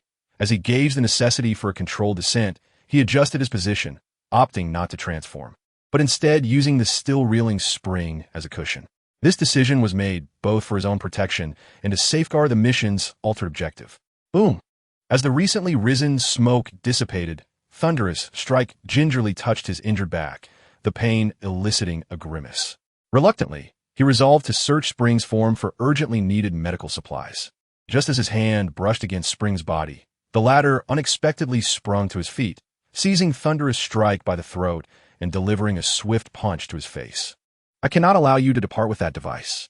The Decepticons will only instigate war. The Spring emitted a piercing roar, forcefully knocking the opponent to the ground. Turning swiftly, he intended to seize the energy synthesizer. However, the injuries sustained by the thunderclap were not as severe, allowing him to pounce back. And just as his consciousness began to wane, he revealed the cannon embedded in his arm through transformation, aiming it at the energy synthesizer. Bang! Bang! Bang! As the first shot rang out, the Spring's vision faded to black, with the subsequent two shots resulting solely from his rapid adjustment of the firing mode. Thunderclap retracted his fist, the pain radiating from his forehead instinctively prompting him to touch it, only to find a slightly viscous and warm liquid. The brain module's cooling fluid. He gritted his teeth against the agony and rose to his feet, gazing at the unconscious Spring lying on the ground. You are a remarkable warrior. You were right. Should this device fall into the hands of the Decepticons, it would ignite unnecessary warfare. The red optical lenses flickered, and his heart softened against his better judgment. He could not forego the opportunity for a Cybertronian civilization to rise, yet he was reluctant to defy his own conscience. He lifted the Spring gently and placed him atop the energy synthesizer, forcibly unloading all the ammunition he carried, including the solar furnace on his back, before taking them with him. Only then did he slowly transform and depart, soaring above the canyon, where he amassed all the ammunition, including his own. Standing nearby, he ignited the stash in one decisive motion. Boom! Chapter 41. The Countdown to Oblivion, Part 4. The newly arrived Optimus Prime looked up in bewilderment at the ascending crimson light. Red Spider's reaction was far more animated. He screamed and rushed out, prompting those Decepticons who had initially prepared to resist to retreat. Good fellow, do you still possess your own consciousness? Optimus Prime was unconcerned about the source of the explosive chaos, for the situation with the collision pin was evidently of greater significance. Don't mind me. I can smell the spring scent. He followed a Decepticon towards the explosion before you arrived. In response to Optimus Prime, who was reaching out to pull him from the ground, the collision pin was quite ungrateful, thrusting his harpoon arm before him, perhaps feeling a twinge of rudeness. The collision pin averted his gaze and said, I promised the police car that I would ensure that child survives for a certain period, at least to be capable of standing alone. Meanwhile, the assault, having forcibly transformed and broken free from the chains binding him, began to free the other team members. Boss, these Autobots have gone mad. They are actually mistreating prisoners. That must be the actions of a few. You should remain rational. The noise may expedite our resolution of the problem. Assault declared, yanking down the clanging chains that bound the raucous prisoners. He then disregarded the matter, pressing his communicator to initiate contact with his companions. Withdraw immediately. The initial plan has succeeded. Send me the coordinates, and we shall come to your aid. We cannot abandon one of the perfect candidates for the Decepticons. The impatient voice of Red Spider echoed through the communicator, yet the ruckus only elicited a laugh, failing to incite any anger in the listener. We await your arrival. On the Autobot side, Spring had just regained consciousness, only to find his comrades standing before him. Among them, the one he held in the highest regard appeared in a fearsome guise. Sensing that Spring's gaze did not meet his expectations, Spike thrust his right arm forward, brandishing a harpoon threateningly at his neck. If it must be, let me perish. You all regard me with such disdain. I will not abandon you, Spike. You must leave with us at once. At least your condition is better than that of the one afflicted with the Iron Beast disease, as you still retain your consciousness. This statement held truth, yet Spring's mind was a battleground of two consciousnesses. It is impossible for me to expel him. Perhaps you should report me as missing. I shall remain here for a while. When he emerges, I will return. I, a proud captain of the Thunder Rescue Team, cannot return in such a state. I am a noble Cybertronian, a warrior of great renown, not a monster. Upon uttering these words, he resolutely sat on the ground, casting a disdainful glance at the towering figure. Observing Spike's demeanor, Alien chose to approach with a blade in hand, speaking rather rudely. Perhaps he can endure until that thing leaves? The defenses of his current form are beyond the capability of any of us to breach. As Thunderstorm attempted to mediate between the two, three unfamiliar figures suddenly appeared in the distance. They were diminutive life forms, and he instantly recognized their species, the electronic beings from the Galactic Council jurisdiction. Can you assist us in contacting your command center? I require a ship dispatched from Cybertron to take us away. Rum stepped forward, extending his hand in response. Certainly, it is our duty. However, I wish to bid farewell to my friend. He deliberately directed his gaze toward Star Racer. The latter hesitated to meet Rom's eyes, contemplating for a moment before turning away to speak. I am truly sorry for having trusted those individuals. I even aimed my weapon at you. It is of no consequence. You were merely deceived by cunning foes. You have not committed a grave error. However, if you truly wish to depart, we shall not hinder you. Cybertron is more suited for your survival, Rom gently advised. Then he abruptly added, bring the energy synthesizer along. We may need sustenance on our journey. And what of me? Spike interjected suddenly, prompting Livia to instinctively form her arm into a gun barrel, aiming it at him. Wait, he still retains his original consciousness. Do not fire.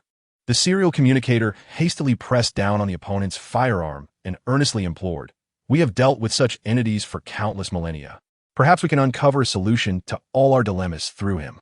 Upon hearing that a definitive resolution to the mimetic specters was within reach, Livia reluctantly lowered her weapon and shrugged her shoulders. Do as you wish. I shall not intervene. In 6 hours, we will commence purification of this place. The Yao Xing have completed their evacuation, and we have no reason to linger here. On a clandestine planet, the Red Spider reported back to Megatron with her team. You have remarkably accomplished your mission, Red Spider. I did not expect you to shine so brightly at this moment. Perhaps the previous environment was not conducive to your talents. Seated leisurely upon the solemn throne, Megatron rested his chin on one hand, tilting his head to one side. However, there is a significant task that remains unfinished. The energy synthesizer. Stop. This is not your concern. The primary energy supply has now transitioned to the solar furnace. Even if you were to acquire such a device, it would merely augment our manpower, which does not align with my short-term plans. To fill the gaps in our ranks, we can utilize lifeless entities or even slaves from other planets. Soundwave, prioritize the Galactic Council as a key target and elevate the operational objective to the highest level. It is time to commence the upgrades aimed at the perfect Decepticons. Standing on the Galactic Council ship, the wreckers observed through the glass as a planet erupted in a cataclysm of artillery fire. Must it truly be so absolute? He turned to Askrom. The latter's response carried a hint of resignation. There once existed a planet that merely underwent superficial cleansing, only for the mimetic specters to emerge from the depths when refugees were dispatched later.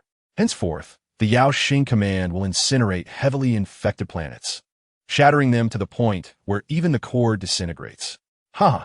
Upon hearing such a reply, the wreckers smiled rarely, extending a palm to touch the glass wall, leaning gently against it. Following his gaze, it was as if he were caressing the shattered planet itself. I do appreciate your style. Days later, within the Cybertronian Senate, the introduction of the energy synthesizer drew the undivided attention of the assembly. I believe it is imperative that we reevaluate our own legislation. The Tyrus Protocol clearly does not serve our current interests. This energy synthesizer, developed by the Galactic Council, is a prime example. Before Optimus Prime could continue, one of the officials seated on the platform stood up, vociferously exclaiming, "However, without the sanctions imposed by the Tyrus Accord, much of our technology on Cybertron would be susceptible to theft by other civilizations, placing the entirety of Cybertronian civilization in jeopardy." Upon hearing dissenting voices, he refrained from elaborating and simply posed a counter-question. What will you do? Will you remain stagnant, relying solely on our limited scientific personnel for technological advancement? If this continues, we shall inevitably be outpaced by other extraterrestrial civilizations. The modification of the Tyrus Accord is urgent. The recent gains from the energy synthesizer can only marginally enhance our energy output, without directly augmenting our research capabilities. We are racing against time, and some of you remain oblivious to the fact that we, the Cybertronians, have long since entered a phase of obsolescence. His voice resonated thunderously within the conference room. The faces of the council members turning ashen, yet they dared not retort. Is it truly so difficult to acknowledge our temporary backwardness and strive to catch up? We possess no evidence to substantiate that the Cybertronians are the pinnacle of races in the universe.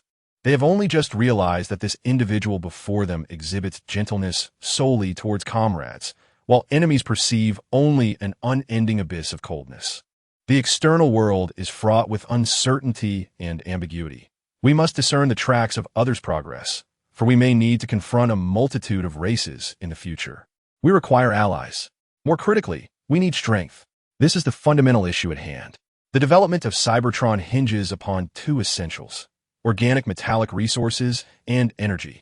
After the council concluded, Optimus Prime emerged, his demeanor tinged with irritation, yet it dissipated upon encountering the figure before him. "Welcome back, old friend." The newcomer responded with a smile, their rainbow-hued paint conspicuous in the pristine corridor. "I thought you summoned me from the cosmetic hospital to enhance some aspect of technology, but I did not anticipate you would present me with something monumental, capable of permanently altering the dynamics of Cybertron. Indeed, I have dispatched personnel to deliver the energy synthesizer to the laboratory. All the manpower has been drawn from the logistics and research department. I even sent numerous students to assist. You need not worry about their discipline, as many of them exhibit early signs of Primus syndrome. I do hope you can remedy that. The two engaged in casual conversation, when suddenly, Ironhide, clutching a stack of experimental data, hurriedly collided with Shockwave. My apologies. Are you both all right? Ironhide cradled his head and slowly lifted it. The figures of the two before him were imprinted in his optical sensors, rendering him momentarily speechless. Clumsy as ever. I used to be the same, Shockwave remarked, bending down to assist Optimus Prime, who had already crouched to tidy up the scattered papers.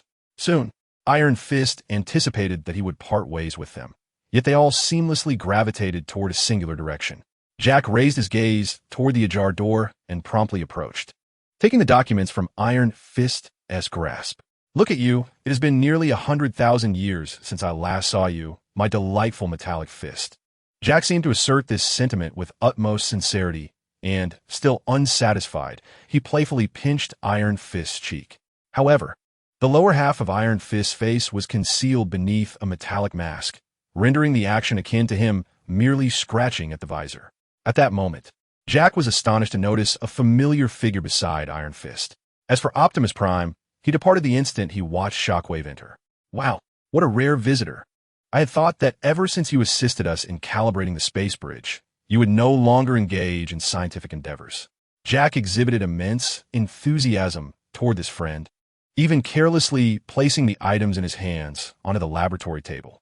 Shockwave, taken aback by the warm reception from an old acquaintance, quickly regained his composure. I merely wish to observe those who share my plight and aid them. It appears I have indeed strayed too far. I have sold the cosmetic surgery facility, allowing me to immerse myself wholeheartedly in my former vocation. You need not feel compelled to do so, yet, to be frank, with that substantial sum of money, one could revel in the Cybertron amusement park for an entire year, could they not? Shockwave smiled and applauded before swiftly diverting the conversation. Correct. However, let us refrain from discussing matters beyond work for now. I am curious. Have you completed the preliminary analysis of that object? Proudly placing his hands on his hips, Jack declared with bravado, we finished that long ago, before it was transported to the Council's exhibition table. We had already stored the entire blueprint of this device in the database via the scanner. The reason we're moving it now is to assess its materials. Incredible. This apparatus, referred to as an energy synthesizer, might as well be called an energy converter.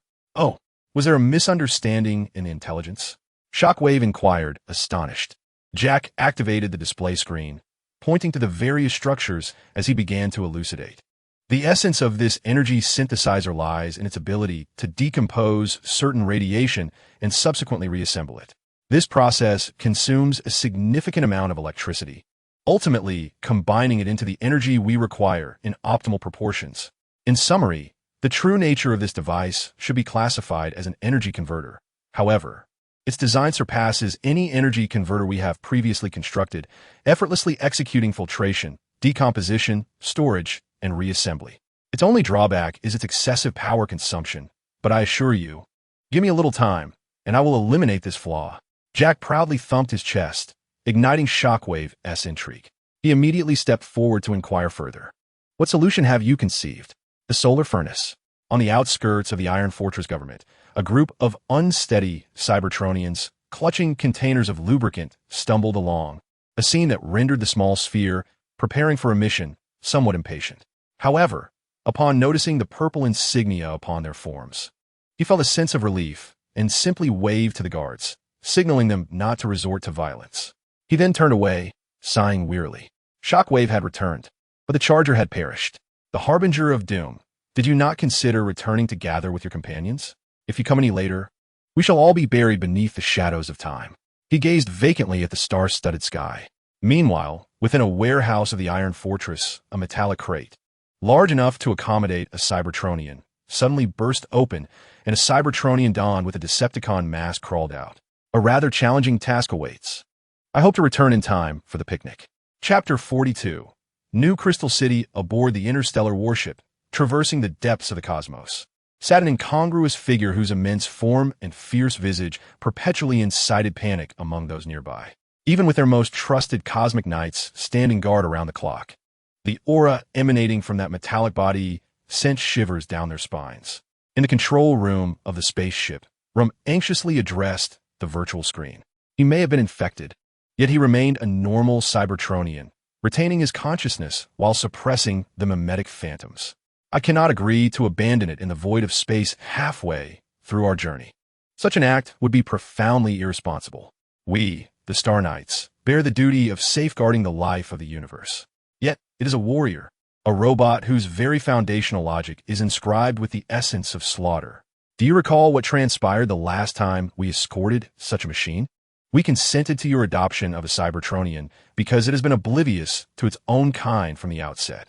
Upon hearing mention of the previous Cybertronian, Rom's gaze dimmed. He understood that records still resided within the archives of the Galactic Council. Reflecting on that harrowing apocalyptic scene, he ultimately bowed his head in shame. The peculiar organic commander across from him, witnessing this display, refrained from further inquiry and spoke solemnly. We can agree to your adoption of an orphan, a child so powerful that at birth it could rival the Star Knights. However, we shall absolutely not accept a warmonger. It is not too late to expel it now. I can authorize special resources for its survival, but within the next 4 hours, you must ensure its departure. You may employ all the force aboard the ship. I will not permit that creature to appear at our headquarters. After the communication ended, Rom approached the Decepticon with the unspent energy from Starfire. The latter, upon seeing him, teased with a smile. So, did you fail to convince your superior about my becoming a Cosmic Knight? Please, don't be so disheartened. We still have many common interests, such as both having adopted children. Rom chose not to engage with this banter, silently shouldering a nearby energy storage canister. The command center disapproves of us taking you away, but they have permitted me to provide you with some essential survival equipment. That is fine. I'm eager to leave as well. What a bunch of judgmental stares. I've seen your flight paths. There's a Cybertronian religious gathering nearby. I'll use that as a stopover. Oh, could you lend me one of your weapons? I really don't want to confront them looking like this. The Decepticon's expression was a mixture of exasperation and relief. Sure, but we've already tested it on the way here. It won't penetrate your armor. Rom pondered for a moment, then began to explain, only to be interrupted by the Decepticon. But I can wait until he emerges, and then take him down with a single shot. The Decepticon slammed his fist, producing a terrifying thud, causing those around him to recoil in fear. Upon exiting the ship, he patted the flight pack on his back, utilizing it to hasten his journey through the cosmos, before discarding the now energy-depleted pack. The conical object protruding from his back replaced the propulsion needed for flight. He was unaware of how long he had flown, but as he gauged that he was nearing his intended destination, he was met with the sight of a desolate planet. Could it be that the Dawn Society intends to dwell in a cave? He muttered to himself, wandering across the planet in search of Cybertronian traces. However, upon reaching another hill and glancing back, he found nothing but endless yellow sands. He was puzzled. According to the map, this was marked as a Cybertronian religious site. If no city was established here, it would imply rebellion. The thought excited him as he absent-mindedly touched the harpoon on his arm. But his interest quickly shifted when a fiery meteor fell not far away. He approached the flickering light and found a Cybertronian body, predominantly black and adorned with a purple insignia. Decepticon? He frowned, yet he approached, opting to greet first. As he drew closer, the figure seemed vaguely familiar, reminiscent of someone he hadn't seen in ages, to the point of forgetting their role in the previous war. Hey, Decepticon, where did you come from? He called out, which immediately heightened the figure's alertness. Almost instantaneously, sparks erupted from the Decepticon's body, a result of bullets ricocheting off his armor. As the gunfire ceased, he smiled and gently touched his chest, where the bullet had struck. The unfamiliar texture revealed no holes, no indentations, and not even a faint mark. You picked the wrong fight, kid. He brushed the dust from his clothes and raised his harpoon-like arm, charging forward. Upon witnessing this, Deadlock immediately transformed, circling around him. During this process, its chassis split open, revealing multiple cannons aimed at the projectile. You might as well hide in that shell. I refuse to believe you can still transform. As his words fell, countless luminous points erupted from his form, casting a brilliant white glow in the air before transforming into fireballs upon contact with the projectile. In less than 3 seconds, his figure was engulfed in blinding flames. Yet he emerged from within in an instant. He gazed at the flat terrain, his anger propelling him to aim his electronic launcher at the ground. Boom, boom, boom. He fired 3 shots, causing the very earth to tremble, which in turn affected Deadlock's speed. Just as he prepared to finish off the Decepticon, the ground beneath him suddenly collapsed, disintegrating into loose mud and rubble. In this unstable space, the solar furnace on the projectile activated, allowing it to descend slowly while observing the wailing Deadlock. At that moment, he also took note of his surroundings, which were composed of steel flooring. A warm light emanated from the distance, and with a hint of irritation, he looked to find a typical Cybertronian city. The primary source of illumination came from 3 unfamiliar Cybertronians. They must be the local security personnel, he thought, and bellowed. Is this what you refer to as New Crystal City? I assumed you would build it on the surface, secretly constructing it underground. What secrets are you hiding? He deliberately altered his tone as he uttered his last statement, disregarding Deadlock beside him, and stepped forward, locking eyes with them fiercely. Are you the current leader of the Thunder Rescue Team, the projectile? How did you come to be in this state? Wingblade inquired, yet he offered no response, certain that if the divider were present, a confrontation would ensue. The 2 beside him had already drawn their weapons. After hearing Wingblade's question, the projectile silently advanced a step, disrupting Wingblade's composure, prompting the 2 companions to draw their swords. In contrast to their defensive stance, Wingblade remained remarkably calm. Let me explain, this is New Crystal City. Ever since Old Crystal City was abandoned due to the beast-human disease, we have been engaged in reconstruction efforts here, with aspirations of one day restoring it to the surface. Thus, we cannot accommodate you here at present, but we can facilitate your return voyage. Observing that his attempts to provoke the adversary were in vain, the character known as Crash redirected his ire towards another, delivering a swift kick to Deadlock while uttering a curse. I suppose I must express my gratitude. Get up, you worthless pile of debris. Just as he was poised to deliver a second kick, Deadlock unexpectedly sprang to his feet, drawing twin firearms and aiming them at Crash's form, firing in an instant before 3 patrolling officers. Countless sparks erupted upon Crash's body, yet all he received in return was a fist powerful enough to send him crashing down. You are the worthless one. I am Deadlock. Deadlock shouted in fury just before Crash's attack could land. You must place him in handcuffs. Furthermore, was Crystal City constructed to its original specifications? If so, I could seamlessly enter to confront the Titan at the functional engine of Crystal City. The Titan gently caressed an object resembling the functional engine of the Tyrus experimental base. Perhaps, I thank you for your assistance thus far. Once we acquire sufficient energy, we shall send you home. It seemed he was addressing someone, yet the surroundings were empty, with only the jarring sound of metal grinding echoing around him. Soon, the grand door behind him swung open, and Crash swaggered in, with several Cybertronians clinging to him in an attempt to restrain him, only to be effortlessly shaken off by a mere turn. Cease your actions. He has come solely to see me. The Titan sighed, then silently issued a command, allowing Crash a moment to speak. If you had delayed your command any longer, I would have taken action. Upon hearing Crash's provocatively laden words, the Titan felt a surge of indignation. Optimus dispatched you to prevent us from waging war against the Quintessence and other races. Do you know why? It is due to fear of defeat. Even the strongest can tire when outnumbered, yet we no longer need to heed the whims of others. Do you believe that within the next century, our Cybertronian technology will soar to new heights? Crash shrugged nonchalantly, but as his gaze shifted towards the engine behind the Titan, he was compelled to listen to the Titan's response. Crash, do you realize how exceedingly untrustworthy you appear at present? I cannot place my faith in a leader of a suicide squad, particularly one notorious for their brutality throughout its history. Inside the confines of Crystal City, Deadlock sat up, clutching his head in agony. Upon realizing he was unbound, he hastened to the iron door, delivering a forceful kick. He contemplated other means to open a passage, but found his only available weapon was the cannon in his disguised form. Just then, the door before him swung open, a warm light illuminating the otherwise dark chamber. He was poised to dash outside, but was thwarted by the formidable figure of Wing. I wish for you to elucidate what this is. Why is there a bounty hunter's mark? The other party produced a chip, and upon closer inspection, his gaze froze. Why should I divulge this to you? Deadlock's eyes flickered with evasion, Yet he was abruptly pulled back by Faye. If you share this information with us, we can offer you protection, allowing you to live normally under the threat of bounty hunters. Moreover, this chip was extracted from your cerebral module.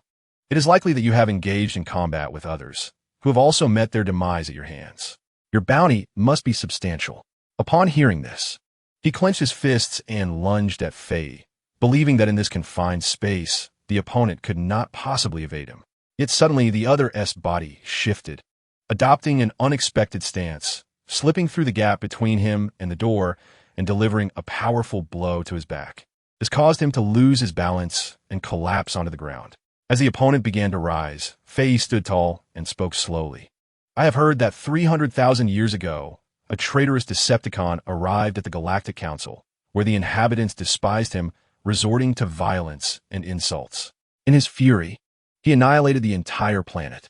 For the subsequent 170,000 years, the people were perpetually haunted by broadcasts detailing the terror wrought by that Decepticon traitor.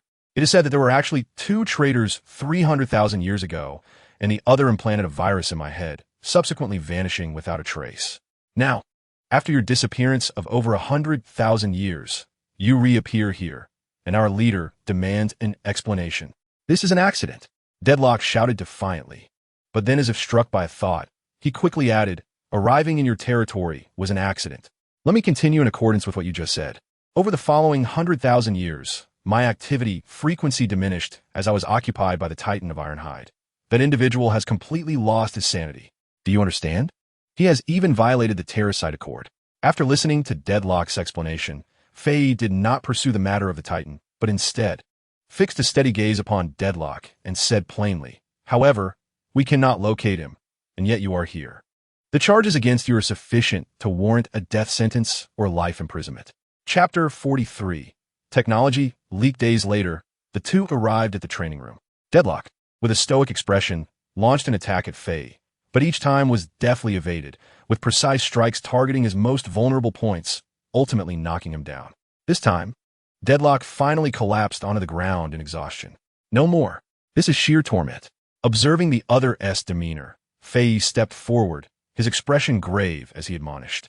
If you consider this torment, then what about the billions of organic lives you have extinguished? What kind of suffering did they endure? It seems that due to his inability to prevail over Wing, Lockdown propped himself up half-heartedly, retorting with indignation, I merely detonated their explosives. Many of them perished instantly. Mind you, furthermore, rather than venting your anger upon me, you might as well expedite my departure. A cadre of bounty hunters is pursuing me, along with an individual you would be unwise to provoke. The moment he uttered his last word, Wing seized Lockdown's legs, spinning him around a few times before hurling him toward the exit. A resounding clang echoed as metal collided, and Wing approached with impeccable timing. Are you still contemplating escape? All the Decepticons of your era have already faced judgment. Even the fleeing Titan cannot evade this reckoning. If this continues, you shall be forsaken by time and meet a solitary demise in some shadowy corner. Upon hearing the mention of the Titan, a flicker of displeasure and fear crossed Lockdown's visage, quickly morphing into pure rage. If it weren't for that individual, how could I have sunk to such depths? I could have been enjoying a leisurely existence across the cosmos, rather than languishing in this dreary city. He gestured angrily toward a bystander. Look at their expressions.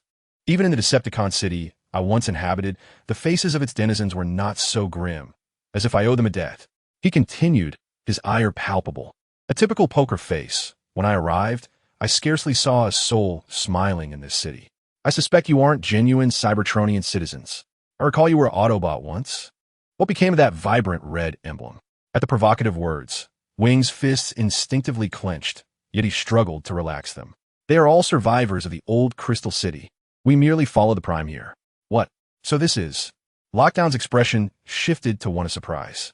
He had heard of Crystal City, but had not anticipated its complete destruction. The new Crystal City, rebuilt by our Dawn Society. Wing replied quietly. This, however, elicited only Lockdown's derisive laughter. Huh, you were the ones who raised the city, weren't you? Is the war between Decepticons and Autobots still ongoing? No, the Decepticons are quite subdued now, save for you two deserters. Wing responded silently. A sudden clap echoed as Lockdown, stung by the term deserters, slammed his palm onto the ground in fury. But just as he began to retort, Wing unveiled a more pressing issue. You were responsible for the attacks on those Cybertronian transport ships, were you not? 3 times, yet I spared a few lives each time. Moreover, you could also be considered deserters. Lockdown resignedly leaned against the wall, recounting his exploits. But why do we have nearly 100 cases of missing transport ships? The Wing did not pay heed to the issues following the deadlock incident, primarily because he dared not assert his innocence as a deserter. After all, before the climactic battle between the Autobots and Decepticons, they had obeyed the orders of the Prime and departed. Upon hearing such a grave accusation levied against him, Deadlock felt a mix of pride and impatience, retorting vehemently, "The additional chaos is not my doing. It is undoubtedly the work of the Titan.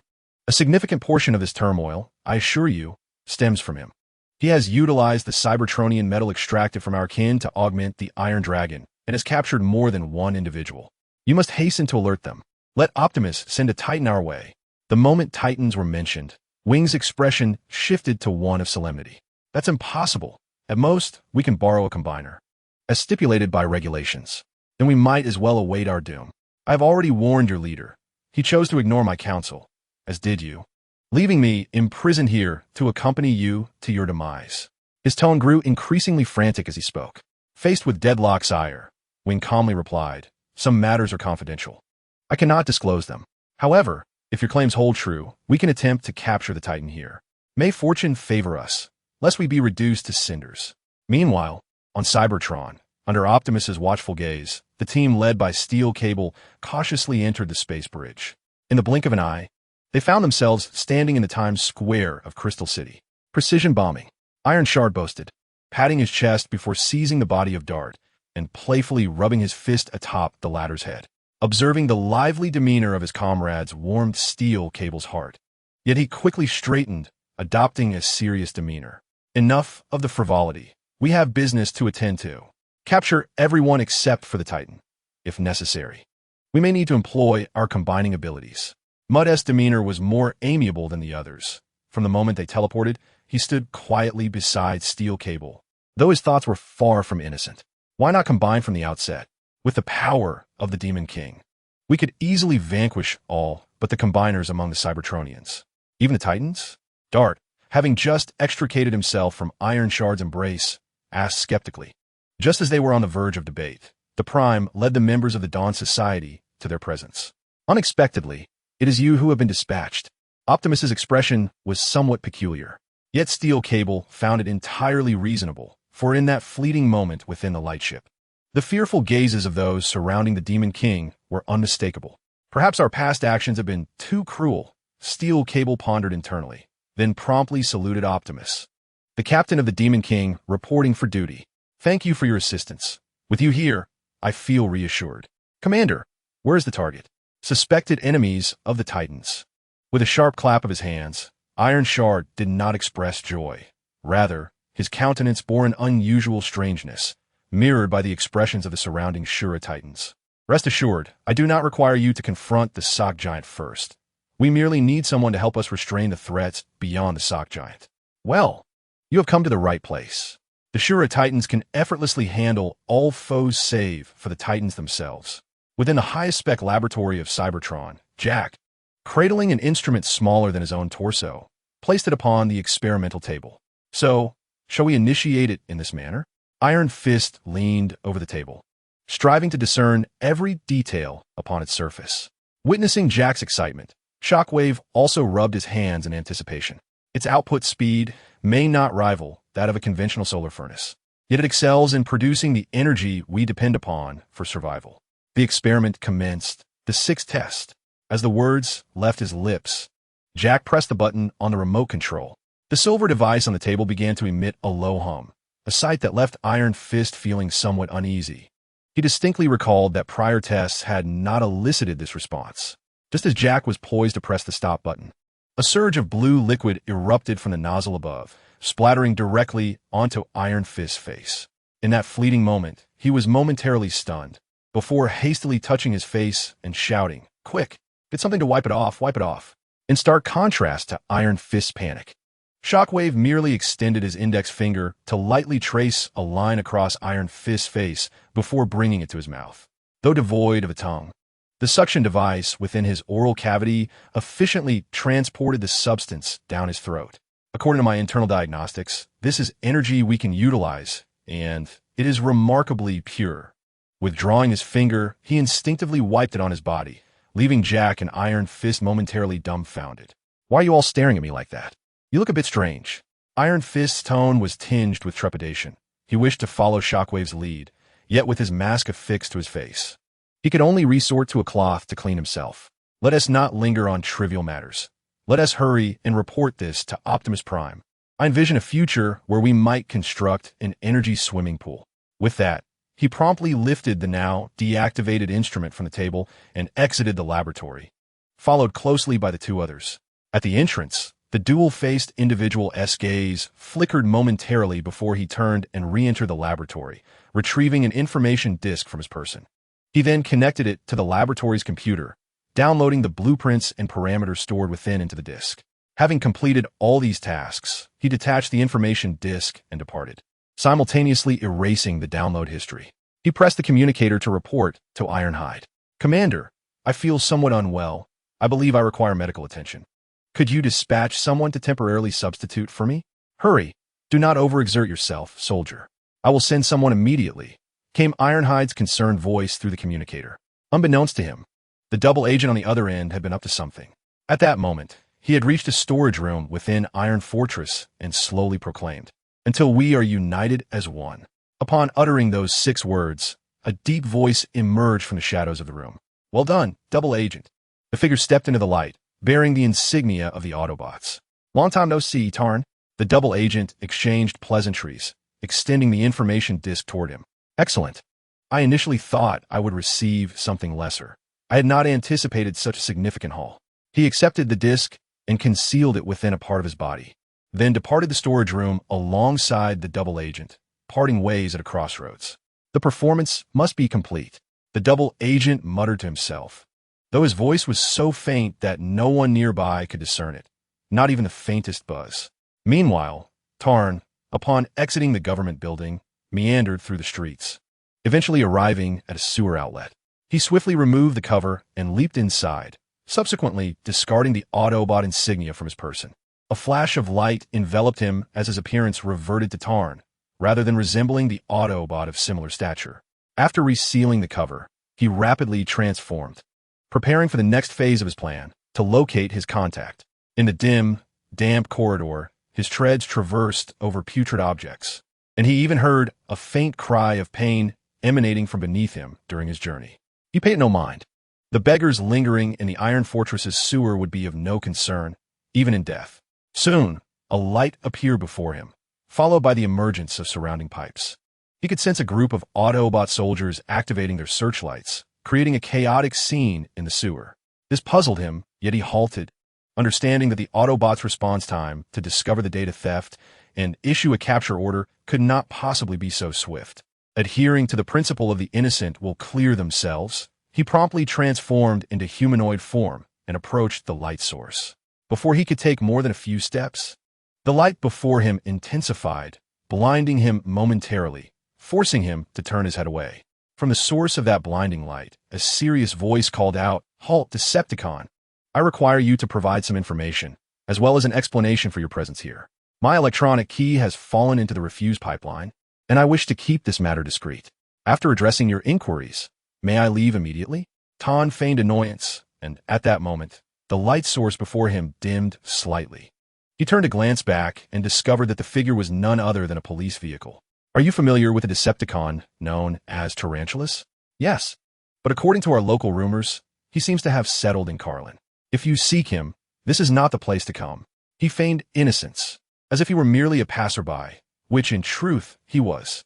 "Yet we have followed his trail to this very spot.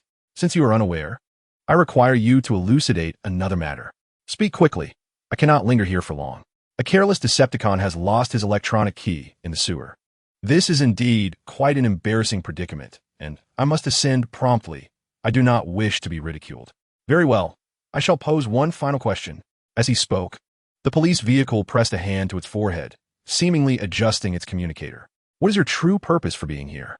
As the most loyal warrior of Megatron, I find it hard to believe that your intentions are noble.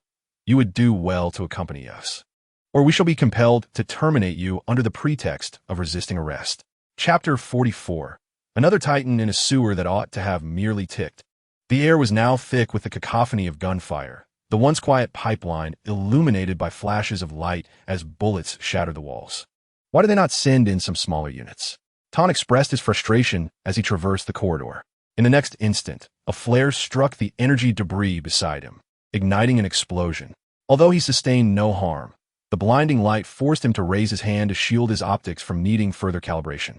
The gunfire ceased from the direction it had originated, and as he noticed the police vehicle's entourage closing in, he prepared to transform. Yet, a steel nail obstructed his path. He looked ahead, where no light illuminated the way, and, just as he was about to activate his night vision system, a bullet grazed his mask, ricocheting off the wall. "Is that you, the god of misfortune?" A familiar voice emerged from the darkness, and Ton felt as though he had not heard that tone in millennia. He introduced himself. "I am not the god of misfortune. I am Xuanji Lake." The voice fell silent for a moment, and, seizing the opportunity, he activated his night vision system. The figure before him was Little Marble. "Regardless of your name, can you enlighten me as to why you intend to leave?" Operation Codename, Disruption. Upon hearing the term disruption, Ton's fists clenched tightly. "Do not utter the humiliating term. I merely wish to break free from the quagmire of my past. Now, tell me, will you permit my departure, or shall I incapacitate you? If I emerge victorious, I shall consider keeping you." As the words fell, the two individuals instinctively charged towards each other, their metallic fists colliding with precision, neither resorting to the additional weapons they bore. At least for now, it was merely a matter of close-quarters combat. However, Ton was acutely aware that prolonging this confrontation could jeopardize the mission, prompting him to swiftly extend his hand towards the small orb to retrieve the sidearm at his waist. This action did not go unnoticed by his opponent, but it was too late. His hand grasped the two firearms before he swiftly withdrew.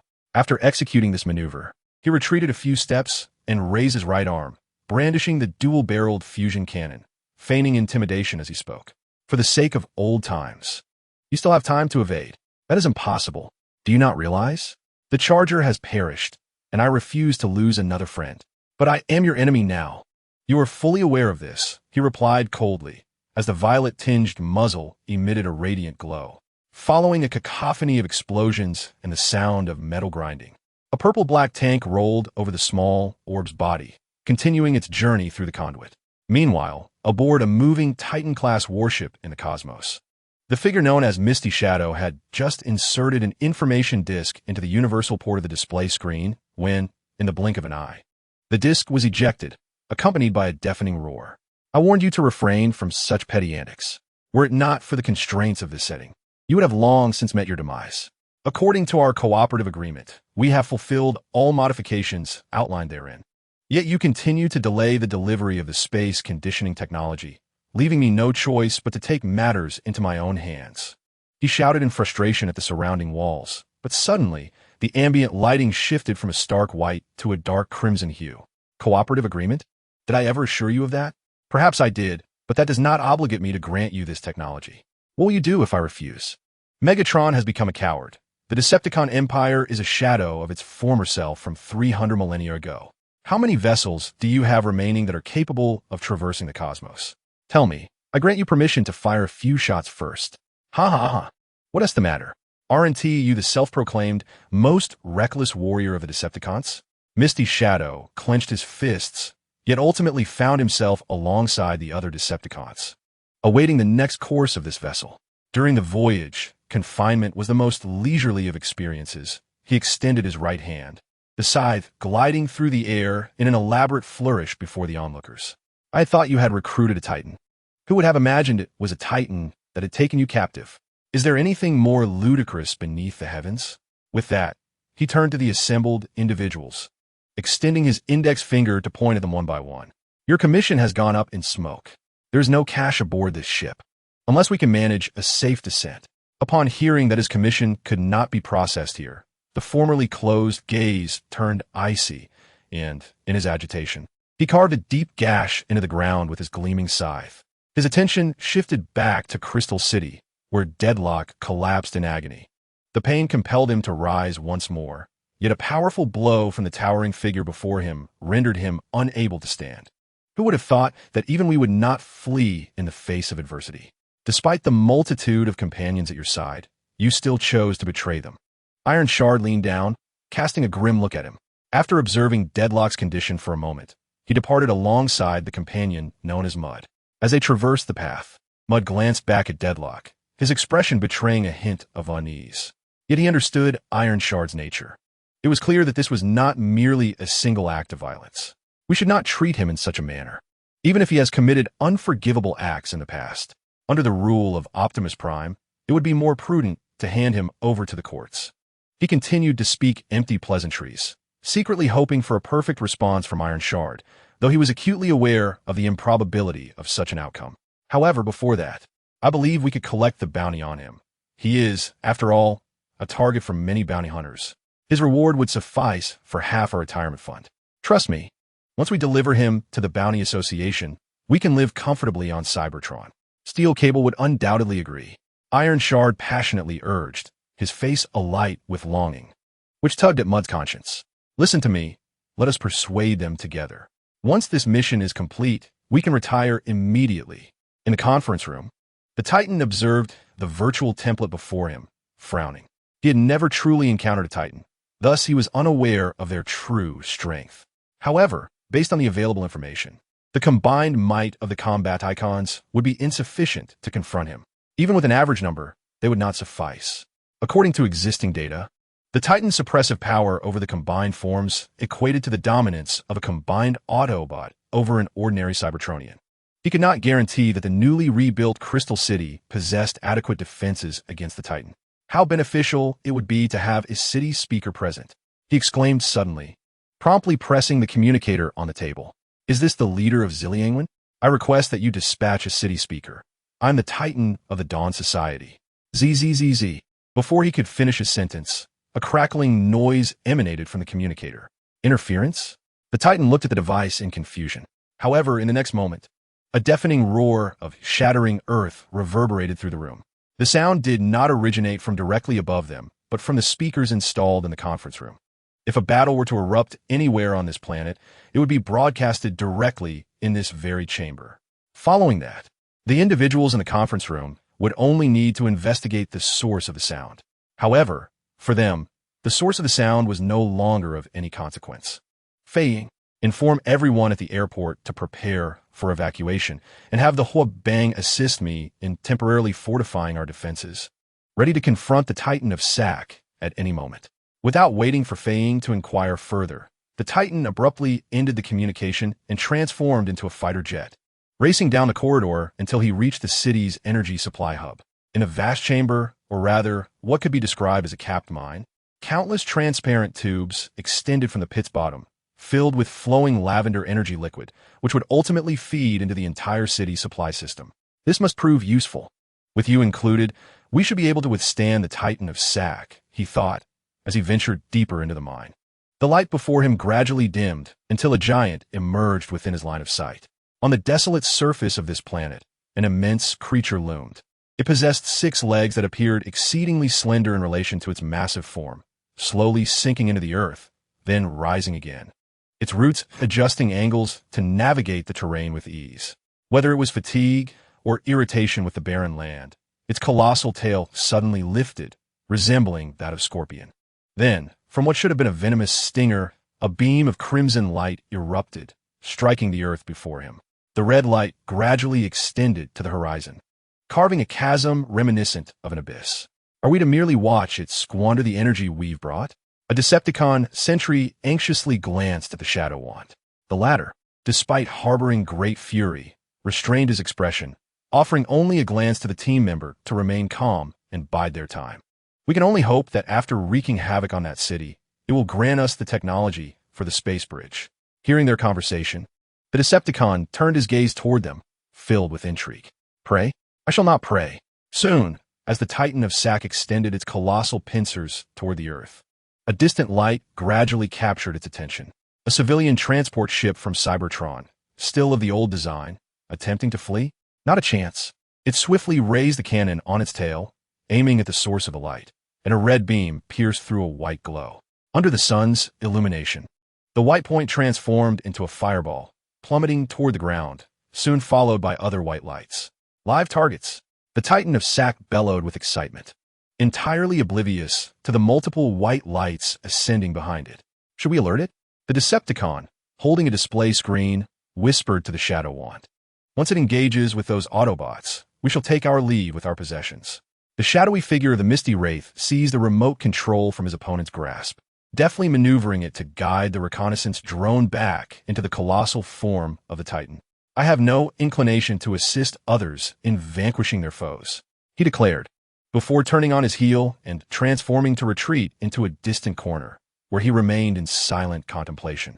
Meanwhile, the Titan, known as Sac, had obliterated all luminescent points before him and began to advance toward his objective at a measured pace. Though described as slow, the sheer magnitude of his form rendered this speed terrifying, especially when juxtaposed with ordinary Cybertronian racers. His 6 enormous legs moved in a rhythmic alternation, generating enough kinetic energy to reduce an entire city to ruins in mere moments. Let us hope the bait proves effective, mused Wingblade, casting a resigned glance at the gaping hole in the sky above.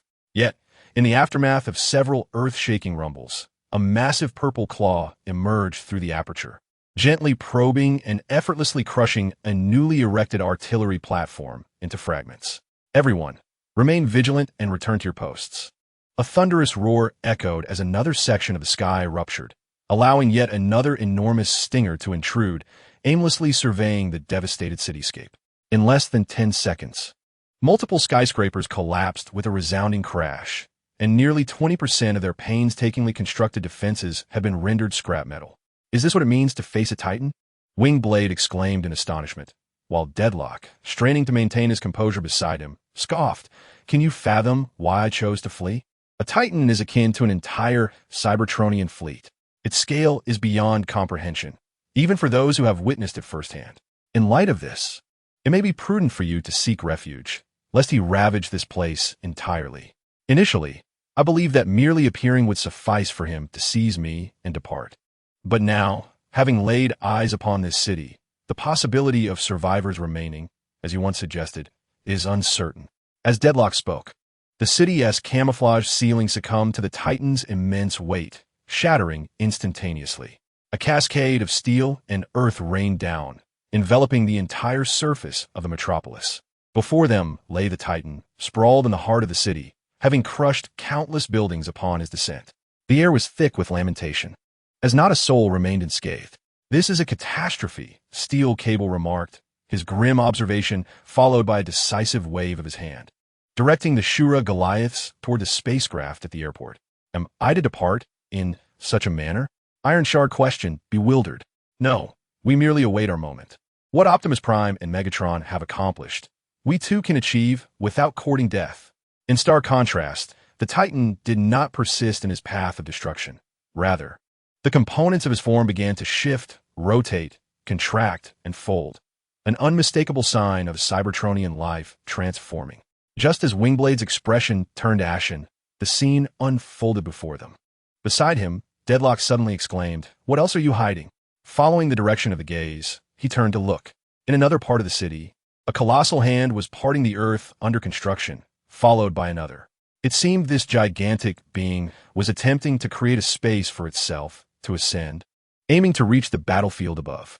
Just as the sock giant was on the verge of transformation, the Titan finally revealed its full form, lifting its last foot from the pit and placing it firmly upon the solid ground. Upon the giant's body was a symbol that resonated with familiarity for all present. A red emblem representing authority and courage, resembling the visage of a person. Chapter 45. All efforts reduced to dust the moment both sides met. An atmosphere of tension erupted, and they assumed their respective combat stances. The Titan spoke in an ancient tongue, incomprehensible to those present, yet its expression conveyed profound anger. The fierce gaze was directed at the assembly, as if anticipating an alliance between them and the sock giant to annihilate them. Without hesitation, The Titan charged towards the sock giant. Each moment its feet left the ground seemed to tremble the earth, rendering their legs weak. Why do most Titans I encounter bear the Autobot insignia? Upon witnessing the situation stabilize, Deadlock's anxious expression eased, and he leisurely glanced towards the distant Prime. The others present followed his gaze, hoping to glean answers from a Prime. According to the ancient texts of Cybertron, the Autobots were historically the only organization to unify the entirety of Cybertronian civilization. Although most Titans predate them, the majority were willing to heed the commands of the 13 leaders, some even as devoted followers. Upon receiving a response, Deadlock appeared more enlightened than the others, but adopted a different demeanor, gesturing with his thumb behind him. So, it took the Autobots millions of years to squander their own resources to this extent. First, I dislike your tone. Secondly, your statement is only partially correct. During their exchange, two Titans engaged in combat not far away, trading blows that produced sonic booms, scattering debris in their vicinity. However, it soon became apparent that one side's Titan was at a disadvantage, caught firmly by the head and neck by the sock giant, the former seemingly oblivious to the situation. Witnessing this, the Prime was filled with regret, realizing that the Titan's energy had been excessively drained, with many of the city's farmers relying on the capabilities within the Titan's body to survive. Yet now, he had no time to restore the extracted energy back into the Titan's form. In this moment of dire peril, the world had not forsaken him, delivering two crucial messages. ZZ, may I inquire if this is the Dawn Society? The communicator crackled with an abrasive electric sound before a woman's voice emerged. Indeed, I am the leader of the Dawn Society, the Apex. I have received your distress signal. Our original plan was to supply you, and in 3 minutes, I can provide artillery support for your forthcoming battle, but this necessitates that the adversary be in space, at least beyond the atmosphere.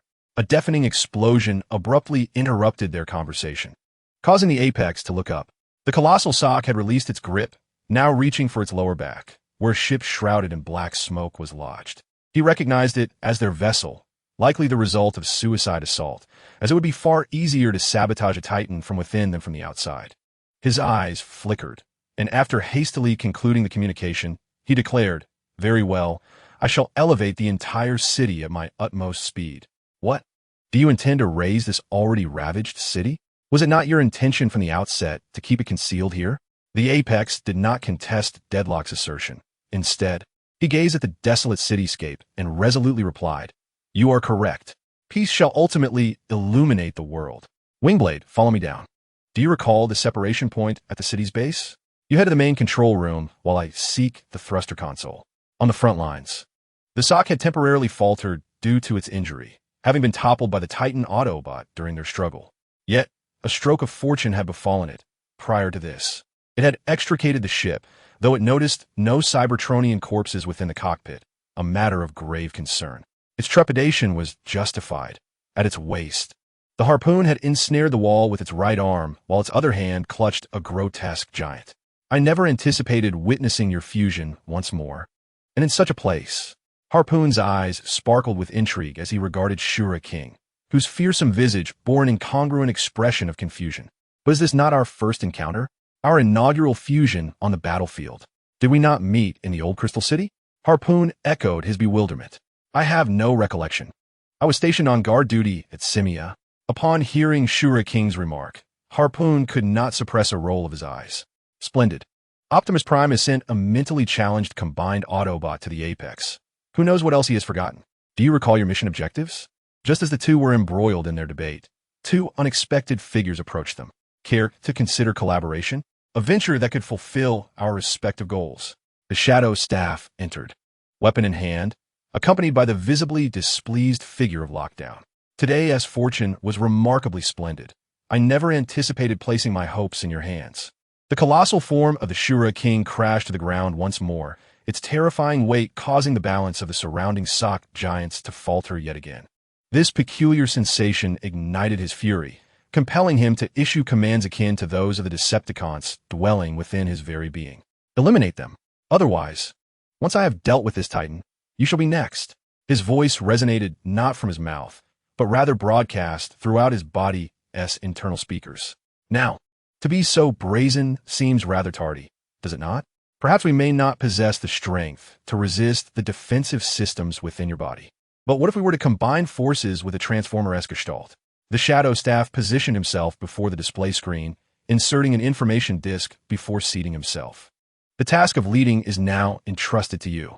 He turned to Lockdown, who, upon hearing the promise of double compensation, noticeably elevated his work ethic. Nearby, specifically within the chamber of the sock giants, transforming gears, the Shura King was engaged in dispatching the formidable creatures charging towards them. These entities bore a striking resemblance, their bodies aglow with a yellow light. After cleaving through another foe, his eyes suddenly glimmered with a crimson hue. In an instant, the entirety of his surroundings transformed, save for the monsters advancing upon him. The backdrop morphed into a cityscape. This abrupt sensation left him perplexed. He recognized that these beings posed no real threat. Thus, he turned to survey his surroundings.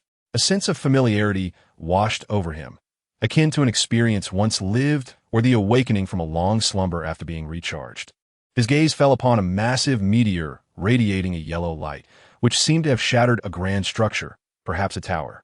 Yet now, only the base remained, the source of chaos and wildness. Why do I think this? The Shura King pondered. Suddenly, he felt his foot make contact with something. Looking down, he discovered it was a combined transformer. Could he discern the components that constituted this being?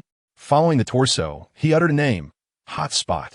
His vision gradually widened, revealing the severed lower half of the entity, as if it had been brutally torn apart, now absent from the waist down. In a fleeting moment, he sensed an object in his left hand. Looking down, he realized it was a fragment of the Guardian's body. In reality, the puncture pin observed the Shura King, who had suddenly succumbed to a frenzy, and a sense of unease bubbled within him. Just as the Shura King turned, brandishing his blade towards them, he was uncertain of the source of his confidence. Yet he entertained the audacious thought of challenging a formidable titan. Reluctant to ponder this matter further, he leapt into action, swinging the harpoon affixed to his arm towards the knee of the Azura King. Meanwhile, the giant sack stared in agony at the titan before him, clutching his painfully throbbing abdomen. "You have lost. Depart from this place. I shall not question your allegiance or who commands you." The titan standing before him suddenly spoke, causing Sack's gaze to sharpen with surprise. "So you comprehend our language. I had assumed you were incapable of understanding," he retorted with a hint of mockery, despite being the weaker party in this confrontation. Abruptly, the ground beneath them quaked violently, and to their astonishment, the entire city began to ascend into the sky, propelled swiftly towards the cosmos. This sudden transformation bewildered the Titan, prompting him to glance towards a distant corner of the city, seeking to uncover the cause of this inexplicable event. "I suspect this is beyond your expectations." A resounding metallic crash echoed through the air. Grasping a shard of metal, Sack thrust it into the Titan's eye, releasing a pale violet energy fluid before retracting his hand and stepping back. "Being a Titan, I possess an additional transformation, the Scorpion." With that, he raised his robust fist and struck the Titan squarely in the face. "How long until the entire city reaches the stratosphere?" The celestial ascender, soaring from below, turned to the winged one and inquired. "Perhaps 2 minutes. We can only hope the Titan endures this duration." Boom! Just as he finished speaking, the Azura King was hurled by the giant sack, crashing into a skyscraper and reducing the few remaining intact buildings to ruins. The celestial ascender gazed in bewilderment at the scene unfolding before him. Some of his allies had already transformed and retreated, while others had boarded vessels, only to be incinerated by Sack's onslaught. "Let us buy some time." The celestial ascender raised his gaze, locking eyes with the giant sack. Instantly, he transformed, accelerating vigorously towards the glowing optical lens. At that moment, after downing a transport aircraft, the adversary redirected his focus to the Titan on the ground, seizing him by the throat. "Let's observe what transpires should I tear you asunder. With current medical technology, I doubt they can mend a decapitation, but I am eager to extract your spark." He grinned menacingly, his thumb probing into the Titan's intact eye, rendering the Titan completely blind. "Look here." In the depths of obscurity, a faint voice infiltrated his auditory sensors, prompting him to turn his head. In that fleeting moment, he felt a high-velocity object collide with his left eye, as if a hole had been punctured, allowing something to invade his eyeball. "Get out!" he exclaimed, extending his fingers to pry at his eye. Yet amidst his fury, his mind remained remarkably lucid. Although one eye had succumbed to blindness, the other retained its sight, and with mere fingers, he found it impossible to extract such a minuscule intruder. Thus, he concentrated on the task at hand, exerting more force. Ultimately, his efforts bore fruit. The optical lens of the Titan's cranium shattered, sending forth a cascade of energy fluid propelled by inertia. "We must evacuate at once." The Shadowcaster, clutching his severed arm, reached to detach the information panel before the display. He then leapt into action alongside his fellow Decepticons. In a corner of the ruins, Steel Cable and his Shura Titan squad had regained consciousness, gazing vacantly at their surroundings. The haunting images witnessed by the Shura King had ensnared their thoughts, rendering them unable to escape the indelible memory. In the next moment, Steel Cable could distinctly sense a shadow enveloping them. Looking up, he perceived a Titan with a dimmed eye. As the entity reached out to grasp them, artillery fire erupted upon the sacked Titan, and they looked up to see a spaceship traversing the cosmos. Realizing that reinforcements from Crystal City had arrived, the sacked Titan abandoned the notion of tormenting the Shura Titan squad and turned his gaze towards the approaching vessel. As he discerned the ship's full form, his optical lenses abruptly focused. "This size, this shape could be another Titan?" he murmured in bewilderment, just as he sensed something emanating from his left eye. As he pondered whether to strike, the next barrage from the ship struck him. Angrily, he directed his gaze towards the battleship, but even if he wished to confront them, he found himself incapacitated. He could not guarantee his ability to contend with a fully functional Titan in his injured state. Thus, before everyone, he transformed, departing as a battleship. Chapter 46. All is in flux in the weightless void. The collision pin felt an unexpected lightness envelop him, the intrusive voice in his mind silenced, granting him complete control over his body. Suddenly, a pang of pain prompted him to touch his head, recalling the fierce battle within the sacked Titan, where he had initially found himself at a disadvantage. Despite the formidable destructive power of the combined Titan, as he was expelled from the sacked Titan's body, his own form remained unscathed. It seems that since that time, the phantasmal being had detached itself from within him, emitting fearsome howls that appeared to resonate even in the vacuum of space. Now, he sought to banish all thoughts from his mind, for before him loomed a vessel reminiscent of Cybertron. Though he hesitated to extend a greeting, deeming it inconsistent with his character, he nonetheless waved his hand casually, indicating the presence of life. "Captain, it seems the individual before us is the leader of the Thunder Rescue team. Shall we not bring him along to Cybertron? This might facilitate our passage, and perhaps even allow for a direct audience with Optimus Prime." Obsidian remained quietly at his post. These matters ought not to concern him. Their primary objective was energy resupply. Deploy a search and rescue team to bring all living survivors aboard. I shall personally lead a contingent to gather energy. Time passed unmeasured until Clash's consciousness returned. His gaze swept the surroundings, and he was relieved to find that he was not confined in a cell. Though somewhat austere, the polished surfaces indicated that this place had been tidied up, resembling a temporary abode. In the center of the room stood a table adorned with energy drinks. The one stroke of fortune today was that, having severed ties with that accursed organism, he could indulge in a celebratory drink. He lifted a cup and drank deeply, just as the grand door of the chamber slid open to reveal a robust Cybertronian entering. "Greetings, I am Obsidian, a crew member of the Iron Abyss." "The Iron Abyss? Oh my, it's you. I recall now. You had the potential to earn military accolades, yet you chose to depart just before Megatron's capture." Clash's expression bore no gratitude towards his benefactor, instead laced with derision, causing the other's demeanor to darken. "Were it not for your usefulness, you wouldn't even have been brought aboard, Executioner, and you are no better coward," Clash retorted bluntly, just as they were on the brink of an altercation. A feminine voice interjected, quelling Obsidian's rising ire. "Obsidian, idle bickering is futile.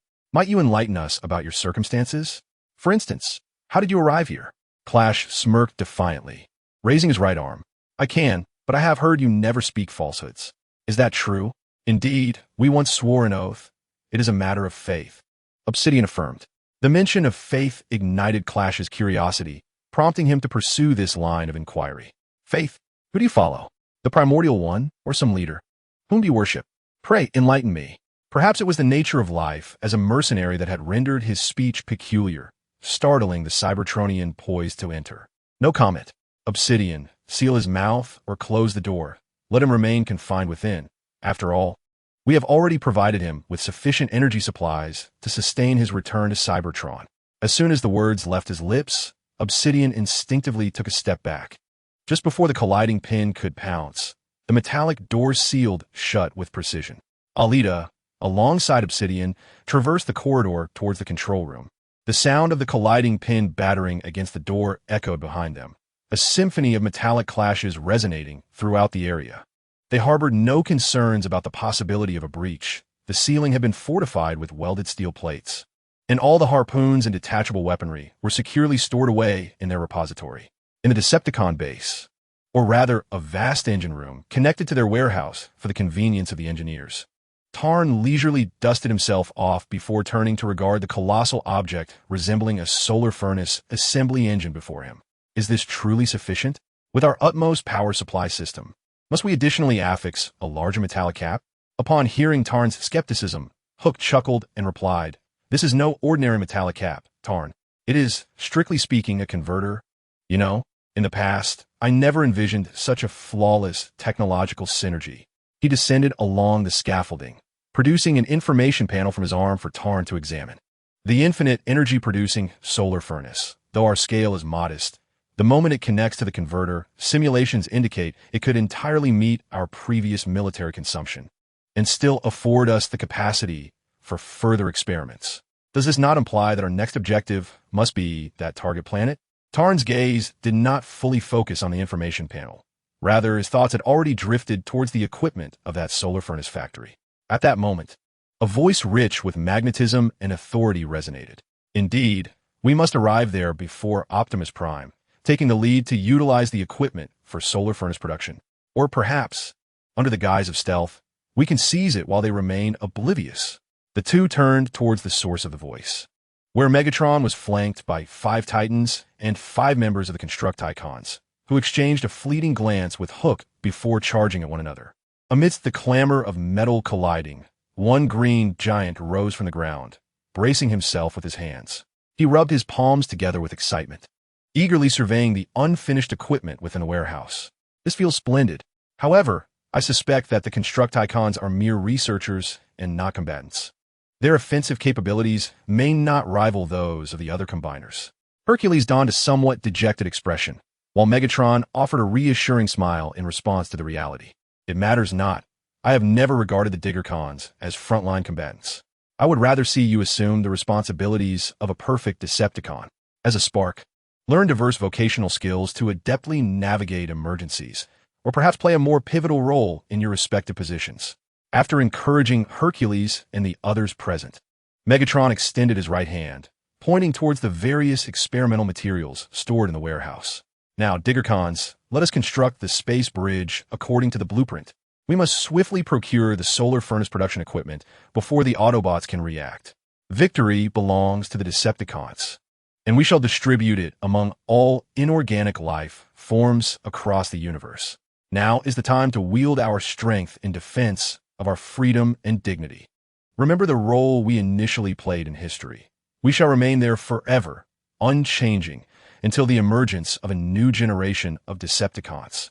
In the ruins of Crystal City, Lockdown sat, a visage of despair as he gazed upon the dimly lit form of Wingblade. Beside him, the mighty Overlord approached, dragging a large box. Tell me your resolve. I sense your affinity for battle. Yet, I also perceive that your thirst for blood can be extinguished. Lockdown suddenly rose, erupting into laughter as he looked at Overlord. You still find the energy to attend to other matters? Did you not witness the demise of so many who cherished you, members of the Dawn Society? Upon hearing this, Overlord refrained from retorting. After a moment of silence, he responded slowly. For I have encountered far worse circumstances. Perhaps I have grown accustomed to such strife. I have witnessed the partings of life and death, which is why I chose to establish the Dawn Society. Upon uttering these words, his tone shifted to one of severity, his gaze ablaze with fervor as he faced Lockdown, as if a tempest within him fueled his relentless drive. And what of you? Will you continue to swim in this desolate sea until you are ultimately drowned? Or will you step ashore and choose the path of peace? Fear not, without war. As long as there exists any sentient being in the cosmos, conflict will be perpetual, and we shall put an end to it Overlord drew a long sword from the box, laying it before Lockdown. As Lockdown beheld the sword, his lips quivered. He could scarcely recall the last time he felt acknowledged. His thoughts drifted back to the past on Cybertron, to the corrupt Autobot dynasty, when he bore no name, merely a beggar by the roadside. Cold and starving, he huddled with others for warmth, witnessing the plight of those who perished in the streets, until he unveiled his talent. From that moment forth, he became a renowned sharpshooter among the Decepticons, even earning the opportunity to undertake missions under Megatron's leadership. Time returns to the present, where he first extends his hands with a certain stiffness before firmly grasping the long sword, weighing it thoughtfully. He places his palm against the back of the blade, earnestly feeling the intricate patterns and unique imprints upon it. I am at a loss as to how to proceed. You have bestowed this weapon upon me, and it appears to be more than merely a formidable melee armament. This is a newly developed weapon by the Dawn Society, capable of resonating with the wielder's spark. In simpler terms, the stronger your will, the purer and more resolute your faith, the greater its power. However, the sole drawback is its substantial energy consumption, which is directly proportional to the user's will. As for its techniques, Flying Wing has already imparted them to you. This was why he had shown immense interest in you and trained you prior to the turmoil of war. To be candid, I initially had little faith in you. Yet I am willing to honor a fallen warrior and assist a great one in pursuing his heart's desire and fulfilling the unfinished business and wishes he left behind. With a twist of the long sword in his hand, the dual polished blades reflected parts of his visage. This allowed him to clearly see his light blue optical lenses and his somewhat pallid face. Far away on Cybertron, in the era square of Iron Fortress, Optimus Prime's speech commenced anew, but this time the citizens beneath the waves heard discussions of a different nature. From this day forth, the people of Cybertron shall no longer suffer hunger or cold. I assure you, within one orbital cycle, you shall witness that energy.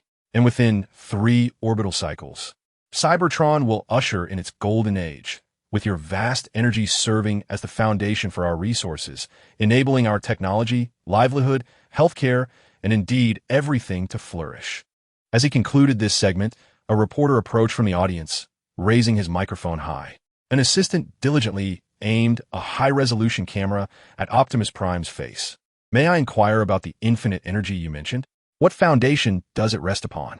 Despite the prevalent skepticism among the majority of Cybertron as populace, who regarded infinite energy as a mere dream, having endured a scarcity of the vital resource for 300,000 years. The pressure of public opinion and market demands had sharpened their senses to any news regarding energy.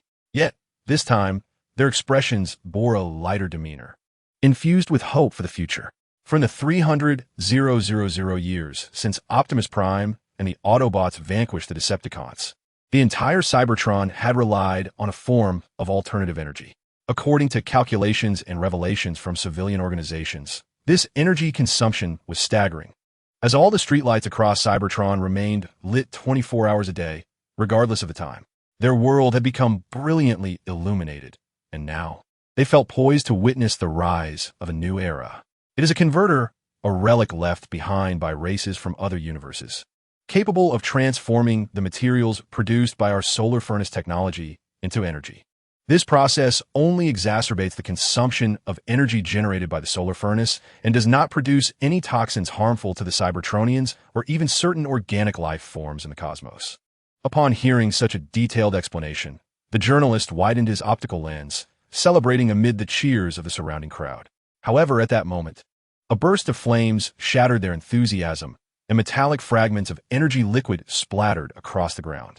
The attendees were thrown into chaos, and Optimus Prime quickly commanded all Autobots present to restore order and attempt to identify the instigators of the turmoil. In the next instant, a grenade struck Optimus Prime's shoulder, and through intense pain, he gritted his teeth and followed the trajectory of the projectile to its source. So it is perhaps my demeanor has been too gentle, allowing you to grow so bold. Chapter 47. The war approaches. The portable display screen was smashed to the ground by Optimus Prime, who glared at the members of the council with fury before pressing a button on his remote control. The iron door of the conference room swung open, and behind him, Blur and Bumblebee escorted a Cybertronian whose hands were shackled. Now, let us ascertain whose handiwork this is. In previous instances, I have endeavored to be accommodating. For Cybertron requires your presence to maintain a semblance of stability. However, the destruction you have wrought far outweighs the protection you offer. Optimus Prime raised his fist defiantly, his words devoid of any softness, filled solely with authority and wrath. Each time I witness your actions, I ponder the fate of an organization that only brings adverse effects to society. It is but a matter of time before it faces dissolution and annihilation. If I do not address these issues today, the populace will confront you tomorrow, and what transpires then will be beyond our control. His words abruptly halted as he turned his gaze toward those present, hoping for a response, however tentative. As anticipated, an assembly member stood and vociferously proclaimed, "Perhaps this is the doing of the Decepticons? They have a history of inciting the masses and orchestrating acts of terror." Upon hearing this response, Optimus Prime clenched his fist in anger and sharply retorted, "The so-called past you refer to is 300,000 years ago. Today, both the Decepticons and Autobots are striving for improvement. They would not engage in such self-destructive behavior. However, this speech may threaten certain interests, primarily pointing towards you, your industries, and your past actions." He cast a sweeping glance over the assembly, aside from the two soldiers and the captive behind him. The energy crisis of 300,000 years ago. In truth, much of what you assert is fabricated. Based on the information I have gathered, it is evident that you inflate prices to amass wealth within the confines of the law. I once purged a faction of extremists among you after vanquishing the Decepticons. Now, however, it appears that you have all become akin to them, as our poverty alleviation efforts are frequently obstructed, with intercepted reports sufficient to completely block the gates of the Iron Fortress government, using a 2,000 terabyte hard drive. When uttering these words, Optimus Prime nearly shouted in a fit of desperation, then reached out to activate the display screen before all the assembly members, revealing a segment of data. At that moment, the fierce aura emanating from him rendered everyone present too intimidated to respond. Let us momentarily set aside the unemployment rate among Cybertron citizens. According to the most recent information gathered by my subordinates, taking our Iron Fortress as an example, the illiteracy rate among citizens has reached 17. This is still our most prosperous city, the capital of Cybertron itself. I can scarcely fathom what you have wrought in other regions over these 300 millennia. This is your final ultimatum. Within 2 stellar cycles, raise the employment rate. I can offer you technical support and resources, but should anyone form an army without reporting it, I will suppress the rebellion under the guise of a trial. This meeting is hereby adjourned. If your actions continue as they have, I shall be compelled to abolish the parliamentary system entirely." The cleanser, gripping the long sword in hand, could not help but express his admiration after utilizing the detection apparatus. "It is utterly flawless. The Autobots must be unaware that Dawn created such a weapon, perfectly compatible with the combined form of the Titans. Are you suggesting we possess new weaponry?" The master of automobiles stepped forward, attempting to seize the long sword from his counterpart, but was deftly evaded. "Do you intend to wield a dagger against your foes in battle? We require more formidable weapons, ideally ones we can acquire directly from the Autobots." He slammed the long sword onto the table and spoke slowly. "Thus, must we dispatch someone back there once more? Yet, most high-powered weapons currently known are either lost or have been ordered to be destroyed by Optimus Prime, with even the blueprint's whereabouts unknown." Tarn shook the metallic sphere in his hand, his expression nonchalant. "That is not our most pressing issue." Hook emerged from a curved device in the warehouse, wiping the oil from his face as he explained. "The true dilemma is how we shall address the disparity with their Titans. The Titan giants are unwilling to return to the Decepticons." He glanced at Tarn, who slowly revealed a matter unknown to them both. "Regarding this, I have heard that Megatron intends to initiate a special plan, targeting those Titans that were once dispatched into the cosmos, but have since fallen into a prolonged slumber due to age and neglect. The drawback being that they will undoubtedly also be Autobots. So, are we to seize their components?" The expression on the cleaning machine's face was one of perplexity, as if the subsequent statement he heard had enlightened him profoundly. "Eliminate them." In the fortress's security department, Optimus Prime inquired of the industrious Ironhide, who was engrossed in the display screens. "Can we identify who has pilfered our technology? I suspect it might be the work of those officers. Is there any concrete evidence?" "It remains uncertain which technologies have been stolen, but the synthetic energy is undoubtedly on the list, along with numerous other records of information retrieval. A virtual information panel materialized before them upon the press of a button beside Ironhide's display screen, showcasing various scientific data concerning Cybertron. If someone has indeed stolen these materials, they're likely contemplating mass production. If the one who absconded with the core components is a Decepticon, they would certainly seek. Before Ironhide could finish, Optimus Prime interjected, the test planet number 13, the star system housing the solar furnace factory. Possessing it would enable the Decepticons to amass a formidable energy reserve in a short span. He shifted his gaze from the information screen to the monitor. Ironhide, inform all operational Dinobots to traverse the space bridge to the target planet in order to safeguard the experimental equipment. If they encounter armed terrorists, they should attempt to apprehend them within their capabilities. Additionally, dispatch a transport ship to that location. We must dismantle the machinery of the solar furnace factory before anyone else. Meanwhile, aboard the ARC-10 spacecraft, originally intended for transporting large equipment, it now sat helplessly beside the beach, remaining in its original position. In the monitoring room, a hefty figure was seated, leisurely resting his legs atop the display screen, eyes closed as if in repose. His stature was not particularly imposing, and from the perspective behind him, one would only see two metallic surfaces resting on the table, his feet. Suddenly, an irksome alert tone shattered the tranquility, compelling him to sit upright, though he stumbled due to his prolonged inactivity. Upon raising his head, his gaze met the figures standing at the entrance of ARC-10. Decepticons. What brings them here? Truly, we had just delivered supplies. How could we be short again? He grumbled, pressing the communicator, the voice on the other end belonging to Bluestreak. His choice to reach out was not arbitrary. He could clearly see through the display that Bluestreak was stationed near the warehouse. Bluestreak, could you lend me a hand? Yes. That matter. Indeed, they have returned. Very well.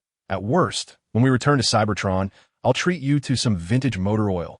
Once he had resolved the immediate concerns, he settled back into his chair, repeatedly adjusting himself to regain his previous posture.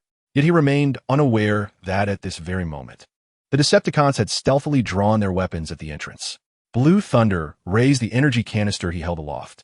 Before him, the Grand Gate was retracting in layers both laterally and vertically, indicative of a colossal transport vessel, its defenses remarkably exaggerated. Just as he extended his hand in greeting, a dozen ominous gun barrels were already aimed squarely at him. Lower what you are holding, including your weapon, and then turn to face the wall. Stay there and do not complicate matters for us. If you comply, we shall not harm you. Although it was Elegy who first raised his firearm, his tone bore no malice, instead offering a gentle entreaty. This somewhat eased Blue Thunder's tension as he observed the scene unfold. However, in the next moment, Jetfire, a member of the same model as Elegy, forcefully shoved him aside, speaking with a tone rife with disdain and contempt. Stop dawdling. If you ask me, we ought to simply eliminate him. After all, a confrontation with the Autobots is inevitable, and this fellow's demise, whether sooner or later, amounts to the same. He raised his dual-arm neutron cannon, immediately targeting Blue Thunder, who had just relinquished the energy canister. Look at him. His shoulders are equipped with weaponry akin to that of a police car, clearly of the same model. If we spare him now, he will undoubtedly become a future threat. Wait, Jetfire, put down the gun. We cannot kill him. That would contravene Megatron's orders. At that moment, Elegy, having regained his composure from the earlier shove, disregarded his own balance and reached out to shove Jetfire away. His hand made contact with Jetfire's arm, but this only altered the trajectory, and the trigger was still pulled. Boom! With the sound of gunfire and explosion, Blue Thunder staggered back 2 steps before his movements became rigid, ultimately collapsing to the ground. His lifeless body emitted a sound far more profound and resonant than that of the others present. While Elegy and Jetfire were momentarily taken aback, lightning surged forward, pushing them aside, and tore open Blue Thunder's chest to ascertain whether his sparks still flickered. Fortunately, luck favored him. Blue Thunder was still alive, albeit in a precarious state. Filled with anger at this realization, he turned to Jetfire and exclaimed, "You madman, always scheming to ascend the ranks. With your kind of inefficiency, you're less competent than a novice. Next time, I will stick with Radiant Tiger. At least he won't cause any trouble." With that, he lifted Blue Thunder into his arms and commanded the others present, "Charge forth." Triple changer, follow me to the ship's medical bay.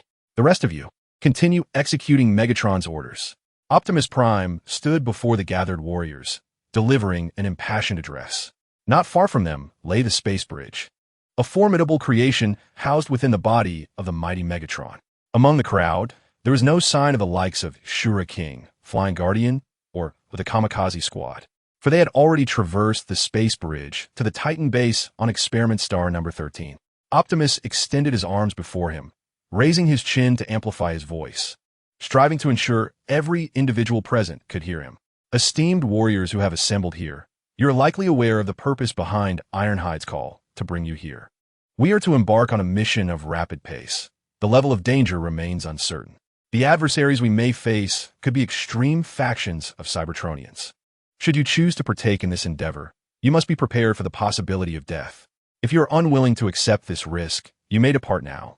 For I require steadfast warriors, individuals capable of swift reactions and judicious decisions in moments of peril. Now, those willing to undertake this mission, please raise your hands. With this proclamation, he scanned the crowd, noting the absence of Shura King, Flying Guardian, or the Kamikaze Squad, who had long since departed via the space bridge.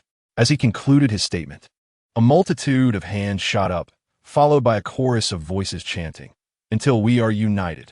Until we are united." Optimus retracted one hand, forming a fist with the other and resting it against his chest, reminiscent of a knight on Earth pledging an oath. The atmosphere was imbued with solemnity and gravity.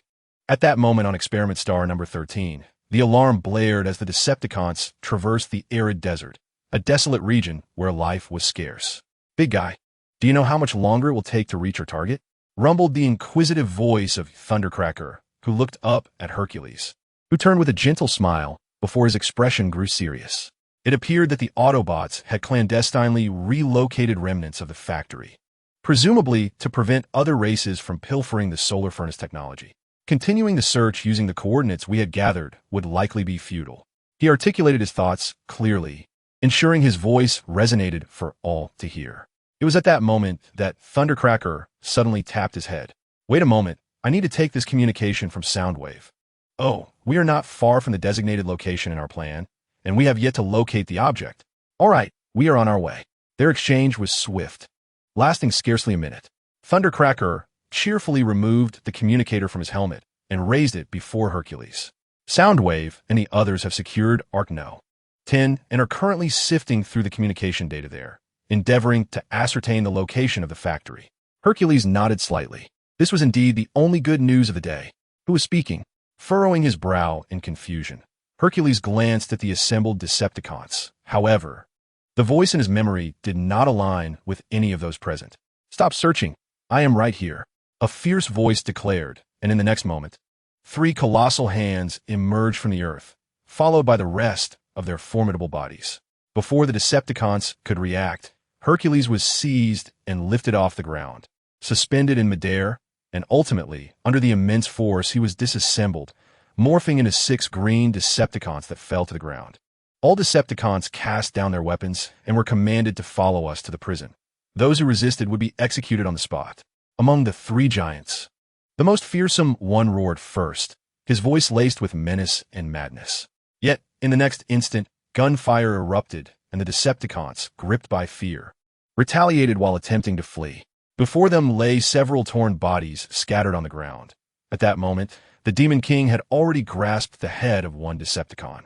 With a sound of metal snapping, that body was brutally dismembered, and the head was crushed before the eyes of all present. Witnessing such a horrific scene, even the once formidable Decepticons were seized with terror and hastily transformed to escape. Fortunately, the combined Autobots did not pursue them, for at that moment, the Fearless and the Calculator each held onto one of the Demon King's arms, exerting all their strength in an effort to bring him down. "We believe you should see a psychologist. You have been acting quite strangely of late, Demon King. I do not know what you experienced in Dawn, but please, calm yourself," the Fearless urged. However, the next moment, the Demon King bellowed in fury. "I am aiding Optimus Prime. These treacherous Cybertronians must be eradicated. If these madmen remain in this world for even a day longer, Cybertron shall never find peace." Confronted with the frenzied emotions of his companion, the Calculator forcefully subdued him. retorting without hesitation. But judging by the earlier scene, the true madman appears to be you. You dismembered a defenseless captive who had already surrendered. He was the first to lay down his arms, yet you severed his head. This does not align with the expectations Optimus Prime established for us. You would be wise to disassemble quickly. We shall complete the remaining capture mission, should you be forcibly brought to trial for your actions. Cybertron may lose a protector in you. Sent to trial? Ha ha ha. What did the Decepticons do back then? Do you remember? Yet, they were still granted amnesty. I, the one who has slain the guardian deity of Crystal City, have killed those monstrous beings who were, in truth, individuals transformed by that yellow energy. They all had the chance to revert back. Chapter 48, Everything Buried.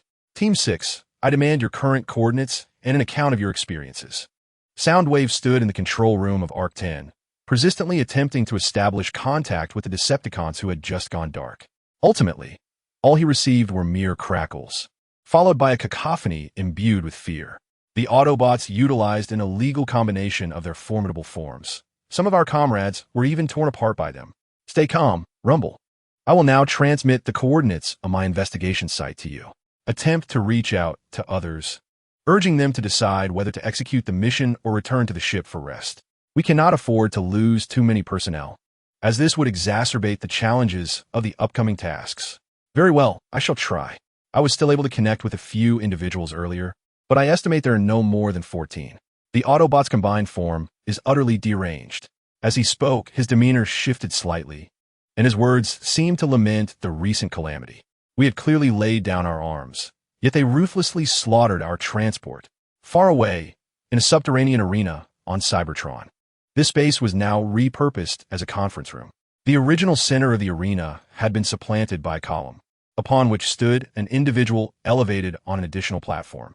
I believe you are all aware that once Optimus Prime's new energy production method is widely implemented, the industries reliant on mining for unrefined fuel and energy purification will face severe disruption. At that juncture, prices will plummet. People will become idle and seek to channel their energies elsewhere. They will harness this boundless energy to pursue any endeavor, and the vast resources will inevitably undermine the very fabric of societal law and order. His words struck a chord with those present, who had neither the time nor the inclination to ponder the veracity of his claims, as they were solely concerned with how these innovations would impact their own interests.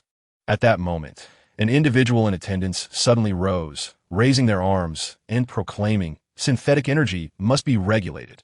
Its release should be postponed, preferably indefinitely, unless it pertains to the survival of Cybertron."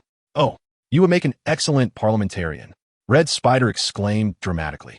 The reactions of the assembly exceeded his expectations, yet they were also quite predictable. For years, Optimus Prime's policies had fostered treachery among these individuals. After all, for the past 300,000 years, Optimus had predominantly presented himself as a gentle leader. Thus, a sudden shift in his demeanor would inevitably incite the ire of those in similar strata. Scanning the crowd in the stands, he noted the simmering anger among them. Not a single person present belonged to Cybertron's lowest echelons, not even a laborer. He secretly smiled, his gaze turning somewhat frigid as he regarded the others present, akin to surveying a multitude of lifeless metallic fragments. Within a structure of iron fortress, individuals passed one piece of organic metal after another, placing them upon a table, under the scrutiny of numerous other Cybertronians. One individual, his face alight with excitement, extended a hand toward the organic metal, then glanced at another vessel on the table, which contained a blue point of light. Under the watchful eyes of all, that point of light soared from the transparent container, swiftly diving into the piece of organic metal. Each step was executed with textbook precision. "Come now, you false pretender. Fulfill the role of a midwife. Assist this child in standing whole in this world." Was that a divine spark being forged? Someone whispered restlessly. "I heard it was excavated from the spark fields." The Shikigami confirmed the forging was accurate. Yet, could anyone truly manage to assemble a spark and embed it into the ground to accumulate energy? That defies the principles of functional efficiency. It seems we have yet another sluggish shapeshifter. Unexpectedly, during the harvest, it appears there was a lack of control, necessitating guidance from others.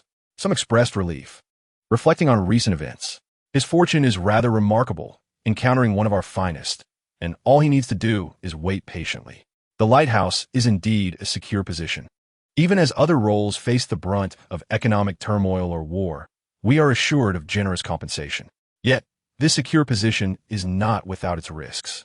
Should there be a failure in midwifery during the official tenure, it is said that exceeding 4 failures within a year could lead to dismissal.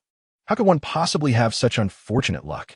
Moreover, the state of the spark has been thoroughly assessed. The risk levels have already been determined by the evaluators. They chattered among themselves, while the Cybertronian referred to as the false pretender diligently employed the loosely affixed instruments of his hands to interfere with the spark and organic metal, facilitating their union. The process of combining a Cybertronian spark with organic metal is lengthy, typically requiring at least 6 days, with a common occurrence being 7 or 8 days for a new life to manifest.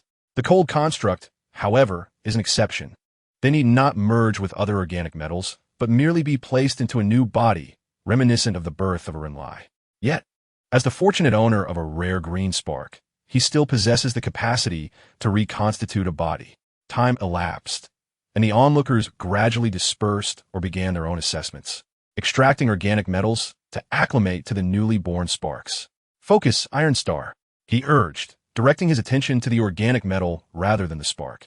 He was to assist in a natural birth, guiding it to coalesce into a new form, teaching it the necessary skills. The inspecting officer of the assessment walked by, a formal staff member of the lighthouse who also served as a mentor to certain individuals, although his words bore a stern edge. Whenever he glanced at the newly born sparks, a hint of tenderness always graced his gaze. After completing the instruction for several students with rudimentary skills, he turned his gaze towards the exemplary student present, the one he regarded with great satisfaction. However, as he approached, he noticed a hint of anxiety on the student's face. Puzzled, he looked at the organic metal suspended in the center of the student's hands. Reacting to the ignition, the organic metal was melting and steadily increasing in temperature. Having already consumed the blue light point, its surface was subtly writhing, as if it were in the process of coalescing body parts. Why does it seem to be progressing so slowly? Remember what I taught you in class, young one.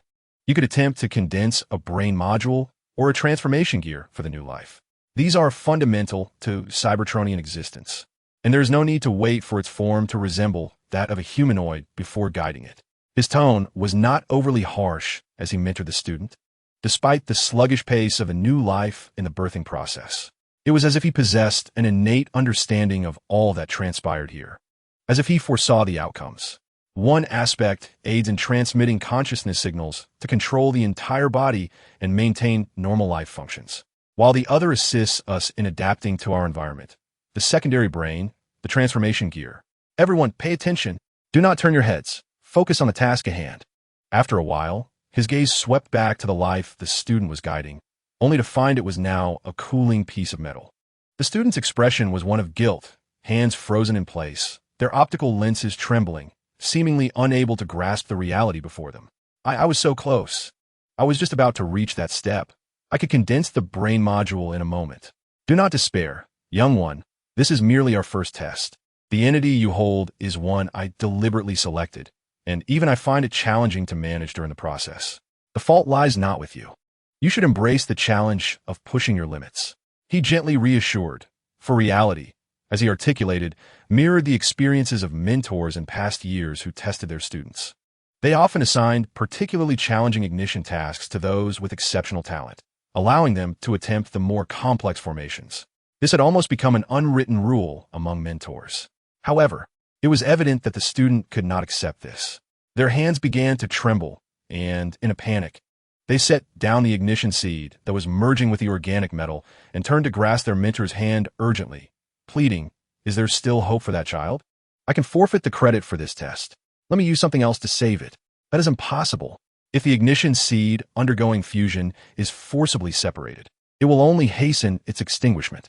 Some processes are irreversible and cannot be repeated, the mentor replied with a sigh, subtly redirecting the conversation.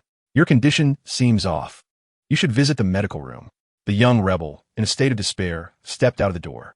Instead of following the mentor's advice to seek solace in the medical room, he opted to take the elevator directly to the entrance of the lighthouse organization. Casting a lingering glance back at the towering building, which had once symbolized hope and beauty for him, he recalled Zhao Liang, the beacon of his aspirations. Ultimately, it was anguish that propelled him into the streets, where he was momentarily overwhelmed by the throngs of protesters. As he lifted his head to identify the individual who had bumped into him, he was met not with a single aggressor, but with a sea of determined faces, all fixated on their path. They brandished banners opposing the Autobots, marching resolutely toward the Cybertronian government. His gaze fell upon the placards, which articulated grievances regarding recent incidents involving the Autobots, including Optimus Prime's reluctance to delve into the true circumstances surrounding the perpetrators and the arena case. He recalled hearing that Flood had once been a member of the Lighthouse organization, a fact shared by his mentor. Beyond his role within the organization, Flood was also a scientist, often engaged in the study of ancient Cybertronian life forms. As for the individual who had collided with him moments before, he dared not speculate on their identity, resigning himself to misfortune as he brushed off the dust from his attire and headed toward the nearest oil bar. He had heard that those in sorrow often vented their emotions there, rendering it a fitting refuge for him at this moment. It seemed that society had been far from tranquil lately. He had silently resolved that he was ill-suited to be a member of a lighthouse. His slender physique was no match for even the security personnel at smaller venues, leaving him with no choice but to seek more cerebral endeavors. At that very moment, on the experimental planet 13, the battered wreckage approached Arc 10, where Megatron emerged from the entrance to greet them. Fortunately, he declared, "You are all still alive, and our research department has not suffered any losses. If you're able to move or willing to contribute to the Decepticon cause." He raised his voice, solemnly announcing, "Then follow me to the factory's coordinates and retrieve the seeds that could determine the fate of Cybertron." Megatron removed the medical kit from his back and approached wreckage, distributing supplies and assisting in treatment. Meanwhile, at the Autobots Titan base, the area that had once housed the mighty Megatron was now desolate, as their experimental modifications had long since been completed. Other Autobots soon gathered, collecting essential supplies and ammunition from the warehouse under Optimus Prime's leadership. Transform, Autobots, and roll out. Their bodies resonated with metallic clangs and friction, followed by a multitude of lights streaming along the conduits. Meanwhile, at the unyielding, he rubbed his head, receiving a message from Optimus Prime, then turned to the remaining two combiners. "Come now, you've received Optimus Prime's communication as well. I maintain my stance.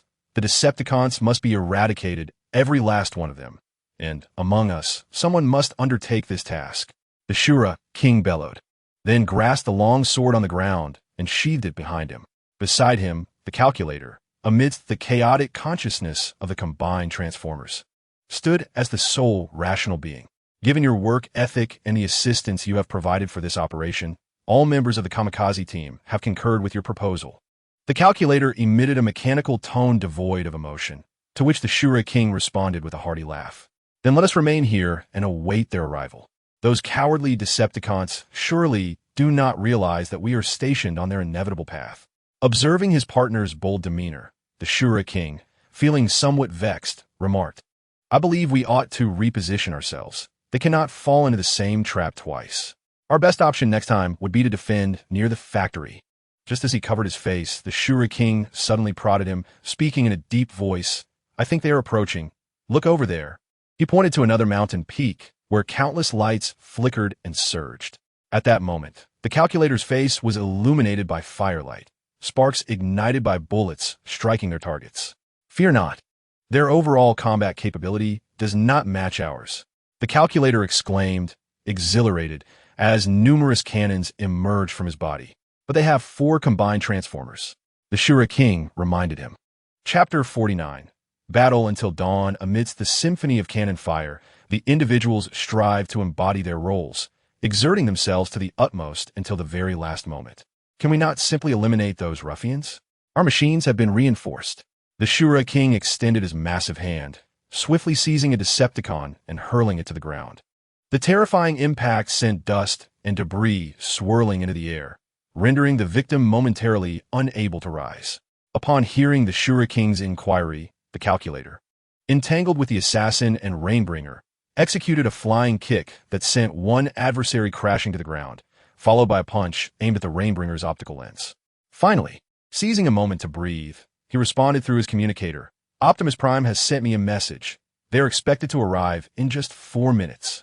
However, the Shura King was evidently displeased with this outcome. Oh, you still do not grasp my meaning. Can we not submit a request to him?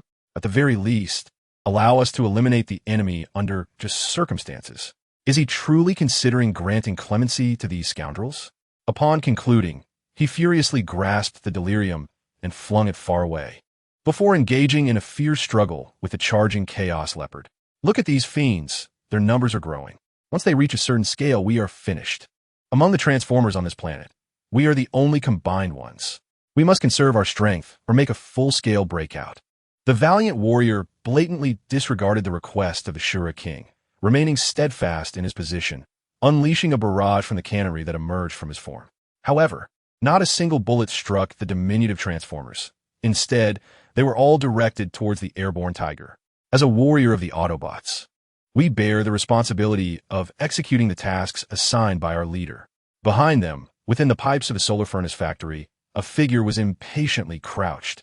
Sensing that a mere movement could cause the ventilation duct to shatter, I have dispatched 6 Bs to disrupt the Autobot support forces. Megatron, do not repeat your previous blunder.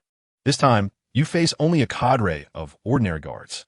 You may slay them without hesitation, for the Autobots have already breached the agreement, rendering that scrap of paper devoid of any binding authority over us. Commands, imbued with authority, resonated through the communicator, further intensifying his frenzied expression. Well then, I shall not hold back, he muttered to himself. Below him, 2 Autobot guards, armed and poised, advanced towards their posts. In the next moment, the ceiling erupted, and a colossal Cybertronian loomed before them, his form nearly obstructing the corridor. Rising to his full stature, he fixed his crimson gaze upon them. Tell me, how many guards are present here? Megatron inquired, baring his fangs and standing tall. Open fire. Quickly. This creature is an intruder. Before the innocent could finish his warning, Megatron's hands converged upon the spot where the head had once rested, splattering a pale, purple liquid across the corridor like an ink blot painting. You monster! The remaining guard cried out in panic. The fierce signals emitted by the brain module stimulated every mechanical muscle within his body, and just as he contemplated fleeing, he felt one of his arms seized, crushed into a melange of metallic fragments and energy fluid. Allow me to clarify. I prefer to be addressed as the Butcher or the Slayer. Now, you may tell me how many Autobots are present, perhaps if I am in good spirits. I may grant you a swift end. Turning his gaze, Megatron had forcibly extracted the transformation cog from the still warm body of his companion, revealing the rapidly dwindling spark within the shattered remains. Factory guards 67 and 23 respond. Why have you not reported to your posts? Outside the factory, within a makeshift combat zone obscured by debris, an Autobot guard resembling a commander attempted to communicate with his missing comrades. Yet, each time he pressed the button, he was met only with the crackling sound of static. He consoled himself internally, pondering that perhaps this was merely a signal interference weapon employed by the Decepticons. They had simply arrived a tad late. It was possible that any moment now, they would emerge from the rear exit. He glanced back hopefully, and there, a dark silhouette was indeed stepping forth. Before he could command anyone to turn on the lights, the figure had already emerged from the shadows. They raised their weapons and fired, the barrage of gunfire engulfing the figure. However, it was merely during the time it took to reload that the adversary had approached him. Suddenly, a hand seized his head, wrenching the gun and his arm down with a forceful grip, sending a jolt of excruciating pain through him, nearly rendering him unconscious. When he regained his senses, all that remained was the acrid smoke of spent ammunition. 2 imposing figures stood before him. He looked up, hoping to see his comrades returning. Yet, the next moment, he was confronted with the unmistakable insignia on their uniforms and the enormous hands that resembled those of his captor. You are the 137th, he muttered in bewilderment. It was baffling why, fully aware of their inability to resist, they would still choose to struggle, driving their heads forcefully against the wall. He felt his head being lifted, the murmurs of the tyrant echoing in his ears, and then, in the next instant, the sensation of his skull being crushed rendered his entire body limp. The reinforcements were indeed sluggish. Why couldn't they dispatch a few to drag those combined titans? Why insist on wearing them down? After confirming that no living beings remained in the vicinity, the tyrant brushed off the energy residue from his body and turned astride into the factory. In the next moment, a pair of pitch-black feet struck the ground, followed by an uncountable number of metallic thuds. Outside, the king of Azura struggled to grasp the head of the mixed sky leopard, aiming to smash it into the ground, only to be seized from behind by the soaring clouds. The pressure of the tightening embrace caused him a sharp pain in his head, forcing him to relinquish the mixed sky leopard and extend his hand in an attempt to pry off the optical visor of the figure behind him. To his despair, the opponent had anticipated his move, tilting their head back. They found themselves locked in a stalemate, retreating several steps before collapsing to the ground. Just as he broke free from the chokehold of the soaring clouds, a deluge of Decepticon artillery or plasma beams descended upon him. He could feel the searing pain of his armor being scorched or punctured, a sensation distinct from the internal agony of being torn apart. It was akin to an itch, amplifying his irritation. In a fit of rage, he swatted away the enemy in front of him and intended to seize his sword to deal with the mixed sky leopard, only to see the opponent wielding his own weapon against him. He was acutely aware of the weapon's might and felt no fear of its strike. At that dire moment, 3 gunshots shattered the standoff. Boom, boom, boom. Decepticons, I offer you a chance to surrender. Retreat now, or cease your mission, and you may receive leniency in the ensuing judgment. Should you choose to prolong the standoff, your fate will be sealed in death. Optimus Prime stood facing the direction from which the Decepticon reinforcements were approaching, flanked by a multitude of Autobot warriors, their weapons all aimed steadfastly at the Decepticons below. As the atmosphere grew tense, Shienbo suddenly stepped forward, raising his right hand and proclaiming, "We would rather fight to the death than retreat. For the grand ambitions of the Decepticons, let us engage in battle." In the very next moment, a fierce exchange of fire erupted, with some being torn asunder or obliterated into a mass of organic metal.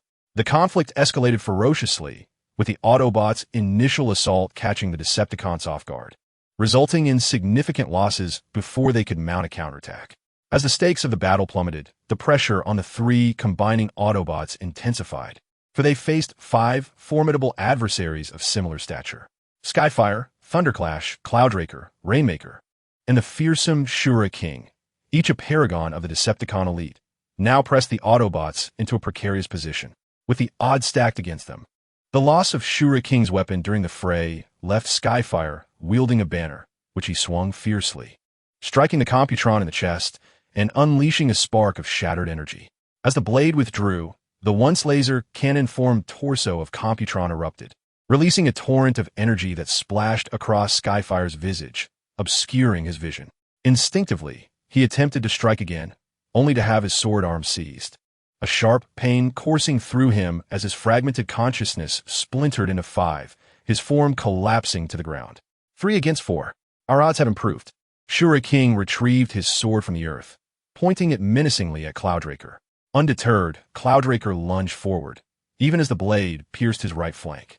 He raised his fist and struck at Shura King's head, aiming to shatter his core processor and induce immediate disarray. Yet, his calculations proved flawed. In the instant his fist connected, a jolt of agony surged through him.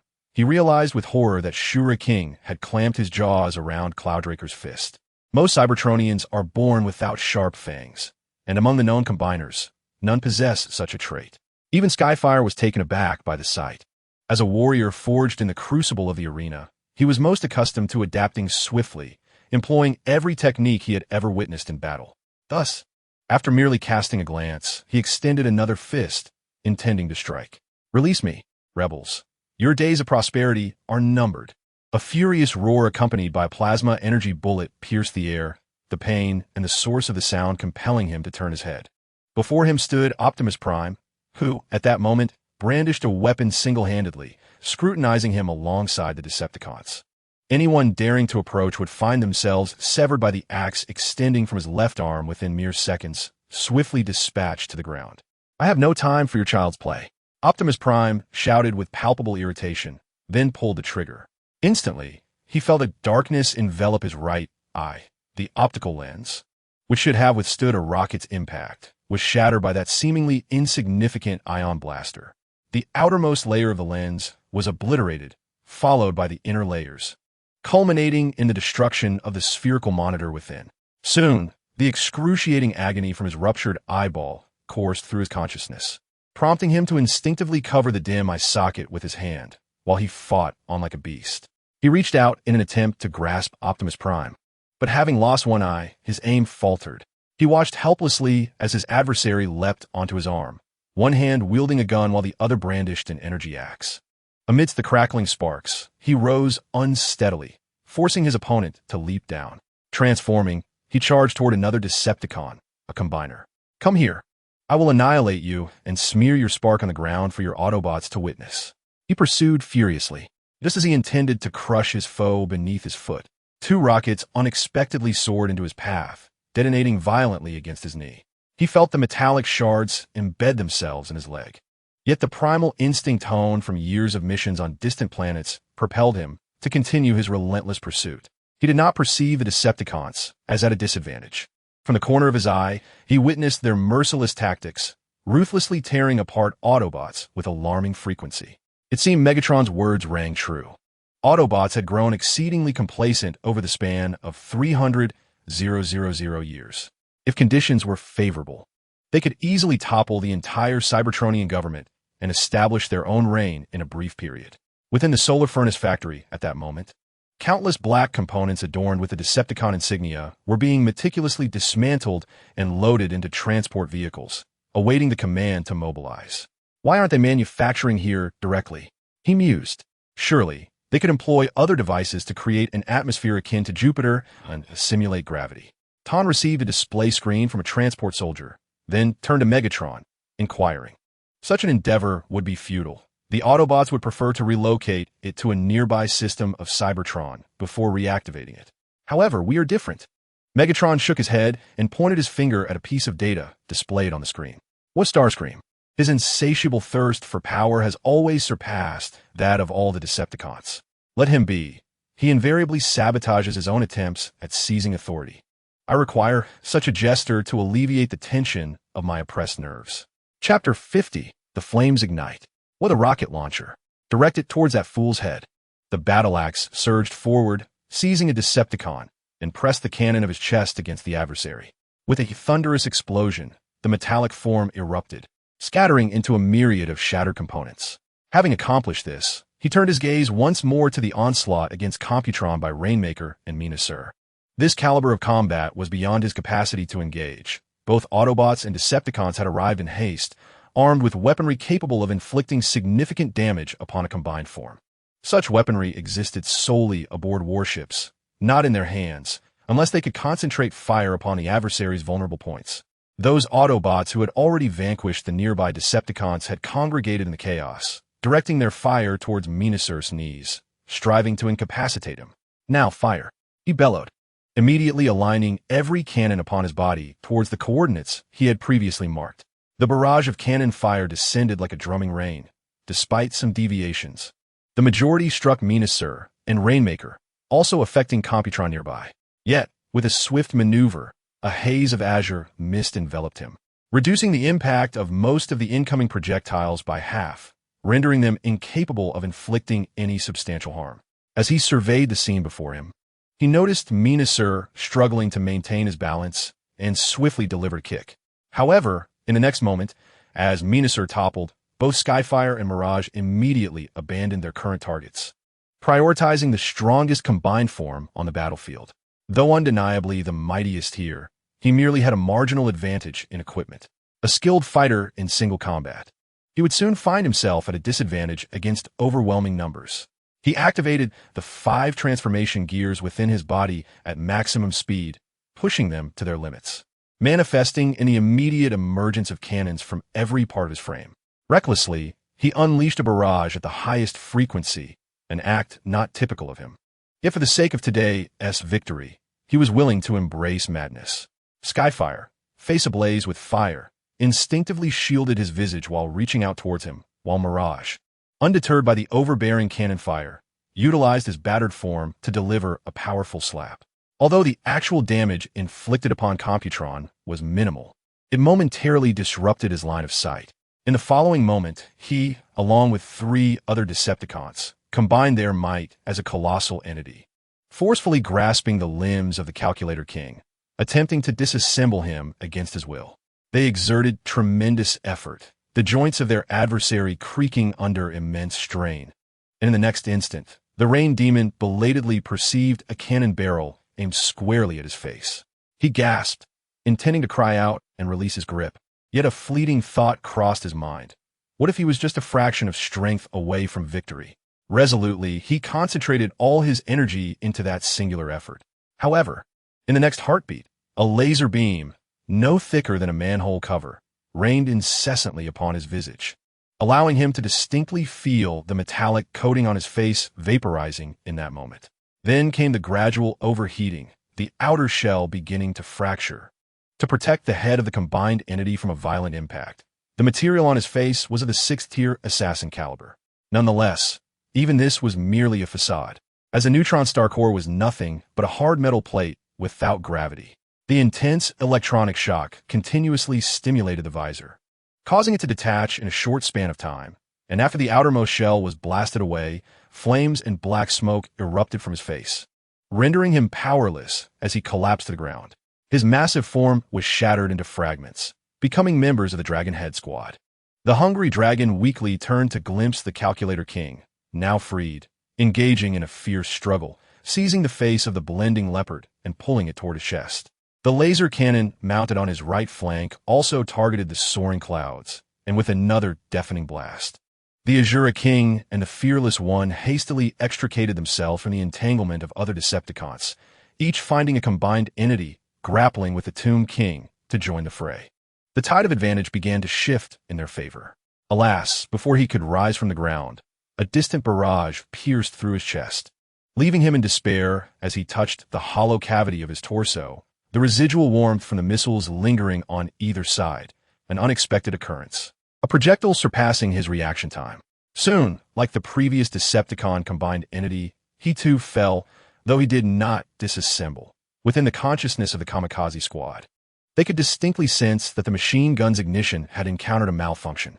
Far away in the cyber arena, the Black Widow lounged atop a high-rise, sipping from a glass of freshly refined energy liquid. Beneath him lay the script he had meticulously tailored for the Autobots, requiring only to gather a few individuals and select a location, spending not a single penny, allowing him to leisurely enjoy the spectacle from his perch in the skyscraper. These individuals remained oblivious to the truth, yet they were capable of contravening the law of conservation of energy, forcibly generating an additional batch of energy through an infinite synthesizer. The credibility of this matter is rather dubious. Although the efficacy of the solar furnace is universally acknowledged, its underlying principles have remained an enigma to the populace, shrouded in secrecy to prevent technological leaks. In the present day, when another dubious entity emerges, the public inevitably begins to harbor doubts.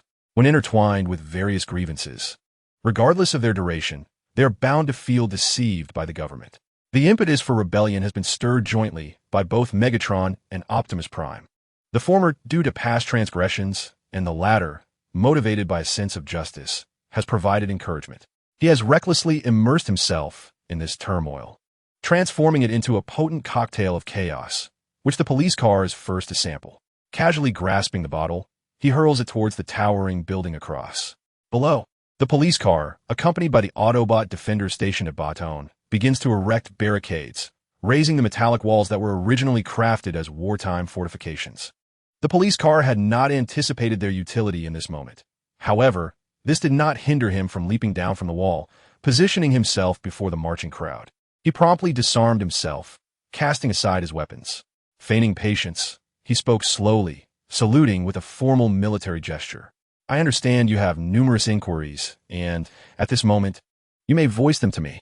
Except for matters concerning classified documents, I shall respond truthfully, hoping to alleviate your concerns. He deliberately emulated Optimus Prime, attempting to garner hope through gentler means. If necessary, you may accompany me to the designated work area of the Autobots. Now, the citizen at the forefront with the placard. Would you kindly articulate your question? Feeling the gravity of the police car's demeanor, the most agitated Cybertronian reluctantly hoisted his placard onto his shoulder and addressed the police car. Will you truly answer all my questions? Regarding your statement about certain classified documents, I wish to ascertain what precisely those unanswerable segments entail. His words were incisive, with a clear and daunting target. The sensation was akin to applying the brakes, He believed that, with his eloquence, he would undoubtedly falter in such a predicament. Aside from everything military-related, you may inquire about detailed specifications of older Cybertronian weaponry, excluding blueprints and wartime deployments. The police car responded quietly, aware that should the questioning intensify, he would have justifiable grounds to redirect the conversation to another individual. As anticipated, after a moment of silence, the Cybertronian posed a particularly challenging question. What about Blitz Shield? A former friend of mine. Do you know where he was deployed? Since enlisting, he has been utterly unreachable, yet his name remains in registered status. Initially, upon hearing the name of the police vehicle, he felt a flicker of confusion. However, in the next moment, he clenched his fists tightly. When insightful inquiry, the police vehicle mused internally, accompanied by a silent salute to his own fortune. He recalled that fateful day in Crystal City, shrouded in the chaos of the frenzied disease, when Glass Number 9 fell under sudden attack, compelling Ford to back up all the information on the prisoners before erasing the original records from the prison. As the one responsible for wrapping things up, it was imperative for him to comprehend the charges against those criminals. Assault Shield. The police vehicle murmured the name slowly. A lieutenant from the Alpha Constellation Autobot Defense Corps, he had cruelly mistreated his comrades, leading one to despair and take his own life. The police vehicle reflected on the information he had previously studied.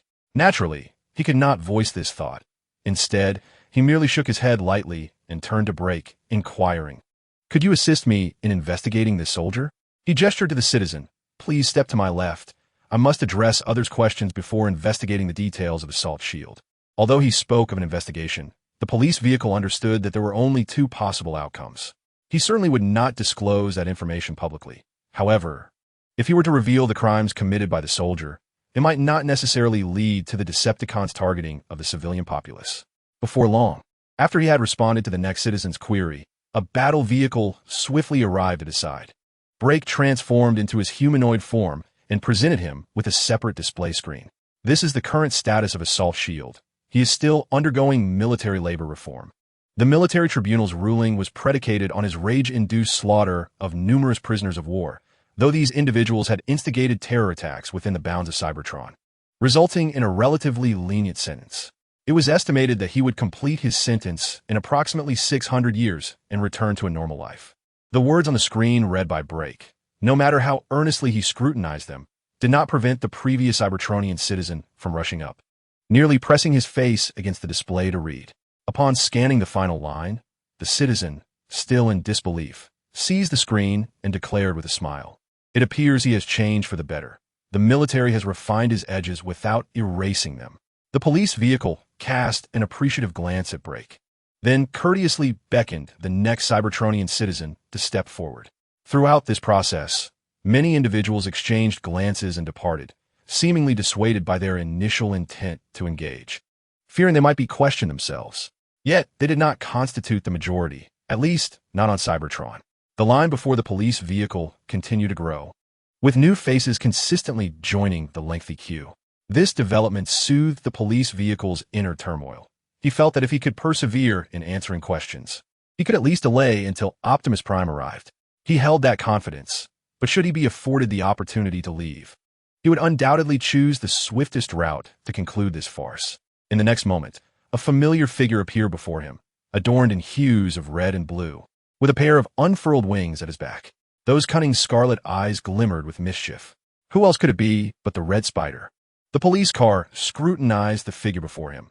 The insignia of the Decepticons had been stripped away, seemingly because the questions posed by the gathered populace did not sit well with him. Unable to fulfill his own agenda, he had taken it upon himself to arrive here.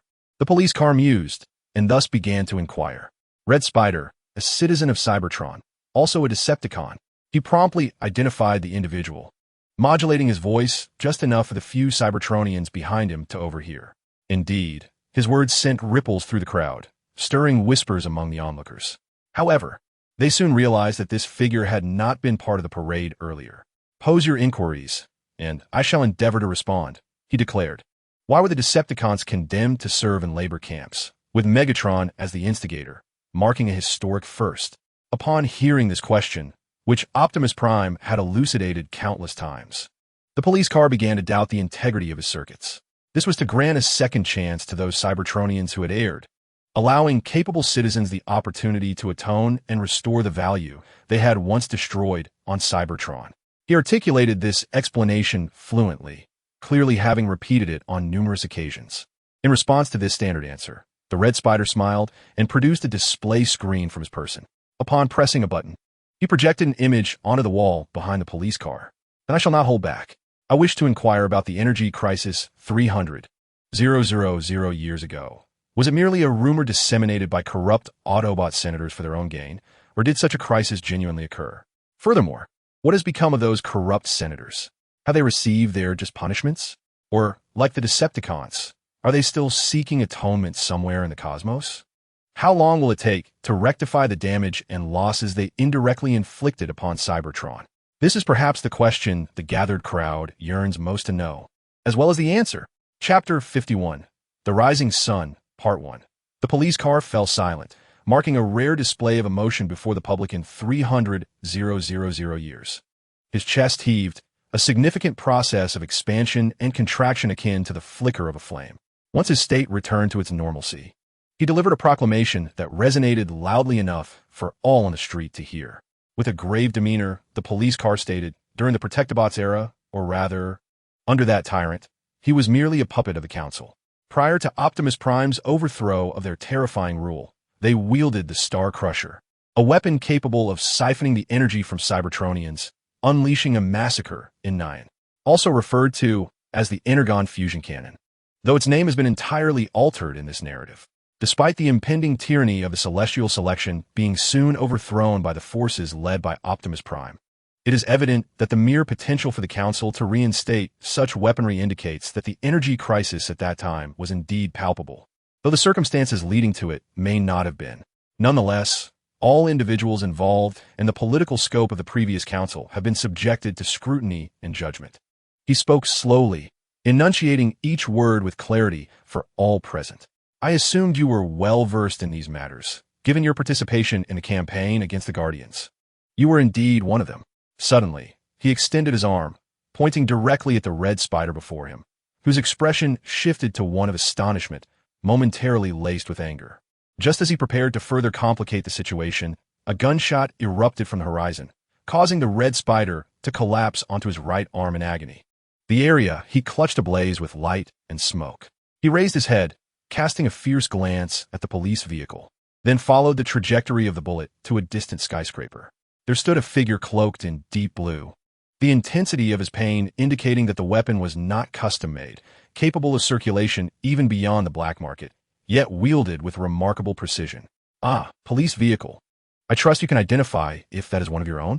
A Cybertronian who has lived their entire life within the Galactic Council is right there, seemingly unaccustomed to this environment, failing to secure a fatal shot.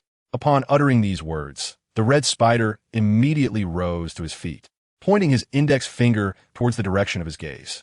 I was uncertain if that individual belonged to the Autobots, yet he undeniably occupied that position. I hoped this Autobot warrior would apprehend the assailant for further investigation. He stood tall, concerned whether the ammunition possessed by the suspect matched the bullet wounds on my body, as I wished to avoid implicating any innocent parties. Once upright, he released his grip, and all those around him observed some pushing forward in confusion, yet they quickly reacted. Energy fluid trickled down the Red Spider's shoulder, yet he gritted his teeth, gazing at the figure atop the skyscraper with a smile. This scene was instantly etched into the memories of all present, and at that moment, the Red Spider unexpectedly patted the area struck by the bullet. Rubbing the energy fluid between his hands, he remarked, "My frame remains intact. It seems this assailant lacks professionalism and has poor timing, likely just an overly agitated citizen participating in the protest." The optical lens of the police vehicle flickered with an unusual light. He could not grasp the significance of the Red Spider's words, but he quickly became convinced that the individual was indeed sent by the Red Spider himself. The individual, who revels in exaggeration and affected delicacy, would certainly not direct the muzzle capable of ending his life towards himself amidst the surrounding chaos of the shooting incident. Yet, before his hand could even reach the communicator, Spring was immediately met with a disheartening revelation. "The police car. This burden rests upon my shoulders. I failed to properly educate a citizen re-entering the society of Cybertron. standing atop the high tower. Spring had already cuffed the individual before him. Yet he could not conceal the compassion reflected in his eyes. "Do not fret, Starscream. Legally speaking, I am the one who has enlightened you with societal knowledge and provided you with the necessary resources. You bear a fraction of my responsibility for this occurrence. Rest assured, as long as this incident does not culminate in tragedy, all can be salvaged." He earnestly implored, volunteering to guide Starscream upon their return to Cybertron. Equipped with an energy synthesizer, those around him, including those who had cared for him over the course of 20 millennia, even the cup itself, held little faith in him, and the distant judgment of the Prowl was undoubtedly even harsher. Nevertheless, he pressed on, feeling a kinship with Starscream, who had once been solitary until fate intertwined their paths. Returning to the present, he adjusted his spark's rhythm to a more tranquil state. "Come now, look at Red Spider. My communicator has already relayed his earlier words. He does not wish to pursue this matter further." As he spoke, he gently pulled the other's gaze toward the direction she had previously aimed her weapon. "You are quite fortunate. Red Spider seems willing to offer you an escape. But what then? Will the Autobots find themselves ensnared in public outcry?" Upon hearing this, Spring fell silent, his fists clenched tightly, and within his heart, he silently prayed for Starscream. "This is no concern of yours. You are but a child. On Trial Star 13, and in the future on Earth, Optimus Prime was engaged in a fierce battle with the Sixchanger, each exchanging blows, sparks, and debris scattering through the air. Megatron appeared irredeemable. Yet you still have a chance. Do not stray too far down the path of slaughter. At your core, you remain a Cybertronian, not a butcher." As he seized the Sixchanger's arm during one of its strikes, he used the ground as leverage, exerting all his strength to hurl it away. However, in the next instant, the Sixchanger transformed mid-air into a fighter jet, diving back toward Optimus, unleashing a barrage of missiles from its arsenal. "You have no idea what I desire. As the current leader of the Autobots, it seems you are truly out of touch with the times. Perhaps you mean the signal jammers of Megatron?" A deluge of missiles rained down, blanketing the ground, and the fragile Earth was upheaved in an instant, transforming into a storm of dust and debris. It seems that it was not sufficient. The six-faced beast transformed into a war chariot in the moment of descent, aiming its cannon into the mist.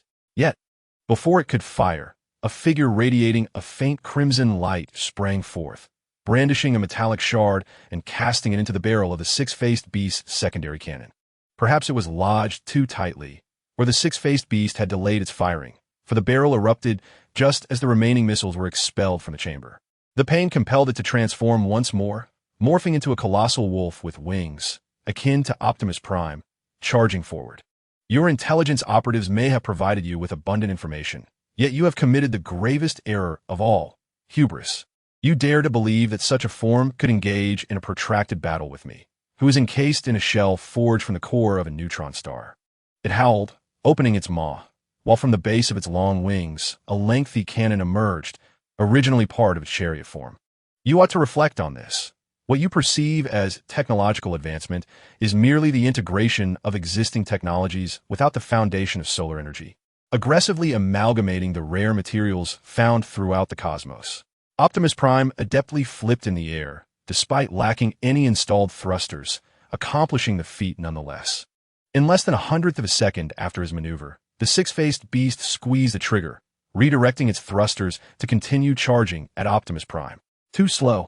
I had expected the six-level executor, crafted by Megatron, to be a formidable warrior on par with the combined might of the Autobots, yet you have left me greatly disappointed. Optimus Prime lamented, almost regretfully, as he swung his right hand, summoning an energy sigil to cleave down upon the charging six-faced beast. An orange-yellow light, tinged with a faint red glow, struck the beast's head, leaving a tremendous gash. In the next moment, he dragged the axe across the six-faced beast's cranium, delivering another powerful blow to its body. The sound of shattering echoed, a sound not belonging to any silicon-based entity. The optical lens of the six-faced beast magnified instantly. It could keenly sense the first layer of its neutron core shell had been breached. No, how could this be? The six-faced beast struggled to break free and soared skyward without hesitation. Realizing that the greatest threat to the Autobots had departed, it allowed its adversary to ascend into space. Then, with utmost speed, it descended, retrieved its sidearm from the ground, and began firing at the distant Mingtian leopard. During this onslaught, Its gaze inadvertently drifted towards a nearby object resembling a heavy artillery piece. Boom! A sound reminiscent of the earlier commotion surrounding the calculating king erupted. Yet this time the target was replaced by the Mingtian leopard, which fell to the ground, clutching its abdomen in pain. Who else wishes to continue the fight? Decepticons, your advantage has vanished. Optimus Prime strode forth, wielding a colossal cannon, and once again charged the weapon before the face of Galvatron. I hope you possess some intelligence, Optimus declared. Oomph. Galvatron scoffed disdainfully, yet after casting a fearful glance at the immense cannon, he found himself compelled to half-crouch before Optimus, only to instantly disintegrate into 6 distinct colored Decepticons. Have you surrendered so easily? We still have the capacity to continue fighting. Boom! The searing heat of a missile brushed past Starscream's head, and he could feel the flesh on one side of his face scorched. It was only then that he belatedly glanced behind him, witnessing the terrifying devastation wrought by an explosion that had leveled the mountainside. Report, Megatron, we have failed. In the Solar Forge factory, Megatron was receiving updates from the main Decepticon forces. No, you have not failed. In fact, you have performed admirably. You have secured the time we required, and now, we shall take it from here. After reassuring the Decepticon warriors who were on the brink of total capture, Megatron composed himself and re-established communication. Starscream, how is the plan progressing? It is impossible to take Ironhide from within, but I have a new scheme that may pique your interest. We can sway the populace supporting the Autobots to our side. We do not require many. We merely need to turn the Autobots rule into a complete debacle, granting us ample time. You remain ever so flamboyant and confident, as well as cunning. While I much prefer to see you in tears rather than reveling in your good fortune, for now, I must allow you to retain your smile, Starscream. After a brief exchange of pleasantries, Megatron ended the transmission, although a nagging instinct whispered that everything felt surreal, far too smooth. Yet, he could only press onward, trusting that this technology would enable him to lead his people into a golden era on Cybertron. Decepticons, transform and roll out. He raised his voice, commanding all present while adjusting the communicator's frequency to reach everyone. Transforming into a tank, he seized a trailer and led the main force away. Aboard the Arc-10 transport vessel, Thundercracker had secured the revived Blue Streak in a confinement chamber, while a hulking figure occupied the opposite cell. The locking mechanism was rather extravagant, or at least Thundercracker thought so, as he observed dozens of slender energy beams arrayed before him, sealing the entrance, followed by a layer of transparent silicon plating descending to obstruct Bluestreak's view. Such technology was quite commonplace, yet he had not anticipated encountering it here. Evidently, the Autobots were not as technologically advanced as they seemed. After conducting a cursory check on Bluestreak's condition, he turned to leave. Not very fortunate, are we? Ahem. The Blue Lightning, positioned upon the metal bed, coughed and sat upright, casting a glance at the overly quiet giant. To my astonishment, I found myself confined within the prison I had overseen. Enough of this. I shall devise a way to liberate you, the giant proclaimed, his gaze suddenly directed towards the ceiling of his cell. I was aware of the energy supply system's location. There was a ventilation shaft in the ceiling, and they remained oblivious to the special weapon concealed within my body. Once I disrupted the energy supply, you would be able to breach the metallic wall and lead the others to freedom. My small stature meant they could not capture me, and even if they did, they would not dare to impose any harsh treatment upon me. Chapter 52, The Rising Sun, Part 2. In the dimly lit corridor, the giant stealthily maneuvered along the wall, his size reminiscent of a miniature colossus, which was one of the reasons he volunteered to come here. Through the slightly reflective surface of the mirror, he observed the energy supply room, or rather, the engine room, which was currently guarded by 6 Decepticons. He recognized the weapons they wielded and sensed that a single shot from any of them would render him incapacitated.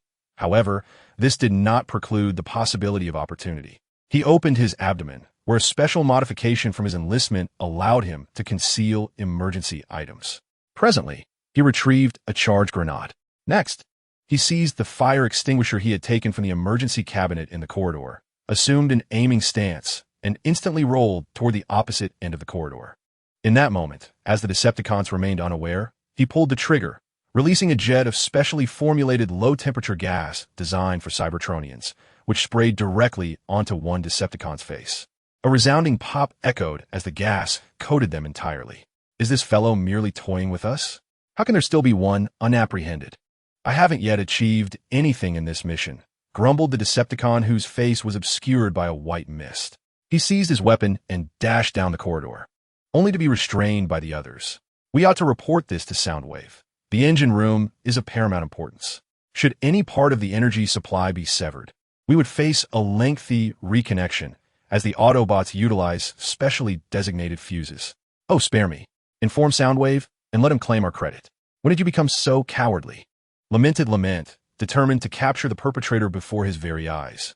In a fit of rage, Jetfire transformed in the narrow corridor and soared toward the direction he had previously targeted. As he executed a mid-air drift, he spotted the very individual who had attacked him with a freezing weapon, momentarily taken aback, for he distinctly remembered that this individual had been escorted to his cell by lightning. Clearly, I have no traitor among us. I shall deal with you first, he exclaimed exuberantly, immediately pulling the trigger. Suddenly, before him, the burly man sprang into action, his diminutive stature unexpectedly proving advantageous at that moment as he effortlessly evaded the bullets fired from both sides of the jet's wings. Subsequently, he clung onto his opponent, securing his grip before delivering a series of powerful punches to his adversary's body. "Let go of me, you metallic rodent," he shouted, spinning through the air while relentlessly slamming the side upon which the burly man perched against the wall, attempting to dislodge him from his frame. "That should be my line."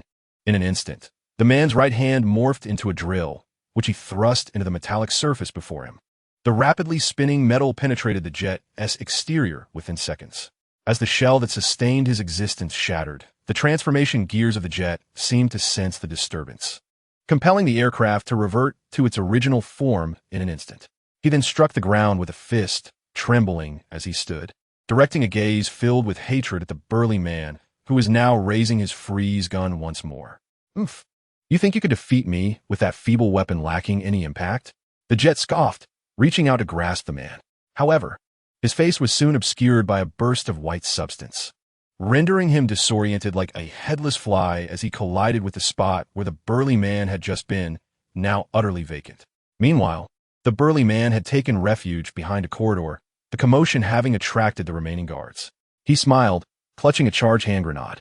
As the jet regained its footing and the other Decepticons arrived, he pulled the safety pin and tossed it into their midst. A brilliant blue light erupted from the metallic sphere, blindingly illuminating the area with a unique energy that assaulted their optical sensors, causing them to shield their eyes in agony. With some collapsing on the spot, seizing the opportunity, he transformed and swiftly made his way to the entrance of the engine room. Fortunately, they were unaware of the access code. He morphed back into a humanoid form, leaning against the control panel, his hands feverishly pressing the obscure symbols on the screen. After numerous attempts, the electronic display flickered to life, and simultaneously, the doors to the engine room began to open layer by layer, revealing traces of damage in certain areas. Thank goodness the materials are quite sturdy, but why is it that whenever we construct such robust doors, no one ever shows up with a gun to shoot them? He grumbled irritably. He had personally contributed to the construction of this protective door, and now, as he stepped through the gaping entrance of the engine room, the doors began to reassemble along their previous trajectory, until the display screen reverted to its original state. Inside the confinement chamber, Blue Thunder felt the light dim before him. Rising in confusion, he was met with nothing but a transparent wall. In the next moment, the sound of countless crystals shattering resounded. Marvelous! He had succeeded. From the adjoining building, strange noises emerged. The voices of other Autobots became remarkably clear, as if a wall that once separated them had vanished. "Very well. This warrior resembling a repainted police car. I shall rescue you at once." Skid stepped forward and delivered a powerful punch, shattering the glass wall before Blue Streak. "I have mentioned countless times, call me Blue Streak. I merely share the same model as the police car," he lamented as Skids boisterously patted him on the shoulder. "Huh. I have no intention of concerning myself with such details. Hurry over here. If you cannot move, you may lean on me. We must hasten to leave this place and regroup with Optimus Prime. We cannot reclaim this ship alone. What about the big guy? Is he still in the engine room?" Blue Streak exclaimed anxiously. Skids merely waved his hand nonchalantly in response. "That fellow is more formidable than you might imagine. Do not be deceived by his small stature. He is well acquainted with all the architectural intricacies here. He is my favorite co-worker, after all. His nearly miniaturized frame allows him to accomplish tasks we cannot. Moreover, he possesses great confidence in the newly constructed exit.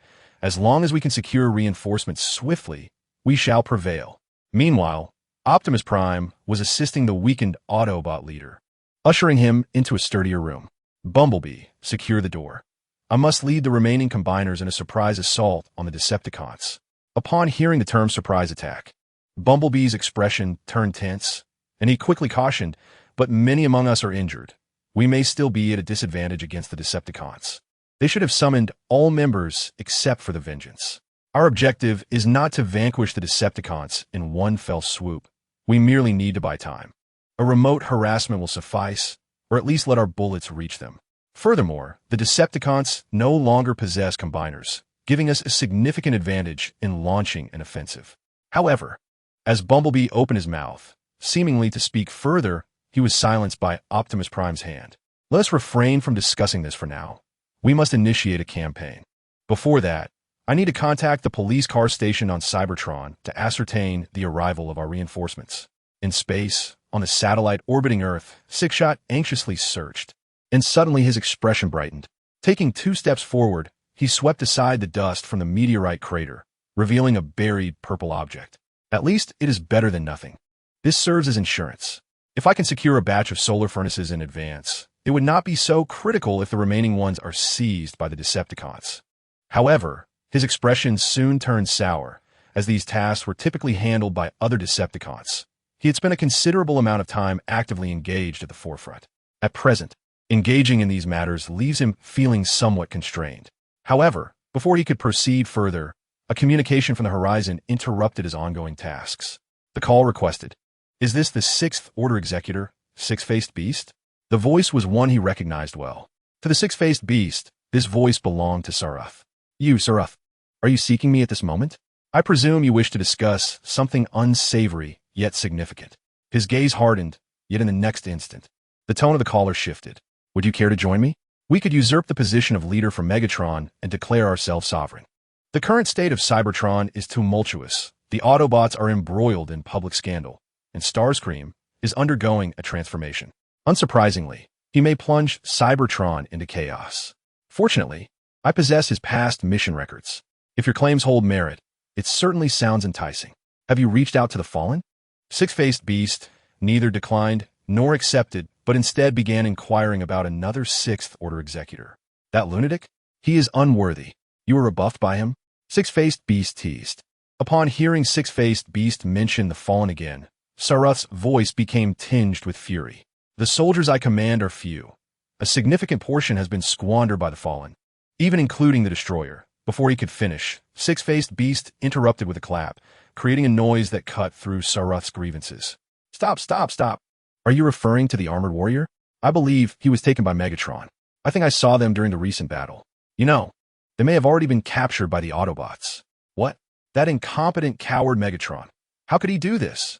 Sarath's roar erupted from the other end of the line, while Six-Faced Beast remained indifferent.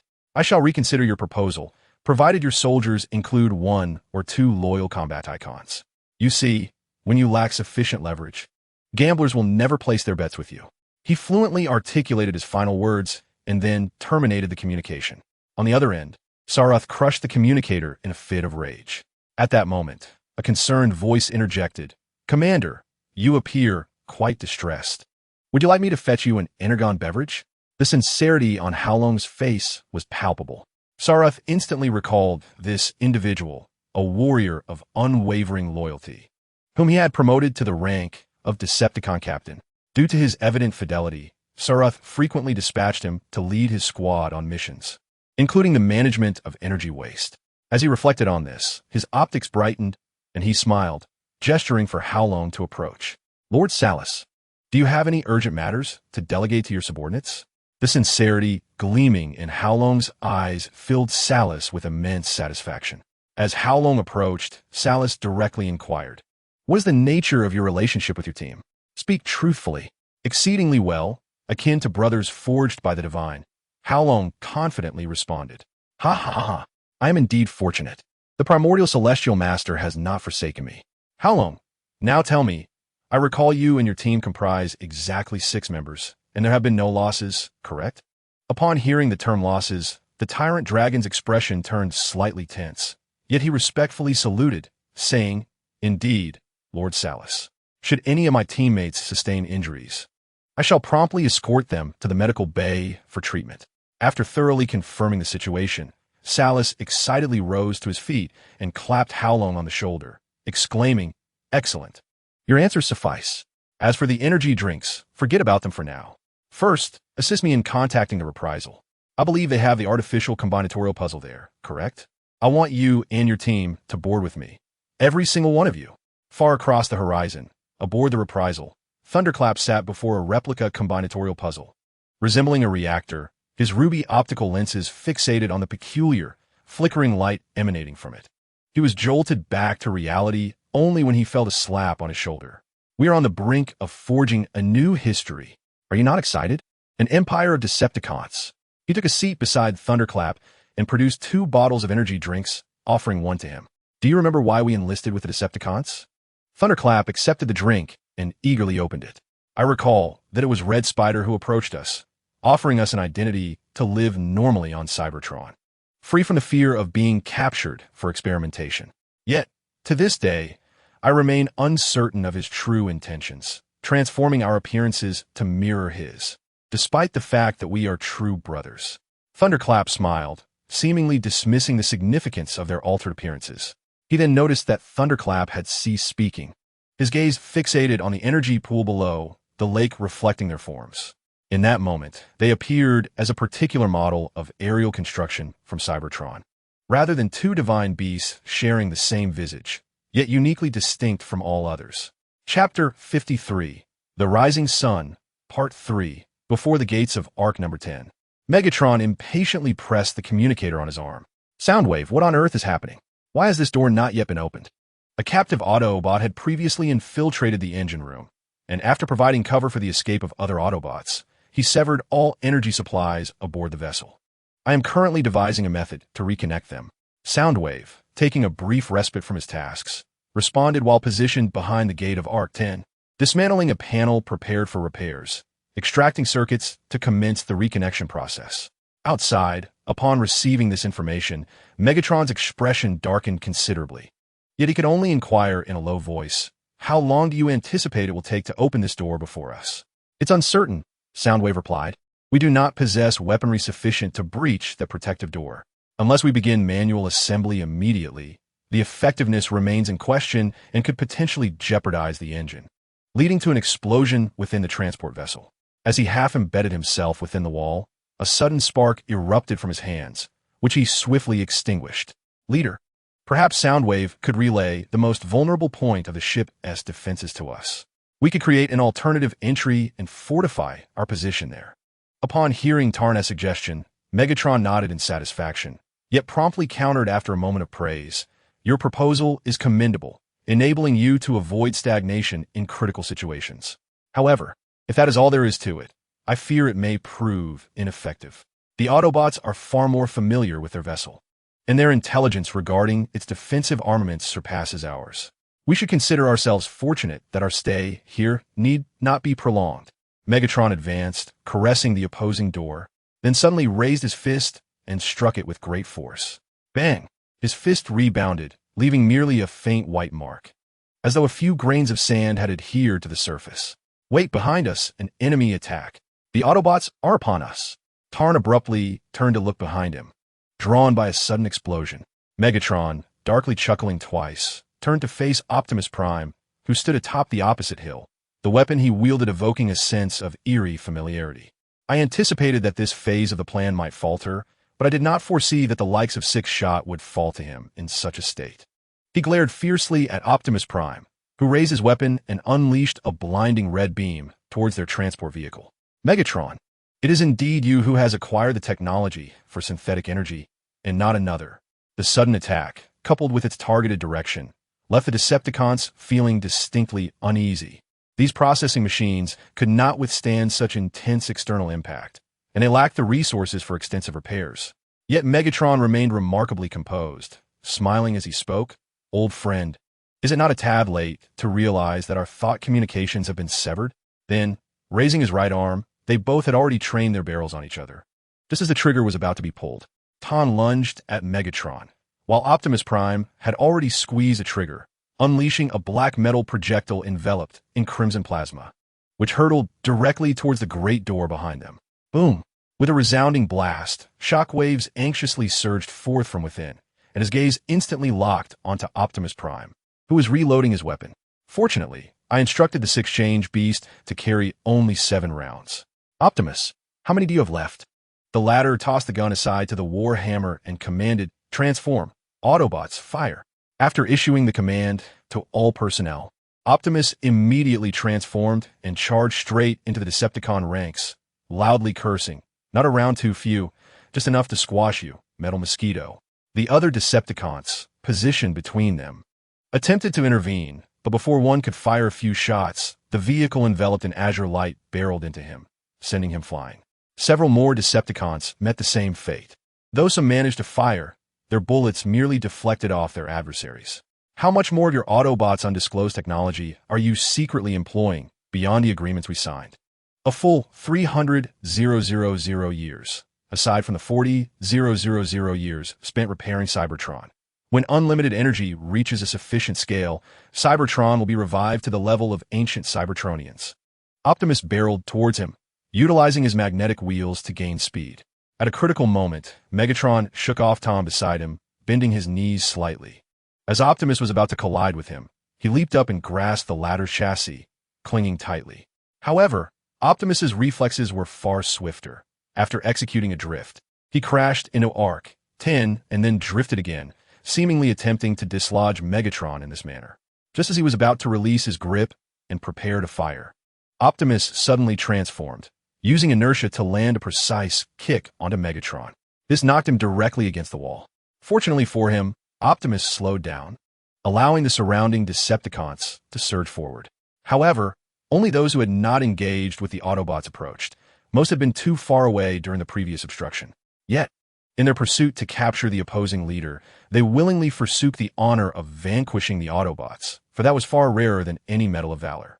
As Megatron regained his composure and surveyed the scene, he noticed that Optimus had just lifted a barrier and, in the next moment, hurled it towards him. Megatron skillfully sidestepped, then raised his fusion cannon, unleashing a barrage of fire as he approached Optimus Prime. The latter, wary of the formidable weaponry, reluctantly raised his arms in defense, his entire form glowing with a faint crimson hue. In the face of his arch-nemesis wielding that which instilled trepidation, Megatron's excitement surged as he clenched his fist. Your state? I can now replicate Optimus. The technology you bear is woefully outdated.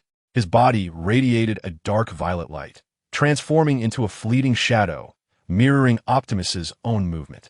They became 2 swift streaks of red and purple darting through the throng, occasionally toppling bystanders, some even losing an arm, which inexplicably flew off into the distant ground.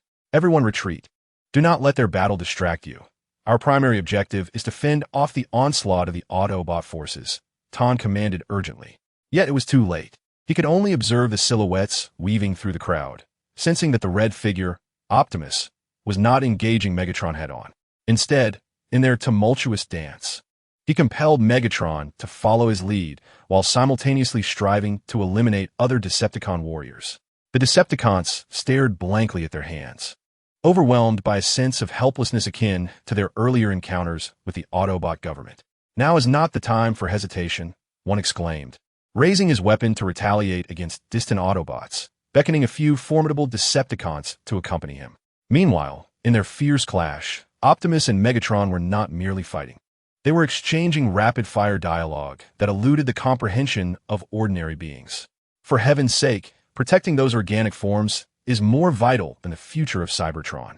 If the Black Box Consortium and the Galactic Council discover our limitless energy technology, war will be thrust upon Cybertron prematurely. Everything I do is to secure our grip on the situation. Megatron roared, seizing a long blade from a nearby Decepticon and swinging it toward Optimus.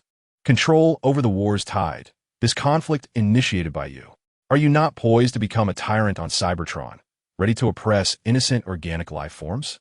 While the Consortium and Council may indeed become our future adversaries, now is not the time for reckless warfare, which would only drive them to our opposition. The latter swiftly retreated, grabbing a Decepticon and hurling it at Megatron's feet in an attempt to trip him. Awaken Optimus! Do you not realize how they perceive us? Robots, lifeless metal, a collection of advanced computing machines. Optimus refrained from rebuttal, allowing Megatron to continue his tirade. Do you understand? In the vast expanse of the universe, numerous inorganic life forms exist in a corporeal state akin to ours, yet they remain subjugated by organic beings. Why do you not lend your strength to overthrow them? This is to prevent the leakage of Cybertronian technology. The TARI's protocol is pivotal in safeguarding our Cybertronian security. It stipulates that we must refrain from assisting those inorganic entities in their endeavors against organic life. Observe us. Our appearance clearly aligns us with certain factions. If we can eradicate our most formidable adversary in this known universe once and for all, we shall secure an extended period of development, allowing us to amass strength for future endeavors. Before Megatron could finish his statement, Optimus Prime interrupted with a swift maneuver. Engaging in slaughter and pillaging? Spare me. The reason I sentenced you to labor reform under the TARI's protocol was to ensure that during these 200 millennia, you could rediscover your true essence. Upon hearing the term labor reform, Megatron's eyes ignited with fury, and he lunged at Optimus Prime with a roar. So, I should express my gratitude, should I? Optimus, are you aware of what my warriors and I have endured over these 2 centuries? The deceased outnumbered the living by more than half. Even your Thunder Rescue Squad has a maximum casualty rate of merely 40%. Faced with the wrath of his former ally, Optimus Prime remained silent for a moment before replying coolly, "That is a punishment for the guilty, a prime opportunity for them to atone publicly. Moreover, I cannot entrust the future of Cybertron to individuals like you." In the heat of battle, Megatron surged through the throngs, his gaze fixed on the nearest Autobot. Just as he was about to obliterate his target with a mighty blow, a projectile struck his abdomen with precision, shattering his waist components and skeletal structure. In excruciating pain, he staggered forward several steps, expelling a stream of energon. Unexpectedly, he found himself faltering at such a critical juncture. Wiping the energon for his mouth, he turned his attention to the wreckers. As he strained to push his body forward, the Autobots nearby had already recognized his threat, surpassing the other Decepticons, and promptly raised their weapons to take aim. Amidst the cacophony of sparks, he collapsed to the ground, silenced. Just as an Autobot soldier charged in, intent on drawing a blade to sever his neck, Megatron swiftly extended his hand and crushed the soldier's head. What grants you such confidence? To challenge a Phase 6 executor? He rose once more, casting his gaze over the others, locking onto the wrecker who was raising its cannon anew. I abhor when others direct our weapons towards me. You may depart this world. With that declaration, he surged forward at nearly double the speed of the other Autobots, arriving before the wrecker in an instant, seizing the massive cannon from its grasp and casting it aside. You were just enjoying yourself, weren't you? Look at this blow. It has split my abdomen open. You shall pay for this. He roared with a twisted expression. Then, before he could retrieve another weapon from his grasp, he launched his fist towards his opponent's midsection. It felt as if the foe were made of paper. With an unstoppable force, his fist pierced through the abdomen of the spear wielder, effortlessly breaking through bone. Emerging from the other side. Too bad you're wearing a mask. I would love to see your expression now. Oh, it seems I've knocked your transformation gears right out. You've even completed your own transformation. Next, I shall tear you to shreds before the eyes of others. He laughed maniacally, then seized the spear wielder's arm, yanking it down. Amidst the anguished cries, the vibrant voice of Bumblebee suddenly resonated, like a beacon of light in the darkness, drawing his attention. He turned to see a small Cybertronian struggling to lift a heavy cannon, his yellow exterior quaking violently as if overwhelmed by the immense weight. Look at this. Another one rushing to their doom. With your size, can you even pull the trigger? He mocked. Then, before Bumblebee's very eyes, he yanked his fist from the spear wielder's abdomen, revealing the metallic organs and bones within, some of which even fell to the ground. Chapter 54. The Rising Sun, Part 4. The landscape was a scene of devastation, engulfed in fiery brilliance. The battle between the two sides continued, transforming from a fierce tug-of-war into two smaller battlegrounds. On one side, The tyrant clutched his chest in agony, glaring furiously at the diminutive figure before him. His wrath seemed to materialize, threatening to snap the twin horns atop that creature's head. Yet his fury was unstable, having been exacerbated by the earlier bombardment. Just the mere act of taking a step caused him excruciating pain, reminding him of the time he faced Megatron. He felt a stark contrast to that previous encounter. Now he could still move, his limbs intact, and he wielded a weapon to throw. "Come on, shoot at him!" In a fit of rage, he lifted the intact left arm of the spear wielder to his front, causing the bullets that had been aimed at him to halt instantly. Among them, Bumblebee's reaction was the most pronounced as he stood closest to the tyrant. At that moment, his arm, burdened with the cannon, trembled more violently, uncertain whether it was due to the recoil from the previous shot or the exhaustion of his energy. What was clear was that the turmoil within him rendered his choice to pull the trigger increasingly uncertain.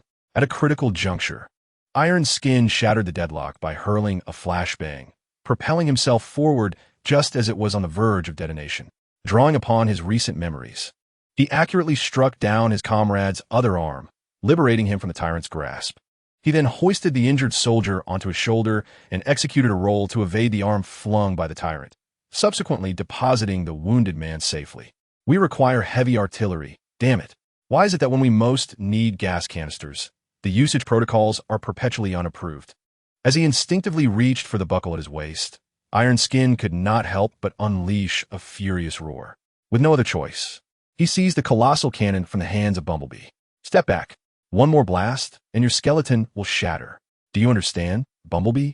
He sensed Bumblebee's instinctive retort. Yet suddenly, his expression froze.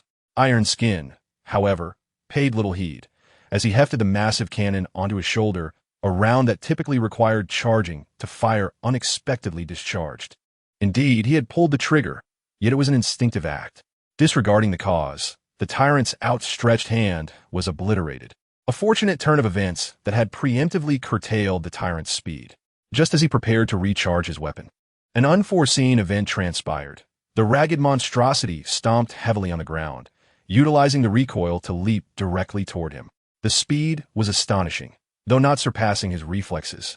He understood that evasion was no longer an option for his survival, and to decisively eliminate the threat, he swiftly lowered the massive cannon from his shoulder, feeling as if he were racing against time. Everything seemed to slow, yet paradoxically, it felt as though time had accelerated. Iron Skin was tackled by the charging tyrant. Upon stabilizing himself, slammed his hand onto Iron Skin's left arm, shattering his shoulder and severing the limb entirely. "Do you know? You've provoked my wrath. I will tear off your limbs and hang you from the deck of judgment. You may find yourself disappointed," Iron Skin retorted disdainfully, laboriously lifting his gaze toward the cannon embedded in his abdomen, realizing his body lacked the resilience of the tyrant. "Still defiant, are you? Then prepare to meet your demise." With a clap of his hands, he formed fists and raised them, bringing them down with force. Bang! Boom! The crisp sound of an explosion echoed, a result of the tyrant's action, a light maneuver that failed to redirect Iron Skin's punch. The massive hammer struck Iron Skin squarely in the face, scattering energy fluid and debris across the ground. "Damn it! Overcoming great difficulty, Megatron managed to rise to his feet, yet he found himself stumbling toward the other Autobots. Realizing that his pace could no longer match theirs, he contemplated reaching for the weapon embedded in his metallic abdomen, but in the blink of an eye, a tremendous surge of electricity coursed through his body, overwhelming his senses and plunging him into unconsciousness. "I have succeeded," Bumblebee declared, crouched behind Megatron's form. With one hand, he delved into the wound on Megatron's back, grasping the spinal conduit, and at the cost of most of his own energy, he unleashed a powerful neural current directly into Megatron's mind. However, this act left Bumblebee's frail body devoid of the energy needed to sustain further action. His azure optics dimmed, and alongside the faltering Megatron, he too collapsed. "All units, prepare to redirect fire immediately. Support Optimus Prime," ordered Warpath, cradled by tires, his voice booming despite his weakened state. Teetering on the brink of shutdown, with great effort, aided by tires, he aimed and fired the last bullet buried within his frame from the cannon on his chest. In the meantime, their flank ignited with flames as Tarn led a group of Decepticons charging toward them. Reluctantly, Warpath was forced to pull the brakes. skidding across the terrain to mount a valiant defense. Before Arc 10, Soundwave cradled his severed knee, lamenting, "This battle is unfavorable for both sides. If only I could communicate with Megatron." His helmet's communicator flickered, and then the voice of lamentation emerged. "Soundwave, we have leverage." That diminutive Autobot closed the door too early. I shall be there shortly. With these captives, the Autobots won't launch an all-out assault against us. Make haste. Come before we are captured by the Autobots." He replied sharply, slamming the communicator shut and raising his weapon to fire at the distant Autobots. Those adversaries stood atop the hill, their condition far superior to his own, their materials crafted from the very essence he desired. He had lingered long enough in this battered form. Soundwave, filled with frustration, yearned for a new chassis, one at least on par with Torrance. As he prepared to pull the trigger once more, a red beam suddenly severed his weapon, followed by an immense force striking his face, sending him flying.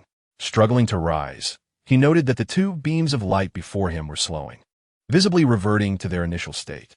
"Soundwave, we are here," Lamentation exclaimed, leading the handcuffed blue streak into view, which ignited Soundwave's ire. "Fool! Take the captive back. This is crucial for our chance to breathe," he bellowed, slamming his fist onto the ground, sending dust swirling into the air. Before him, the fierce contest between Optimus Prime and Megatron had reached its climax. The remnants of energy within their forms propelled them to duel with extraordinary swiftness, yet this time, clarity emerged. The orange axe glimmered with a brilliant azure light as it cleaved into Megatron's abdomen, carving a deep gash. In the following moment, Megatron retaliated with a weapon of similar ferocity. The purple mace struck directly at Optimus Prime's visage, shattering one of the communication antennas atop his helmet and distorting his faceplate.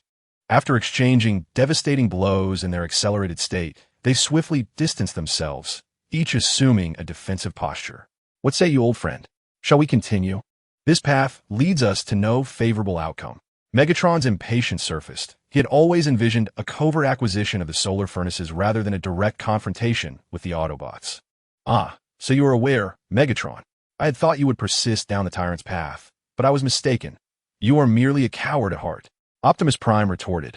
Undeterred, in an instant, he swung his energy axe once more at Megatron, and they engaged in combat with weapons manifested from their very forms. The collision of orange and purple energy released waves of unique radiation, transforming the dust beneath their feet into a crystalline brilliance. "You profess to fight for peace for Cybertron, yet you withhold this crucial technology from the public." He hurled the mace, generating a whirlwind of energy that stirred countless particles of dust and crystal, enveloping him in a shroud of mist. Yet in the next heartbeat, Optimus Prime ignored the latent threat concealed within the fog, leaping to strike downwards. "This is to prevent your kind from exploiting it. The future of Cybertron must not be built upon the corpses of other civilizations." With an unhurried retreat, Megatron's gaze was sharp as a blade. In a pivotal moment, he ensnared the energy axe with chains of purple energy, and the two found themselves momentarily frozen in place. "So, you intend to continue existing upon your decaying form, do you, Optimus Prime? If you wish for your soldiers to survive, perhaps you should consider exchanging prisoners with me, an equal trade." Upon hearing that some of his Autobot warriors still drew breath, Optimus glanced at the fallen beside him. Realizing that the Decepticon captives were fewer than expected, he deemed this a favorable transaction, a means to secure victory at minimal cost. "Why not name a few? I can arrange for the living to be delivered to you." "Very well then. Cease fire. Cease fire." The simultaneous command echoed through the warriors' communicators, compelling them to abandon their assault as they exchanged bewildered glances. The scene was abruptly enveloped in an eerie silence, with only Megatron summoning the fallen comrades as they brought the captives forward. A total of 27 individuals were accounted for, excluding the one who had locked himself in the engine room. "I believe I could exchange for 27 Decepticons, all of whom still possess a certain level of combat prowess." Megatron smiled as he turned his gaze towards Optimus Prime, who contemplated for a moment while stroking his mask before promptly responding. "Which individuals do you require?" "The Digger team accounts for 6, along with the battle vehicle squad and others. You may identify the remaining Decepticon soldiers still capable of combat, simply to make up the numbers. I sense a certain unfairness in this arrangement." The individuals I could acquire do not form a cohesive team capable of merging into a combiner. I can only agree to your request for a maximum of one combiner. In that case, I will take the Digger team. As for the remaining individuals, could you disassemble a few from the combiners and hand them over to me? I have already stated the conditions for the supplementary Decepticons. Agreed. As the vast expanse of the starry sky was ultimately supplanted by the slowly rising red sun, both parties commenced their return with their respective teams. At that very moment, within the Arc-10's conduit, a burly figure was laboriously crawling, striving to remain utterly silent. He sensed numerous figures traversing the floor above him. From the sounds, it was evident that these were not his comrades, but rather Decepticons. He could faintly overhear their conversation. Realizing that the allies he had dispatched had failed to depart the transport ship within the planned time frame. However, it seemed that Optimus Prime had orchestrated an exchange to secure sufficient living forces. With this thought, he relaxed his body. Once the footsteps faded away, he resumed his crawl until he removed a panel from a ventilation duct, allowing him to reach the entrance of the transport ship. He cautiously peered out from behind a removed protective panel. Stealthily, he emerged, intending to escape through the breach in the wall, only to discover two Decepticon soldiers standing outside. He recognized them, RC and Bumblebee, two secondary aerial Decepticons, one red and one blue. Anxiously, he touched the grip of his tightly secured handgun at his waist, then resolutely charged forward. Amidst the pursuing gunfire, missiles detonated beside him, shattering the protective shell as he navigated through a world engulfed in swirling dust, offering no cover whatsoever. Just then, a hillock appeared before him, prompting him to accelerate. His vehicle mode began to transform, revealing a drill that, to the astonishment of onlookers, he plunged directly into the sand. The hastily arriving jet, irate, thrust its neon rays into the recently sand-covered entrance, pulling the trigger in a fit of fury, unleashing waves of kinetic energy that caused the earth beneath them to collapse. At that moment, he discerned the need to withdraw his weapon, reverting to his original form. Chapter 55, The Rising Sun, Part 5. The first warm breeze of midday swept across the dust, dispelling the lingering chill of the night. Creatures that had thrived under the moonlight retreated to their nests, seemingly unable to endure the stinging grit that caused them discomfort, despite the warmth accumulated within. Upon stepping onto this foreign soil, they felt an unmistakable coldness beneath their feet. One individual instinctively raised a hand to shield himself from the sun, only to realize that it posed no threat to him. The surroundings could barely satiate his needs. I loathe this environment, this wretched atmosphere that obscures the gamma rays. I yearn for prolonged sunbath, yet these repugnant elements are so fragile. He kicked at the dust beneath his feet in frustration, lamenting his plight. Unlike the planets he had previously visited, which had been transformed by either the Decepticons or Autobots, this one lacked a protective atmosphere and possessed a gravity strong enough to anchor him comfortably to the ground. He could leisurely recline, recharge, and remain in good health for an entire year without exertion. Here, however, he felt as though the cables within him were on the verge of rusting. Before long, his captain and other team members approached.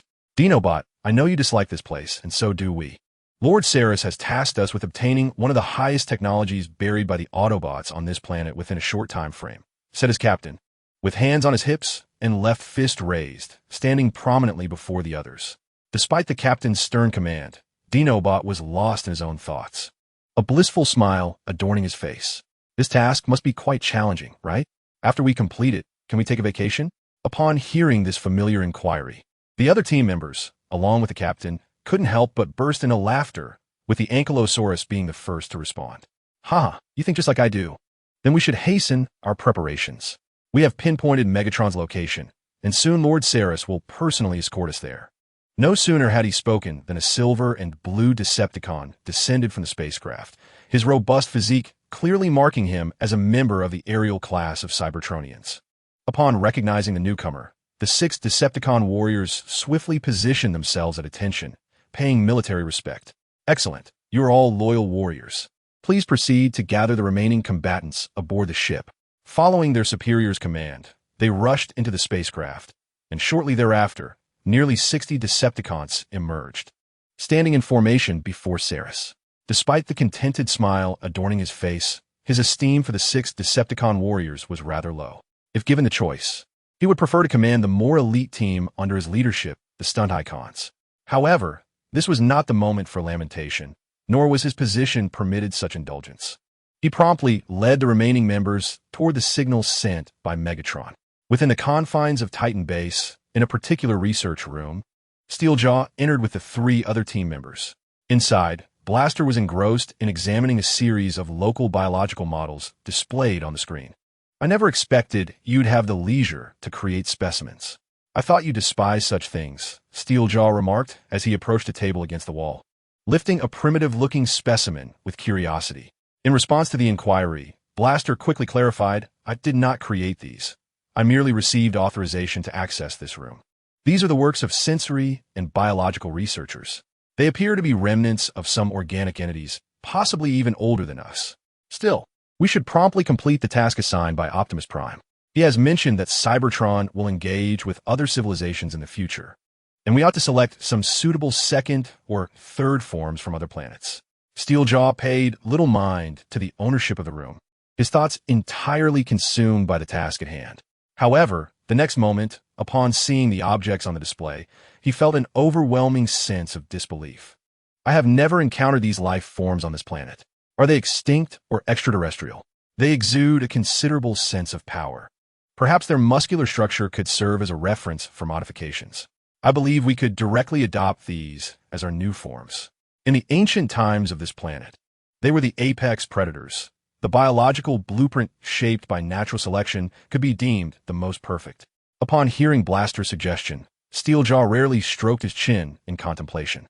After a moment, he clapped his hands excitedly and proclaimed, "If we enter the repair bay now, we could expedite our modifications. We might even utilize these forms more suited for combat in the upcoming mission. Record this data. I shall seek permission from Optimus Prime." He hurriedly exited the room, leaving the 4 Stunticons behind. Soon, in the medical room, Steeljaw reported the matter to Optimus Prime, who promptly consented. However, he stipulated that the modifications could only be performed by them, as the medical team was currently understaffed, lacking additional doctors to conduct pre- and post-operative examinations. Steeljaw believed this would pose little difficulty for them, as during their time in exile, the Stunticons had acquired various survival skills. Meanwhile, in Arc 10, Devastator knelt before an open space, meticulously cutting and shaping the materials before him, assembling them together and crafting corresponding ammunition. His large fingers exhibited an unexpected swiftness, uncharacteristic of such a massive physique. In the blink of an eye, at the very heart of the metallic structure, a weapon resembling a gun was nearly complete, with only the bullets remaining. In contrast to the other bustling Decepticons, Megatron sought a moment of respite while attending to his tasks. He managed to steal a glance at the time. The arrival of the Nemesis was later than I had anticipated, indicating that unforeseen events had transpired along the way. He quickly formulated a judgment and commanded Soundwave to assemble all Decepticons present. Under a chorus of urgent calls and commands, they arrived outside the Arc 10's entrance, equipped with all their combat gear except for their vehicles. Could we succeed? The Autobots have several combiners, despite not deploying them in the previous raid. Soundwave inquired, stepping forward with a puzzled expression, while Megatron stood confidently, hands clasped behind his back. "Is it not evident? The Autobots are currently depleted of energy. Otherwise, we would have been captured in our last skirmish. Even if their combiners remain operational, the horrific energy expenditure will serve as a third advantage in our favor. Therefore, Decepticons, it is time to heed your leader's command, to unite once more in a fight for the cause and future of the Decepticons." He turned, spreading his hands, and after discreetly transmitting a message to Soundwave, he issued another command. "Decepticons, transform and advance. Optimus Prime, the base's scanners have detected a multitude of Decepticon life signals approaching.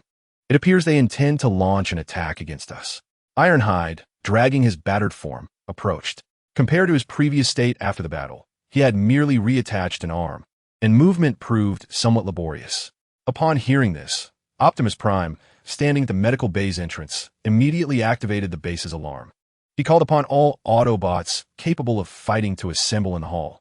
"We must prepare for immediate defense. Activate all defensive systems." A trailing white fireball relentlessly struck the Decepticons' makeshift positions, their hastily erected barricades teetering on the brink of collapse. The battered steel seemed poised to shatter at any moment, while the Autobots' base, shielded by a mountain, rendered their firepower futile against the Autobots. Megatron cast a stern glance at the dark cannon barrels protruding from the mountainside, rotating in succession to lock onto one Decepticon after another. He sensed that these weapons were targeting their sparks in a sequential manner rather than concentrating their fire, which contradicted his expectations. The Autobots evidently retained some residual energy. His crimson eyes gleamed with a piercing light, and he promptly rose, raising his arm to issue a command. The trackers, poised for action, were commanded to prioritize the obliteration of those artillery installations. The other Decepticons were instructed to establish positions for bombardment, freely firing based on the coordinates I provided. They awaited my subsequent orders. The remaining forces were to focus their fire on the artillery, conserving ammunition while ensuring precision in their shots. No sooner had the command been issued than he crouched down, raising his fusion cannon to retaliate against the Autobot defenses. The other Decepticons followed suit, employing their least powerful weapons for harassment, as they were not lacking in ammunition for the fusion cannon, a weapon that symbolized their honor. Their skirmish persisted for an extended duration until the last artillery piece was dismantled. One team after another moved alongside the mountain, commencing their search for an entrance.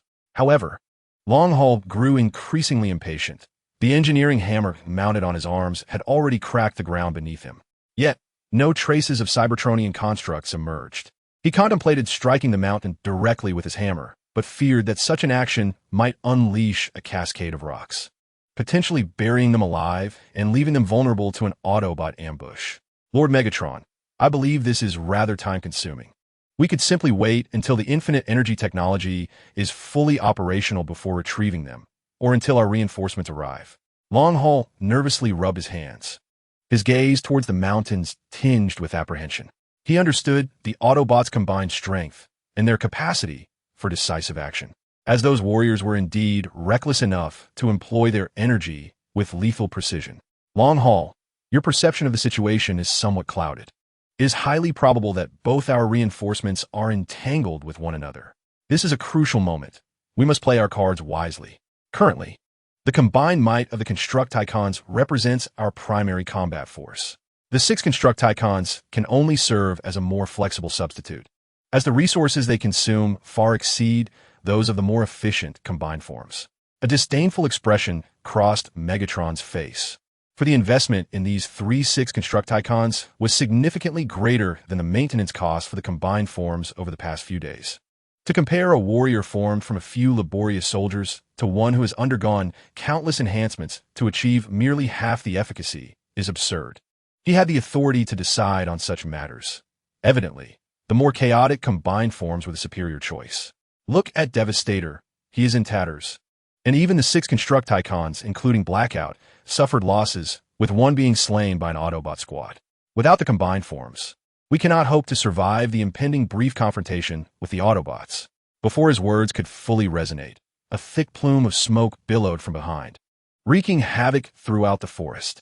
The reinforcements are fewer than I anticipated, but they will suffice. He discerned the newcomers, Scorponok accompanied by his contingent of Decepticon soldiers. However, just as the leader transformed before their eyes, the 6 unknown Decepticon warriors unexpectedly combined to form a new gestalt. This development caused a frown to cross Megatron's face, as he realized that someone had dared to utilize the artificial combiners without his consent. Moreover, it appeared that one of his subordinates had hidden troops, and the news of a mental connection with Optimus Prime had evidently sown seeds of dissent among his ranks. He deliberately cleared his throat, dismissing these concerns, and turned to command the other Decepticons to retreat. Leave it to you, Devastator, along with the new gestalt. Use your most formidable firepower to shatter this mountain wall. He glanced at the newcomers, his expression slightly hesitant, but Devastator chose to follow Megatron's orders without questioning the circumstances. Together with the arriving gestalt, they began to strike the wall with powerful blows. The terrifying force employed to breach the barrier was far more effective than the tools used by the likes of Thundercracker. Debris cascaded down upon them, yet it felt as though mere raindrops upon their colossal forms. They merely lifted their feet and stomped down again. The previously obscured sections were now free from the clutches of dust, confirming that Megatron's decision resonated as the right choice in their minds. Chapter 55, Parting Ways, Part 1. Listening to the rhythmic sound from outside, the tremors coursing through the ground filled the war hammer with a sense of urgency. The base was nearly deserted, and he had little confidence in defending this place, let alone protecting the remaining personnel, including several doctors and a ward full of injured. Reluctantly, he perused the base's map, hoping to identify other defensive facilities that could be utilized, but his hand suddenly halted. His azure gaze landed upon a line on the map, the training robot depot and the armory. An audacious idea sprang to life in his mind. These resources could be repurposed. If equipped with powerful weaponry, they could form a highly obedient army. With this thought, he hurried to the break room, approaching the weakened Bumblebee, who lay unconscious on a metallic bed, having depleted his internal energy to a critical point. The spar chamber on his chest was connected to an energy conduit. He glanced over, inputting the necessary values, then adjusted the settings to slightly below the maximum threshold. He activated the communication system, summoning the others to execute his plan. Meanwhile, outside, Optimus Prime led the Autobot army to a distant hill far from the Decepticons, observing as they employed signal jammers to disrupt Decepticon searches. Hidden in the shade of trees, the likelihood of being discovered was minimal. However, when they witnessed the emergence of the Decepticons' second gestalt, even Optimus Prime found himself troubled. Surely, a Decepticon ship had arrived. If they captured them, they could leverage the Cybertronian government for greater gains. He caressed the ion blast cannon in his hand, resolutely making a decision, and gestured for the others behind him to transform.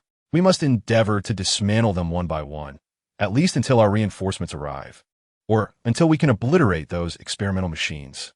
Aerial Guardians, you are the swiftest among us. I require you to harness the power of the combined might to destroy their rear warehouse while we engage in guerrilla tactics here. In such moments, he could only take a bold gamble. He cannot tolerate either the release of more Decepticon soldiers or the enemy seizing strategic resources. After watching the Silver Blade team soar away, skimming the treetops, he pressed the communicator once more. Calling for new reinforcements now seemed futile. The guards on the transport ship were few, and unless we could force them to retreat, achieving our objective was paramount. Autobots, transform, prepare. In a line of sight, the Decepticon assault finally bore fruit. Beneath the stripped earth, a silver Cybertronian construct emerged. It was a load-bearing wall. However, they did not hasten to breach it. Instead, they circled the wall, excavating all the surrounding soil. Once they had done so, they stepped back, and two Decepticon warriors approached, affixing their portable explosives and some volatile ammunition to the wall. When they retreated to a safe distance, under the command of Megatron, the wall emitted a mournful wail. And in a fleeting moment of fiery brilliance, countless sparks shot forth, compelling them to take cover. Was it the Autobots' defense? Devastator, coordinate with Grimlock to widen this breach. Mortars, prepare. No sooner had he spoken than the others swiftly readied their weapons, awaiting the emergence of those within. Yet, when they beheld what burst forth, a sense of humiliation washed over them. It was a cadre of slender, silver robots, typically employed for Cybertronian combat training. They had not anticipated the Autobots would deploy such entities. Just as they prepared to draw their swords and finish off these lifeless machines, those armed with welded cannons suddenly erupted forward, charging at them. Bullets struck their forms, shattering their fragile, skeletal frames. Yet this did not deter them from continuing to fire with their ephemeral consciousness. Some persisted in their charge, leaping into the Decepticon ranks despite having both arms obliterated.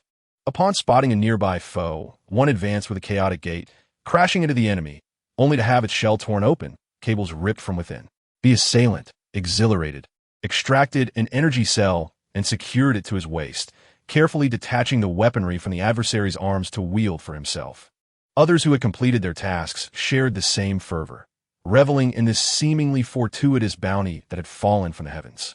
Only Soundwave, after seizing the training robot before him, indeed chose to pry open the outer shell of that contraption and extricate its processor, subsequently connecting it through an interface formed by his fingers. He aspired to create another lifeless companion, inspired by the Autobots' recent actions. However, upon linking his consciousness, he felt an immediate surge of anxiety and promptly disconnected. Staggering backward a few steps, he collapsed onto the ground, dazedly rubbing his head, and with great effort, he activated his vocalizer to shout. These entities have been implanted with a virus in their information banks. Discard those energy cells immediately, for they are bombs. Before his words had fully escaped his lips, an overwhelming blaze erupted, accompanied by distant artillery fire from the mountaintop. Although the energy cells inflicted minimal damage upon them, merely stripping away a few centimeters of their exterior, the brief aftermath of the explosion hindered their ability to retaliate promptly. Observing the situation, Soundwave immediately established a visual link with Jetfire. Through this heightened awareness, he discerned the general layout on the mountaintop, where nearly all the Autobot soldiers were congregated and advancing towards them with great speed. If they were caught in this predicament, the Decepticons would undoubtedly be shattered to pieces, a conclusion Soundwave reached in the blink of an eye. He swiftly devised a solution, taking cover behind Hercules and Grimlock. Grasping Tarn firmly, along with a few agile Decepticons, they surged through the entrance. "Where are you taking us? Is there more weaponry we can utilize in this base?" Tarn inquired anxiously, glancing back at Megatron, who was orchestrating the battlefield. Yet, upon hearing the intentions laid forth, he had no choice but to cast aside his doubts. "The weaponry from the training machines is still operational. What we lack now is personnel. I hope those machines can engage in battle once they are powered." As soon as he uttered these words, Soundwave extended his arm, blocking the corridor ahead and firmly keeping the Decepticons behind him. Yet, one unfortunate soul advanced, only to be abruptly severed by the crimson light emerging from the wall, collapsing to the ground, clutching his wound in agony. "We can retrieve him later. This is our only path forward. Now, wait for me a moment before we continue." Soundwave drew his weapon and fired at the wall, causing the internal defensive lasers to overload under the disruption of the bullets. Before them, the walls on either side, breached by gunfire, suddenly erupted in flames, followed by billowing smoke. At that moment, Soundwave gestured for them to proceed. Meanwhile, in the main control room of Titan Base, the immobile Omega Supreme was tirelessly activating every defense mechanism he could locate. He believed that he was currently unable to withstand the onslaught of the Decepticons alone. Thus, he could only activate the meager defensive devices available within the entire base and, through surveillance, assist the non-combat personnel in safely evading danger. However, as the adversary's path began to encroach upon the confinement chamber, panic ensued. Despite having implemented protective measures alongside the medical staff to minimize the energy supply to the Decepticons, he feared they might breach the walls and forcibly inject energy through the conduits. His hand hovered over the main valve of the energy supply, yet he found himself unable to pull it down. The entire energy system of the base was interconnected.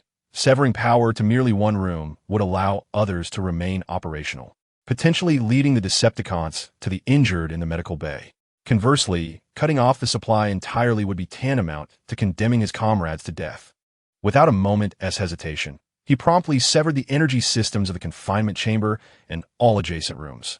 Having completed this grim task, he steeled himself, trembling slightly, as he grasped a weapon in his hand and stepped out into the unknown.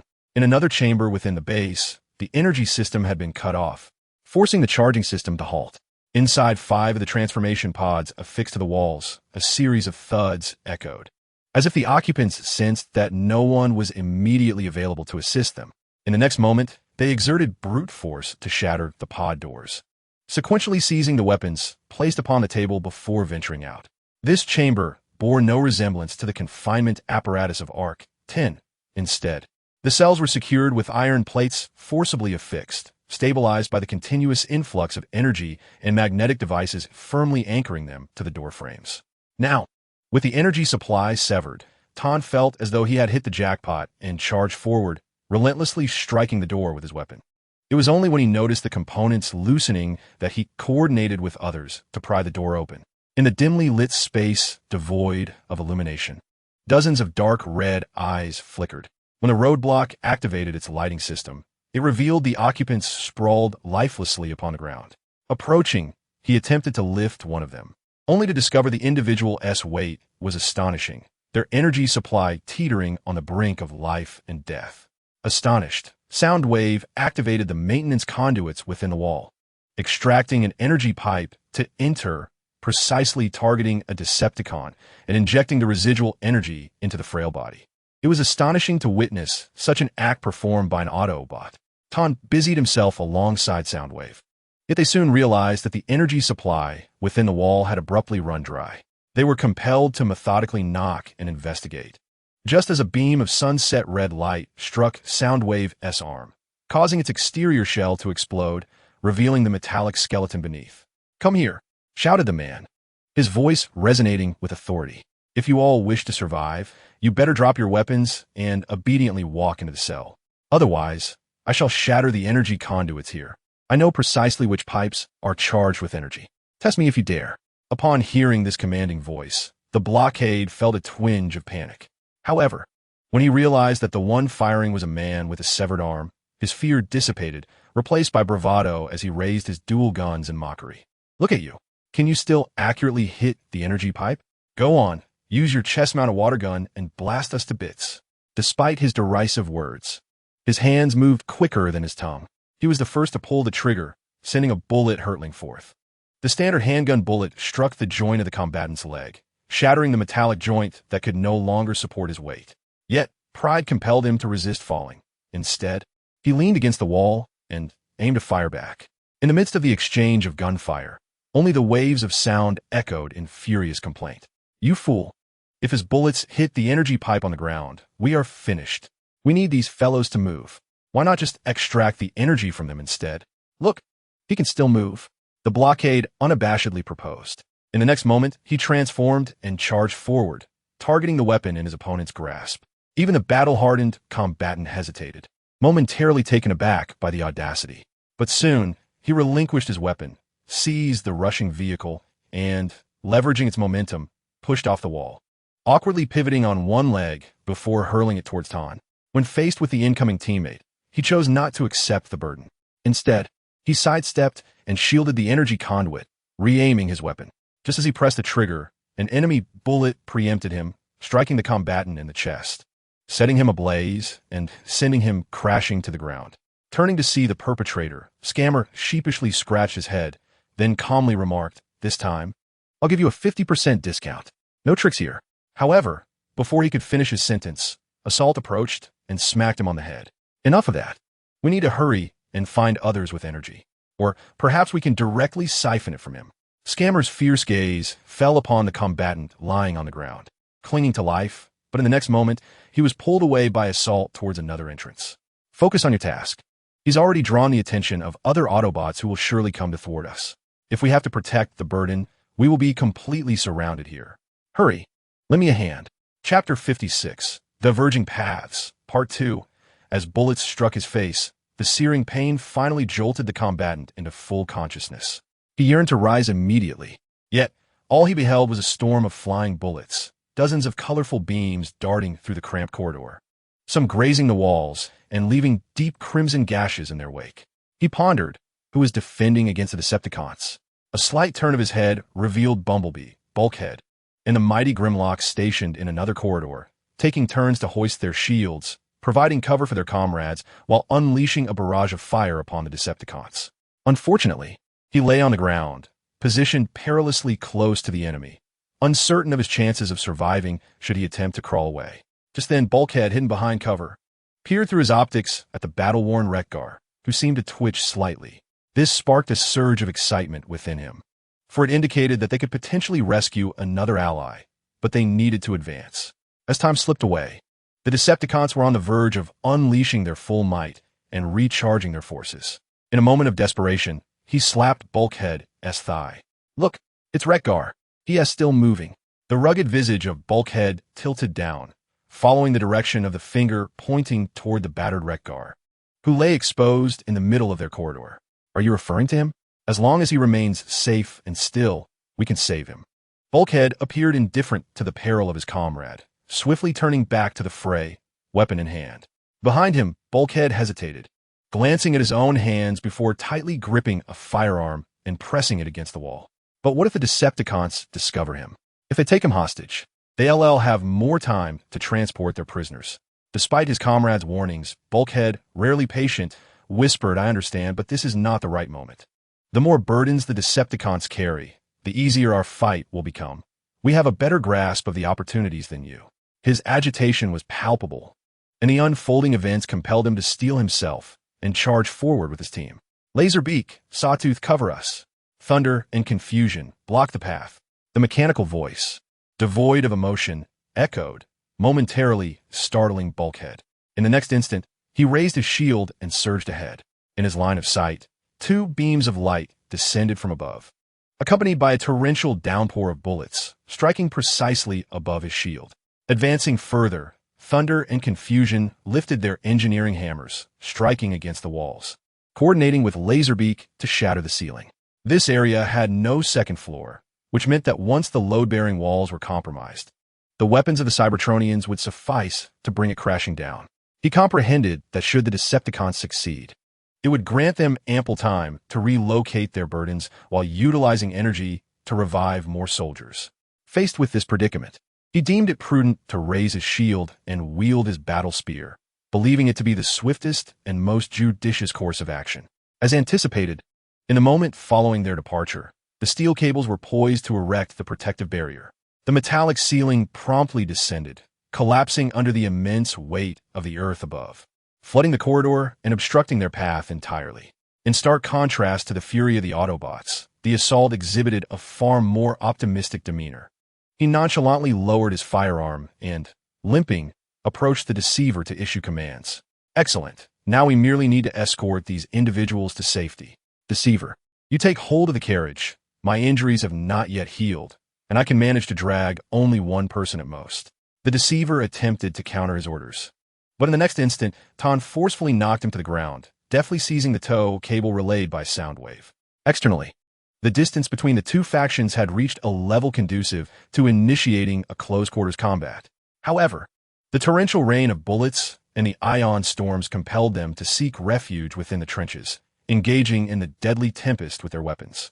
In the expanse between them, a barren wasteland emerged, trees reduced to cinders, while local fauna, engulfed in flames, were obliterated by the barrage, their forms collapsing into lifeless heaps of charred flesh. On the opposing side of this battlefield, under the directive of the Tyrannosaurus King, the group began to withdraw, leaving behind the powerful Hercules to ensure that the battleground maintained a strategic advantage. His current intent in bringing back the newly united Combiner was due to the assault on the Decepticon soldiers stationed at Arc 10, necessitating reinforcements. He had anticipated a swift exit. However, the moment his treads once again rolled across the ground, an unexpected eruption of flames and metal shrapnel made it clear to him that Optimus Prime was well prepared for various contingencies.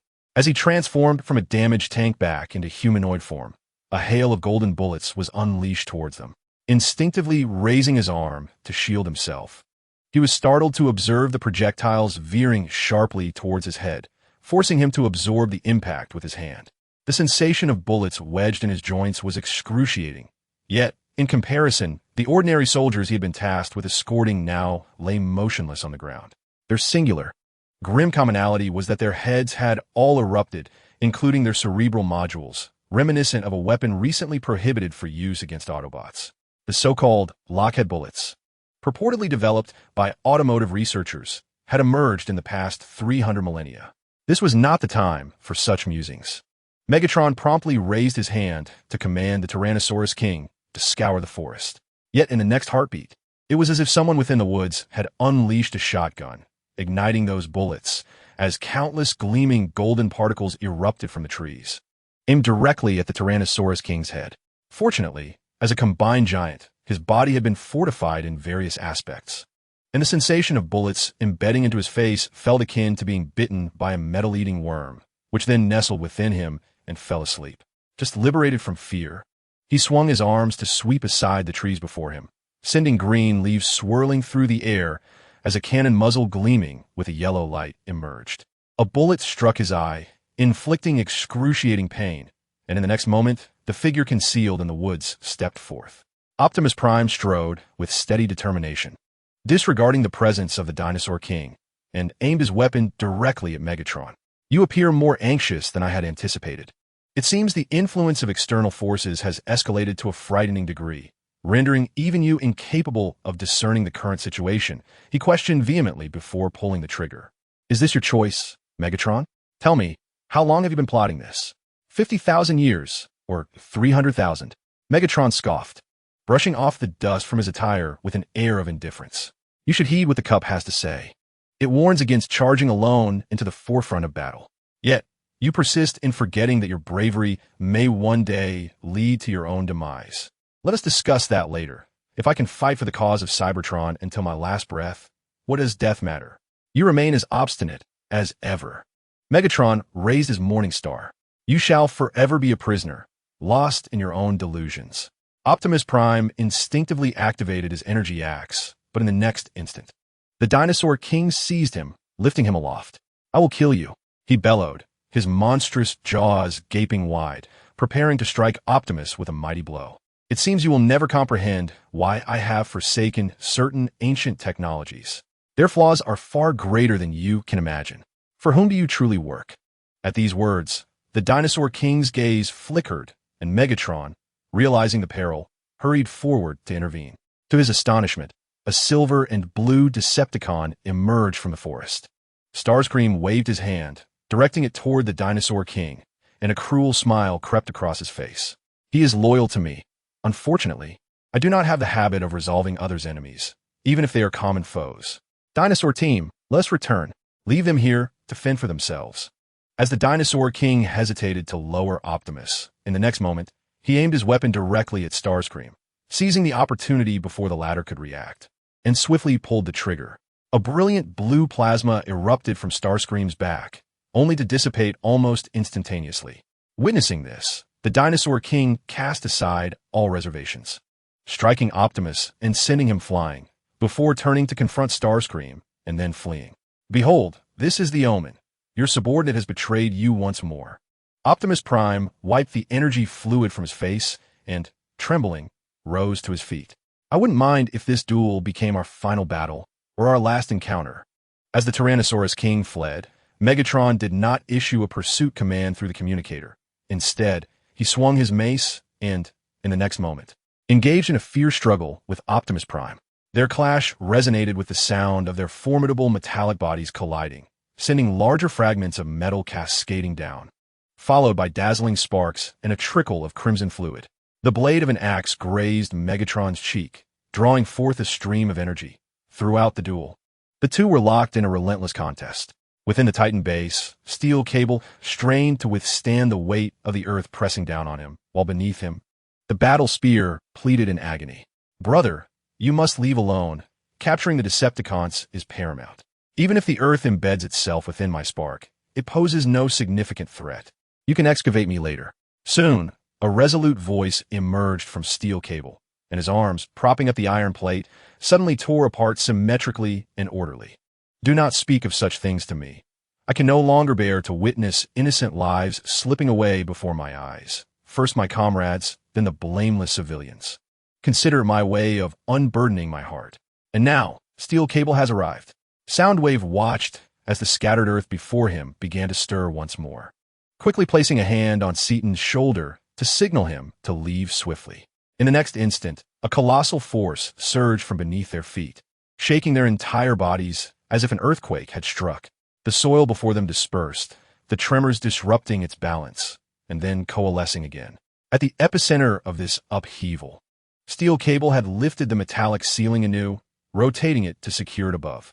Come now, let us embrace a long-awaited new identity, Dinobot merge.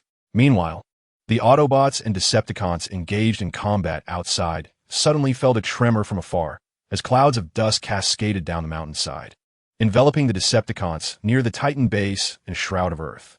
Just as they pondered the cause of this disturbance, several tank-formed Decepticons emerged, pulling along disproportionately sized containers. Heedless of the Autobots' artillery, Devastator rushed to the front lines, sacrificing injuries to carve a path for the convoy. At that moment, a resonant roar erupted behind him. As if to bring down the snow-capped mountains at the horizon, a fearsome combiner, exuding primal power, charged forth. I, the King of Azura, joined the fray. Before he could react, the adversary's fist struck his back, toppling him and everything nearby in a cacophony of chaos. This perplexed him. After all, the adversary was an Autobot. How could they possibly choose a combat method that endangered their own comrades? Yet, In the next moment, the king of Azura's actions validated the reality of the situation. His shoulder was seized, and though he had initially prepared to grapple with the opponent, confident in the 6 sparks within him, he was surprised to see that the adversary possessed merely 5. This was the source of his confidence. However, when that immense force surged through his arms, he realized that all his previous judgments were mere folly. The members that formed this behemoth were seasoned warriors, battle-hardened and unyielding. Even in their uncombined state, it was plausible that the opponent could annihilate them with just 4 individuals. Soon enough, the grotesque shoulder of the Azura king flung him aside, crashing through the forest and leaving a trail of destruction in its wake. Hesitantly, he rose to his feet, continuing to engage in the struggle. In the direction he had fallen, a crater the size of a lake had been created. Chapter 57, Diverging Paths, Part 2. In the distance, a flying vessel adorned in hues of red, blue, and silver was approaching the Azure planet. The moment it pierced through the atmospheric layer, an array of peculiar sounds resonated from within its frame. "Is that you, Red Spider?" A familiar voice emerged, transmitting through the molecular fabric of his being. It belonged to one of the 2 brothers he had previously enlisted, Ruckus. Who else could it be? Why the delay? According to our timeline, you should have been on your way back by now. Red Spider was less concerned with pleasantries and more preoccupied with the mission. He finally encountered a scenario where his task faced no hindrances. Swiftly, the voice of his counterpart conveyed their grievances. "It's Salus. He betrayed us. When we authorized their boarding, he commandeered the vengeance. I'm currently on the outskirts communicating with you. We can't keep this conversation going for long, or they will discover us. Is that all? Just a simple act of insubordination to seize our ship?" He employed the newly installed artificial combinatorial enigma aboard the vessel, conjuring another combined warrior. "I believe now is an opportune moment. The defensive state here is the weakest I have ever witnessed." After their exchange, Red Spider could clearly see the vengeance before him. The massive purple ship was anchored upon the beach, surrounded by dark figures patrolling the vicinity. Those were Salus's men. Red Spider swiftly approached them, transforming midair, and landed with precision. "I wish to speak with your commander. I possess information that he will surely find intriguing." The soldiers exchanged glances, ultimately dispersing, before one waved his hand dismissively.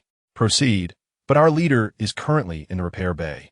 You will have to wait for a considerable time once you enter." He smiled, then strode in with grandiose steps. The moment he set foot on the Nemesis, an unsettling feeling washed over him. All the guards aboard the ship had been replaced, and the faces that greeted him were unfamiliar, signifying that he might find himself at a complete disadvantage once Sarlis awakened. However, in the next moment, Howlong approached with his team.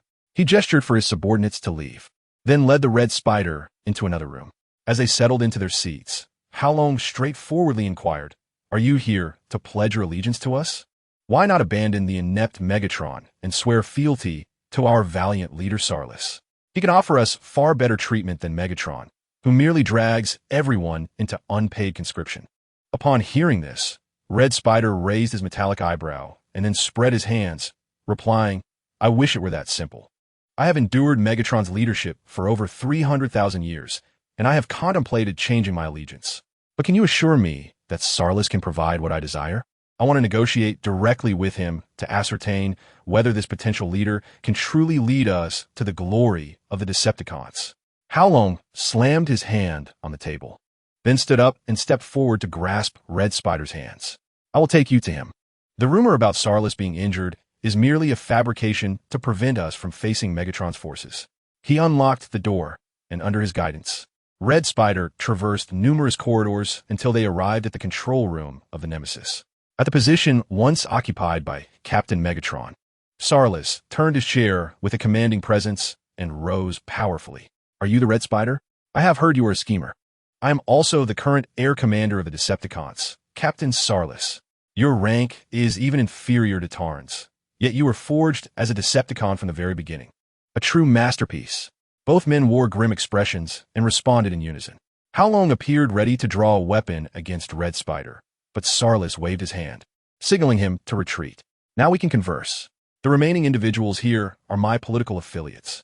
I wish to extend an invitation to you to join my ranks." As Howlong suggested, "Is it you who instructed Howlong to don a headset and convey that message to me in the previous room?" Red Spider suddenly asked with a smile, disregarding the other matters presented. That was merely a test. I believe we have much in common. First, I must clarify that when I seized this ship, I did not harm anyone aboard, save for a few who were forcibly confined due to their staunch resistance. Even those with minor injuries were treated by my doctors, ensuring they were restored to full health. Come and behold him. During this period, we have consistently provided him with the utmost care. Owing to you, and also to another individual who escaped, a counterpart of the Divine Forged twins. When he mentioned the twins, he deliberately intensified his tone, then fixed his gaze upon the optical lens of his counterpart and inquired, "What I am saying is not a question of your allegiance, even if you disagree. I shall not hesitate to commence a campaign to eliminate all captives aboard this vessel. A being capable of summoning thunder may be an elite among warriors, yet they shall forever pale in comparison to the colossal entity before them. Now, choose. Will you join us, or continue to serve that incompetent Megatron? You should be grateful that these words were not directed at Ton, but rather, you encountered me. My agreement stands." Red Spider extended his hand, and his counterpart reciprocated with an understanding grip. However, in the next instant, the entire ship's alarm system erupted, buzzing ominously near their auditory receptors. This was an unforeseen incident, a consequence of my inadequate preparation, yet it also presented the optimal moment for your allegiance. Salus thumped his chest, and immediately, the armor segment upon his torso sharpened, transforming in his grasp into a bow-like weapon, though devoid of string. The moment he stepped forward, Red Spider followed suit. Surrounding the ship, Khan raged as he opened fire upon the rebels before him, but each time he attempted to charge, the turret of retribution would pivot, accurately targeting his previous position. He gingerly touched his searing left arm joint, where an energy beam had grazed him, causing his protective shell to evaporate on contact. That wretched Salus had even loaded all the engineering machinery we brought aboard, intent on burying us here. Reluctantly, he had to retreat into the woods, where the fire detection systems of retribution could not be obscured, yet he needed time. Where's Hercules? When shall he arrive? He turned to a nearby Soundwave, who had disassembled his entire arm. The latter merely connected a line and signaled with an OK gesture. There is no need for Hercules to intervene. We can utilize Salus's firepower to wear down the Autobots and penetrate their defenses. He is already en route. We must prepare ourselves, for the Autobot combiners will mercilessly annihilate all Decepticons nearest to them. They may very well be on their way now. Ton could even hear the distant roar, spotting a violet-green giant charging towards retribution.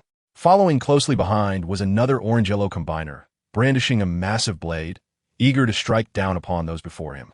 Unexpectedly, the King of Shura disregarded all Decepticons in his path, delivering a powerful kick to Hercules, causing him to disassemble. He then surveyed his surroundings, his gaze swiftly locking onto the incessantly firing retribution. At this moment, Salus had just emerged with the Red Spider, before he could issue a command to relock the target. The Red Spider unleashed a blast upon his back and swiftly darted into the spaceship, sealing the hatch behind him. This lunatic, did he not realize that my crew was aboard? Salus touched the numerous wounds on his back, struggling to rise, but in the next instant, a colossal figure adorned in silver and gold charged forward, leaping onto the Vengeance and plunging a blade deep into the cannon, whirling it and reducing its contents to rubble. The terrifying onslaught made his heart bleed.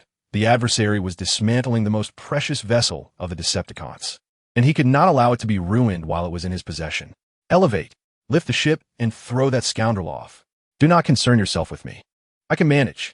The Shura King, standing on the spaceship, was oblivious to these commands. He had not even connected to the Decepticon communication channel, merely continuing to draw his massive sword, advancing towards the next cannon. The ship began to ascend as desired, countless thrusters emitting bursts of blue light, rapidly lifting the entire vessel. Yet, the Shura King remained unshaken, inciting Salus's ire. Before he could unleash his wrath, an enormous shadow enveloped him. Turning to glance, he saw the Hercules reassembling. Left with no choice, he transformed and charged towards his other ship, entering just as the hatch was about to close. Through the ship's monitors, he could clearly observe the perimeter of the Vengeance. 6 rapidly approaching Autobots, aerial soldiers circling around, instantaneously launched all their missiles, then combined above the Vengeance, initiating destruction much like the Shura King. The sight filled him with fury. He immediately postponed the entry of the Dinobot squad and shouted hoarsely, "Head towards that fellow." Rammed that newly formed combiner down, and then another, faced with the oncoming spaceship. The colossal kinetic energy that could obliterate them in an instant prompted the unyielding to disassemble and scatter before the impact. However, the Shura King was not so fortunate. He violently drove his blade into the ship's hull and was met with tremendous force during the collision, his primal instincts alone compelling him to cling to the vessel. "Find a distant spot. We shall fly straight there and then brake hard. I cannot allow such a disgusting entity to smear my ship, my first vessel." Within the ship, Salus snatched the route setter, selecting the polar regions of Earth, an expanse of icebergs surrounded by ocean. "Notify the others aboard the ship to expedite the loading of the most potent anesthetic into the projectile. I intend for it to render him in slumber until the end of his days," he declared passionately, while the crew beside him wore anxious expressions. "And what shall we do about the rest of our crew?" "Have them utilize the space jump device. Once we have concluded our affairs, they should activate it and depart. After all, we have stockpiled several solar furnace machines aboard this vessel, with only a concealed gaseous planet remaining. Within the confines of the Retribution, the Red Spider was brutally tearing the visage of a subordinate from Salus, extracting the brain module, a golden sphere, uneven and adorned with protruding spikes. He flicked the brain matter aside, securing it at his waist, and swiftly made his exit before the remaining guards could arrive. If I orchestrated such a massacre solely to eliminate them, then I must truly be incompetent. Wouldn't you agree? Thunderous fury, winding his way swiftly, he arrived at a cell and, using the initial code he had devised, released its occupant. Indeed, that fool believed I was seeking his allegiance. We ought to have captured Salus directly and presented his head to Megatron. I suspect he would not take kindly to such matters. Rather, our primary concern should be the ships. A deafening rumble reverberated, nearly transforming into sound as it penetrated their receivers. The two could no longer afford to finish their previous discourse, quickly transforming and hurrying toward the ship's control room. Along the way, aside from the remnants left by the Red Spider, the vessel appeared devoid of life. Upon breaching the protective door forcefully shattered by Salus, they beheld control stations now vacant. "Damn it!" The Red Spider cursed under his breath, then seized thunderous fury and approached the controls. Before them, the screen displayed the imminent descent to the surface, revealing an endless expanse of ocean gradually magnifying, its brilliance igniting their fury. I have never encountered such a negligent captain. The last one was a guardian.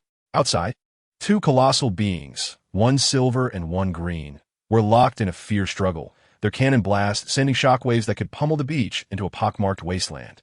Even as their battlefield shifted deeper into the land, the fiery explosions threatened to engulf the entire forest. Their conflict raged on until Megatron emerged from the woods, his battered form a testament to the ferocity of battle. There is no need to continue fighting to the death with those who discriminate. We should maintain our distance and suppress them with firepower. We merely need to await the arrival of the ship, before his command could disseminate through the communicator. A bullet from behind pierced his shoulder with precision. "I fear you no longer have the luxury of time, Megatron." He turned back, and in the next moment, Optimus Prime swung the energy axe in his hand, striking towards him. The gaping wounds scattered across his body sporadically erupted with blinding currents. Although Megatron had no intention of lingering with his adversary, he forcefully maneuvered his wheels across the ground after transforming, yet Optimus Prime relentlessly pursued him, raising his gun to continue firing. In the distance, a purple storm cloud, poised to plunge into the sea, suddenly ascended and veered directly towards them. This alleviated Megatron's heavy heart. He had anticipated more extensive devastation from the plans of Starscream, but at least they could return with these rare resources intact. Then they could wait in some corner of the universe for their resurgence. Soon, he navigated through the chaotic battlefield, reaching the front lines of the Decepticons near the coast just as the battlefield neared its division. "Evacuate the injured to the rear. We must prepare for a swift retreat," he commanded, raising his voice. In the next instant, the familiar sound of gunfire erupted, and a red and blue battle vehicle, braving the artillery, barreled directly towards him, knocking him down and then rolling over his body. "Do not think of escaping. I will leave you here just as I did 300 millennia ago. You have turned all my hopes for you into mere illusions. and thus you have no reason to continue existing as a part of Cybertron. Megatron rose, facing Optimus Prime, who was engaged with other Decepticons. Before he could order the soldiers to retreat, Optimus Prime tore off the head of a Decepticon and hurled it towards him. This made it clear that their relationship had reached an irrevocable point. Thus, he brandished the flail concealed within his arm and bellowed, "What I know is that you will not spare me this time. There is no need for additional forces, and that is one of our reasons for departing. If you believe that atonement is an unjust calamity for you, I will charge to the front line and bury you in your grave." The two clashed fiercely, weapons in hand, while the others on the battlefield tacitly refrained from interference, allowing them to battle at the center of the conflagration. Time swiftly passed for the two of them, while for the others, it seemed to drag on as the denouement of this conflict approached. Suddenly, a colossal purple warship skimmed the ground beneath them. The terrifying kinetic energy and inertia seemed to threaten to upheave the very earth, causing the fragile ground beneath some to collapse in that very moment. Decepticons retreat. After a final skirmish, Megatron tore out the reserve energy from his waist and hurled it towards Optimus Prime. If you continue to lead from the front lines, the Autobots will inevitably meet their demise. Next, nothing can stop us. Pay more attention to the situation on Cybertron. The finely cut energy cell struck his axe blade with precision, igniting a dazzling explosion that charred the dust beneath his feet into a glossy black sheen.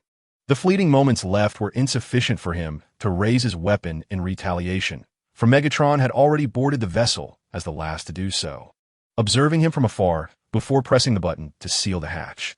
After watching the ship, possessing the potential to annihilate an entire galaxy, depart, he furiously discarded his gun. He longed to activate his communicator to regroup his forces, yet all he received was the tremor of the battle spear's voice. "Commander Optimus, we have just attempted to detect the last known location of Ashura King.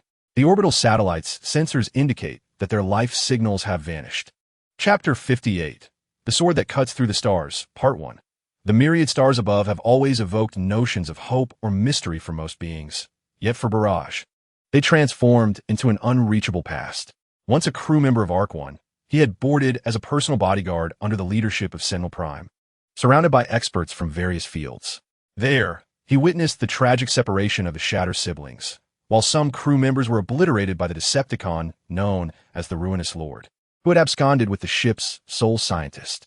All of this transpired in a realm reminiscent of a parallel universe, a place seemingly devoid of life and consciousness, yet adept at rendering them as living corpses. Returning to the present, he felt his chest, where he could distinctly sense the brilliance of the leadership module reigniting a nascent spark within him, allowing him to reclaim his status as a living being rather than a mere shell. At this moment, he stood upon a lifeless planet, yet amidst the desolation, there lay ancient Cybertronian architecture, the very reason for his arrival. "Why are you dawdling? Didn't you say you recognize the symbols here? We need a ship and energy. You claim they are present." A frustrated voice interjected, belonging to a Cybertronian significantly taller than him. He believed that had this individual been born in their era, he would undoubtedly have become a renowned warrior. Observing the wings extending from his companion's chassis, Barrage mused upon the defining characteristics of the flight and research classes. Reminiscent of the age he had departed. Surely there must be something here. These are the ancient ruins left by the Cybertronians of yore. Perhaps we can unearth some lost ancient technology. Yet that one to satiate our hunger, he retorted, gripping his dual blades. "Should I find that you have deceived me, I will not hesitate to eliminate you and use your spark energy as fuel to return to Cybertron." Feeling that his declaration lacked sufficient gravity, he raised his sword skyward. "I swear to the Primus. You might as well swear to the Eternal Emperor. It might yield better results." In a moment of exasperation, he slapped his forehead, acknowledging that his words were somewhat insincere, perhaps influenced by his beliefs. In the lore of IDW Comics, the mythos of Cybertron speaks of a deity representing death. Ancient texts suggest that it is the demise of the Primus that allows the sparks of Cybertronians to endure eternally, as death itself has perished, rendering the departed beyond the grasp of the Reaper. In the distance, a sandstorm approached, compelling them to quicken their pace. Before thoroughly investigating the other openings nearby, they hastily dove into the largest one and sealed the entrance behind them. The moment they blocked the cave's mouth, Stratus reached out to pat the rocks they had used as a barrier. only to be taken aback by the discovery that the crevices around the boulder had been filled with sediment. How splendid! One might wonder how long our energy will sustain us. 3 months? Or perhaps 3 weeks? Frustration bubbled within him, prompting yet another bout of grumbling. Just as he turned, a beam of light from within the chamber alleviated much of his ire. If we can extract this from the walls, it could grant us several more decades of life. With his sharp finger, he scraped along the wall, unearthing a layer of an unknown crystalline substance, encasing an archaic Cybertronian illumination device, even more primitive than expected. This sword is yours to wield. I brought it from the Dawn Society, Stratus declared, drawing a blade from a compartment on his back and tossing it to his companion. The latter, upon receiving the sword, carefully used its tip to breach the crystalline layer, leaning in to absorb the remnants of energy contained within. This seems rather unsightly. Do you not consider cleaning it more thoroughly? If you believe we have excess energy to squander on idle chatter or unnecessary tidying, by all means proceed. Wiping his mouth, he turned to disregard Stratus, who lingered hesitantly before another wall. After replenishing a modicum of energy, we can venture further inside. Perhaps we will uncover weapons left behind by those who came before us. What do these murals depict? Stratus directed the spotlight on his arm towards the wall before them, where the stone sculptures, corroded by sand and wind, still retained vestiges of their once magnificent forms. It appears to recount the past exploits of a leader, dating back millions of years, suggesting that a certain Autobot leader had once graced this place. Undoubtedly, it served as a colony for a time, though its abandonment remains a mystery, possibly due to cosmic rust. No remains linger. Everything is remarkably pristine, albeit exceedingly ancient, is it not? The two continued forward, assessing their surroundings. After traversing numerous corridors, a rare blue light, reminiscent of a leadership module, illuminated the distance, a most comforting hue, representing the spark of life for the Cybertronians. As they continued forward, the peculiar azure light unexpectedly diminished, as if their senses were being influenced by some unseen force, greatly diminishing their interest. However, upon approaching, they discovered an ancient sword of remarkably archaic design embedded in an unknown material pedestal. Upon entering, the room was adorned with various ancient symbols and intricate murals, clearly divergent from the artistic style of Cybertron, leaving them in a state of perplexity. It was then that the impulsive Blitzwing encouraged Star to take a chance. Why not attempt to draw it forth? Perhaps it is a relative or even an ancestor of your sword. It might possess technology akin to the enhancement of the Allspark. Since the time of the Primes, we have lost numerous unfathomable mysteries of technology. Shut your foul mouth. Although the Dawn Society may have fallen, their technological achievements remain undeniable. I refuse to allow an unknown entity or merely an ornamental piece to tarnish their legacy. Upon hearing Blitzwing's words, Star did not rush to extract the sword, nor did he concern himself with whatever honor it might symbolize. Instead, he angrily began to defend the Dawn Society. Blitzwing, upon hearing this, immediately retorted, I recall you claiming just yesterday to be the captain of their defense forces. How is it that you now speak of them in the past tense? I will not align myself with the defeated. Since they no longer possess the capacity for ascension, I see no reason to continue invoking their name. He held the sword horizontally before him, adopting a posture reminiscent of ancient knights swearing oaths. Blitzwing could only shake his head, and stepping forward alone, he grasped the hilt and drew the sword. Almost instantaneously, as the blade separated from the pedestal, a surge of azure light erupted from the core of the hilt, cascading along the length of the sword until every edge capable of cutting radiated a brilliance akin to a leading module. This is not what I envisioned. I had assumed the 13 leaders would conceal them in a more clandestine location. The 13 tribes have proven to be exceedingly irresponsible, he muttered while weighing the sword, only to realize he possessed no sheath or magnetic holder to conveniently store it. Consequently, he was left with no choice but to grip it in his hand. Meanwhile, upon witnessing this, a peculiar light ignited in the eyes of his companion. However, shortly after Blitzwing had drawn the sword, the entire ruin began to collapse in a frenzy.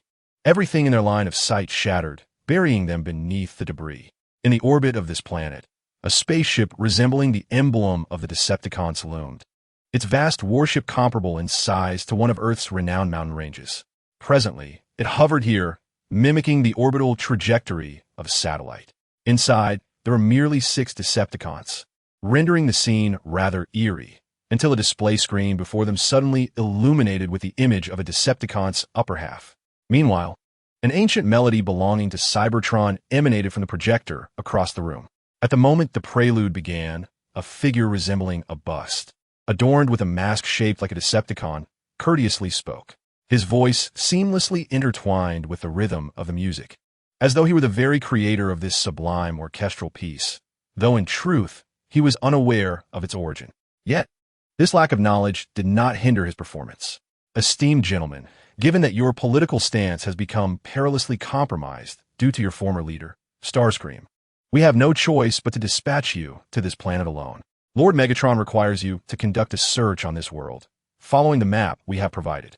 This is your final opportunity to demonstrate your loyalty. Should you fail to complete the task or attempt to abandon it, I and my colleagues will utilize the space bridge aboard our ship to come to your location and impose appropriate penalties on those who display a lack of diligence. I urge you to embrace this noble mission wholeheartedly. I, Tarn, caution you against any attempt to flee, for I remain uncertain of what our physician may have done while you lay unconscious. Perhaps they have concealed some timed explosives. However, I believe that if you fulfill this task with unwavering loyalty, we can safely extract them. This communication concludes here. I implore you, valiant Decepticon warriors, to courageously and skillfully retrieve the ancient Cybertronian technology from this location. The projector ceased its function as the opposite party pressed the stop button, eliciting a collective sigh of relief from the Decepticons led by Soundwave, one of the 6 who formed the combat icons. Their unwavering loyalty to the Dinobot King had subjected them to suspicion and distrust. The vessel they now occupied was a prototype created by the Decepticons over the course of a year since the separation battle. How could this be possible? To seek primitive technology left behind by ancient Cybertronians on such a desolate, forsaken planet seemed a fool's errand. Someone lamented, yet despite the moans within the group, Soundwave, as the captain, felt compelled to encourage them. Perhaps this serves as a test of loyalty. We have no alternatives. Regardless, we face death. Megatron would not eliminate a key asset in his arsenal, for we are among the Decepticons' vital forces. Then why not take this ship directly to Lord Starscream? Surely he has a means to disarm the explosives affixed to us. Even if he may not, it is worth a try. Do you truly believe that Redwing would be foolish enough to relinquish such a fine vessel to us? While maybe a prototype, the weaponry aboard is undeniably sufficient to assault any Autobot stronghold from the bygone era. During their discourse, Bluebat seized control of the cockpit and pulled the lever to the right, causing the entire ship to veer in that direction. You little rascal, what are you doing? Suddenly, the unsteady figure of the sorrowful lion cursed in anger and promptly stepped forward, intent on pulling away the Bluebat. Just then, a surge of energy rippled through the ground, possibly indicating that others had already gained the upper hand, employing some weapon to ambush us. I suggested that we engage them in a direct skirmish. After all, our ship houses a formidable war mech. You need not say more. I have already witnessed it. The light, so exquisite, is nothing short of a symbol of power and sanctity. On their monitors, a brilliant azure beam extended from the planet, cleaving through the sky and neatly shattering several meteors before them. Perhaps that is the very artifact that Megatron commanded us to seize. He truly knows how to command others. It seems that even the Harbinger may meet its demise here. Everyone, heed my command. Arm yourselves with every available resource aboard the ship. We must devise a way to claim that object. On the planet's surface, the tempestuous figure emerged, wielding a massive sword. With careful precision, he sliced the earth into fragments, ultimately exerting considerable effort to extricate Star from the rubble. Awaken. We must locate a vessel. With this artifact, we could align ourselves with any Cybertronian faction across the galaxy. And the entry barriers are remarkably low. Do you not desire a fulfilling occupation that can satiate your hunger? The tempestuous figure cast a reproachful glance at his companion, then swung his mighty sword, unleashing a wave of azure energy that cleaved a distant mountain in twain. I share your desire. Yet the inept Dawn Society has once more laid waste to the crystal city of the Third Reconstruction, Star remarked nonchalantly, shifting his hand to the hilt of his sword. I hope for a more favorable opportunity, you know? Chapter 59. The Sword That Cuts Through the Stars, Part 2.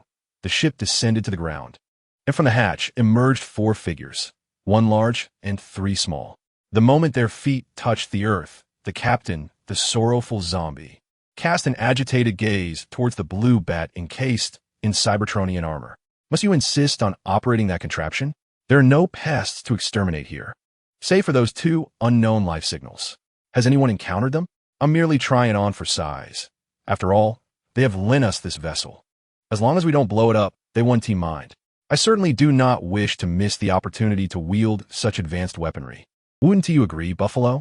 Their conversation meandered as they ambled across the planet until a meteor plummeted from the horizon, eliciting a more significant reaction from them. Do you mind if I join your mission? The six-faced beast, having risen from a crouching position, began to adjust its stance and extended a hand before the sorrowful lion. I might consider it.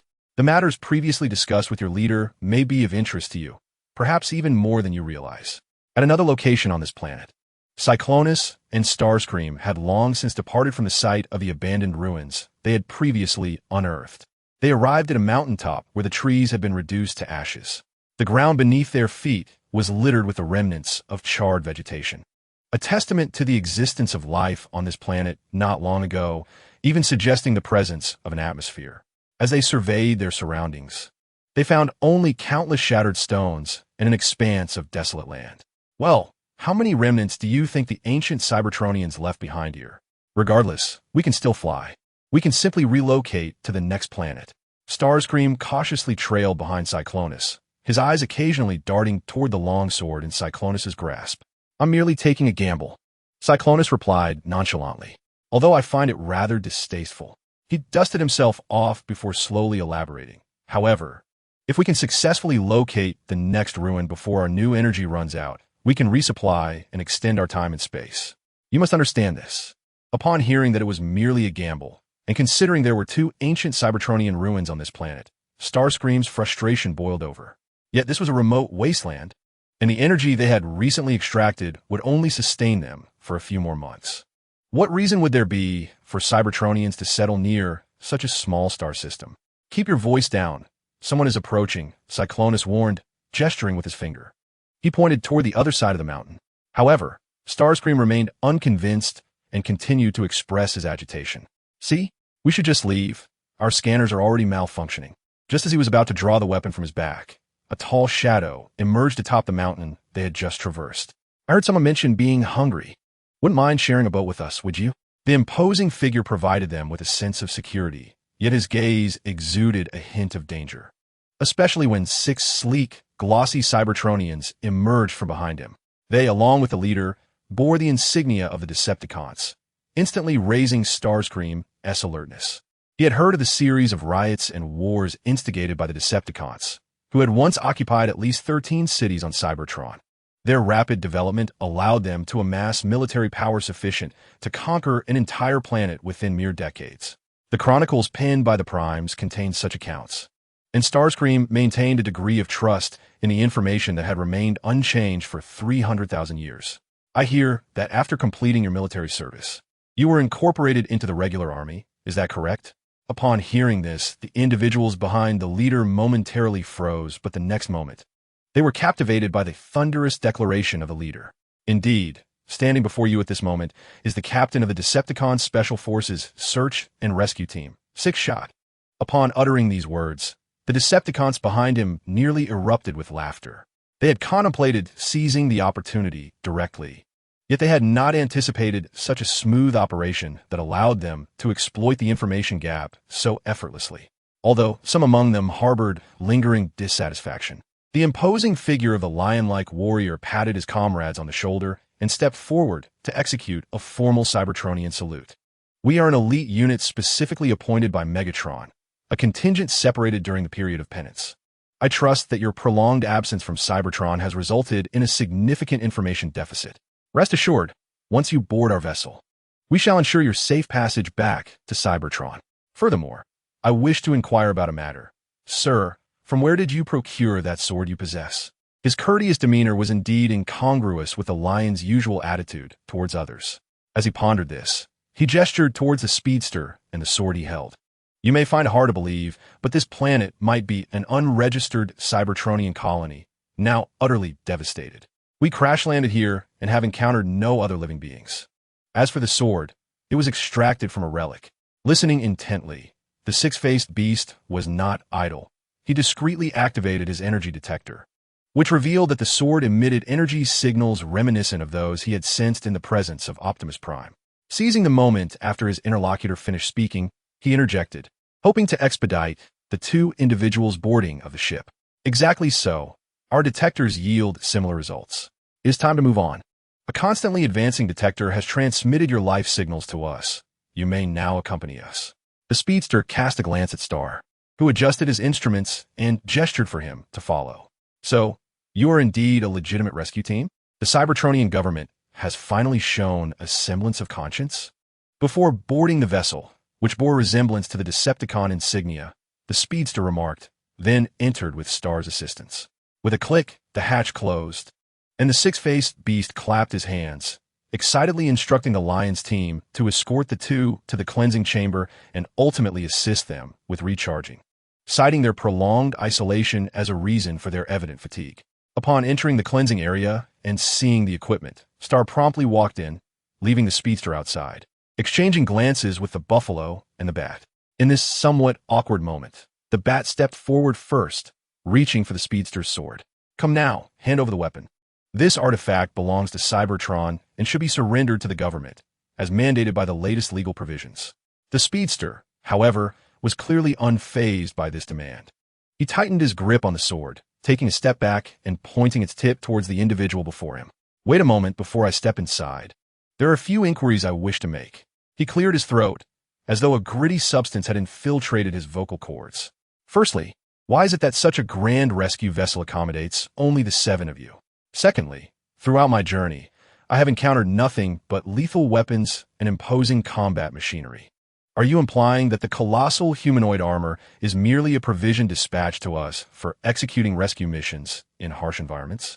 A significant portion of those weapons has recently been confiscated from others and is temporarily stored aboard our ship, while the remainder is utilized for our self-defense. As there are always individuals in the cosmos looking to rob us, the Blue Bat responded swiftly, as if these words were second nature to him. Even the nearby Buffalo appeared momentarily taken aback, nodding vigorously, yet unable to interject a single word. Just as he believed his eloquent speech could directly sway the others into handing him the sword, a sudden roar erupted from the side. Wrong. What? This exclamation was uttered by Star, who had just emerged from the Cybertronian exclusive restroom and witnessed the standoff. The rescue team's vessel might be requisitioned for transporting weaponry, but the original crew surely could not remain here unless Optimus Prime had descended to such depths of blindness, a notion he found hard to believe. In the next moment, the Fury brandished his sword, emitting streaks of blue light, causing the 3 individuals before him to stagger sideways. At that instant, the Lion of Death, stationed in the control room to report on progress, felt his body shudder violently, a strong tremor transmitted from the ship, provoked by external forces. The six-faced beast beside him experienced a similar reaction, though his demeanor appeared more composed. However, when his gaze fell upon the display panel before him, his calmness evaporated. Who on earth is recklessly tampering with the molecular cutter and cranking the power to maximum? He instinctively assumed it to be some specialized technology aboard the ship, yet soon realized something was amiss. Turning to look at the Lion of Death, he saw him dart through the door towards the damaged section of the vessel. With no other choice, he could only follow at a leisurely pace. As the cutting occurred within the confines of the ship, it did not make a complete rotation, resulting in the Decepticon vessel being marred with a mere fissure.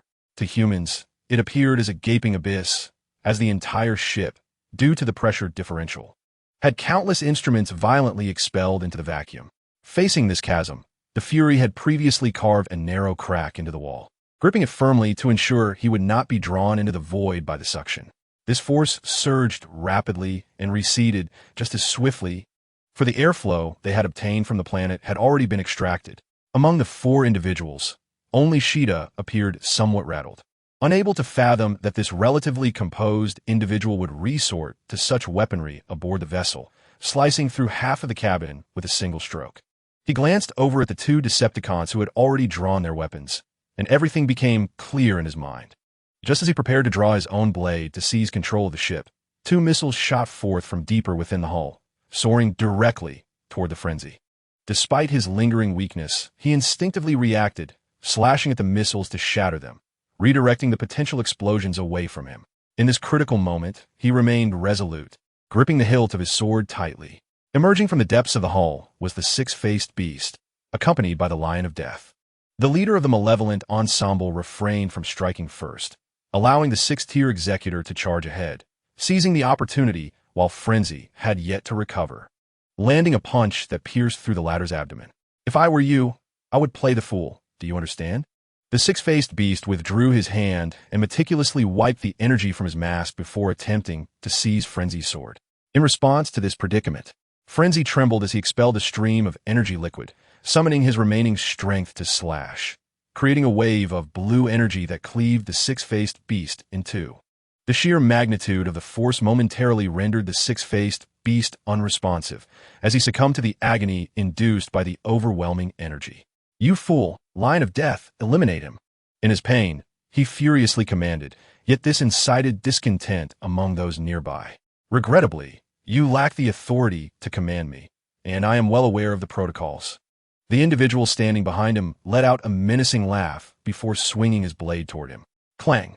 The blade shattered, sending vibrations coursing through his mechanical arm, with sensors transmitting anguish cries to him. It dawned on him that his opponent was a six-tier executor wielding materials that an ordinary person could not hope to penetrate. With this realization, he bypassed the six-faced beast and approached the weakened Frenzy. "I assure you, as a devoted follower of the primordial celestial sovereign, I shall not surrender this to you. You have no say in the matter." The Lion of Death, smiling, reached out to seize the sword, only to be suddenly struck by a sharp pain in his waist. In the next moment, someone grasped his shoulder and hurled him aside. Sheeta transformed abruptly, discarding his sword into the enemy's abdomen, and as Frenzy climbed onto his back, he immediately accelerated, racing toward the boundless cosmos. "Seize them!" The Lion of Death shouted, clutching his wound, but a subsequent wave of blue energy extinguished their hopes. After a considerable time, amidst a field of asteroids, Frenzy rose once more. He first smiled at Sheeta in acknowledgement, then, with a wry grin, remarked, "You should have taken my sword to commandeer the entire ship." Upon concluding his words, he turned his back, gazing towards the direction from whence they had come. The Decepticon spacecraft was docked not far away in a distant galaxy. Had they remained unresponsive, I would not have acted in such a manner. Yet even now it is not too late. My energy still suffices to support a return journey. A chuckle escaped Star as he drew forth the long sword from his back. The tip of the blade, inscribed with an array of enigmatic symbols, pierced through the frenzied ignition chamber. The excruciating pain rendered his body powerless, leaving him to helplessly witness Star seize the celestial sword drifting through the cosmos. Chapter 60. Your Obsession is Nothing But a Jest, Part 1. Following the battle on Earth, he was honored with a promotion by Megatron, joining a newly established department. In the first year after his induction, he commenced surveillance on several missions, suspected to harbor relics of exquisite celestial secrets or traces of Titans loyal to the 13 leaders. Within the vast expanse of the starry sea, pinpointing any buried Cybertronian technology was akin to searching for a needle in a haystack. These were the very words of Tarn. Had he not been concerned about damaging those invaluable ancient technologies, he would have relished the opportunity to employ the vacuum combustion cannon of Nemesis Prime, incinerating all organic planets in sight, perhaps hoping for a stroke of luck in the ensuing search. Alas, such a course of action was unfeasible, and he had already spent 500 years in this pursuit, a mere blink of an eye compared to his former self. At present, he stood outside a manufacturing plant on the planet Karen, a facility dedicated to crafting bespoke spacecraft for the elite Decepticons. The term elite Decepticons might sound peculiar, yet he regarded it as a commendation for those exceptional warriors, a symbol of their most pronounced accolades. The final stage of production had been completed, even the outer base adorned with a lustrous metallic coating, indicating this vessel was destined for special missions. Inside the factory, a voice that resonated with familiarity reached his ears. The Hook had temporarily arrived, having learned that his old friend was in search of a fine spacecraft. Thus, he was determined to achieve perfection. Upon stepping out, he secured his tools onto his belt, having completed the task, while metallic debris clung to him. He began introducing Tarn to the technical specifications of the spacecraft. Besides the need for an appropriate operating system to accompany the quantum leap technology, one could even utilize it as a form of ultra-high-performance racing vessel, with its frame constructed from the core of a neutron star. Upon hearing that the frame was forged from the core of a neutron star, even the seasoned Tarn was struck with profound astonishment. Such a colossal quantity? I am utterly perplexed. When did you deconstruct a neutron star? There is nothing astonishing about this. Old friend, we both understand that the wireless solar furnace circulation system has been established. What we currently lack are the rare materials, and the Decepticons are capable of providing the necessary energy which you undoubtedly deserve. This vessel, crafted according to the blueprint you named the Peace Tyranny, is indeed remarkable. Is it not? Tarn paused momentarily, pondering the thoughts concealed behind the optical lenses of his mask. In the next instant, he strode purposefully toward the spacecraft's hatch and activated the mechanism to open it. The subsequent modifications and designs will rest upon your discretion. I can recommend a few skilled craftsmen, remarked Hook as he stepped into the chamber, illuminated by a radiant glow. The floor beneath him appeared as if it were made of crystal. Upon closer inspection, it was comprised of a remarkably hard material sourced from an unknown planet. The surface had been polished to an exquisite smoothness, reminiscent of crystal, prompting Tarn to turn and inquire earnestly, "Is your craftsmanship inherited from those who originally constructed Crystal City?" Upon hearing the words Crystal City, Hook swelled with pride. "In a sense, yes. My comrades and I once maintained some of its structures and were fortunate to learn a portion of the craft, which I have applied today. Truly remarkable. You must introduce me to the finest sculptors here. This hall seems rather desolate. It would be fitting to display a statue of our greatest Decepticon hero," Tarn suggested, gently tapping his foot as if to assess the quality of the floor beneath him. He then turned to retrieve his personal communicator, intending to request a specific number. Before their conversation could continue, an urgent communication abruptly interrupted them. "Minister Tarn of the Decepticon Sanctions Department, please respond. Return to your post as soon as possible before your leave concludes. Our testing facility requires your oversight." The familiar voice emanated from the Decepticons' exclusive radio channel, the most clandestine of them all, belonging to Soundwave. "The testing facility?" Hook muttered, observing Tarn gesturing for him to descend. "There is no need to rush me. I saw you while constructing the high-power space bridge. What did you discuss with Megatron? You should take the co-pilot's seat. I'm the only one from my team here." "Me too." They exchanged glances, one hastening toward the control room while the other carefully shut the door before following suit. In the vastness of space, another vessel, recently detached from its mothership, was navigating toward a similar location. However, in contrast, the Peace Tyranny carried only 2 individuals, yet they were nearly at full capacity, and the atmosphere was decidedly more vibrant. "Hot Iron, please remove that vase from the head of the tomboy. Phantom, cease your invisibility." A vacant seat, along with a dashboard still adjusting, has ominously appeared aboard the rescue vessel. Blaze, fervently directing the chaos within the ship, was experiencing his inaugural command. A few orbital cycles prior, he had the fortune of being promoted, yet it was only today that he had the opportunity to embark on a mission with a new crew. Among them were many unfamiliar faces, save for a few that seemed vaguely recognizable. The disoriented Phantom, a midwife, a figure nearly resembling a miniature Optimus Prime, and a psychologist. He cast a glance back at Winding, who was engrossed in manipulating a model of the spaceship alongside Young, and fell into contemplative silence. While he understood that certain innocents required psychological counseling post-rescue or during the process to stabilize their emotions, he did not wish for such a role to be filled by transformed Cybertronian, rendered utterly incapacitated, devoid of any functionality. "Wow, is that alien short sword? How did it end up here?" A gasp interrupted his reverie, compelling him to turn sharply, instinctively looking towards the captain's command post, where a uniquely designed energy dagger lay on the table, seemingly depleted of energy, leaving only the hilt. "You recognize quality. Have you perhaps encountered alien before?" Blaze inquired, seizing the opportunity to engage. Young nodded and began to elucidate. "I once served as a psychologist for Sergeant Alien under the command of the Omniscient.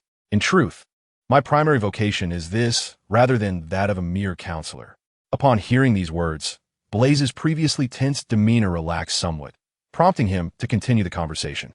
"It seems our team has some connections with the Thunder Rescue Squad. To clarify, it is not the majority. Who among us, besides you and me, He scratched his neck, appearing somewhat agitated. However, in the next moment, a blue and white figure materialized before them. Perhaps I should be included as well, for I was escorted to the confinement chamber of Iron Fortress by the Thunder Rescue Squad. Is that something to boast about? Blaze remarked with a hint of disdain, then snatched the energy dagger from his table, handing it to Young. Take a look at this. It cost me a staggering 10,000 credit points, along with 2 leg servos and 6 universal sensors. As he mentioned the cost, his expression morphed into one of considerable discomfort. Though masked, his optical lenses bizarrely conveyed his distress. After receiving the energy dagger, Young toyed with it for a moment before stating gravely, "You spent all your savings on this? It is indeed genuine, but its current value is primarily collectible." Yet the other seemed rather indifferent, and upon hearing it was authentic, he immediately crossed his arms defiantly.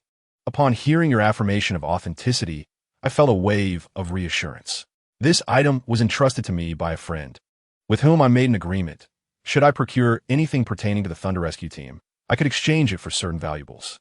Furthermore, if it were a weapon previously wielded by a member of the Thunder Rescue Team, the stipulation was that he must treat me to 4 months of oil baths. Oh dear, I hope it's not too late for me to retrieve those supplies. A shriek erupted from the opposite side of the ship, as the tomboy sprang from her seat and landed gracefully before them. Alien and Tong Xiangxiu had once ventured to the lighthouse together, although it was deserted at the time. They left behind some defensive equipment, including an old weapon that Tong Xiangxiu had once used, which my mentor gifted me for self-defense. Her enthusiastic words, however, failed to pique the interest of others. Instead, Biao, clutching the spaceship model in his hands, appeared somewhat bewildered. Are we really going to trade these items? They symbolize something precious and empower you to defend yourselves, he protested, shaking his head vigorously. The tomboy retorted in a loud voice. Look around. Who here could possibly utilize a weapon of that size? One shot and my shoulder would shatter. Compared to that, 4 months of oil baths, priced at a mere 60,000 credit points, is an opportunity one simply cannot let slip away. As the two were on the verge of an argument, Ronga glanced at Biao's visibly strained wrist and promptly stood to mediate. If what you say is true, I believe you should sell these items to Alien. His fervor for Tong Xiangxiu far surpasses ours. With the cabin's atmosphere ignited by excitement, Liehua first wiped his forehead and then opened the main control room door, stepping out with purpose. Why are you calling me now? No, wait. This channel, aren't you Iron Fist? He retrieved his communication device, glancing at it without hesitation. But when the other end remained silent, he belatedly realized who he was speaking to. Is your only friend Iron Fist? Or am I barred from friendship simply because I've laid a hand on you? Renlai's voice carried a hint of irritation. Just as Liehua pondered why this individual was reaching out to him, another voice suddenly interjected. You want me to make that call? You can handle it yourself and return it after use. I am determined to excel in this promotion assessment. Following Renlai's self-assured tone was a deeper, more somber voice. Are you executing the tasks assigned to you by the police vehicle? Shang Yun's voice trembled slightly, an unsettling sensation that left Liehua perplexed, yet he responded quietly, indeed. As your brother mentioned, this is a necessary path for me, one of the best positions that allows me to shine and thrive at present. Moreover, the tasks assigned by that individual are not all perilous. The members of this team, though a motley crew of misfits, merely indicate his intention for me to handle a sudden distress signal that has emerged. It is situated in a somewhat remote location. Gradually, his tone became more nonchalant, yet the ominous clouds of concern continued to linger. This is precisely what troubles me. The remoteness signifies unpredictability.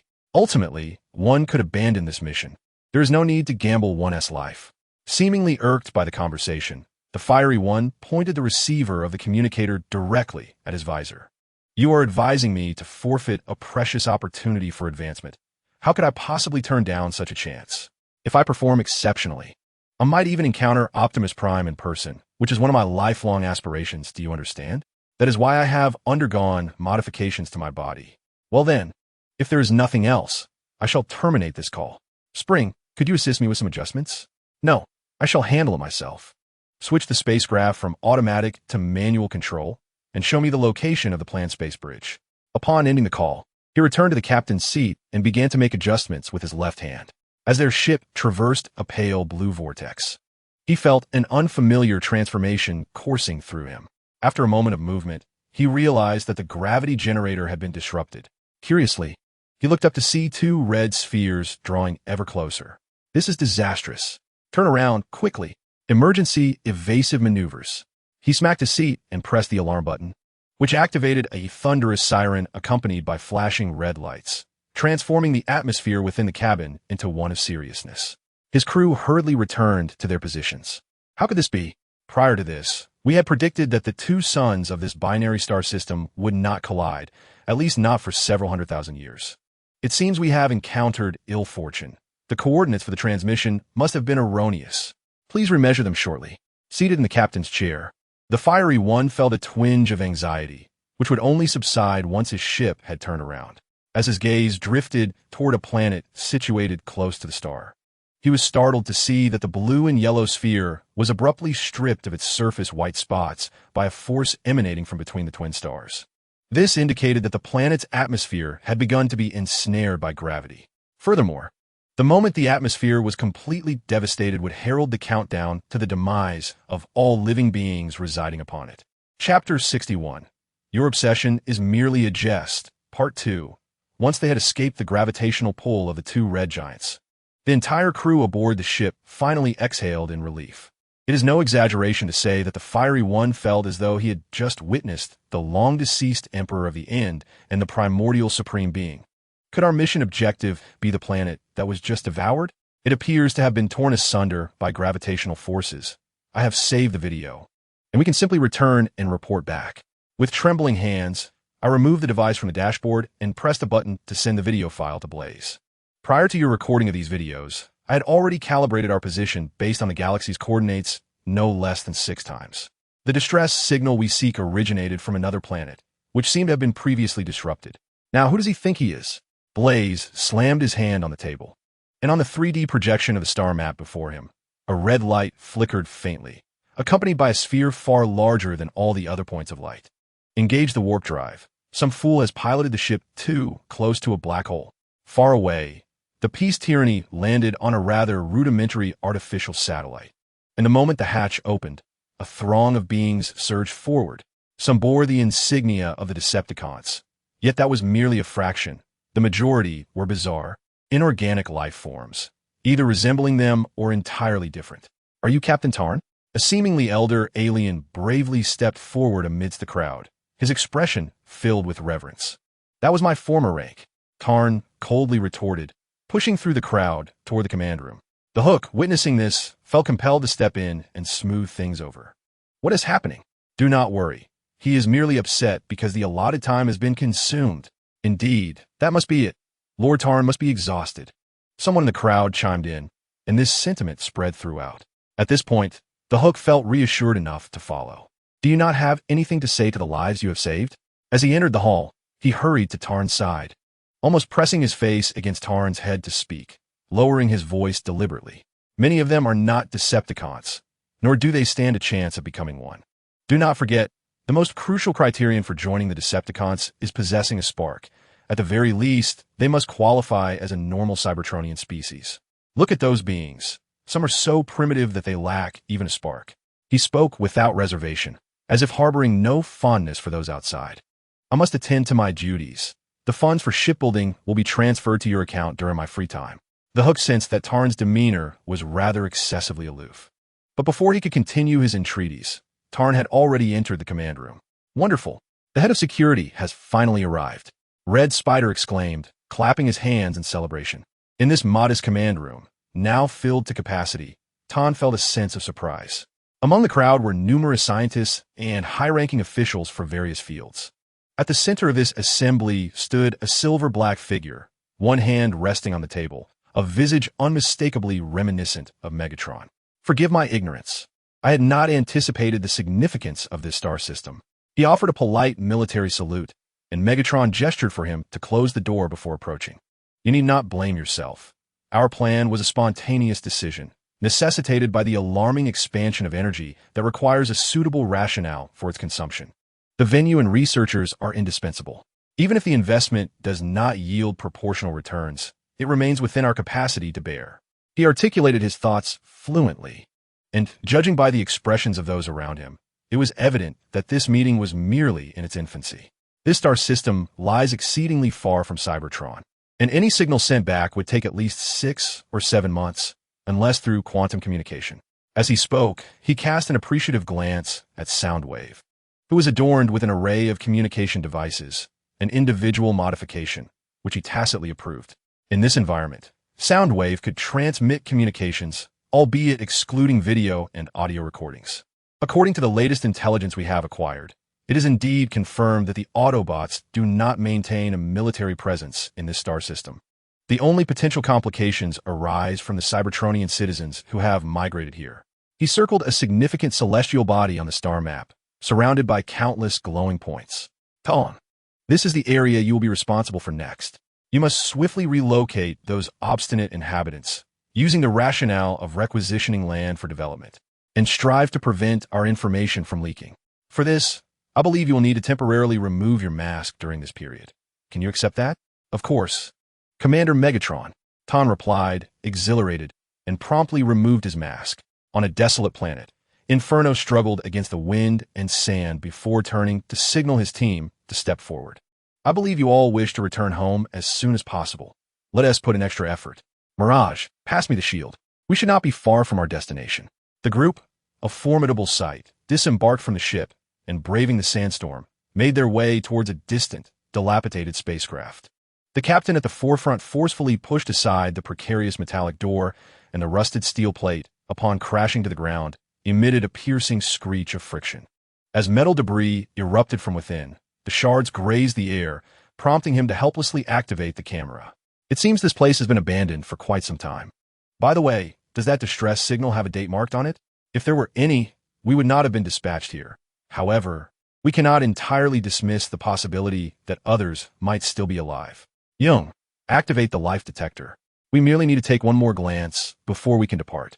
Flame strode confidently inside, illuminating the surroundings with his flashlight, when suddenly the floor beneath him gave way, collapsing and shattering in an instant. I'm fine.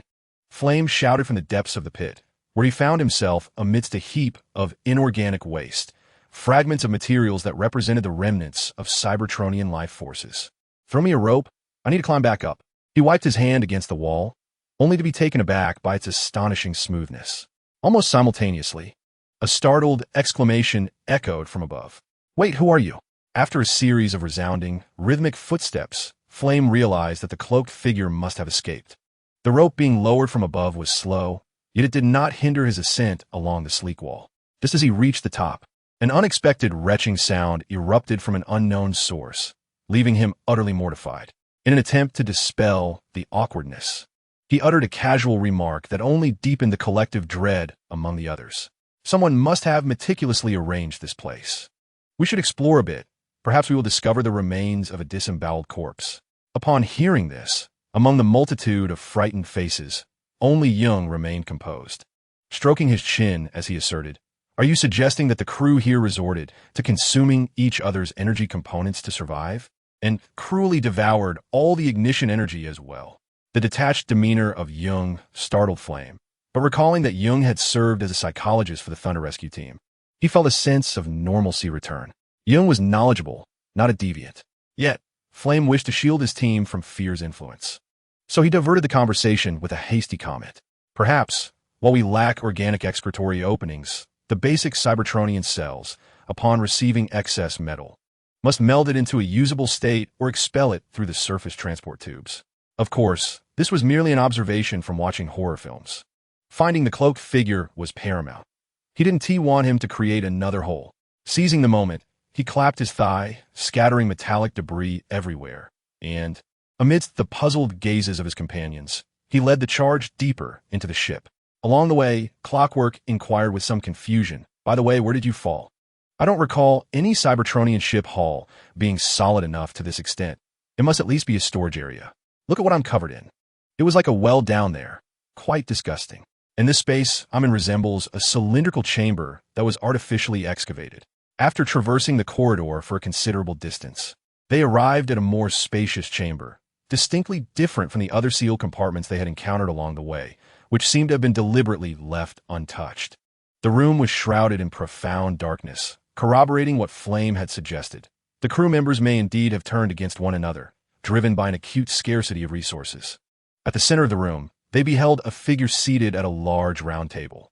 Phantom, why have you stealthily slipped away again? If you persist in this manner, I will have no choice but to request your reassignment from above. I cannot tolerate such a character remaining in my squad, Flame scolded. His ire palpable as he recognized the individual. My apologies. I merely find this vessel remarkably familiar, Phantom replied, his metallic silver cheek etched with trepidation as he touched his face. Observing the shift in his companion's demeanor, Flame reluctantly tempered his anger. Have you been here before? Why didn't you clarify that earlier? Phantom immediately rose, trembling as he gazed at his own hands. This is a bounty hunter's ship, an illicit one at that. I can identify certain materials here that are exclusive to the black market. My old friend was not mistaken. A low, resonant voice followed, sending an unsettling chill through them. Then came a gunshot from the shadows. Flame recoiled, clutching his smoking shoulder in pain, while Phantom gazed in astonishment toward the source. A slender figure emblazoned with the insignia of the Decepticons emerged. You could have easily distanced yourself from the Autobots and continued as a bounty hunter.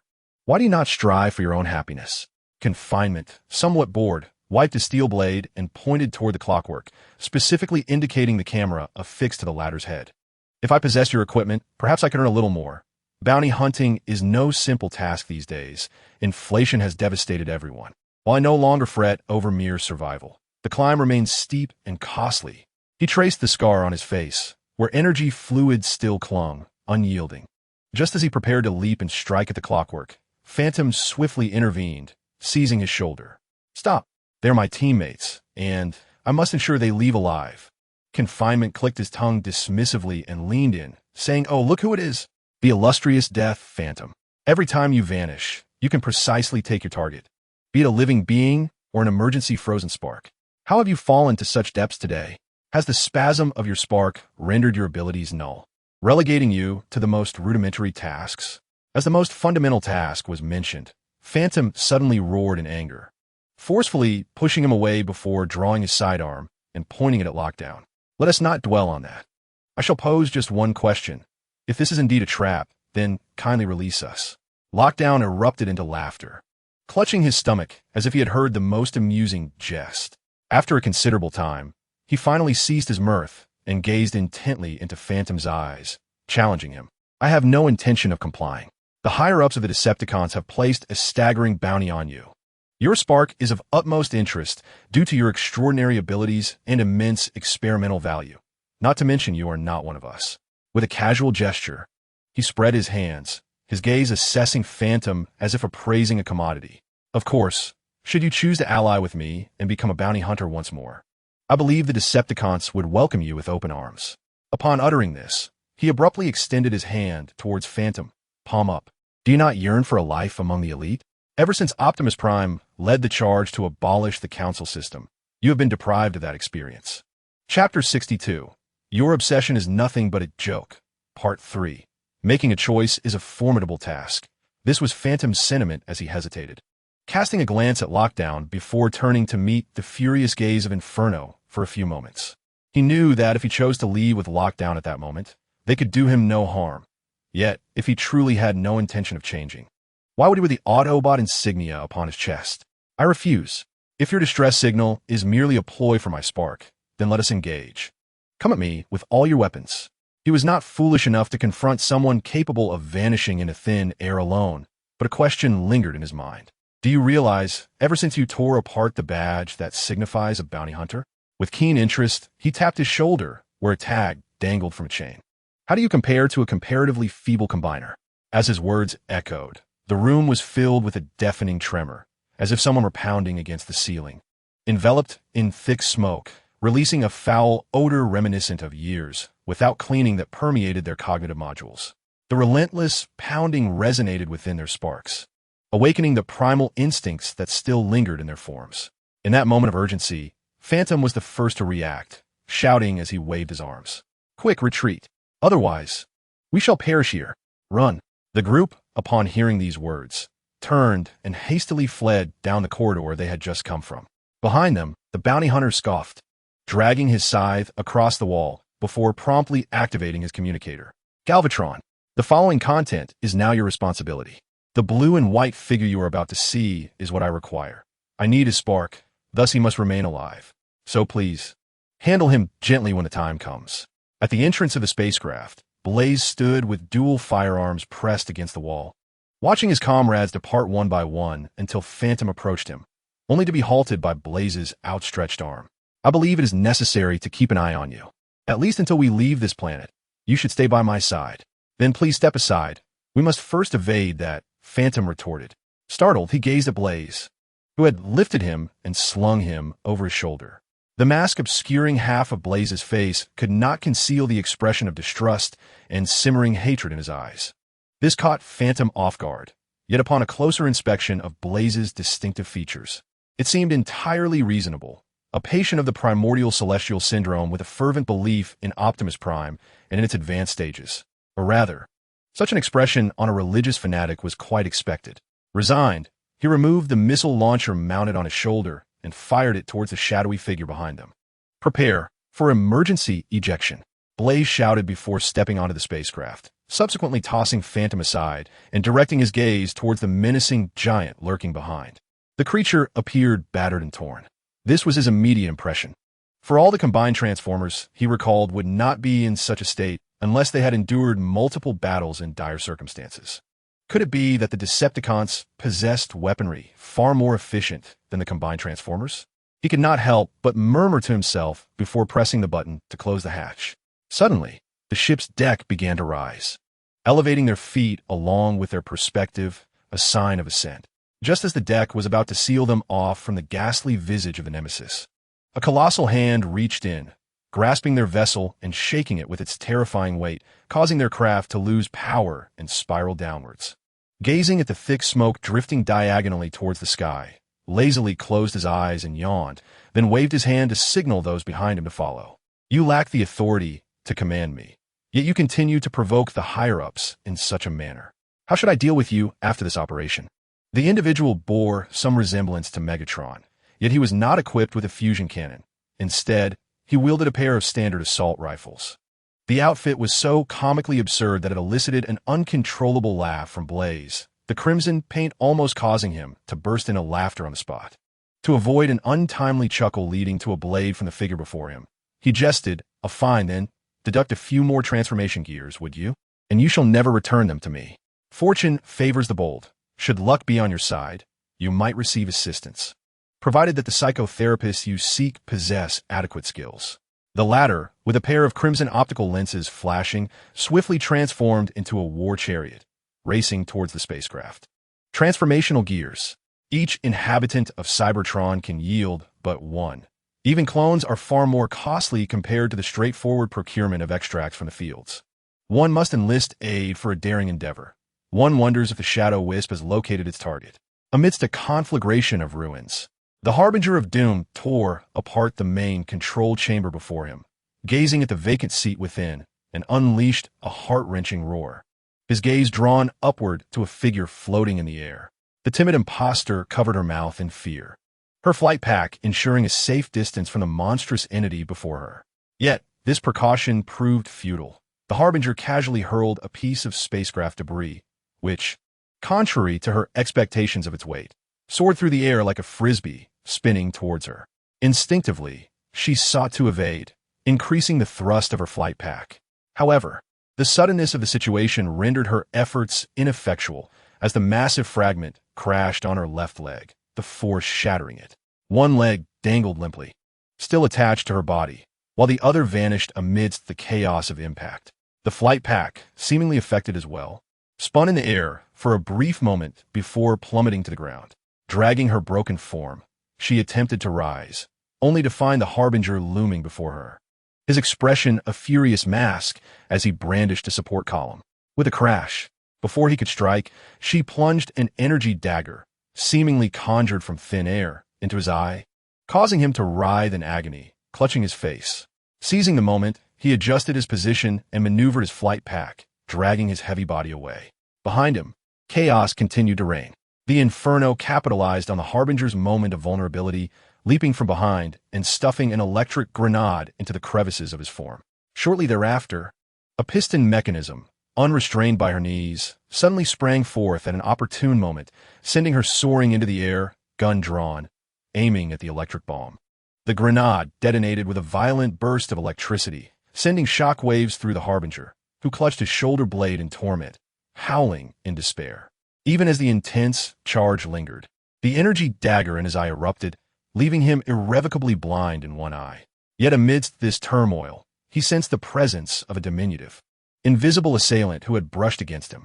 Instinctively, he reached out toward what he perceived as the safest direction for a stealthy attacker, capturing the intruder in his grasp.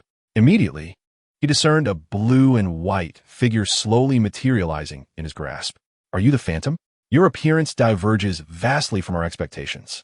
At this juncture, the Starscream spoke, his voice tinged with a faint distortion, seemingly due to the insufficient energy within him to sustain his combined form. The Phantom, however, paid little heed to such concerns. In a fit of rage, he struck, directing a bellow at the opponent's fingers. "And you? I had presumed that the Decepticons would hold a combiner in higher regard than to send him into battle on an empty stomach. What have you done to incur their wrath? Are you a traitor, or have you been forsaken by your superiors? Regardless of which, you repulse me." He lamented with an anguished voice, unleashing all his pent-up frustrations. He could also feel the pressure upon him intensifying after these few utterances, causing his gears to creak ominously. Yet, he did not await the return of his spark. Prior to the retrieval by the Necrotron, Starscream preemptively disassembled, the 6 disfigured Decepticons collapsing unceremoniously to the ground. "Is that it? I expected you to possess greater prowess." The Phantom scoffed, subsequently picking up a weapon from the ground and aiming it at the head of the Predacon. "Wait, do not kill us. We have come to seek your alliance." "I do not believe this charade," the Phantom retorted, shaking his head before pulling the trigger, aiming for the opponent's abdomen, resulting in a splash of pale violet. The excruciating pain coursed through his body, compelling him to curl into a ball. He sensed that his transformation gears had been grazed by the bullet, an unmistakably unwelcome sensation. "Oh, can't you even glance at the object we recently captured? It is your regeneration chamber. Our chests are rigged with explosives. What else would explain our dire predicament?" He bellowed, as if attempting to tear his voice box apart, prompting the Phantom to pause in contemplation. This outburst, however, incited considerable displeasure in the Flame, who promptly retrieved a spare grenade from his possession and approached, shoving it into the Predacon's mouth. "Why waste words on such a creature? Assist me in aligning their heads. A single shot will suffice to end their suffering."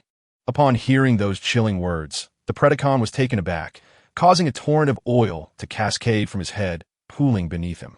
In a critical moment, the blue bat rushed forward, clasping Flame's leg with desperation. "Wait, I implore you. That distress signal was sent by us. We have endured unbearable hardship for 500 years. We have spent 400 of them desperately seeking the energy necessary for survival. Those loyal to Megatron merely treat us as slaves. Our only hope rests with you Autobots. Please, do not shoot. We surrender. We are prisoners of war." Confronted by the anguished cries, the fiery figure contemptuously kicked them aside, focusing instead on the swirling dust in the distance. "You have truly mistaken your target. I do not categorize you as prisoners of war, for you still pose a threat to me." He wiped down his weapon before continuing in a low tone. "If you wish to survive, assist me in dealing with that individual, and I may consider escorting you to safety." Suddenly, he removed his mask, opening his mouth to exclaim, "Surely you can manage that, can't you?" At the sound of this provocative utterance, the zombie nearly succumbed to the urge to retort, yet desperately fumbled for the grenade lodged in his mouth, teetering on the brink of detonation, and hastily expelled it onto the ground. "Oh, that is utterly absurd. The remote control for the bomb remains in Tan's possession." "Well, that complicates matters. You had a chance at survival, but you insisted on voicing such thoughts." With a sound of metal clashing, the newcomer spoke with evident impatience, lifting his weapon to fire at a Decepticon. Sparks erupted from the body of the wild bull, creating a series of punctures as the mechanical arteries within him shattered, causing a diluted, water-like energy fluid to spill forth. "Look at you. You revere Optimus Prime while I pledge allegiance to Megatron. How about we become friends? I could offer you a spacecraft to ensure your safe departure from this place." He waved his hand nonchalantly, adopting a demeanor of relaxed confidence. However, the fiery figure was unimpressed, seizing a Decepticon's head and pressing his gun against its mouth, poised to pull the trigger. I doubt your intentions are as benevolent as you claim, you infamous executioner known for your brutal interrogation methods. Seeing this, Ton hastily gestured, as if his vulnerability had been exposed, hoping to persuade the fiery figure to relent. Whoa, don't be so hasty. We were preparing for negotiations with the Autobot government. I could accompany you on your ship. How does that sound? You could capture me, and I would willingly disarm. Do you understand? Peace between the factions is inevitable.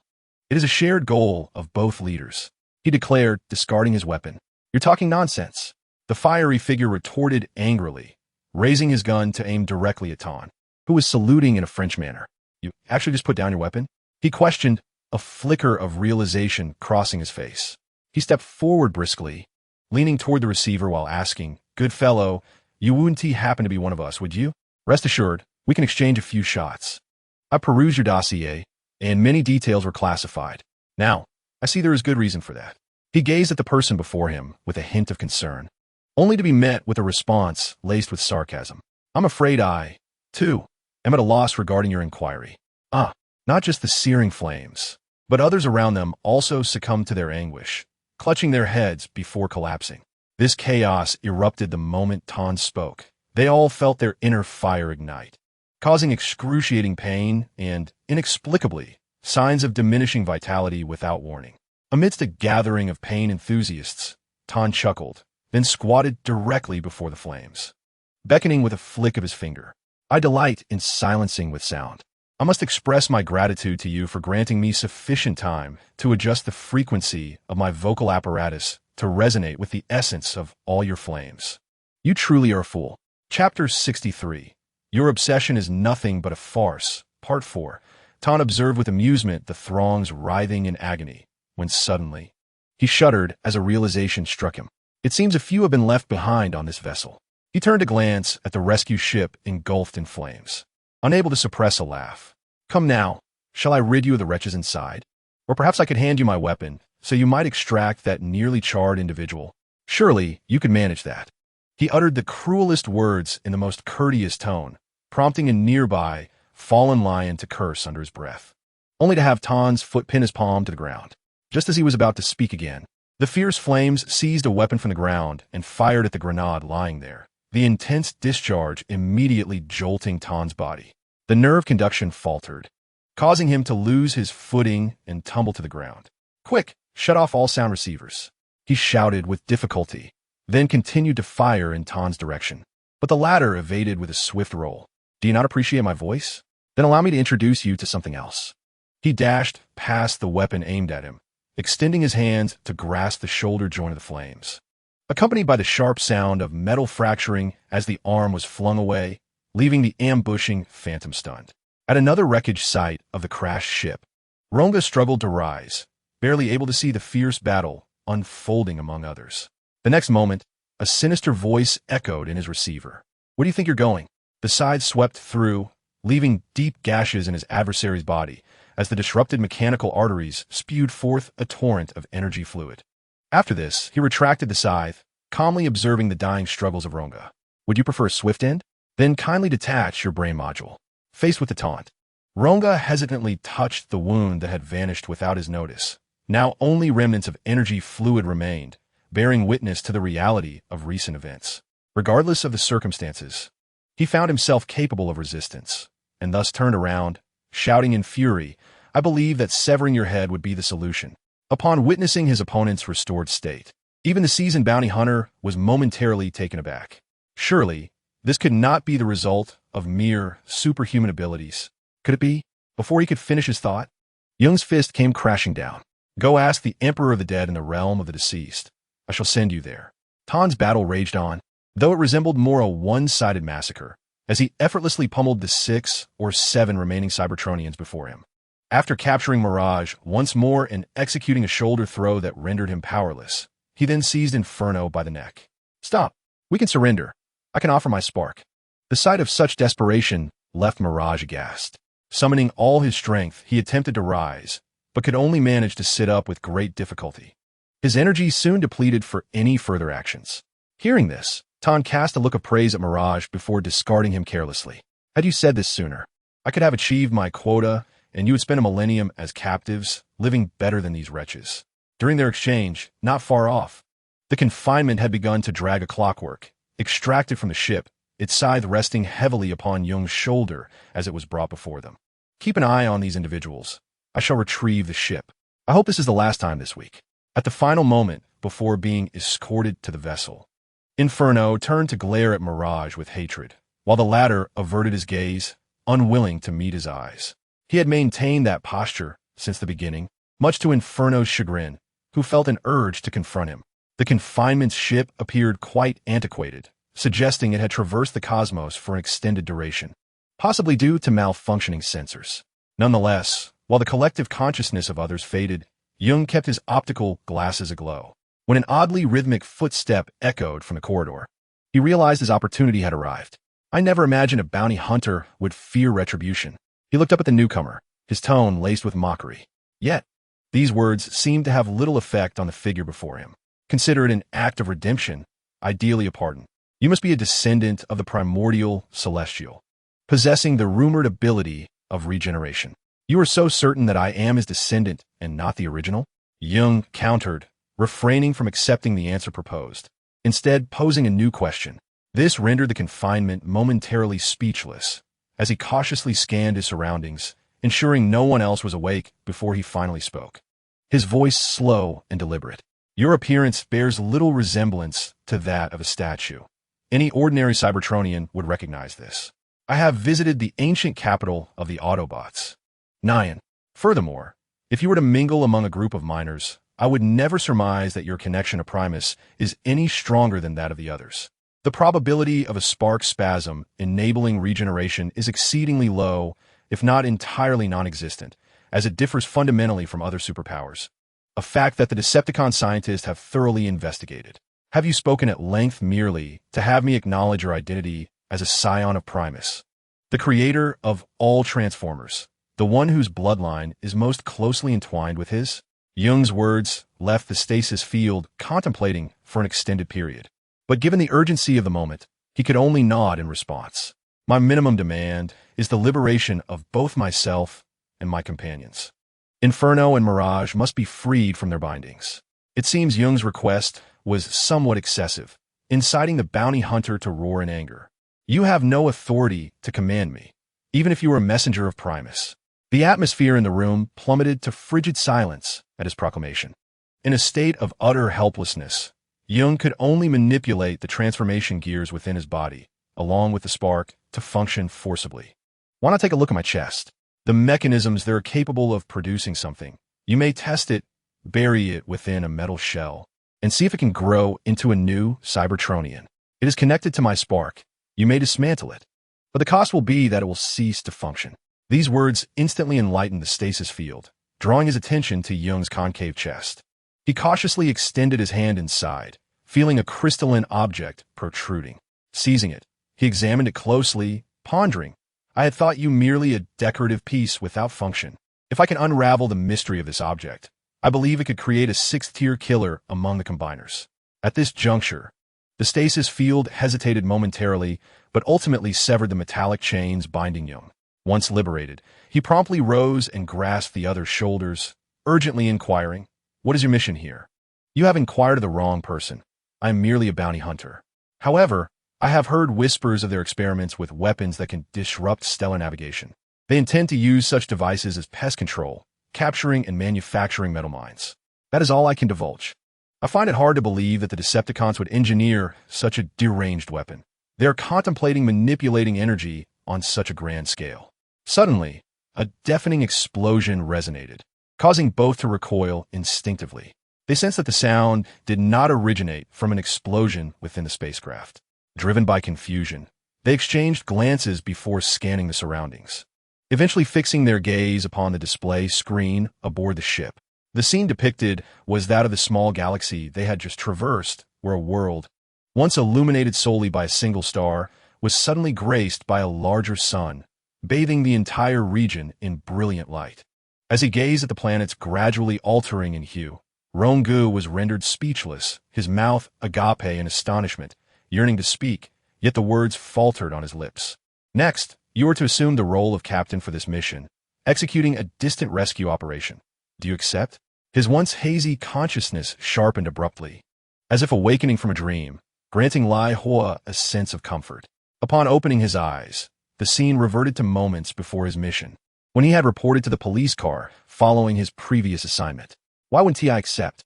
This is a special mission designated by Optimus Prime, and I shall execute it with excellence. May I inquire about the team members involved in this task? This was not uttered in the present, but echoed from a time when he enthusiastically accepted the assignment, boasting with great fervor. In truth, it was not a matter of great significance. Those within were somewhat troubled. Do not fret, young lad. They are merely individuals from the flight echelon grappling with psychological issues. We require more individuals to master the art of delivering assistance, as this is a rare profession that must be safeguarded. Ronga is my appointed assistant for you. Functionally, he may possess certain deficiencies compared to others, yet as a psychologist, he is the optimal choice. I shall refrain from elaborating further. The mechanism will aid you in recording the progress of the mission.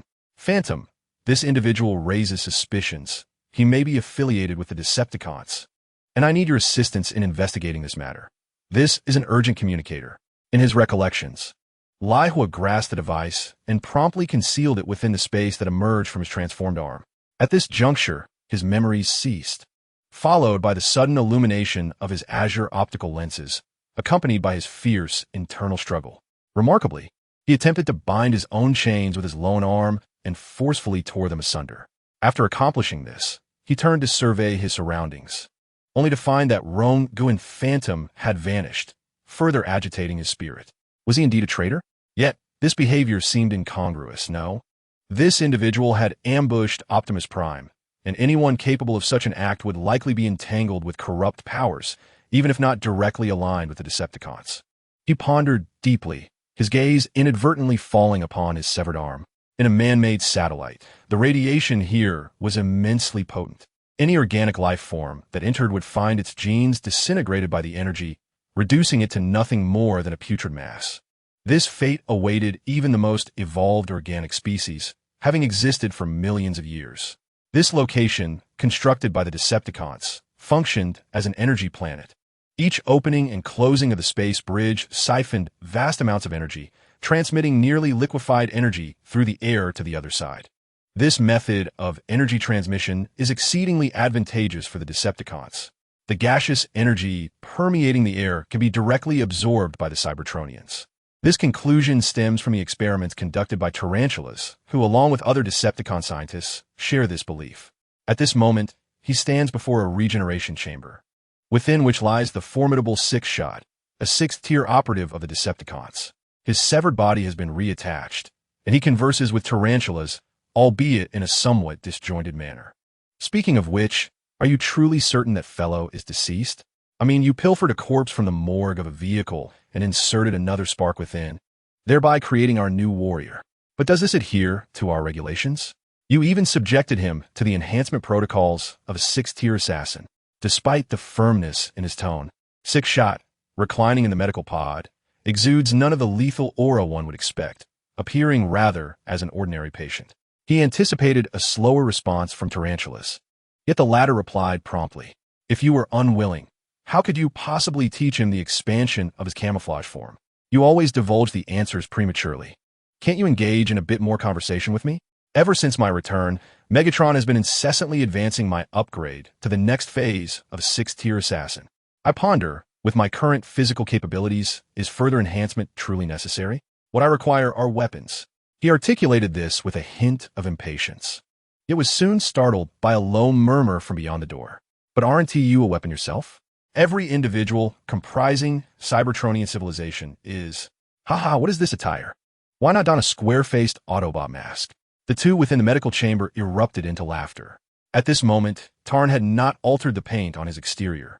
Yet this did not hinder his ability to instill intimidation. Merely by stepping onto the floor and crossing his arms while surveying the room, he rendered the two before him utterly silent. Firstly, I am no longer that rookie Decepticon. Secondly, standing before you now is the minister of the Decepticon Enforcement Department, not some temporary security guard. He emphasized the last four words, as if addressing the discontent expressed by his colleagues over the past few days. Chapter 64. Your determination is merely a farce. The Autobots exhibit a level of integrity beyond my expectations. Yet this particular product is undeniably a flawed specimen. Tarantulas remarked, gazing at the faux warrior reclined in the regeneration chamber, before turning to Tarn with a hint of exasperation. We could easily select alternative smiths. In fact, we could exchange the items stipulated in the regulations for those we truly require. There have been numerous Cybertronian vessels that have gone missing during missions. It is precisely for this reason that if we were to capture a smith without issues, the Autobots would undoubtedly grow suspicious and scour all nearby star systems. You have misunderstood my intention. Why are the Decepticon researchers so few in number? I refer to this very location. Look, the wolf spider, somewhat irked, directly activated the regeneration chamber, spilling a copious amount of solution onto the floor, and promptly pried open the faux-use cranium. Gently, he extracted a chip from within and presented it to the person beside him. I recall that this particular weapon's blueprint exists in our database, does it not? This is a deliberately crafted flaw. I advise you to promptly inspect the others, especially those still flailing about within the spacecraft. They undoubtedly harbor issues. Tan, unusually silent, refrained from arguing, for he too understood the gravity of the situation. He dared not gamble on whether the Autobots had concealed small teleportation devices. Even a transmission disk, merely the size of a coin, could jeopardize their plans. In another cell on this planet, the buffalo lamented as he reached for his body, riddled with bullet holes, yearning to extract the projectiles lodged within. The sensation of those foreign objects trapped inside was exceedingly uncomfortable. Given the current predicament, he wished for a death devoid of anguish. As the captain, the lion, who bore witness to all of this, felt profound distress. He fervently wished that Sarath could have come to their aid sooner. Rather than confronting a horde of Autobot debris, let's rest a while, conserve our strength. What if we charge directly at the Autobots' guns during the next mission? We could all return to the spark together. His suggestion garnered little support, met instead with vague responses, save for the Blue Bat. I refuse to endure this existence any longer, perishing on the battlefield under the command of a bunch of inept fools, akin to a slave. It is utterly humiliating. Do you wish to escape? A shadowy figure materialized, draped in blue and white, holding an electronic key capable of unlocking their restraints. Upon seeing the newcomer, their eyes sparkled with hope, only to dim once more. Can you guarantee our survival? It feels as though we are to be used as cannon fodder. You misunderstand. I merely desire companionship to ease the burdens of our escape. It seems we have all been ensnared by those above us. Thereafter, Phantom stepped forward and liberated them from their bonds. In the city of the Decepticons, peculiar structures adorned the sidewalks at intervals, resembling pillars with two horns atop and an electronic screen in the center. Passers-by would often approach and lightly press a confirmation button on the screen, prompting a drawer to spring forth from the bottom of the pillar, revealing a compressed energy block.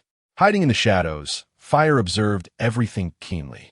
After a moment's hesitation, he affixed a Decepticon emblem to himself, causing his entire appearance to transform, save for his size. Soon, a somewhat stiff Decepticon emerged from the alleyway. Hesitantly, he approached the device, mimicking the actions of others. Thus, he effortlessly acquired an energy block, and upon feeling its substantial weight, he found it somewhat incredible. Even on Cybertron, within the Autobots' capital of Iacon, Optimus Prime would not casually install such equipment. Typically, it was the beggars who sought refuge in shelters to receive these energy handouts. As he walked, he surveyed the surrounding buildings, simultaneously holding the energy block in one hand, bringing it to his mouth, and taking a bite from one corner, savoring it slowly. In contrast to Iacon, this place lacked grand architecture but was distinctly characterized, allowing him to identify the functions of the buildings merely by their exteriors. Most of the structures he saw were painted, yet aside from the vibrant hues, he sensed that the architectural standards of this city were exceedingly strict, reminiscent of the functionalism of a bygone era. Yet, he found all of this to be quite normal. Buildings and objects are not sentient. They possess neither thought nor life. Upon finishing the energy block, he realized he had arrived at the government gates of this planet, where two guards approached him, inquiring about his purpose for being there. "I'm looking for someone, a friend who works at the government. I have just arrived." As soon as he spoke, he regretted his abruptness, struggling to articulate his thoughts. "Could you provide a name?" The two Decepticon guards asked impatiently, seemingly oblivious to the potential implications of his words. Meanwhile, Inferno found himself momentarily at a loss. To protect his identity, he mustered the courage to reply, "Waspinator," inside the Decepticon research facility, or rather, within a tower distinctly different from other buildings. Several Decepticon scientists stood gathered. Outside, Inferno hesitated, but ultimately stepped inside. Being a large individual, his entrance inevitably drew the attention of nearly everyone present. Here, a pair of turquoise optical sensors stood out, spinning briefly before their owner raised a hand and called out, "Oh, what took you so long?" Upon recognizing Waspinator's acquaintance, the other Decepticons promptly returned to their duties, uninterested in involving themselves with the affairs of a madman. Unless, of course, they were equally deranged. Inferno's expression was one of surprise. However, whether in disguise or in his true form, his face remained obscured by a mask. Consequently, Waspinator pulled him aside into a less crowded corridor. Once there, he wasted no time in asking, "Tell me, who else is aboard your ship? If you tell me the truth, I can arrange for an old-fashioned vessel to transport you and the others away." "I do not understand what you are saying." Flame shook his head. He was indifferent to the identity of the peculiar scientist before him. Nevertheless, he was determined to attempt to navigate this precarious situation. Yet, he was acutely aware that he was merely flailing in desperation. He understood that Optimus Prime would never betray his comrades, and thus he too must adhere to that principle. Of course, to the widow, his struggles appeared as frivolous as a child's play, which amused her greatly. "You might be pretending, or perhaps you genuinely lack understanding. I do not believe that over these 5 centuries, the police vehicles have failed to train new executioners. However, your demeanor is evidently not that of a capable leader. So I choose to trust you. Now, disclose the personnel configuration. Aside from that imposter and you, the captain, what has become of Rung, Mirage, and Cog? You were instructed to inform me of your team's composition, yet you have recounted every member of the squad." This attitude incited intense dissatisfaction within Flame, prompting him to respond with indignation. "I have no idea. They had already outpaced me before I could break free from my constraints." Yet, before he could finish his sentence, Widow interjected forcefully, "That Cog, is it? The surveillance captured everything."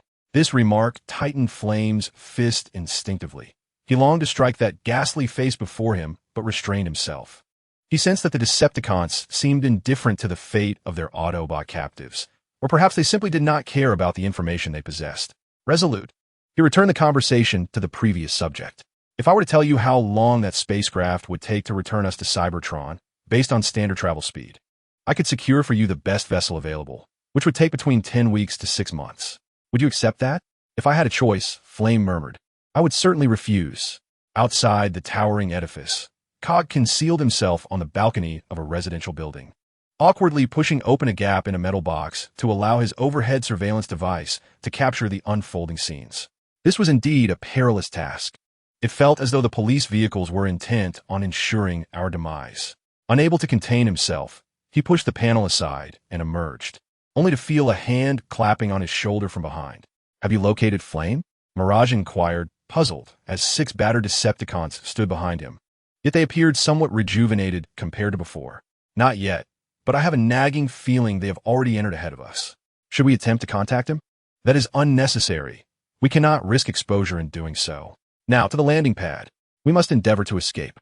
We have no obligation to complete a rescue mission that does not even exist, or rather, we have already extricated the target." Mirage gestured to the 6 Decepticons behind him. However, Cog suddenly grew anxious, raising a team member they had consistently overlooked. "What about Rung? He is such a good person. Shall we not rescue him?" Upon hearing the name of Young, Phantom suddenly rebuked, "Use your unipolar device to ponder this. He has been taken away and confined. Do you comprehend the fate that awaits the Cybertronians who fall in his hands? If fortune smiles upon them, they might be sedated and meet their demise without suffering. However, if not," his expression faltered, ultimately leaving the words unspoken as he departed with the others. In the laboratory, Fire stood beside Widowmaker, witnessing as he released the faux youth. "This individual has outlived his usefulness. As per your request, arrangements have been made for his immediate transport to the spacecraft. Now, you must fulfill your promise." Widowmaker rubbed his hands together, the energy solution coating his palms. Fire silently observed the faux youth being taken away, before speaking solemnly. Phantom is a bounty hunter. It appears he left with confinement. I noticed a figure resembling him boarding the craft. I took Clockwork with me. Could you provide me with a map? Do not be deceived by my holographic projection appearing intact. In truth, I have lost an arm. As he explained, he abruptly shook one of his arms, prompting the latter to swiftly adjust the display to reveal the city's blueprint. Fire's fingers traced a few lines on the map before encircling a location hidden from the view of an anti-aircraft tower. He is there. After disembarking from the spacecraft, I encountered Young.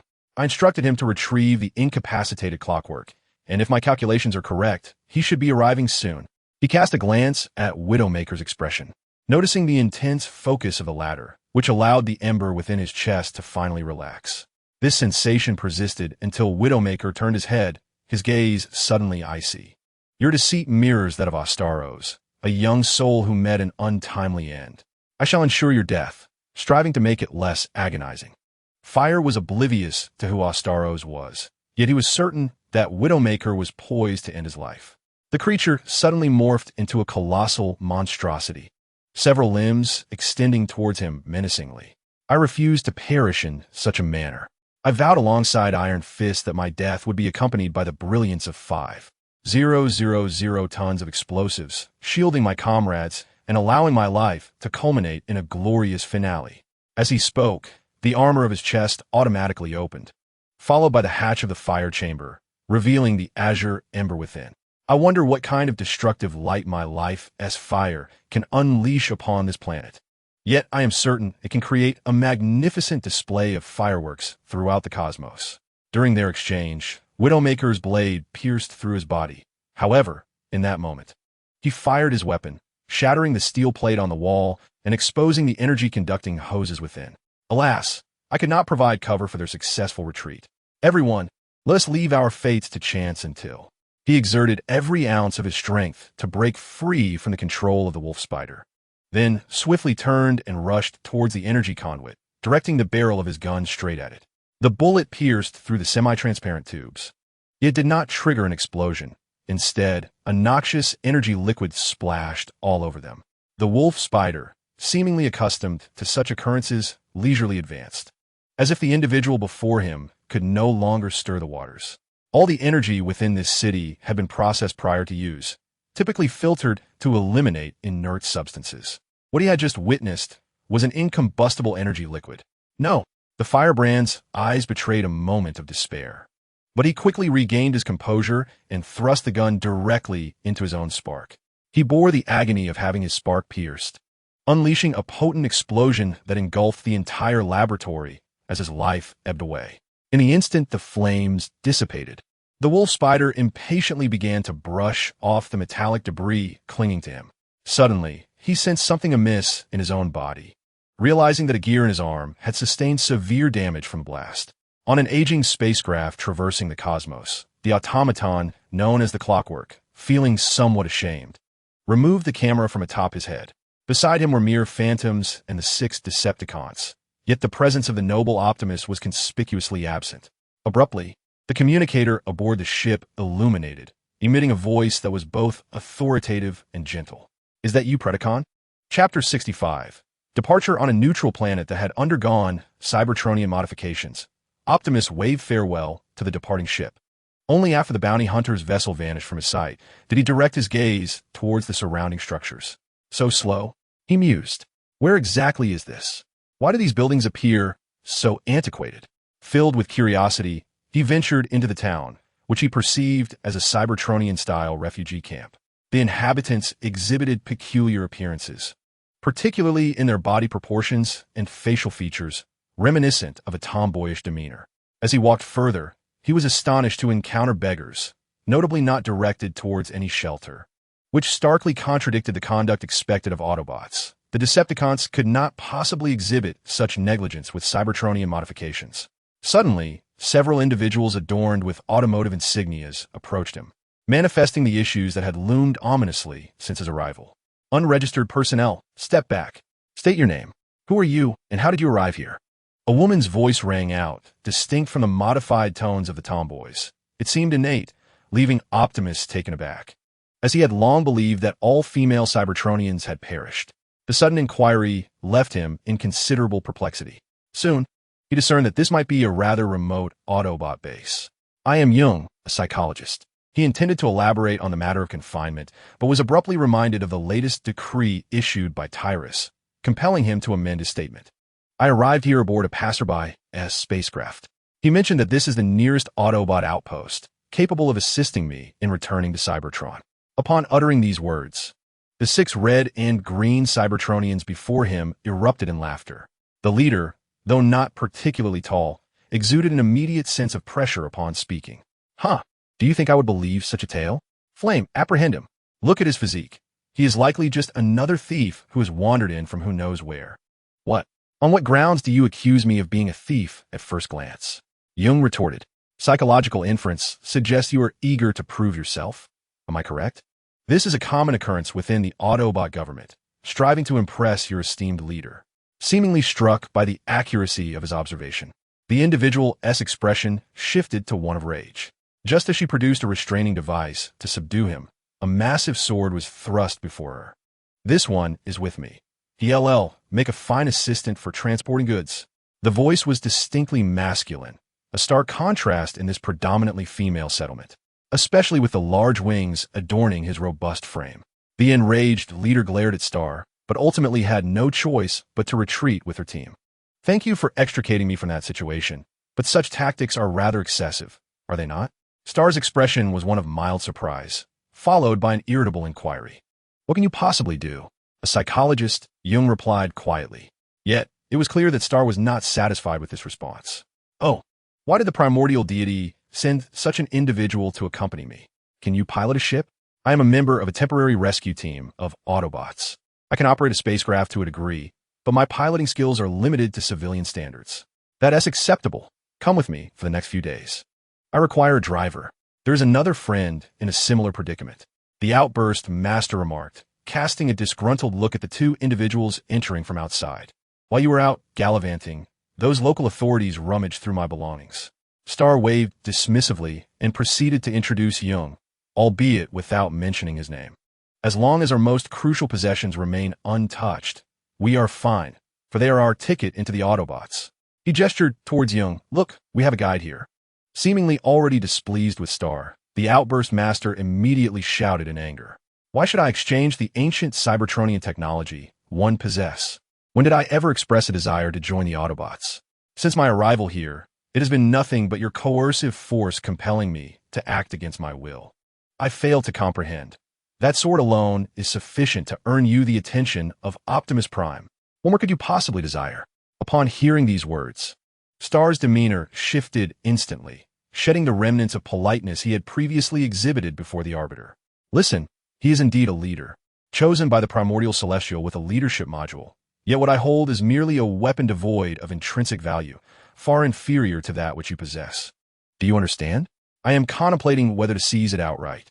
As tensions escalated between the 2 parties, a psychologist's insight prompted the Arbiter to intervene, seeking to mediate or perhaps divert the conversation. Could everyone pause for a moment? I have a question. How did you all arrive here? I harbor no doubts about your discernment, Arbiter, but your inquiry misses the mark for the individual before you, known as the Expositor. And I plummeted here while contending for the sacred relic of Borton, as I cleaved his vessel in twain. Upon the mention of his ship's destruction, articulated with such flippancy, the Expositor was incensed, overturning the table and chairs before him. How dare you speak so? Were it not for your recklessness, we would not have found ourselves stranded in this desolate wasteland. Look above. That is a white dwarf star, and it has left us famished since the moment of our arrival. He then caught sight of Star, sword drawn, glaring at him with a deadly intent. Perhaps we have exchanged too many words? He remarked. Or perhaps you should depart now, leaving your possessions behind, lest you wish to forfeit your life before my wrath is unleashed. The 2 remained locked in a tense standoff for several moments, until in an instant, as Star swung his blade downward, the Expositor suddenly raised a sphere above his head. You have triumphed, Star. Are you now satisfied? Take the exquisite artifact and depart. As they stepped through the doorway, the Arbiter remained momentarily disoriented by the preceding scene, feeling as though he had boarded a treacherous vessel. What a disgrace. Very well. Without an extra ship at our disposal, we shall have to borrow one. Even after exiting, Star continued to grumble, seemingly driven by an urge to eliminate the expositor, yet unable to find justification for his fury. But who among them would willingly lend us a ship? You appear to have some friction with the local authorities. Just borrow from them, I insist. Once they departed, the expositor surveyed the chaos within the room and, consumed by rage, ultimately dialed the communication. The Miss Shadow Dark Staff, is it? I possess what you seek, yet has been seized by another. At the ruins of the old Crystal City on Cybertron, Drift gazed at the desolation around him, marveling in disbelief at the extent of the destruction that had befallen this once great city. At the heart of the city once stood a towering edifice, a structure imbued with a crystalline essence. Yet now, it resembles a bird's nest, with a meteorite from the cosmos having descended like an egg, remaining nestled at its core. To my astonishment, I discovered that I was not alone in my arrival. Did you, too, come seeking the annihilation of the Shajun? The voice, tinged with a feminine cadence, momentarily startled Drift, who swiftly regained his composure and drew his sword, assuming a defensive stance. He harbored concerns that this newcomer was merely a tourist rather than an investigator, and thus retorted directly, inquiring, "Who are you?" "I have come for something buried within the Crystal City, but not this particular Crystal City. I seek the original." Upon hearing that something lay hidden within the Crystal City, Alcie's previously serious demeanor transformed into one of heightened anger. "Are you referring to that which was destroyed by the monstrous fiends and the mighty Vajra? It appears that Lunatic has committed numerous heinous acts, even in his homeland." Meanwhile, STA stepped into an aging spacecraft amidst the anxious gazes of armed personnel. Inside, Brother Rong had already taken his place at the controls. "Everything appears to be in order. Let us ignite the engines." STA surveyed the interior before taking a seat in the co-pilot's position, speaking with an air of nonchalance. Yet, Brother Rong's expression shifted to one of alarm as he pounded on the control stick and shouted, "Wait. The dashboard's readings are erratic. We must flee." Before he could finish his warning, a sudden explosion engulfed them. Boom! The fire conclave observed the flames before them with amusement, clapping their hands to signal the others to extinguish the fire. However, before they could act, a brilliant azure light cleaved through the spacecraft. "I warned you not to tamper with the ship, yet you proceeded regardless." STA emerged, bearing the weakened Brother Rome, brandishing his sword menacingly as he surveyed the crowd before him, seemingly selecting his next victims for slaughter. Soon enough, when the true leader of this faction emerged, STA's countenance shifted once more. Lady Zhu Rong struck the ground with her hammer, calling for silence, only to be met with STA's scornful dismissal. "You're not a leader." Wielding the hammer of the Celestial Champion, "I am curious as to how it came into your possession. Everything is fated, but before we depart, I hope you can address the enemies you have summoned." Lady Zhu Rong offered no explanation regarding the origin of the Celestial Champion's hammer, instead casting her gaze skyward. There, a spacecraft emblazoned with the Decepticon insignia began its descent. On the ground, the Fire Conclave was compelled to lead their team and others in an urgent evacuation amid the crisis, leaving only 3 standing motionless. "This could be an opportunity," Lady Zhu Rong remarked, turning to leave, leaving behind but a single phrase. "All the colonies that have been sealed throughout history will ultimately open their doors to welcome the arrival of the final celestial being. This is an ancient fable inscribed in the sacred covenant of the Grandmaster. Its origins can be traced back even further to the formidable general, an ancient titan." "What nonsense! A bunch of cowards!" Star scoffed as he set down the jungler, then brandished his longsword, striking towards the battleship. However, this time, the blue radiance emanating from the blade did not obliterate the vessel before him. Instead, it merely shattered a gun turret. This incident caught the attention of the Decepticons, and almost instantaneously, several of them materialized beside him, accompanied by a dazzling glow. "Spatial jump technology. I recall it being quite energy-intensive." Star's expression grew uneasy. He sensed that the individuals before him had invested significant resources in pursuit of what he possessed. He instinctively tightened his grip on the Star Sword, as if seeking a semblance of security in this gesture. "Hand over the exquisite celestial mechanism, and we shall refrain from seizing your weapon," commanded the leader of the Decepticons. "You shall not succeed. Merely a band of rebels daring to covet the sacred relic left by our leader." With words unspoken, chaos erupted, transforming the makeshift landing pad into a battlefield. As artillery fire blanketed the area, and brilliant blue light danced through the air alongside the bullets. This time, Star found himself unable to dominate. It seemed that the prolonged use of the Star Sword had drained its energy, diminishing its actual power. Each time he felled a Decepticon, another would be teleported from the blinding light, swiftly turning the tide against him. Soon, he was overwhelmed by several Decepticons, and the Star Sword was severed from his grasp, clattering before the jungler. Is this the source of your confidence? The shadowy staff suddenly materialized in front of the jungler, who reached for the long sword, only to be outpaced by another. The jungler cleaved through him, bisecting his form, and then approached Star, who was besieged, dispatching the remaining Decepticons with the formidable might of his weapon. Free from the onslaught, Star exhaled in relief, yet still shaken. He patted the jungler on the shoulder, only to realize that the exquisite celestial mechanism he had previously carried was now absent. He could only mutter in frustration, "Excellent. Next, we shall seize their ship. We need a launching pad or another vessel. You have no chance." The voice of the shadowy staff echoed from the ship's intercom. They then turned their attention back to the ground, seemingly undeterred by the jungler's prior strike, perhaps due to its failure to strike vital organs. Suddenly, the surface of the ship began to contort, revealing numerous cannon ports and launch silos. In an instant, those cannon ports flared with blinding light, unleashing a barrage capable of annihilating a civilization, all directed squarely at them. Jung, witnessing all of this, felt an unsettling uncertainty within him. He had endured enough on this day, yet for the sake of his master's hopes, he could only furiously wield the Star Sword, which was the last action he could take. A brilliant blue light erupted from his chest, resonating with the core of the Star Sword. Waves of visible energy were drawn from his being and converged into the core, completing the charging process before the sword was swung. An unexpected azure rainbow appeared before them, shattering the countless projectiles aimed at them, creating a series of dazzling lights in the air. When everything settled, Star turned his gaze towards the sky. Where the Decepticon ship had once been, there were no remnants to be seen, indicating that the Decepticons had long since departed. He then looked down at Jung, who remained silent in a sword-wielding stance, which puzzled him. Assuming Jung was merely posturing, he reached out to tap him. To his shock, Jung's once vibrant form suddenly collapsed, and the now glimmering Star Sword fell to the ground alongside him. Star silently observed the scene, ultimately bypassing the sword and hoisting Jung onto his shoulder.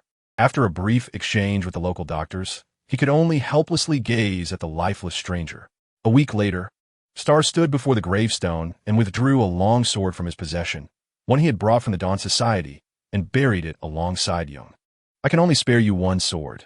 The other must serve as my standard weapon. The Star Sword is too ostentatious, yet regrettably, I must keep it as my last lifeline. May the primordial celestial master bless you." After performing a Cybertronian religious rite, he transformed and departed. After countless days and nights, a hand broke through the dust and grasped the long sword lying on the ground. Chapter 66. A new beginning. After slicing through the dark purple crystal embedded in the wall with his sword, Drift's expression finally softened somewhat. Once he had stashed it within the space of his body, he turned and shouted towards Alcy. "I'm done here, how about you?" The red and white figure shook his head, nonchalantly casting his gaze at the crumbling wall. "I haven't yet found my target. But I must ask, where did you hear that the Crystal City ruins contain such things, and for what purpose?"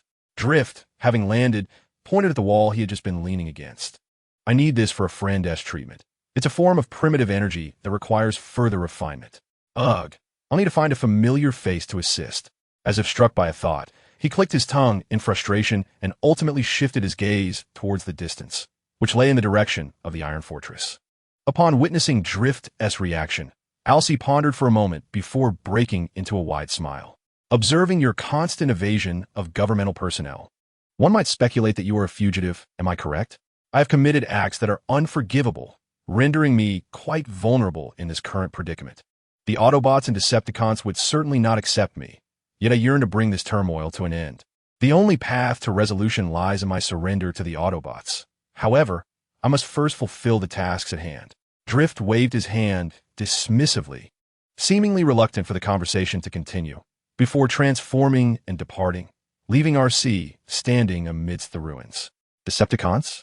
Is the current leader of the Autobots truly so feeble as to tolerate the germination of a rebellious seed that threatens to usurp him? After watching Drift leave, she did not immediately follow, but instead turned her gaze towards a reflective point not far away. You chose to remain here. Are you unprepared to conspire with that individual? Or have you finally resolved to take responsibility for the blood debts you have incurred? Optimus Prime emerged from a building, hefting a heavy hammer onto his shoulder, and quickly approached RC. There is still time for you to surrender. You have the options of military labor or a prison sentence. I choose neither. I have yet to accomplish my objectives. When the time comes, I shall personally confront Galvatron. With a swift motion, she raised her dagger and thrust it into Optimus Prime's wrist, but with a resounding metallic crack, her weapon shattered. At that moment, he spoke again, his tone imbued with both authority and gentleness, a stark contrast to his imposing figure. RC, I implore you to consider whether your choice is indeed the most prudent.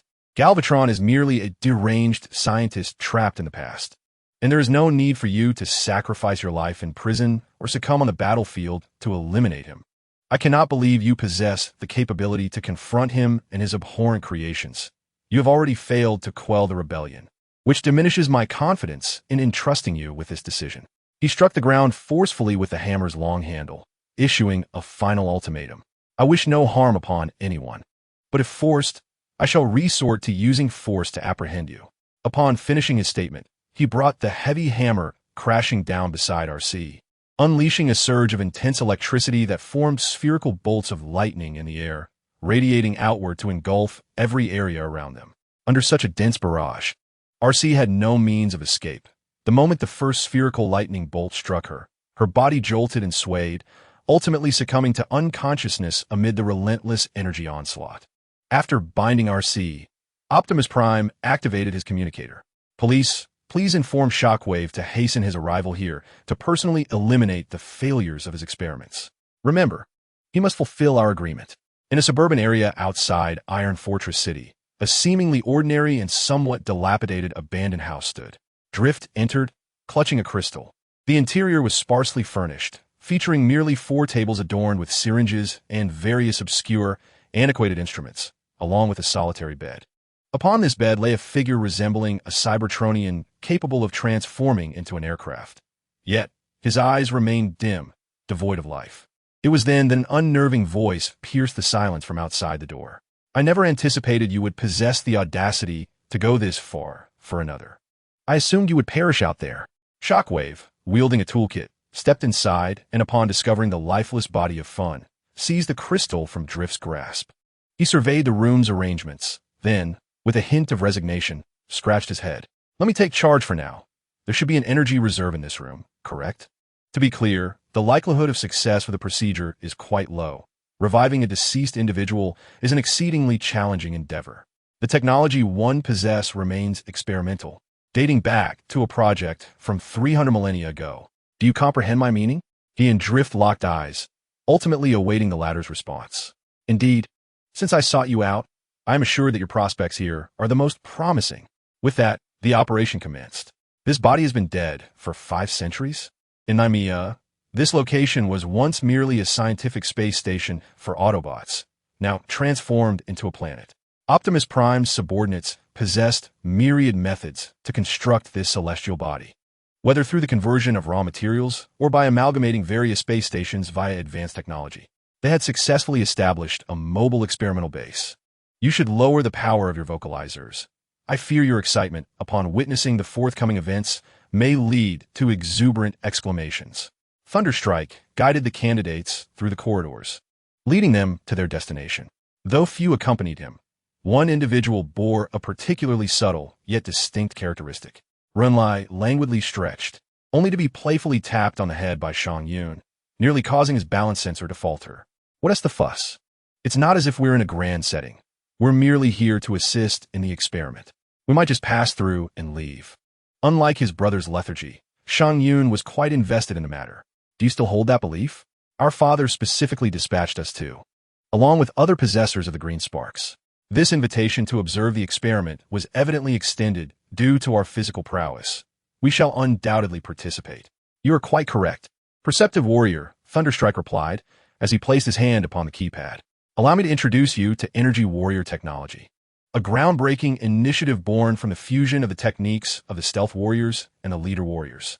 He raised his voice, gesturing towards the interior, which resembled an experimental factory filled with various large machines affixed to the walls. Opposite them was a semi-manual production line, surprisingly reliant on Cybertronians for operation or essential processes. You have 3 minutes to explore.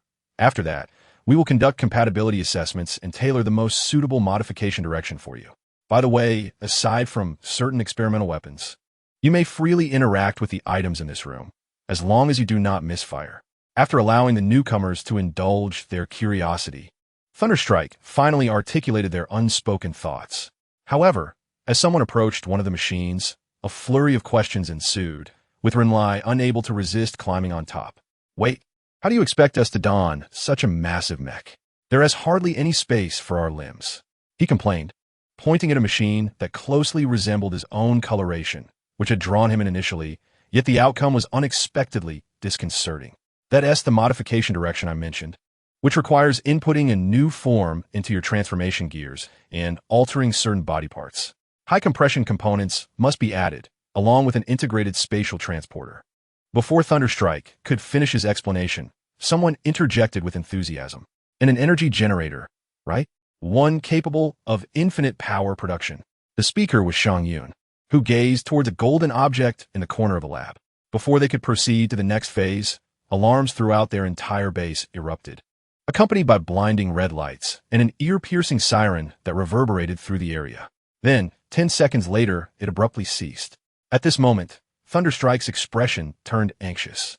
He could not fathom what could have triggered such an alert in a fortress renowned for its stringent defenses. He glanced back at his companions and waved for the staff to assume his position, immediately immersing himself in defensive measures. It appears we are ill-fated, Renlai remarked nonchalantly, evidently unfazed by the alarm. His attention was instead drawn to a chair in the lab connected to numerous tubes, that's for transmitting information to the transformation gears. Would you like to try it first? Little Zhuge stepped forward, eager to pull Renlai closer, yet he could not match Renlai's speed. In the blink of an eye, Renlai seated himself, only to be ensnared by various instruments extending from the walls. Witnessing this, little Zhuge shouted in alarm. Someone stop the power. The anesthetic in the equipment is entirely insufficient for a one-time system reset.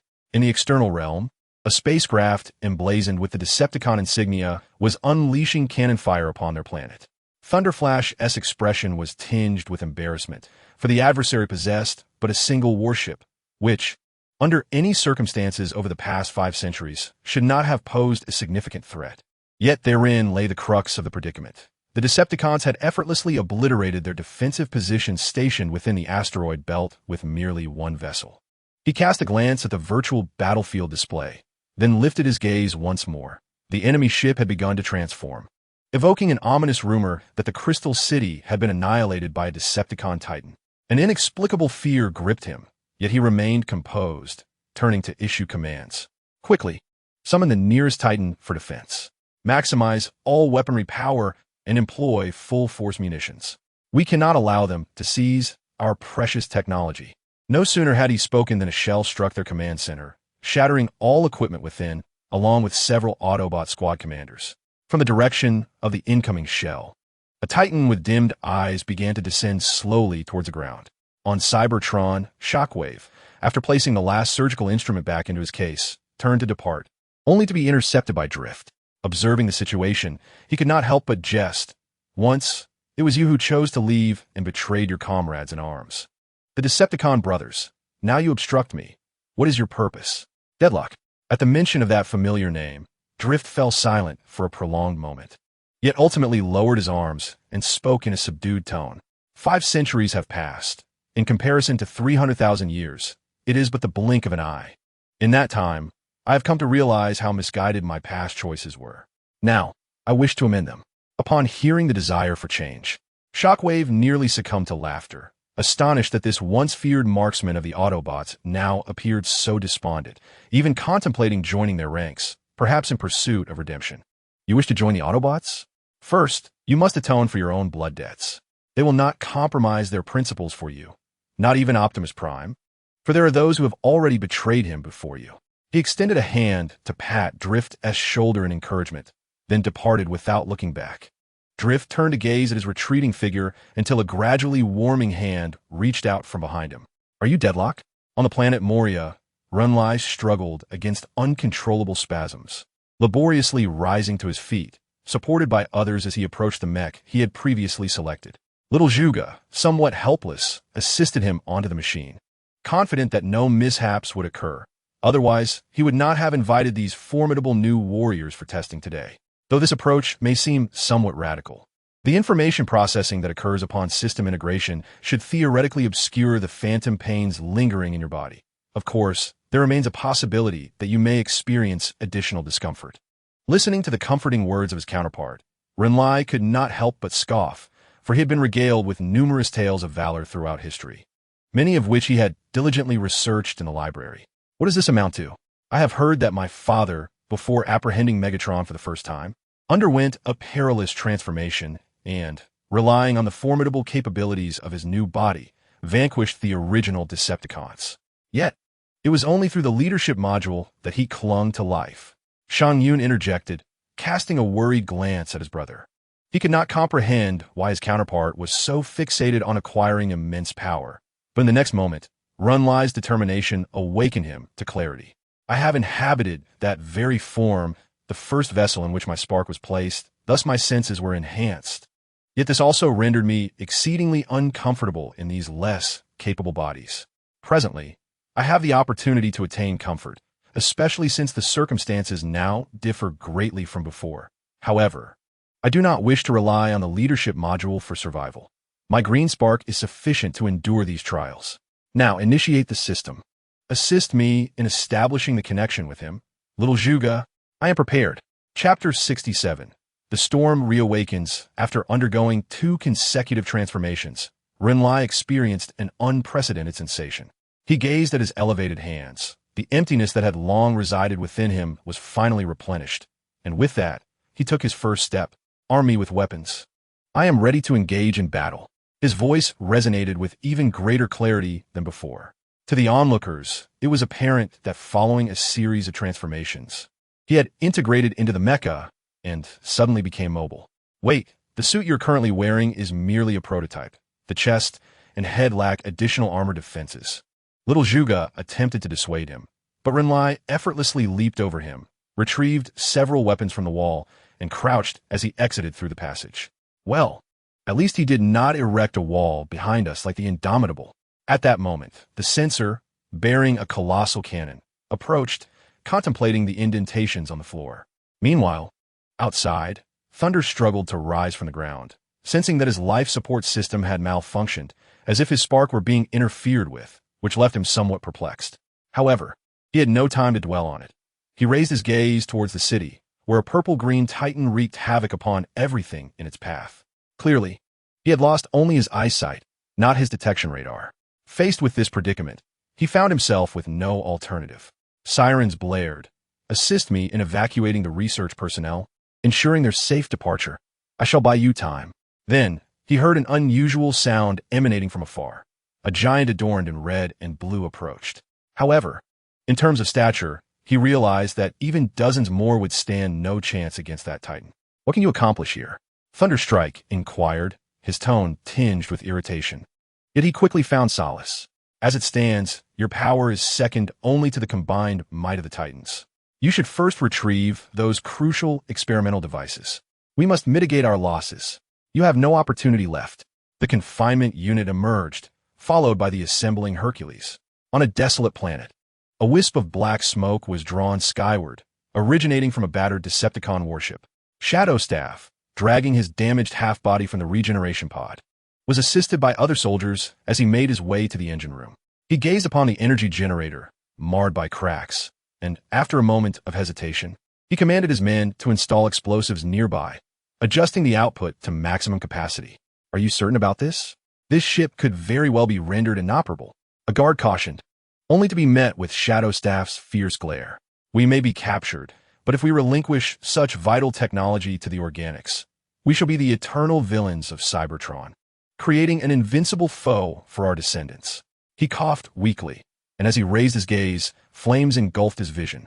Reacting swiftly, he shouted in terror, "Quick! Teleport the Ling Long celestial mechanism away, or destroy it immediately." That was his final utterance, for soon after, their entire vessel was shrouded in gunfire. Shadows clad in black armor, descended from an unknown warship. A bunch of incompetents. You squander such a splendid opportunity. The commander of the Black Box Consortium fumed, seizing a soldier and delivering a punch. Yet, his anger was swiftly extinguished by a subsequent discovery.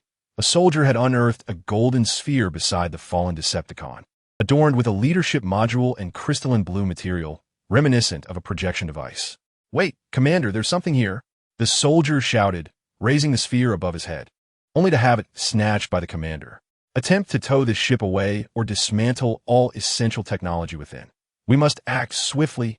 He ordered the agitated soldiers before striding alone onto the ship and entering the control room, activating the captain's exclusive communicator. Before long, an exceedingly peculiar visage was projected before him, and upon its emergence, the head impatiently queried, "What is the purpose of your contact with the command center? We need negotiations with the Decepticons, not combat, for we stand no chance whatsoever." The commanding voice resonated with authority, causing the commander to feel a twinge of trepidation as he contemplated retreat. Yet, he steeled himself against the oppressive pressure and extended the instrument in his grasp. "I believe this might be it," he asserted, having gleaned information from a certain Cybertronian trader about a long-lost technology of Cybertron, a coveted artifact that drew the attention of many robots. The projected virtual eye scanned the object held by the commander, responding with a light chuckle. "How can you be certain he possesses such capability? Do you truly believe that the ancient technology of those robots surpasses our current advancements?" "That is difficult to ascertain. Yet I can affirm that he pressed the golden sphere in his hand, projecting a vast star map illuminated in ethereal blue light. This device could simulate the movements of stars recorded in the past and update in real time. Although I am uncertain when this process commenced, it is evident that every resource-rich planet depicted on this map has been marked. The Cybertronians relied heavily on raw materials during their construction endeavors, a fact well known among all cosmic civilizations." He concluded with a statement that elicited a contemplative expression from the largest projected head. After a prolonged silence, a response finally emerged. "Bring the object back. The rest can be discarded. I require what you hold as the foundation for the Purifier project or to expedite its progress." With that, the communication came to a close, and he expressed his hope for the safe return of the item. Meanwhile, on the planet Maya, Renlai struggled against Hercules. Despite possessing a rare green spark, he found himself overwhelmed when confronted by Hercules, who boasted 6 sparks as his heart. This was the first time he truly felt the weight of his limitations. Simultaneously, in his most comfortable form, he was once again lifted by Hercules and hurled into a building, shattering it upon impact. From the sidelines, Thunderstrike helplessly shouted, "Did Xiao Zhuge not provide you with specialized weaponry? Or why not activate a teleportation node and hurl a bomb in his face? It's the simplest solution." It was exceedingly troublesome for Thunderstrike to divert his attention, especially while engaged in combat with a seasoned bounty hunter. He could not afford to be distracted, lest his spark be stolen in the blink of an eye for monetary gain.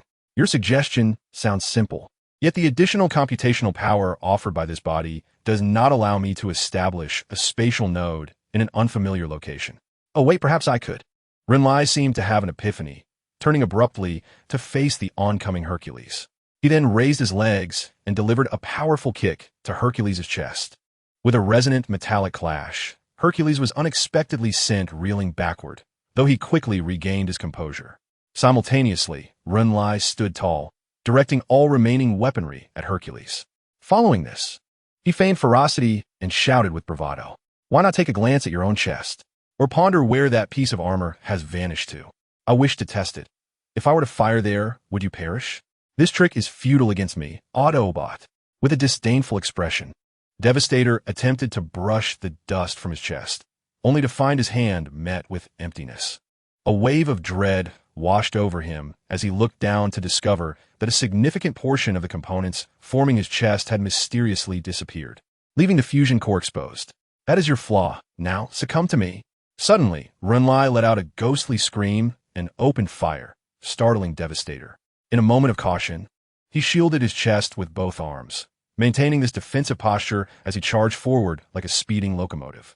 In response, after pulling the trigger one last time, his adversary discarded his weapon, pivoted to the side, and extended his right hand to grasp Devastator's shoulder, being flung into the air by the force of the motion. Yet, in that fleeting moment, he extended his left hand and grasped Devastator's spark chamber, pulling with all his might, causing the colossal figure to crash to the ground. The resounding impact startled Thundercracker and Barricade, who had been observing from a distance. Both turned their gazes toward the scene. Just as Thundercracker intended to leverage the spectacle to intimidate the enemy into surrender, a sudden bullet pierced through his abdomen. The combiner, Hound, has entered the fray. A figure designed entirely as a military weapon surged forth, delivering a powerful blow to Runlai's head, incapacitating him and rendering him unconscious on the ground. Following this successful strike, Hound intended to use the saw on his arm to cleave the opponent in two, but was halted by the approaching Blackarachnia, who pointed towards a rampaging titan in the city and urged, "Hasten to take Devastator away. Our objective lies not with the technology here. Acting recklessly on matters outside our plan could divert us from our original goal." What a disappointment. Hound strode past Blackarachnia, visibly displeased, and hoisted Devastator's massive form, turning alongside Barricade, who clutched the spark chamber as they made their way back to their spacecraft. Meanwhile, Blackarachnia had already transformed and positioned herself beside the Titan's head, amplifying her speaker to the maximum to ensure her voice was heard. "Listen well, this is your sole opportunity. We are not here to recruit you, but to inform you that should you continue down this path, the Decepticon forces will pursue you relentlessly to seize the technology you possess. However, if you choose to join us, you can absolve your past transgressions, stand alongside us anew, and attain a significant position, even possessing a planet of your own. I grant you 30 seconds to respond. After that, we will assume your silence as a refusal and commence a forceful assault against you." It seemed that the words of the Red Spider had reached him, for the once glimmering, extinguished head suddenly trembled and turned towards him, uttering a singular phrase, "I am willing." After a long while, Thunderstrike, struggling to drag his paralyzed lower body from the ruins, raised his head and beheld the departing battleship. Confusion washed over him as he pondered the motives behind the Decepticons' actions. Yet, Runlai had already approached his side, lifting him gently and speaking in a comforting tone. "The dust has settled. It appears the Decepticons' target is that blind Titan rather than the other technologies we are experimenting with. Please inform General Meng." Thunderstrike trembled as he spoke. "And Optimus Prime, we must prevent the Decepticons from creating the cold construct Titans. It is imperative to sever this possibility at its source. Otherwise, this war may never cease." On the periphery of Test Star number 13, a spacecraft named the Excalibur was drawing near. Colonel Domitius, the commander of this vessel, attempted to establish communication with the Autobot garrison on the planet, yet his efforts were met with failure. Sensing the futility of repeated attempts, his most loyal subordinate, the Centurion, approached him directly to offer counsel. "Why don't we simply ascend? The calls have been unanswered. All we require is a bit of energy which this planet conveniently possesses, and the Cybertronians will undoubtedly acquiesce. There is no need to seek their consent in such urgent circumstances." However, his superior shook his head in disagreement, setting down the communicator. "We cannot proceed in such a manner. Indeed, the Beast Planet has its leaders, and we are here by their command, yet the same holds true for Cybertron. Moreover, that is our birthplace. Biologically speaking, we belong to the same race, and we ought to uphold the most basic courtesies when addressing our kin. Must we let our crew starve for this reason?" The Centurion retorted, indignation creeping into his voice as he gestured to his wrist, where the armor was bare, revealing a darkened mechanical artery beneath. "I certainly remember. Leader Roaring Thunder dispatched us for these very matters. Though the situation is exceptional, I grant you permission to land the vessel on the surface," he declared, waving his hand to signal the crew to act. But just then, chaos erupted aboard the ship as something exploded within, flames surging into the command room, causing their control systems to falter instantaneously. Amidst the turmoil, the Centurion discerned from the display that their ship had collided with a pristine expanse of white earth. After what felt like an eternity, he awoke to find an unfamiliar figure standing before him. This being had chainsaws protruding from its arms, and the threat of death compelled him to reach for resistance, only to have his head severed by another blade. "Such actions will undoubtedly impede our efficiency. We are devoid of surplus anesthetics. In these extraordinary times, unconventional measures must be employed, and sacrifice is imperative. Chapter 68. The conclusion. A symbolic expedition of fleeting endings on a desolate planet that bore no life. Optimus Prime led his most trusted squad to this forsaken locale. In accordance with prior arrangements, they were joined by a diplomatic envoy of organic beings, accompanied by their own contingent. The atmosphere was palpably tense. However, the mood shifted when Optimus Prime and the leader of the opposing faction approached the negotiation table. Upon seating themselves, before Optimus Prime could utter a word, the organic commander bellowed, "How shall we establish relations with you, who have intrusively invaded our homeland, wreaked havoc, and unleashed slaughter?" The tone of this individual was far from diplomatic. Rather, it seemed confrontational. Nightwatch, standing nearby, sensed the tension, and even the patrol officer subtly positioned a hand on their sidearm. In response, Optimus Prime raised his gaze with an air of indifference, placing the projector he had held moments before onto the table. "I must clarify your previous remarks. It is not we who disrupt the order of your Galactic Council, but another faction known as the Decepticons, rebels against our Cybertronian civilization.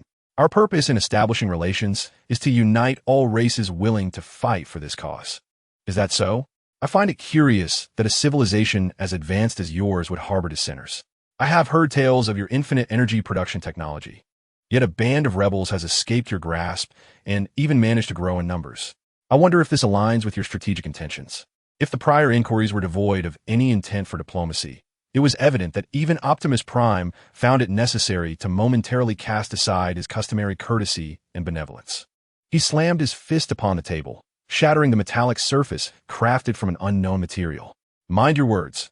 We are here to assist you, to empower you to weather this storm." Optimus Prime's gaze took on an unusually aggressive demeanor, his eyes fixed upon the individual before him, as if ready to obliterate them with his weapon.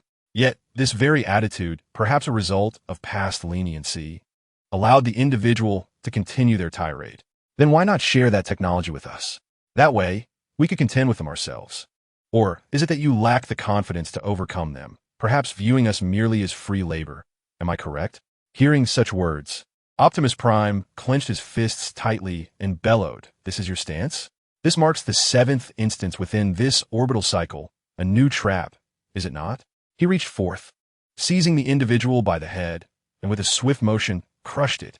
A brilliant blue spark flickered upon his metal fist, and, as he released his grip, the now lifeless form, composed of metal and an unknown pliable material, collapsed onto the ground. Thus, their negotiations once again culminated in failure. With a wave of his hand, he signaled for the police vehicles to capture these individuals as they had done previously. However, whenever bullets struck their bodies, they merely emitted azure sparks and charred metallic fragments. Stepping aboard the spacecraft, Optimus Prime sat silently in the captain's chair. Beside him, his mentor placed a hand on his shoulder and inquired, "Another failure?"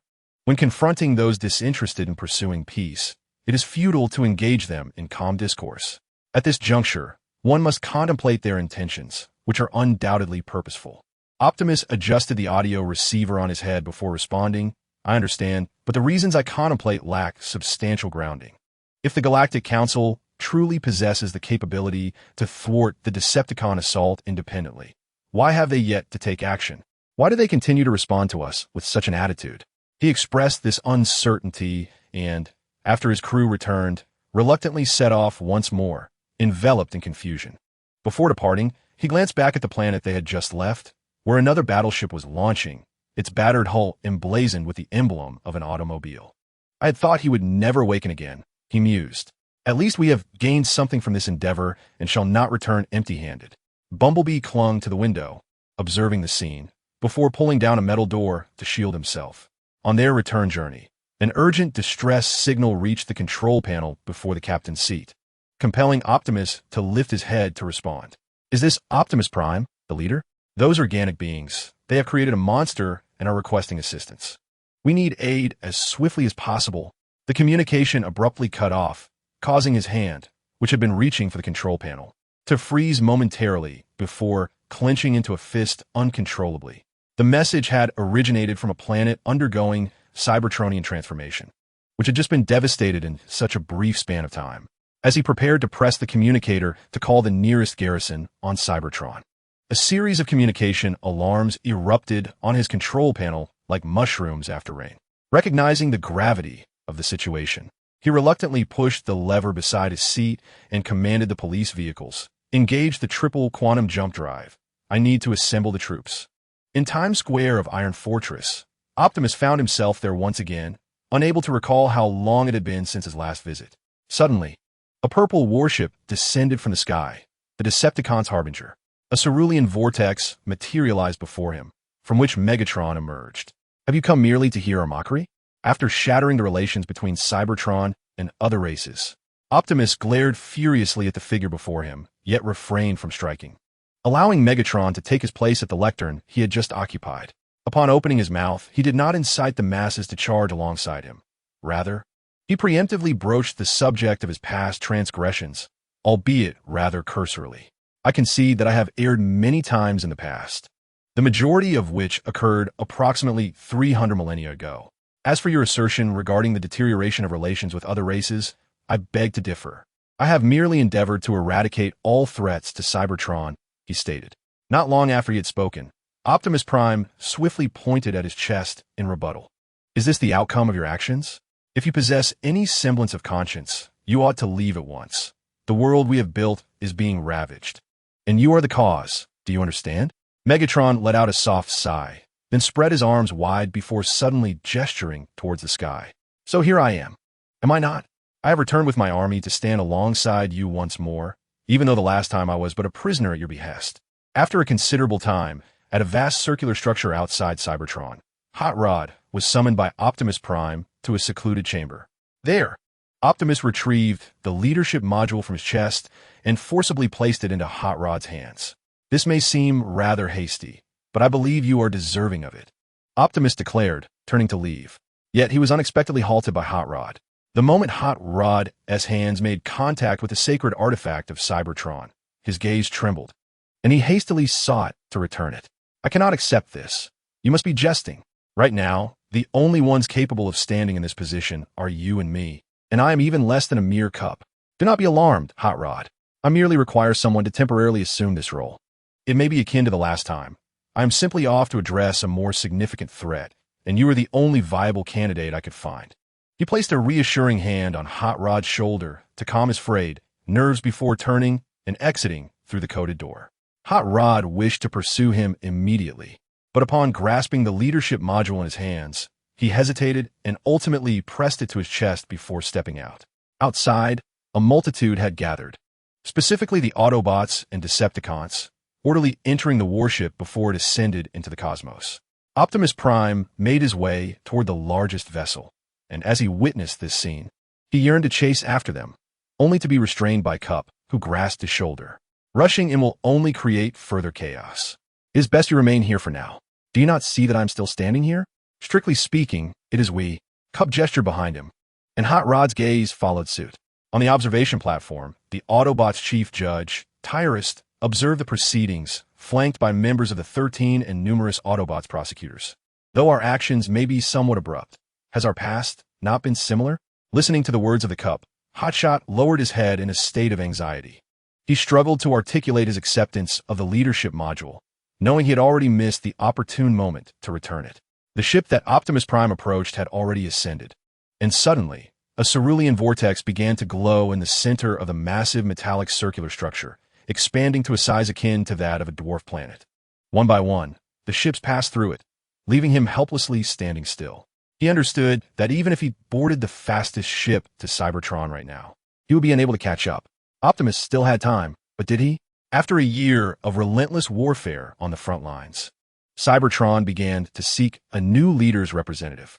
Hotshot stood in the audience, watching a parade of polished new faces ascend the stage, their youthful voices echoing with the ambitious rhetoric he once wielded. Each time a speaker descended from the platform, he felt a warmth rising within his chest, a peculiar sensation flooding his cognitive circuits. In a daze, it seemed as though he could hear the aspirations of all those living on Cybertron, connecting with their thoughts and listening to their desires. Before he realized it, he found himself standing at the podium, with Tyrus gazing at him with keen interest which intensified the pressure he felt. Beside the High Counselor was a police car. He opened his mouth slightly, but after uttering the first word, he sensed a shift in his thoughts, as if everything had reverted to the beginning, back to the days in Neon and the time spent in Ironhide. His memories flickered like a carousel, suddenly revealing the entirety of the past 300,000 years. It was an excruciating sensation, one that nearly caused him to cry out. Yet, in that moment, he maintained his speech. A blue light suddenly emanated from his chest, gradually spreading throughout his body before dissipating, transforming his very essence. Although his height did not inflate significantly, his entire demeanor underwent a profound change, leaving everyone present astonished by what had just transpired. As Hotshot's speech drew to a close, he recalled a phrase once shared by Optimus Prime, which ultimately morphed into another declaration: "Until all are one." He retrieved the leadership module from his chest, cradling it in his hands, and presented his identity to the world. Afterward, news from the front lines dwindled, and he was uncertain when this had begun. But a fleet had been reassembled under the guise of exploration. As he prepared to summon the crew, he stood in the Grand Hall of Ironhide, receiving images captured by the most advanced astronomical telescope. The sensor handed him a tablet revealing a fragmented silhouette, rugged and terrifying. This was the first impression he garnered, but soon he discovered more. The creature captured in the image had long since perished, its head adorned with massive horns, having long detached from its body. With one horn even severed, its whereabouts a mystery. Below, countless fragments floated in the cosmos, alongside objects resembling hands and feet, seemingly suggesting that the creature had a humanoid form. At that moment, the sensor articulated its explanation. This entity could morph, apparently a biological organism that had appropriated our genetic information to create a being intended to replicate the Titan's oppressive power over us, aiming to forge a malevolent deity capable of our annihilation. Yet, they had faltered. Now was the opportune moment to dispatch the forces, whether police vehicles or Terrans. They could swiftly amass and deliver their military might to you. I believe the golden age of Cybertron is on the horizon. Butcher, do you not feel exhilarated? Upon hearing the name Butcher, his consciousness abruptly detached from the scene before him, and he was suddenly awakened aboard a spacecraft, feeling as though he had merely dreamt the preceding experiences. Now, casting a glance at his heavily altered hands, Butcher turned to gaze out the window. There, other Autobot warships circled as if to safeguard their mothership. Gradually, everything began to resurface in his mind, and he uttered 3 words, the name of this vessel, as well as the title revealed in his memory, representing the purpose of their journey: the Light Seeker